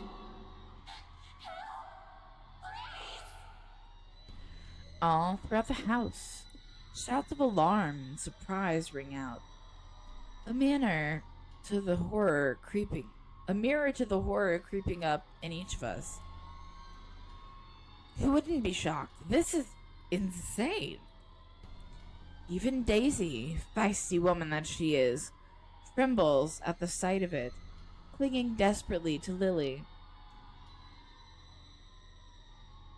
I am very, very concerned at how easily these people respond to death. Like, I know really scary horror shit is happening, and that probably dulls your mind a little bit to deal with the horror going on as opposed to the death. Like, my microphone keeps moving. They handled death really well. Brave of them, I have to admit, to not just run at the first sign of trouble, but not that they have any other choice. There seems to be no end in sight to this insanity, even though there's a door right behind you. If anything, this only feels like it's the beginning of the end. Help me! Oh my god! Please, somebody! Anybody! Is that supposed to be Ash? Who are you? No, I don't know who that is, but that voice sounds like Justin Briner. I think it's his last name, how you say it. The one who voices Deku. That's who this sounded like. Stay away! No. Stay away. Stay away. No! She's here! You've got to let me out! She's gonna kill me! I feel like this is like all the voices of people who lived in the home. Someone! She's... I'm sorry. Their screams fill the mansion. She laughs all the while, a harsh, agonizing sound that goes on for what feels like forever. Until there is nothing but silence. Her horrid smile, pale hands reaching out to me, calling, beckoning, pleading. I'm terrified. I really am. Like I should be, but I have never been one to truly stay afraid. I've long learned that fear will not get me anywhere. Cowering in a corner doesn't keep me safe, and it will not keep me alive. Not like rage does. I've learned to use this burning hate inside of me to survive. There is no difference now. Stay away from me! Why do you wish to leave? This is where you belong, my lord. Remember the blood we share. At your first cousins? That's the only thing I can think. This is your Like home. that's what makes sense to me. Don't you remember? You promised to return, to stay. Together with me, with us, with people no different from you. What is she talking about, Luke? What does she mean? Don't listen to her, she lies. I promised no such thing to anyone. Hannah, you're the one who bought this house. How should I know what she's babbling about? I never even wanted to be here in the first place. A terrible case of mistaken identity. That must be it. I'm quite sure of it. Oh, sorry if I breathed in that too much. I don't know this woman. This monster. Why would I say that to someone like her? In my entire lifetime, I've only made and kept sincere promises to a mere two people. Hannah Evans and Eleanor Chandler. Eleanor Chandler. Was that his mom? That's his mom. No one else. The rest of those who claim I've promised anything to them can go fuck themselves. Bloody hell. I may enjoy the company of women, but I am not an idiot to start spouting such nonsense. A line must be drawn, especially if I am to keep myself alive. Yet, she still goes on, insists, making me appear a liar in front of these people.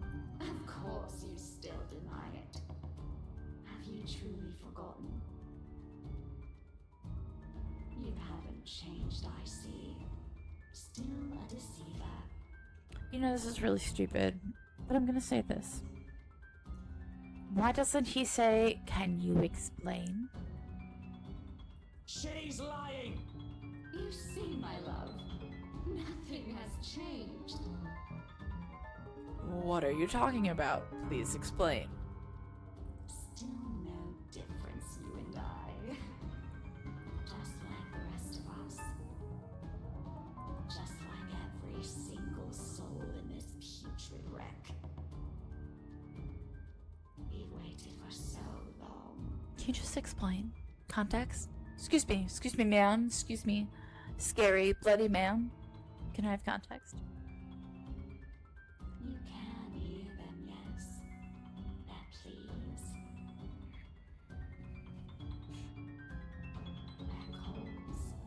Their invitation. Come, my lord. The house seeks its master. You literally just sat there and insulted me. So why are you telling me again? Like, why would I want to?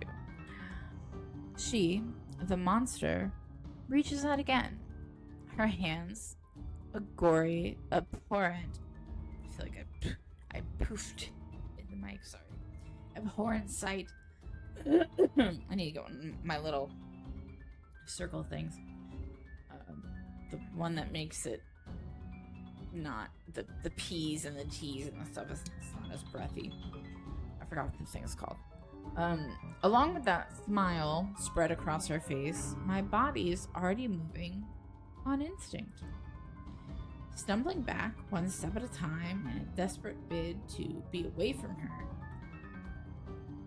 Anything to put distance between me and this vile creature. No matter what she says, I am nothing like her. I need to get out of this house. Well, the good thing, the door is right behind you. Out of this country, preferably.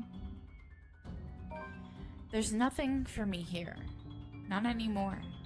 Nothing to keep tied to this place. With Hana planning to leave me, Shroken likely taken by this woman, nothing's left to bind me to this wretched city. I can leave. I can... Careful, Luke. My foot steps on something, sending me sliding on my back and flat on the floor. You think he stepped on Ashton? Because that's what I think.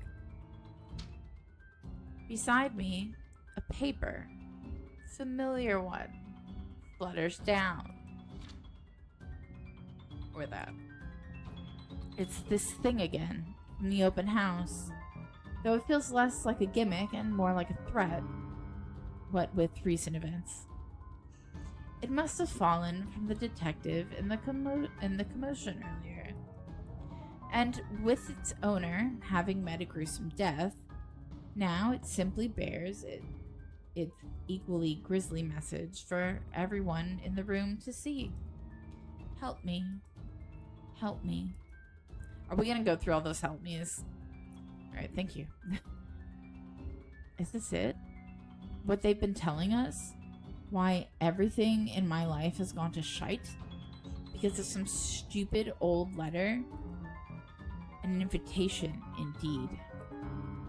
One I am not willing to accept. Not anytime. From the top of the stairs, the creature moves again. Drawing. I told you to my brain. Drawing my attention back to her. Her gait remains slow and awkward as she walks forward, that smile never leaving her. But I won't give her the chance. I am not dying here. I certainly am not giving myself to a hideous creature like her either. Adrenaline kicks in, and despite panicked gasps and worried glances from the people in the room, I pay them no mind as I reach for the main door and... Without warning, it slams shut. I had a feeling that was gonna happen.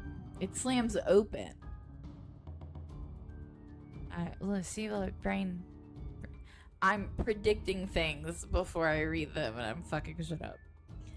Without warning, it slams open. revealing not the mansion grounds like I am expecting.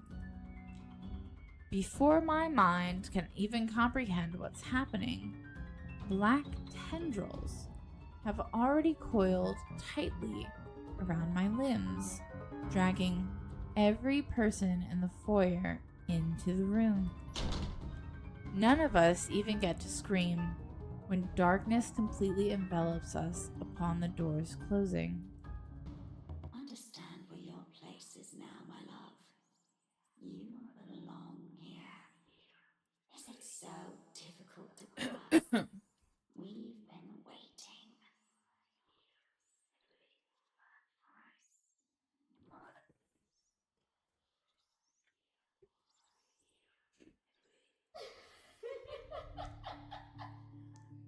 There's a moment of panic when the feeling of the tendrils around my limbs finally dissipate. As soon as my eyes adjust to the darkness of the room and I'm on my feet, I'm reaching for my knife and holding it out, watching, waiting for every movement. Using it as a way to put distance between me and these peasants. Who knows what they'll do now? We're all desperate to get out of this house. There's only 5 of us in this room. 2 of them, friends at that. I cannot trust these people not to turn on me.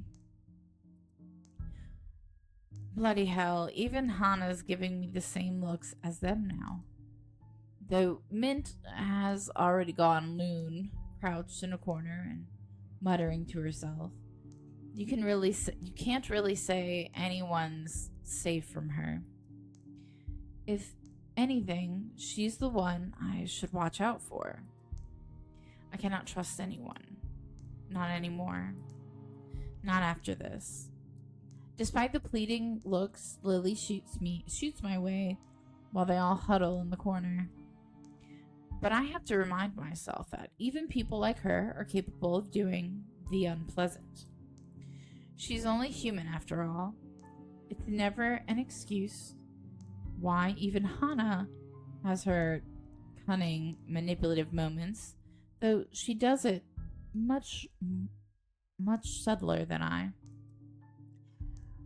Why else would Lily show this letter to us that day if not to save herself? Shouldn't fucking know. I don't know. I guess that backfired on her now that she and her own friends are also stuck here. Still, I have every right to be livid. Everything that I've built has fallen apart. All because these people came into our lives. You! All of you! This is all your fault! If I've died in this bloody case, I'm taking you all down with me! Luke, please put that knife away. This isn't going to solve anything. Luke, calm down. You're just making this worse. You shut your mouth! If it weren't for you, or this letter, for all of you, none of this would have happened! Is your life all that matters to you? What about these people here? Don't they have the same problem? What about me, Luke? Do you even care? I thought so, because we fucking saved her. Are you taking their side? You're also stuck in this nightmare, Hana! That creature is out to get us, and you're still defending these people! I'm not defending anyone, Luke. I'm just trying to be reasonable when you're clearly not.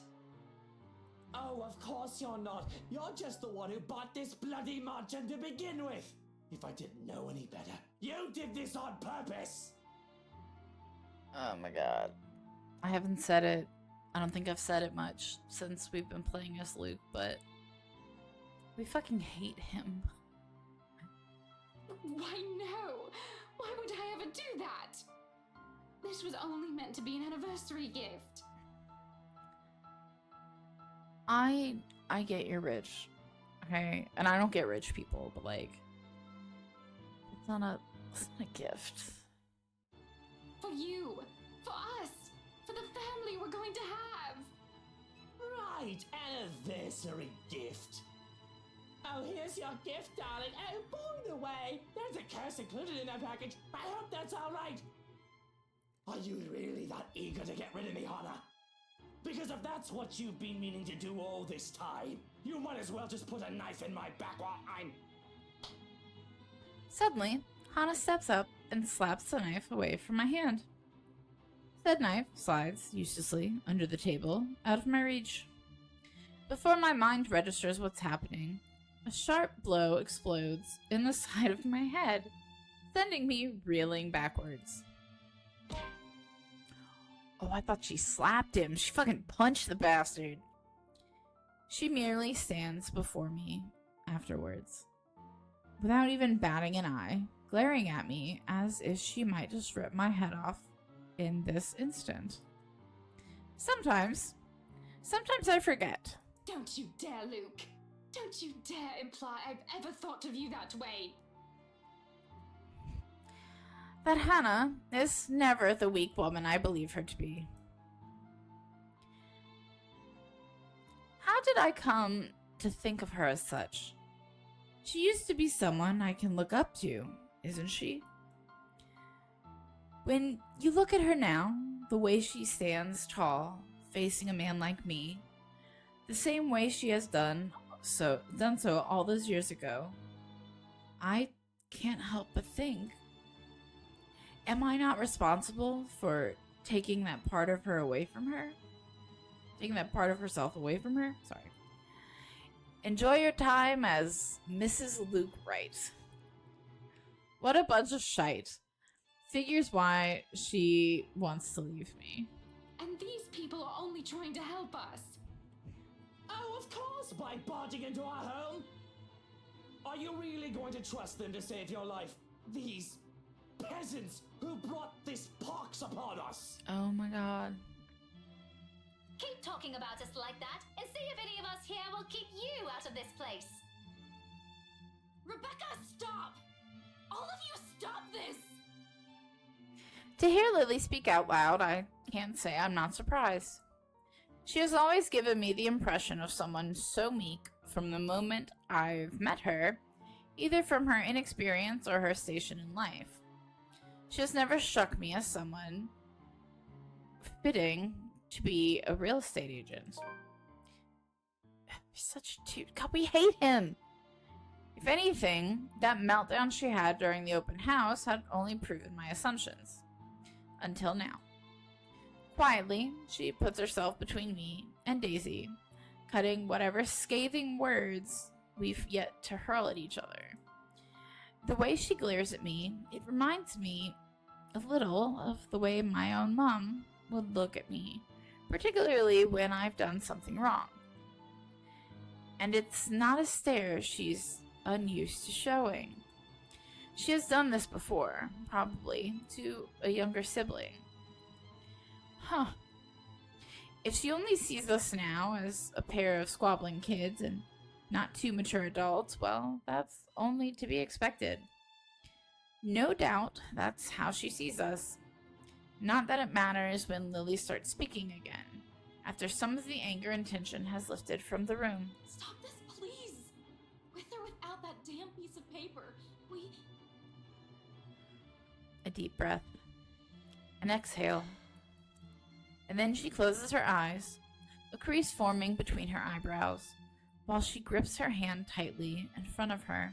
We still would have ended up in this mess.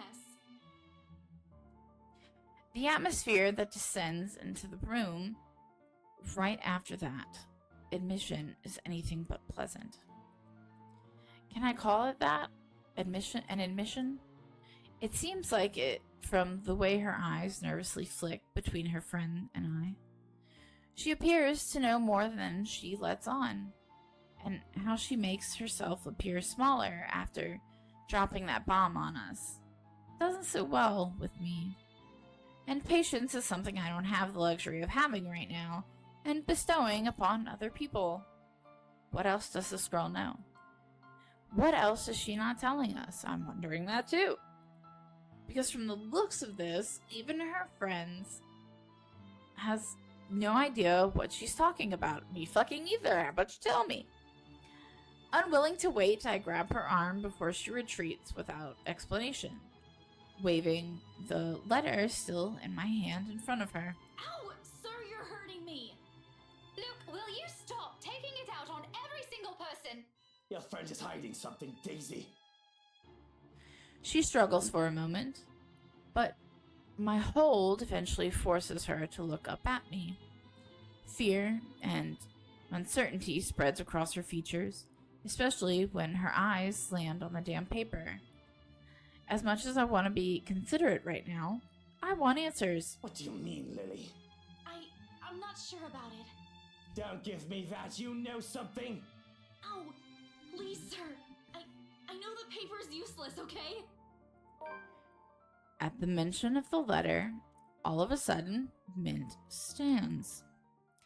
I've almost forgotten she's here, her ramblings having faded away in the shouting. Without warning, she snatches the paper out of my hand. It's a miracle it didn't rip right there and then. Right there and there.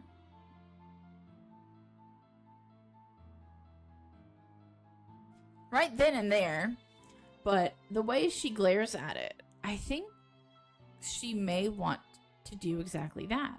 We should have gotten rid of this thing. We should have burned it at the first opportunity we got. No, even if we rip it to shreds, it won't do anything. I think... You don't know what I've seen, Santos. So she needs to share that too. Like, hey, so I somehow saw this camera and saw boys doing this, and then they died. So, like, the letter's just a joke. There were children! Victims! All because they had no idea what this thing will do to them! They made it. Oh god, those poor souls! They were screaming and begging before she... But they made the letter. So, like, please explain. Then what about those people they mentioned in the news lately? All those who died? My coworkers? The open house clients? None of them had seen it. Even Rose. And yet they're all dead. And I'm pretty sure Rose saw it. I should know. That letter has been with me since I picked it up. And I swear I didn't make copies of this thing. I don't think that would have mattered. Even if I wanted to save myself, I wouldn't do that to my friends. Or anyone. And yet we're all here! Are you taking me for a fool, Lily? I have to go with whiskey on this. Who knows how many has already seen this before you found it? This cursed thing has to go! We would have ended up here either way. Maybe? I really don't know. Sir, please. All I know is that paper isn't the reason why all of this is happening. There's something else. Maybe it's this place that's the problem. Yes. Maybe it's yes, this it we is. should be getting rid of. Yes, it is. Burn that shit to the ground. What? You mean, like, burn this place down? I still think we should get rid of this letter before we start thinking of destroying a place with some historical value. Really? Well, if you feel that way, how about we just leave the paper in the room and then we go burn the place and then everything gets burned. And you can leave Luke in it too. That'd be cool. What? And no? We are not burning a multi-million-pound mansion, you peasants! I just spent a fortune on this! Well, did you get insurance? Maybe insurance. That would be great. Yeah. Seriously, Luke, are you really more worried about that? Buttercup, Marching, millions. It's gonna take years getting all that money back. Insurance. Well, you certainly won't be getting any of that money if you're dead. Really, Luke? Is that more important than your life?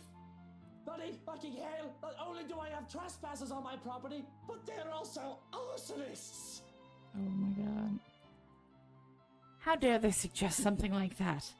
Ah, the gall. Bloody peasants. My head's already aching just listening to them. Like, look at the room you're in, and you're like, no, we're not gonna burn this cursed place down. To think this is all the solution they can come up with. I should have just stabbed all of them and made a run for it. Even Hana. You literally just thought to save Hana. And now you're like, no. I'm not worried about her. I really love this game. I'm thoroughly enjoying this game. But like, as we're progressing, things are starting to be like, there's so many plot holes.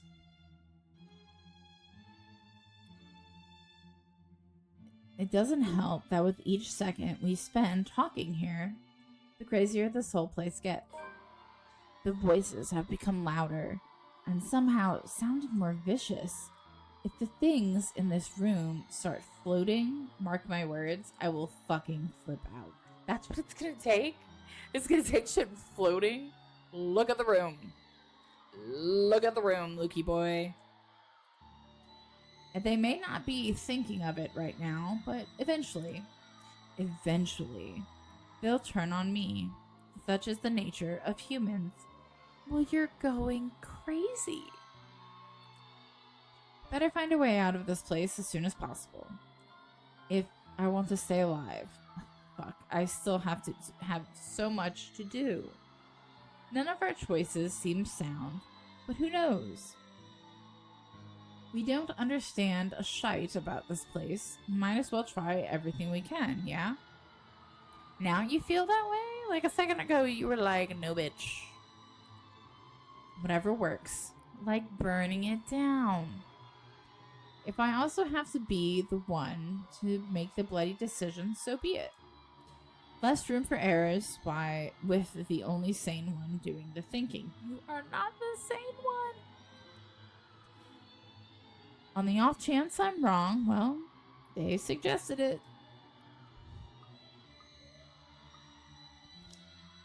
I'm going to regret this, I will.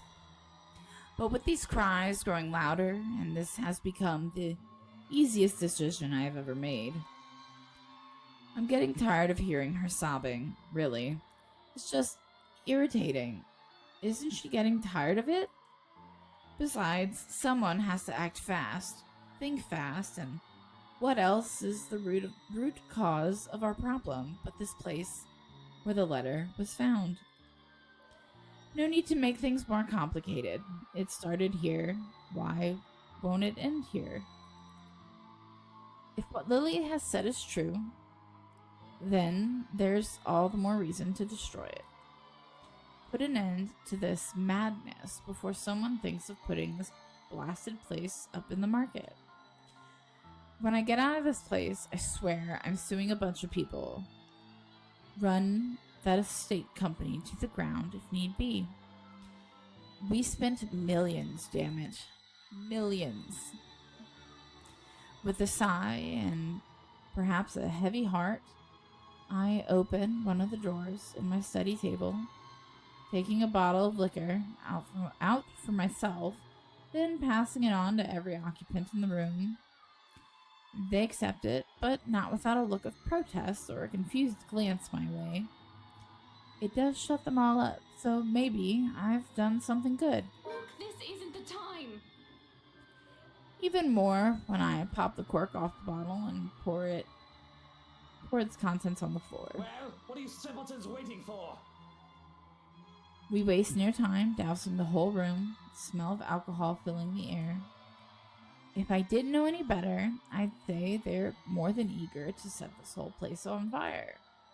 And the blaze catches easily in the room when I set it alight, using the blasted paper on the kindling. With the whole place drenched with wine and all manner of things alcoholic, I've been hiding from Hana, and the small fire soon turns into an inferno. In a matter of seconds, we're out of the door. It doesn't exactly lead where I'm hoping, but it will. Although ending up in the kitchen does give us more reason to play play like a bunch of pyromaniacs. Fishing the liquor stocks from the cupboards, we also do the same thing we've done to the study. Door after door, in every room we pass, pouring bottle after bottle of expensive, aged liquor and setting everything on fire, only leaving once the blaze has started in earnest. When we run out of liquor, we simply drop the bottle and take one off. Many nooks I've stashed one.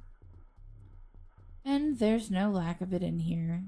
The hard stuff, the short, the watered down kind, gifts from a distant relative, friends, so-called friends, you name it. I've made sure there's always one within reach. Have you been hiding these from me all this time? How many of these are in this mansion? That's really your concern right now? Really? Only a few bottles in the bedroom, and the parlor, and the dining room. Lucia, we are going to have a very long discussion about this drinking problem of yours. That's your priority? That's your priority right now. I don't... Really? And I'm telling your doctor. Well, this isn't the time to discuss that. Exactly. I'm gonna agree with him. For, like, the first time ever. Turns out, it'll be useful now. Not to drown out my sorrows, but for this wonder of wonders, though I suppose I can now say it has also saved my life. But there's no time for some introspection now, because with each room we pass and burn, the place also becomes easier to navigate, as if it's slowly righting itself, returning to what it's supposed to be. Soon, we finally find ourselves standing before the main door. The strong odor of burning wood, cloth, and varnish alike wafts from under the doors of the rooms we've previously torched, slowly filling the hall with a thick black smoke. The blaze has also started in earnest in every part of the house. I can already feel the heat sweeping from the rooms I've sent aflame. In a matter of minutes, flames will engulf the whole house. Fitting, that is when she appears again before us, watching us from the top of the stairs, while her world goes up in flames around her. However, what catches my eye is that expression on her face. Not the vile smile I've already grown accustomed to, or the one where her eyes gleam with complete hatred. This one. Forlorn is the only word I can think to describe it. No, please. Help me. Help me, please. Can the dead still feel? Can she hear us? Or is that merely another one of her tricks to trap us in this nightmare? Like this, however, she seems almost like the woman she used to be. And I don't waste any time pondering over it. Not with the exit just a few steps away. The doors finally open, and through it I can glimpse the world outside. Safety. However, I do turn, if only to see the last of her. A farewell, more than anything. For all her attempts to lure me, draw me in, her wishes to be with me, she does not stop me when I finally run from the horrid place. Quietly, she whispers, watching a multi-million-pound house burn before me. For some reason, nothing about this bothers me. Okay, so, like, you were screaming about this being a fucking problem, like, less than 10 minutes ago. Also, I really hope they grabbed Ashton.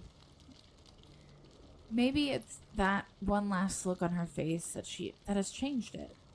Maybe it's what I've seen and heard inside. There's only a calm, a stillness. The same hush that comes after a horrible storm has swept the countryside. And with it is the sight of the sun rising above the horizon. Ever so slowly, the sky begins to lighten before my eyes. Excuse me. Darkness giving way to the warm morning hues. Soft rays spilling over the vast expanse of Luxborn's countryside. Nearby, the trees sway and rush and rustle with the breeze. A passing draft that carries even into this room from outside. Even into this, I don't know if that doesn't bring cold enough to make me shiver.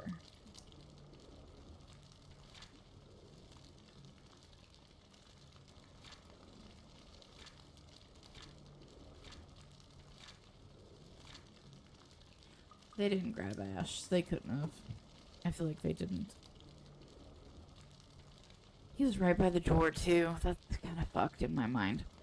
The remains of a storm that has passed. In the distance, I can hear the soft chirping of birds while the rest of the world stirs. Wakes. Dawn at last. We are free. So we hope. So we hope. Epilogue. Like the flames that engulfed the mansion that night, whispers quickly spread across Luxborn City about after the incident. Officers who investigated it have simply deemed it an unfortunate accident, resulting in the deaths of innocent lives. Regardless of the truth, Luke Wright files criminal charges against Briar Realty Corporation after, for undisclosed reasons to the public, forcing the latter to declare bankruptcy. They were going to do that already. A move that has merely stoked the rumors further. But for those who still believe in the stories of the old and those who know the truth, it is but a testament to the curse and the secrets the Ermengarde mansion has hidden for centuries.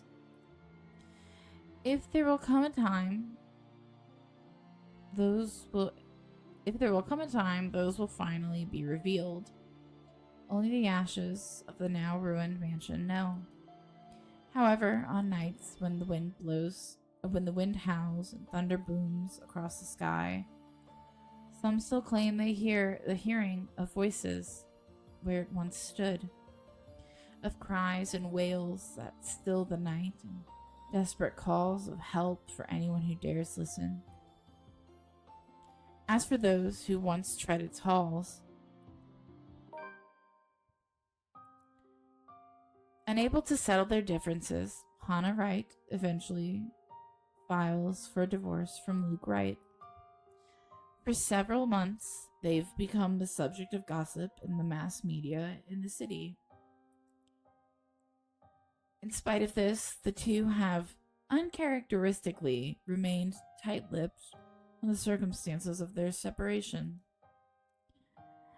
Though many assumed it's the inevitable falling out stemming from the trouble during the couple's housewarming party. To everyone's surprise, however, Luke Wright quietly accepts the court's decision and disappears from the Evans heiress life, without creating much fuss. Even after Hannah Evans has given birth to their child months later, the man is rarely seen around the family. That's kind of sad. Merely leaving his children, because of Rochelle, the best friend of Hannah, merely leaving his children paltry gifts in the mailbox whenever he's in town, never showing his face. With the Wright couple's separation also comes the Wright-Evans conglomerate split up. Although the Wright enterprise still manages to do well in the business, with Evans Incorporated back as a competitor, other tech league places, its CEO and the company under legal spotlight months later. This time, however, with the then Chief Inspector Harvey Lee's sudden absence, the businessman isn't able to escape close scrutiny. In an investigation headed by the newly appointed Chief Inspector, Abigail Harris, all of Wright Enterprises' illegal business dealings within the past 10 years come to light. Oh, he's getting arrested. Although his involvement with other crimes is still being investigated, the disclosure has caused a huge outcry, especially from the city business sector. Sued on multiple grounds, the company is ultimately forced to shut down. What? Oh, this is so great. So beautiful. Oddly, when Luke Wright steps out of his office one last time, there's only a small smile on his face. To avoid public outrage, the once affluent businessman immediately leaves the city. I want him arrested. All of his bank accounts have been emptied, including the Luxbourne apartments, leaving not a single trace or clue where he might be hiding. I need something bad to happen to him. The last anyone has seen of him was on a flight bound for Ireland. Till this day, no one has heard from him. Please, because the woman found him. Please, please, please. Not even Hannah Evans. Even his people from the old Wright Enterprise, who have all been left to deal with the aftermath.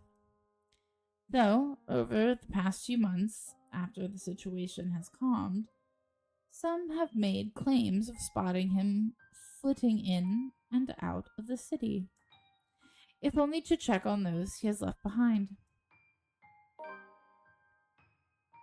Following the company split, Hannah Evans reestablishes Evans Incorporated, becoming its CEO like her late father has always wanted for her.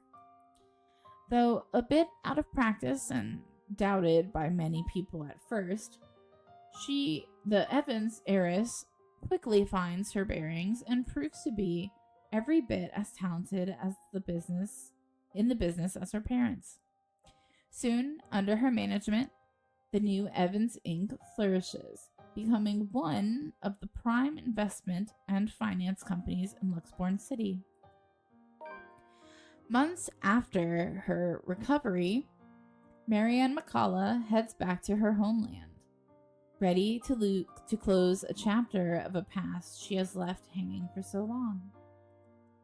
There, she visits Lorraine's grave, asking for forgiveness from the girl she once loved, something she has intentionally avoided for years. Although the terror of what she has witnessed inside the Ermengarde mansion still clings to her, she bravely chooses to move on from it, turning a new leaf of focusing on a new branch of her interior design company and leaving her interior design company. I don't like how that's worded. That's doubled. Why is it doubled? At Luxbourne in the hands of her secretary instead. Although she never returns to the city after, she is frequently seen visiting to check on the people she has become acquainted with in her years there. Having finally accepted herself, she won't deny she's in a happier place now. Despite making the Ireland branch of her interior design company her focus now, Marianne continues to cater to her most avid patrons in Luxbourne when requested. So that's Hannah, I think. No, that's That's Hannah. Yeah, that's Hannah. And after her work on the Ermengarde mansion, Hannah Evans has never trusted another to handle the design for any of the places she owns.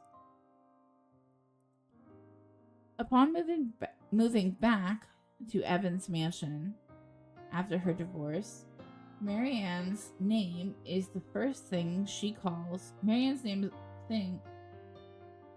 is, oh my god, brain, is the first thing she calls, and the woman is quick to fly back to the city at the socialite summons, not only helping with the decorations of the old place, but also assisting with the renovations, much to Hannah's delight. Since then, the two women has kept a close friendship and business relationship. Often, they can be seen going around town together when Marianne's in town, and the Evans heiress can be heard recommending the designer to her peers during parties. Some even may go as far as to say Hannah Evans has confided with Marianne McCullough during the tumultuous time of her divorce with Luke Wright. Whatever the case is, one can't deny that both women have found a confidant in the other.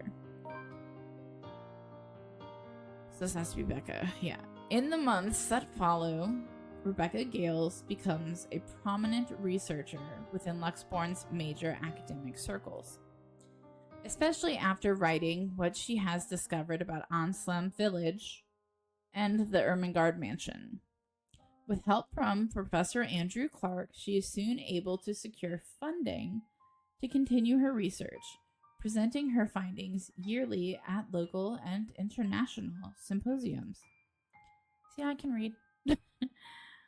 Look at the tail end of her current Now at the tail end of her current study, she hopes to publish her first book, correcting all inaccuracies in the city's current history.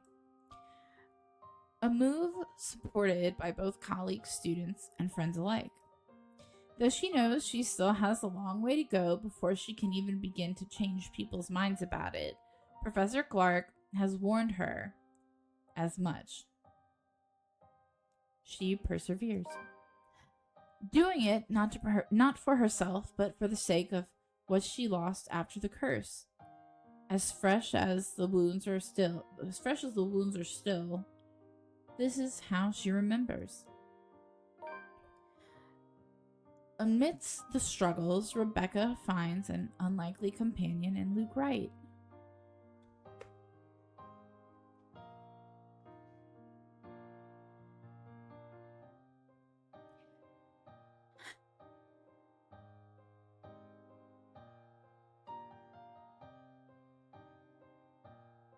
But I thought that no one saw him often, like he was gone. I don't like this. This has me really pissed off. While he avoids the city like a plague nowadays, after losing both his company and Hannah, he manages to drop by from time to time. Mostly to check on his goddaughter Kylie Suarez, though the man still won't admit it when asked. Rebecca still regards the man as insufferable. She doubts it'll ever change. But after all she has seen, much as she denies it, she now considers his presence the closest thing she has to comfort. You guys, I don't like this. I don't like this. But a similar sentiment the former businessman seems to hold, even confiding in the woman of his problems, petty or otherwise. Their friendship may be awkward at best, but with the grim reality of death having once shadowed over the two of them, it's something they eventually grow fond of in time. I don't like this. With her newfound courage, Isabella Santos finally chooses to pursue what she really wants for herself. Having made enough to keep her family afloat for a few years, and with their blessing, she quits her job at Briar Realty Corporation, even though it went bankrupt anyway, and takes a scholarship offer from the local university. Though remarkably out of practice and unsure if she'll be able to keep up the time she returns to university, she finds her feet soon enough with help from people close to her. And with her confidence in her skills growing, so do the number of people recognizing her and her work. It doesn't take long for several award-giving bodies to take notice of her. For all her accomplishments, however, she has never truly forgotten what happened at the Ermengarde mansion. Who the fuck would? Nor what she has lost. The images still remain in her, and on particularly unpleasant nights, terrors continue to visit her dreams. She knows those won't ever disappear from her life. Thank God she didn't fucking see Zach. It has become a part of her in the same way death has permanently taken from her. Sorry, I was trying to make sure I read that right. However, she's no longer afraid. And with a brave face, she carries on, earnestly wishing that someday she'll be able to paint brighter, more vivid thoughts on her canvas. An honest portrayal of life and hope amidst the fear. Oh no, what's happening?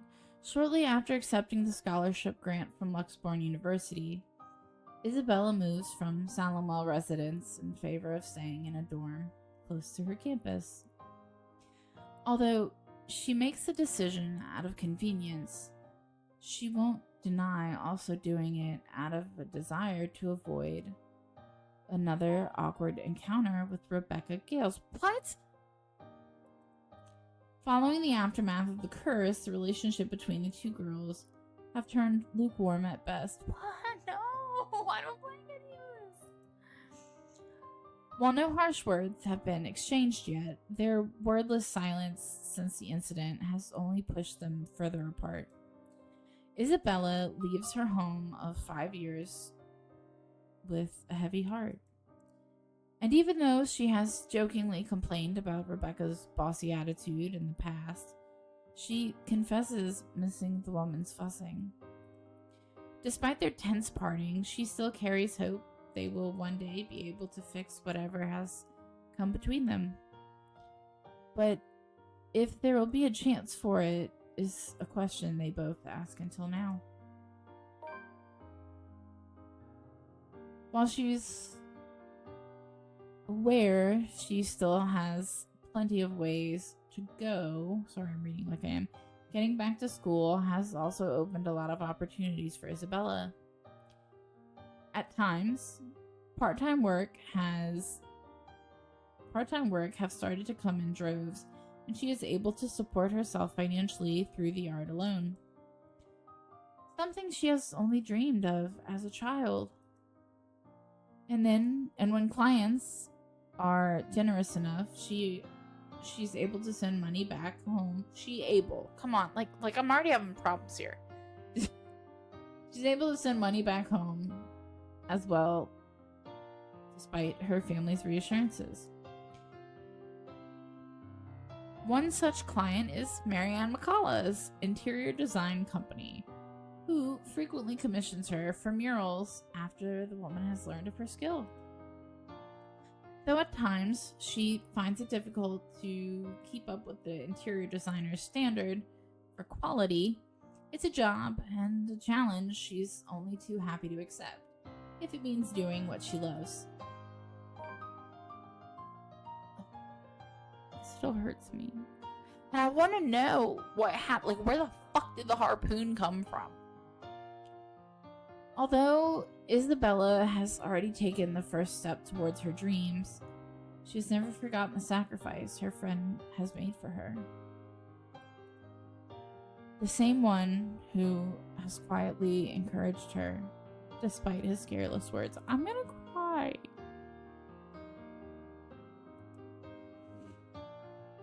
Even after so many years, she remains a constant visitor with where Ashton Frey lies. Okay, so they did get his body.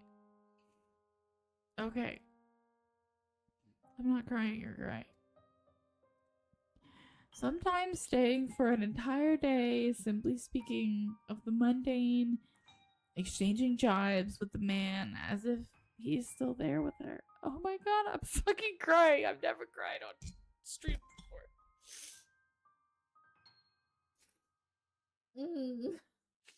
Okay. The wounds are still fresh. She can never deny that. There will always be a part of her that will carry the grief of losing him, and another that left with him. But Isabella soldiers on with life instead of wallowing in her grief, knowing the detective will only tease her for sulking so long. She paints, and it is how she has chosen to remember him. Oh my god, you guys! Don't judge me.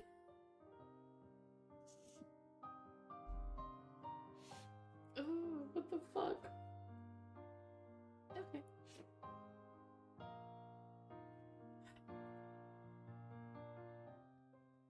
Oh, okay.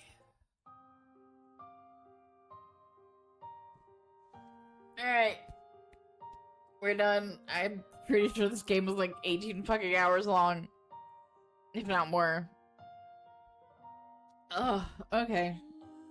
No, shut the fuck up. I don't want to hear that. Dear you, if you're reading this, that means you've finished playing the game in one way or another. And we thank you for your time you spent in playing the letter. This game is our passion project more than anything, and we sincerely hope we delivered in bringing you a one-of-a-kind visual novel experience. The letter is the first of many visual novels coming from us. Yes, we will be playing the next one. Next. If you liked what we did with the game and would like to support us, please take time to click on the button below. Okay. I paid, I think, $30 fucking for this game. I did enough to fucking support. I did enough. Okay. So I guess I can save? No. Okay, exit. Yes. Okay, so I paid, how much was this game?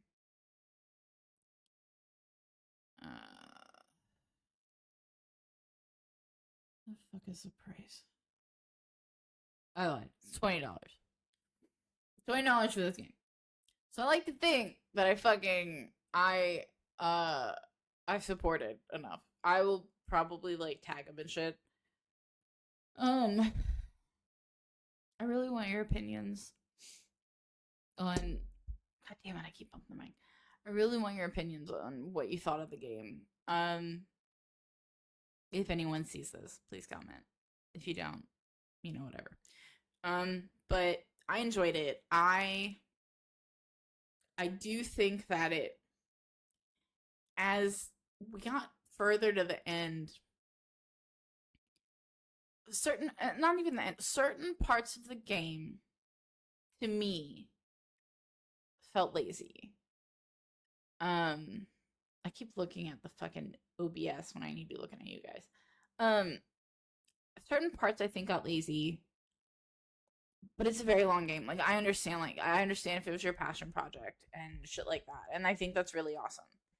The game itself, all in all, was like fucking amazing. I really, really liked it. I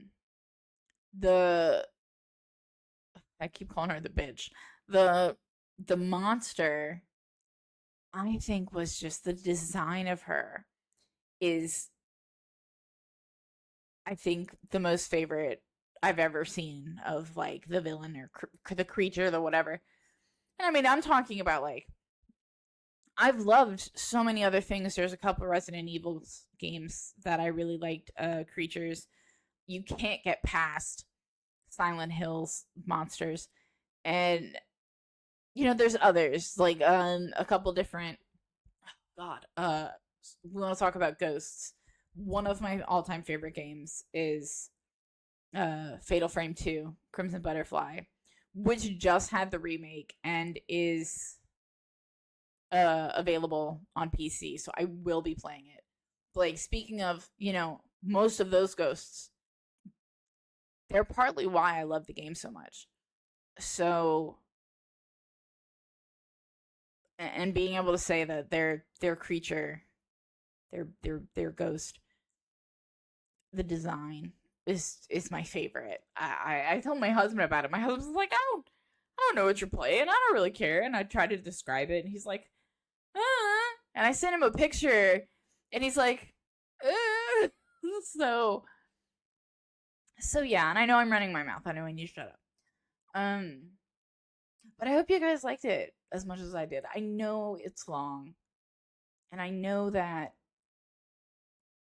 I'm gonna push a lot of this together in single videos, and I don't know how to edit, so it's all just gonna be a bunch of mushed up videos of me starting it and I'm there, and then me ending it saying thanks, and then it'll start again.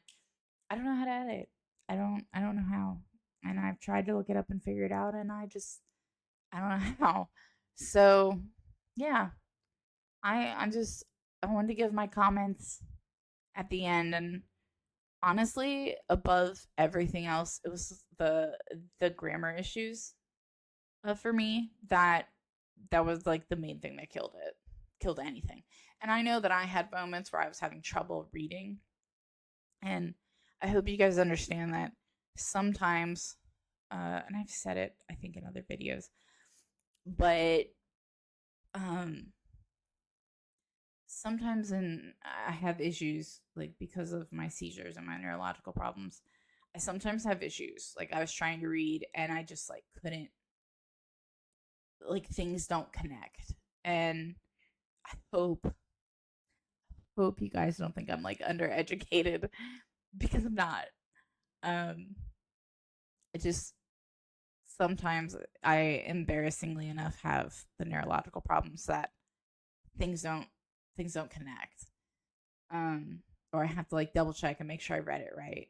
On top of the problem that I have to correct, and I have to go back and correct the whole thing. And just, anyway, I hope you guys enjoyed the game. I'm sorry that I cried. I've lost 2 very dear people to me since November. A family member and one of my best friends in November, and one of my good friends in January. So, and I'm gonna start crying again. So loss is still fresh. So when I saw that, like Zach was hard. When we found him in the jail cell, but there was no like talking about it. So I was like, oh, I'm sad. I'm tearing up, but I'm good. Then when we got to the epilogue and they were talking about Ashton, that hit. But I'm glad they got his body out. I was worried about that because they didn't say anything. But she said where he laid, so I assume they got it. But there were plot holes. That bothered me a little bit. Also, guys, I'm sorry. I'm apologizing now. One of the medications I got put on about 2 months ago, causes me to like think of it like the opposite of Adderall. And so I'm just like, da, da, da, da, da, da. So that's gonna happen a lot, and I'm sorry. But yeah, that's it. This is just enough of me ranting for now, and I really hope you enjoy it. I'll be posting this on YouTube soon. If you are on Twitch and you only caught part of this, and if you're on YouTube and you're hearing me say this, you already watched most of it. I really thank you for it. So I'll see you guys in the next video. Bye.